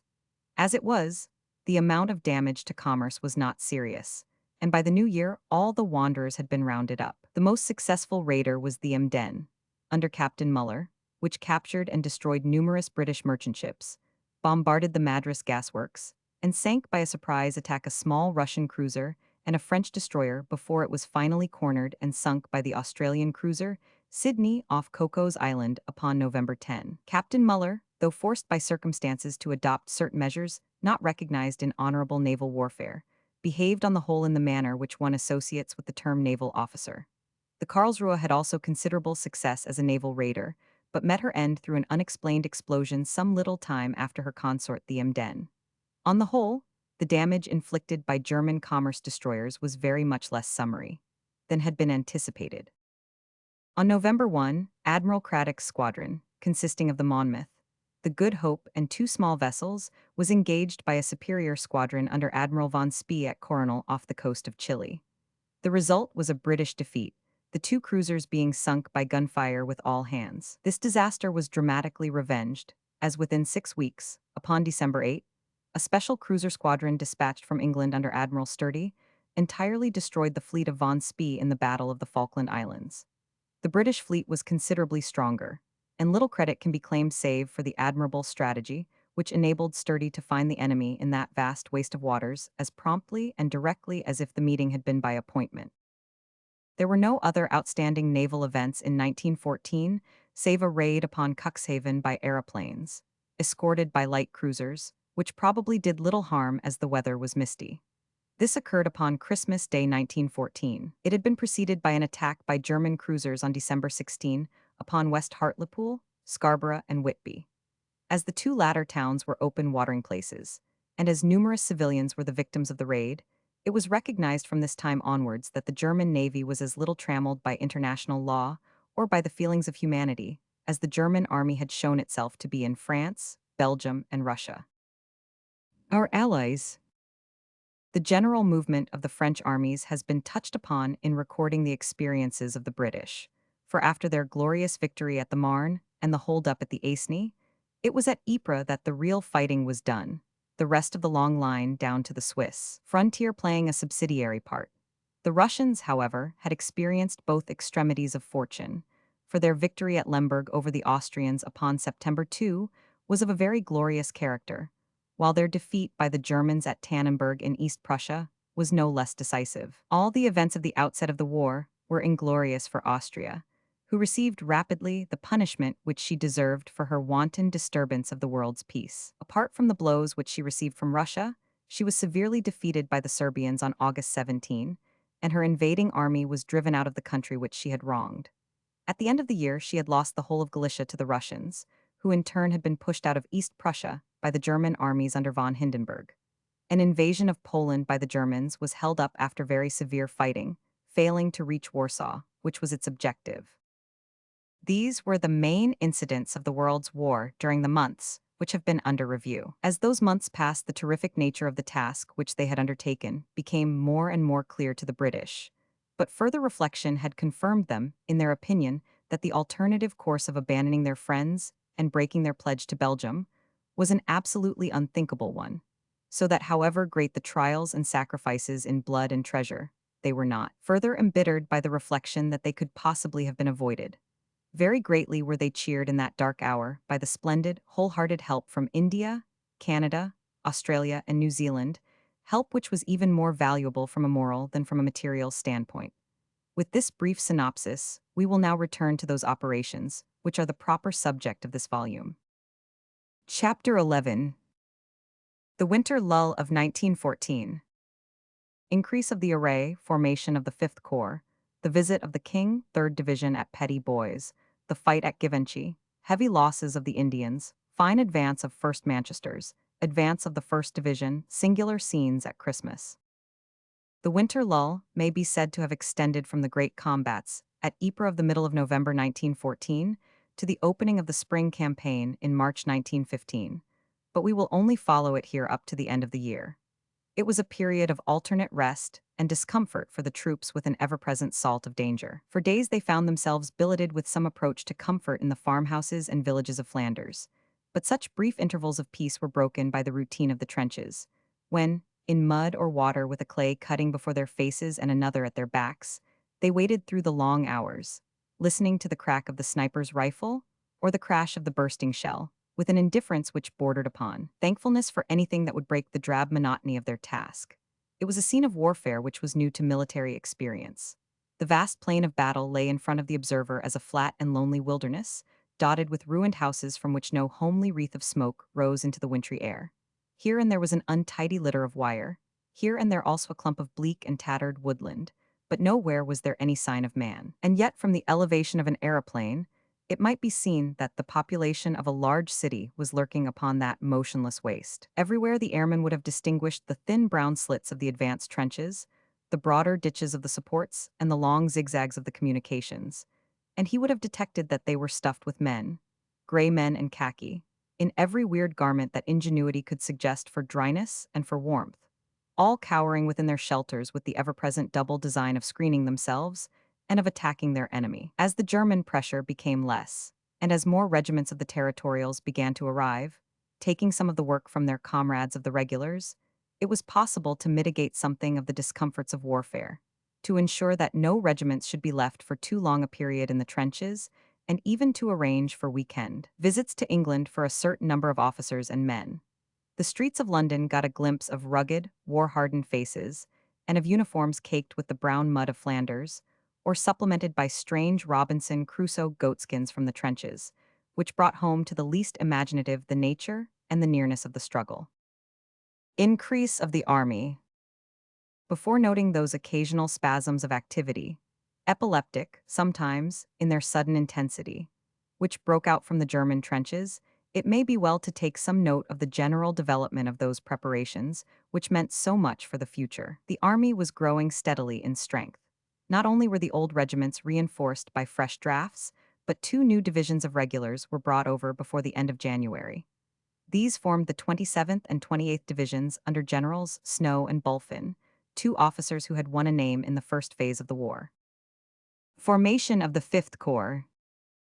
The two divisions together formed the 5th Army Corps under General Plumer, the officer who had worked so hard for the relief of Mafeking in 1900. The divisions, composed of splendid troops who needed some hardening after tropical service, were constituted as follows, the list including territorial battalions attached, but excluding the artillery as well as the 4 original regular units in each brigade. 5th Army Corps. General Plumer. 27th Division, General Snow. 80th Brigade, General Fortescue. Princess Pat, Canadians. 4th Rifle Brigade. 3rd King's Royal Rifles. 4th King's Royal Rifles. 2nd Shrop Light Infantry. 81st Brigade, General Macfarlane. 9th Royal Scots. 2nd Cameron Highlanders. 1st Argyll and Sutherlands. 1st Royal Scots. 2nd Gloucesters. 9th Argyll and Sutherlands. 82nd Brigade, General Longley. 1st Leinsters. 2nd Royal Irish Fusiliers. 2nd Duke of Cornwall's Light Infantry. 1st Royal Irish. 1st Cambridge. Army Troops 6th Cheshires. 28th Division, General Bulfin. 83rd Brigade, General Boyle. 2nd E Yorkshire.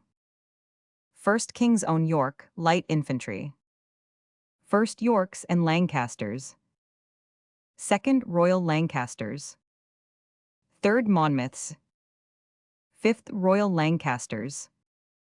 84th Brigade, General Winter. 2nd Northumberland Fusiliers. 1st Suffolks. 1st Welsh. 2nd Cheshires. 12th London Rangers. 1st Monmouths. 85th Brigade, General Chapman. 2nd East Kent. 2nd East Surrey. 3rd Middlesex Royal Fusiliers. 8th Middlesex. Besides this new 5th Army Corps, there had been a constant dribble of other territorial units to the front, where they were incorporated with various regular brigades. The London Scottish, which had done so well, was honored by admission to the 1st Brigade of Guards. The Artists' Rifles, 28th London, had the unique distinction of being set aside as an officers' training corps, from which officers were actually drawn at the rate of 100 a month. The Honourable Artillery Company, brigaded with the 7th Brigade, was among the first to arrive. Conspicuous among the newcomers were the London Rifle Brigade, the 4th Suffolk, the Liverpool Scottish, the 5th Ant Cheshires, the 1st Herts, the 2nd Monmouthshires, Queen Victoria Rifles, and Queen's Westminsters. These were among the earlier arrivals, though it seems invidious to mention names where the spirit of all was equally good. Among the yeomanry, many had already seen considerable service, notably the North and South Irish Horse, who had served from the beginning, the Northumberland Hussars, the North Somersets, the Oxford Hussars, and the Essex Yeomanry. Most of the troops named above shared the discomfort of the winter campaign, before the great arrival of the new armies from England in the spring. There can be no better earned bar upon a medal than that which stands for this great effort of endurance against nature and man combined.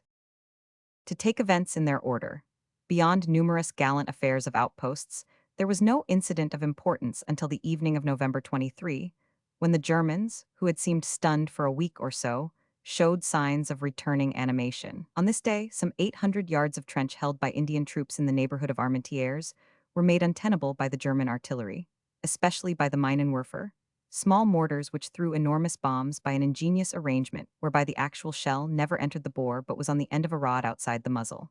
Some of these terrible missiles, which came through the air as slowly as a punted football, were 200 pounds in weight and shattering in their effects. There was an advance of the 112th Regiment of the 14th German Corps, and the empty trenches were strongly occupied by them. So strongly that the first attempt to retake them was unsuccessful in the face of the rifle and machine gun fire of the defenders.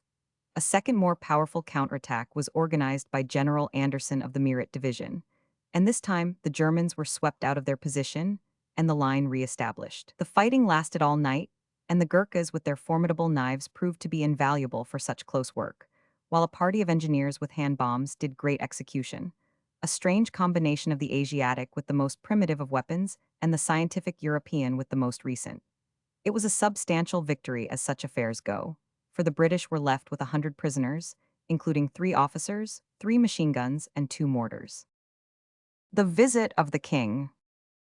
The first week of December was rendered memorable by a visit of the king to the army. King George reviewed a great number of his devoted soldiers, who showed by their fervent enthusiasm that one need not be an autocratic warlord in order to command the fierce loyalty of the legions. After this pleasant interlude, there followed a succession of those smaller exploits which seem so slight in any chronicle, and yet collectively do so much to sustain the spirit of the army. Now this dashing officer, now that, attempted some deed upon the German line, and never failed to find men to follow him to death. On November 24, it was Lieutenant Impai, with a handful of 2nd Lincolns. On November 25, Lieutenants Ford and Morris with a few Welsh Fusiliers and sappers. On November 26, Sir Edward Hulse with some Scots Guards. On the same day, Lieutenant Durham with men of the 2nd Rifle Brigade. In each case, trenches were temporarily won, the enemy was damaged, and a spirit of adventure encouraged in the trenches. Sometimes such a venture ended in the death of the leader, as in the case of Captain, the Honourable H. L. Bruce of the Royal Scots. Such men died as the old knights did who rode out betwixt the lines of marshalled armies, loved by their friends and admired by their foes. December 9 was the date of 2 small actions. In the 1st Lincolns of the 9th Brigade, which had been commanded by Douglas Smith since the wounding of General Shaw, made an attack upon the wood at Wycheat, which is called Le Petit Bois. The advance was not successful, the 3 officers who led it being all wounded, and 44 men being hit. The attempt was renewed upon a larger scale 5 days later. The other action was an attack by the enemy upon some of the trenches of the 3rd Corps. This corps, though it had not come in for the more dramatic scenes of the campaign, had done splendid and essential work in covering a line of 14 miles or so against incessant attacks of the Germans, who never were able to gain any solid advantage. On this occasion, the impact fell upon Gordon's 19th Brigade, especially upon the 2nd Argyll and Sutherland Highlanders and the 1st Middlesex. It was driven back with heavy loss. 3rd Division at Petit Bois. On December 14, the second and more sustained effort was made to get possession of the Petit Bois at Wycheat, which had been attacked by the Lincolns upon the 9th. 500 Herbals' 8th French Army was cooperating upon the left.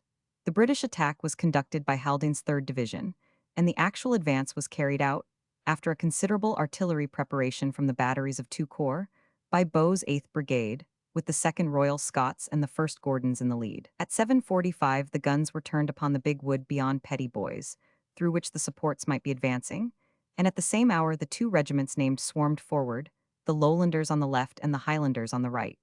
The Royal Scots, under Major Duncan, carried Petit Bois with a rush, taking 50 prisoners and 2 machine guns, while the Germans fled out at the other end of the wood. The Scots at once entrenched themselves and got their own machine guns into position. The Gordons, under Major Baird, advanced with splendid dash and gained some ground, but found the position such that they could not entrench upon it, so they were forced to fall back eventually to their original position.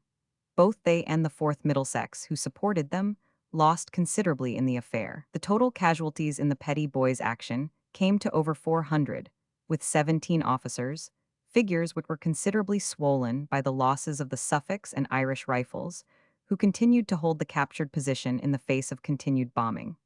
The French in the north had no particular success and lost 600 men. The importance of such operations is not to be measured, however, by the amount of ground won, but by the necessity of beating up the enemy's quarters, keeping them pinned to their positions, and preventing them from feeling that they could at their own sweet wills detach any reinforcements they chose to thicken their line upon the eastern frontier, where our Russian allies were so insistently pressing. On the morning of December 19, an attack was made upon the German lines in the Festubert region by Wilcox's Indian Corps, the Meerut Division, under General Anderson, attacking upon the left, and the Lahore under General Watkins upon the right. The object of the movement was to cooperate with the French in an advance which they had planned. The Meerut attack was successful at first, but was driven back by a counterattack, and some hundreds of Indian infantry were killed, wounded, or taken. In the case of the Lahore attack, the storming party consisted of the 1st Highland Light Infantry and the 4th Gurkhas. Both of these units belonged to the Sirhind Brigade, but they were joined in the enterprise by the 59th Sindh Rifles of the Jalandhar Brigade. These latter troops had a long night march before reaching the scene of the operations, when they found themselves upon the right of the attack and within 250 yards of the German trenches. Judging the operations from the standard reached at a later date, the whole arrangement seems to have been extraordinarily primitive. The artillery preparation for a frontal attack upon a strong German line of trenches lasted exactly 4 minutes, being rather a call to arms than a bombardment. The troops rushed most gallantly forward into the dark of a cold, wet winter morning, with no guide save the rippling flashes of the rifles and machine guns in front of them. Many were so sore-footed and weary that they could not break into the double. Some of the Indians were overtaken from behind by a line of British supports, which caused considerable confusion. An officer of Indians has left it on record that twice running he had a revolver clapped to his head by a British officer. All of the battalions advanced with a frontage of 2 companies in columns of platoons. Both the Gurkhas and Highlanders reached the trench in the face of a murderous fire. The left of the 59th, consisting of Punjabi Mahomedans, also reached the trench. The right, who were Sikhs, made an equally gallant advance but were knee-deep in a wet beetroot field and under terrific machine gun fire. Their gallant leader, Captain Scale, was struck down, as was every Indian officer, but a handful of the survivors under a Sikh jemadar got into a German sap, which they held for 24 hours, taking a number of prisoners. Day had dawned, and though the British and Indians were in the enemy trenches, it was absolutely impossible to send them up reinforcements across the bullet-swept plain. The 59th discovered a sap running from their left to the German line, and along this they pushed. They could not get through, however, to where their comrades were being terribly bombed on either flank by the counterattack. It was an heroic resistance. Colonel Ronaldson, who led the party, held on all day, but was very lucky in being able to withdraw most of the survivors after nightfall. Of the 100 Punjabis who held one flank, only 3 returned, while 13 wounded were reported later from Germany. The others all refused to surrender, declaring that those were the last orders of their British officers, and so they met their honored end. It had been a long and weary day with a barren ending, for all that had been won was abandoned. The losses were over 1,000, and were especially heavy in the case of officers. The fight at Givenchy. The Germans, elated by the failure of the attack, were in the mood for a return visit. In the early dawn of the next day, December 20, they began a heavy bombardment of the Indian trenches, followed by an infantry attack extending over a line of 6 miles from south of the Bethune Canal to Festubert in the north. The attack began by the explosion of a succession of mines, which inflicted very heavy losses upon the survivors of the Gurkhas and Highland Light Infantry. The weight of the attack at the village of Givenchy fell upon the exhausted Sirhind Brigade, who were driven back, and the greater part of Givenchy was occupied by the enemy. General Brunker fell back with his brigade, but his line was stiffened by the arrival of the 47th Sikhs of the 8th Jalandhar Brigade, who were in divisional reserve. These troops prevented any further advance of the Germans, while preparations were made for an effective counterstroke. Heavy losses of the Indians. Little help could be given from the north, where the line was already engaged, but to the south there were considerable bodies of troops available. The situation was serious, and a great effort was called for, since it was impossible to abandon into the hands of the enemy a village which was an essential bastion upon the line of defense. The German attack had flooded down south of Givenchy to the Bethune Canal, and a subsidiary attack had come along the south of the canal with the object of holding the troops in their places and preventing the reinforcement of the defenders of Givenchy. But these advances south of the village made no progress, being held up by the 9th Bhopal's and Wilda's 57th Rifles of the 7th Ferozpur Brigade between Givenchy and the canal, while the 1st Connaught Rangers of the same brigade stopped it on the southern side of the canal. Matters were for a moment in equilibrium. To the south of the canal, energetic measures were taken to get together a force which could come across it by the Pont Fix or road bridge and re-establish matters in the north. Fine advance of Manchester's. The struggle had broken out close to the point of junction between the British forces and those of General Foch of the 10th French Army, so that our allies were able to cooperate with us in the counterattack. It was directed by General Carnegie, and the assault was made by the 1st Manchesters, the 4th Suffolk Territorials, and some French territorials. The Manchesters, under the leadership of Colonel Strickland, made a most notable attack, aided by 2 companies of the Suffolks, the other companies remaining in reserve on the north bank of the canal. So critical was the position that the 3rd Indian sappers and miners were set the dangerous task, under very heavy shell fire, of mining the bridge over the canal. The situation was saved, however, by Colonel Strickland's fine advance. His infantry, with very inadequate artillery support, pushed its way into Givenchy and cleared the village from end to end. 300 of the Manchesters fell in this deed of arms. Not only did they win the village, but they also regained some of the lost trenches to the northeast of Givenchy. This was the real turning point of the action. There was at the time only the one very wet, very weary, and rather cut-up Jullundier brigade between the Germans and Bethune, with all that Bethune stood for strategically. To the east, the 9th Bhopal's Anth Rifles still held on to their position. It was only to the north that the enemy retained his lodgment. But the fight to the north had been a bitter one all day, and had gone none too well for the British forces. The Indians were fighting at an enormous disadvantage. As well turn a tiger loose upon an ice floe, and expect that he will show all his wonted fierceness and activity. There are inexorable axioms of nature, which no human valor nor constancy can change. The bravest of the brave, our Indian troops were none the less the children of the sun, dependent upon warmth for their vitality, and numbed by the cold, wet life of the trenches. That they still in the main maintained a brave, uncomplaining, soldierly demeanor, and that they made head against the fierce German assaults, is a wonderful proof of their adaptability. About 10 o'clock on the morning of the 20th, the German attack, driving back the Sirhind Brigade from Givenchy, who were the left advanced flank of the Lahore Division, came with a rush against the Dehradun Brigade, who were the extreme right of the Meerut Division. This brigade had the 1st Seaforth Highlanders upon its flank, with the 2nd Gurkhas upon its left. The Gurkhas were forced to retire, and the almost simultaneous retirement of the defenders of Givenchy left the Highlanders in a desperate position with both flanks in the air. Fortunately, the next brigade of the Meerut Division, the Garhwal Brigade, stood fast and kept in touch with the 6 Jats, who formed the left of the Dehradun Brigade, and so prevented the pressure upon that side from becoming intolerable. The 9th Gurkhas came up to support the 2nd Gurkhas, who had not gone far from their abandoned trenches, and the 58th Indian Rifles also came to the front. These battalions upon the left rear of the Highlanders gave them some support. Nonetheless, the position of the battalion was dangerous and its losses heavy, but it faced the Germans with splendid firmness, and nothing could budge it. Machine guns are stronger than flesh and blood, but the human spirit can be stronger than either. You might kill the Highlanders, but you could not shift them. The 2nd Black Watch, who had been in reserve, established touch towards nightfall with the right of the Seaforths, and also with the left of the Sirhind Brigade, so that a continuous line was assured.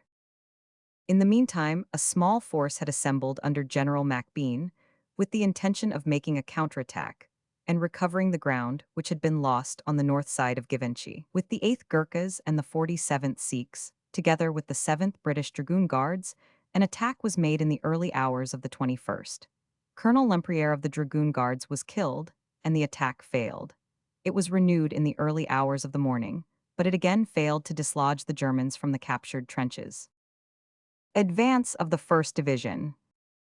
December 21 dawned upon a situation which was not particularly rosy from a British point of view.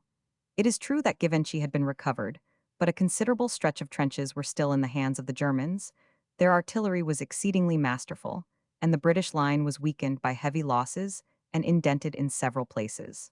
The one bright spot was the advance of the 1st Division of Haig's Corps, who had come up in the night time. The 3 brigades of this division were at once thrown into the fight, the first being sent to Givenchy, the second given as a support to the Meerut Division, and the third directed upon the trenches, which had been evacuated the day before by the Sirhind Brigade. All of these brigades won their way forward, and by the morning of the 22nd much of the ground, which had been taken by the Germans, was reoccupied by the British.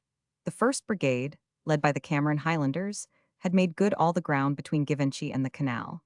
Meanwhile, the 3rd Brigade had re-established the Festubert position, where the 2nd Welsh Ants South Wales borderers had won their way into the lost trenches of the Gurkhas. This was not done without very stark fighting, in which of all the regiments engaged none suffered so heavily as the 2nd Munsters, now attached to the 3rd Brigade.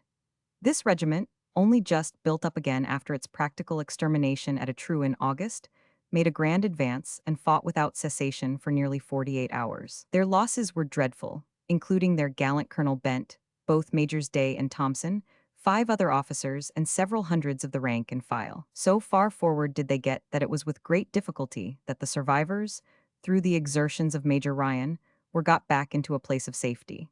It was the second of 3 occasions upon which this gallant Celtic battalion gave itself for king and country. Let this soften the asperity of politics if unhappily we must come back to them after the war. Meanwhile, the lines upon the flank of the Seaforths, which had been lost by the Dehradun Brigade, were carried by the 2nd Brigade, Westmacott. The 1st North Lancashire Ants Northamptons leading the attack, with the 2nd Rifles in support. Though driven back by a violent counterattack in which both leading regiments, and especially the Lancashire men, lost heavily, the brigade came again and ended by making good the gap in the line. Thus the situation on the morning of the 22nd looked very much better than upon the day before. On this morning, as so many of the 1st Corps were in the advanced line, Sir Douglas Haig took over the command from Sir James Wilcox.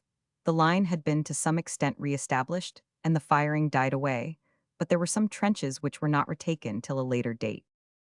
Such was the scrambling and unsatisfactory fight of Givenchy, a violent interlude in the drab records of trench warfare.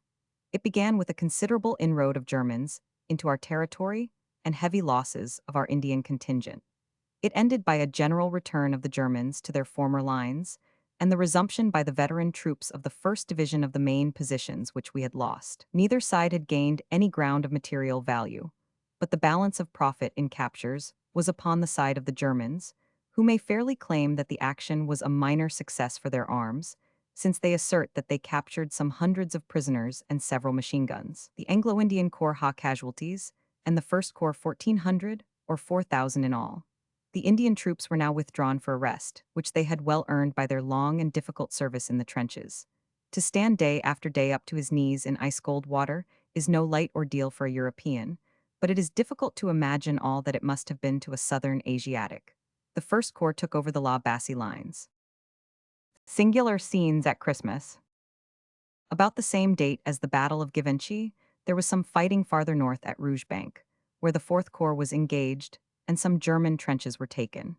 The chief losses in this affair fell upon those war-worn units, the 2nd Scots Guards and borderers of the 20th Brigade. Henceforward peace reigned along the lines for several weeks.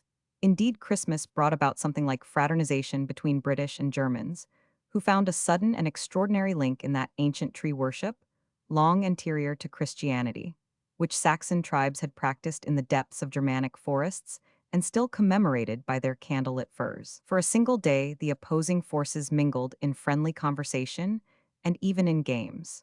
It was an amazing spectacle, and must arouse bitter thoughts concerning those high-born conspirators against the peace of the world, who in their mad ambition had hounded such men on to take each other by the throat rather than by the hand. For a day there was comradeship, but the case had been referred to the god of battles, and the doom had not yet been spoken. It must go to the end. On the morning of the 26th, dark figures vanished reluctantly into the earth, and the rifles cracked once more. It remains one human episode amid all the atrocities which have stained the memory of the war. So end the year of resistance. During it, the Western Allies had been grievously oppressed by their well-prepared enemy. They had been overweighted by numbers and even more so by munitions. For a space it had seemed as if the odds were too much for them. Then, with a splendid rally, they had pushed the enemy back. But his reserves had come up and had proved to be as superior as his first line had been. But even so, he had reached his limit. He could get no further. The danger hour was past. There was now coming the long, anxious year of equilibrium, the narrative of which will be given in the succeeding volume of 1915. Finally will come the year of restoration, which will at least begin, though it will not finish, the victory of the champions of freedom.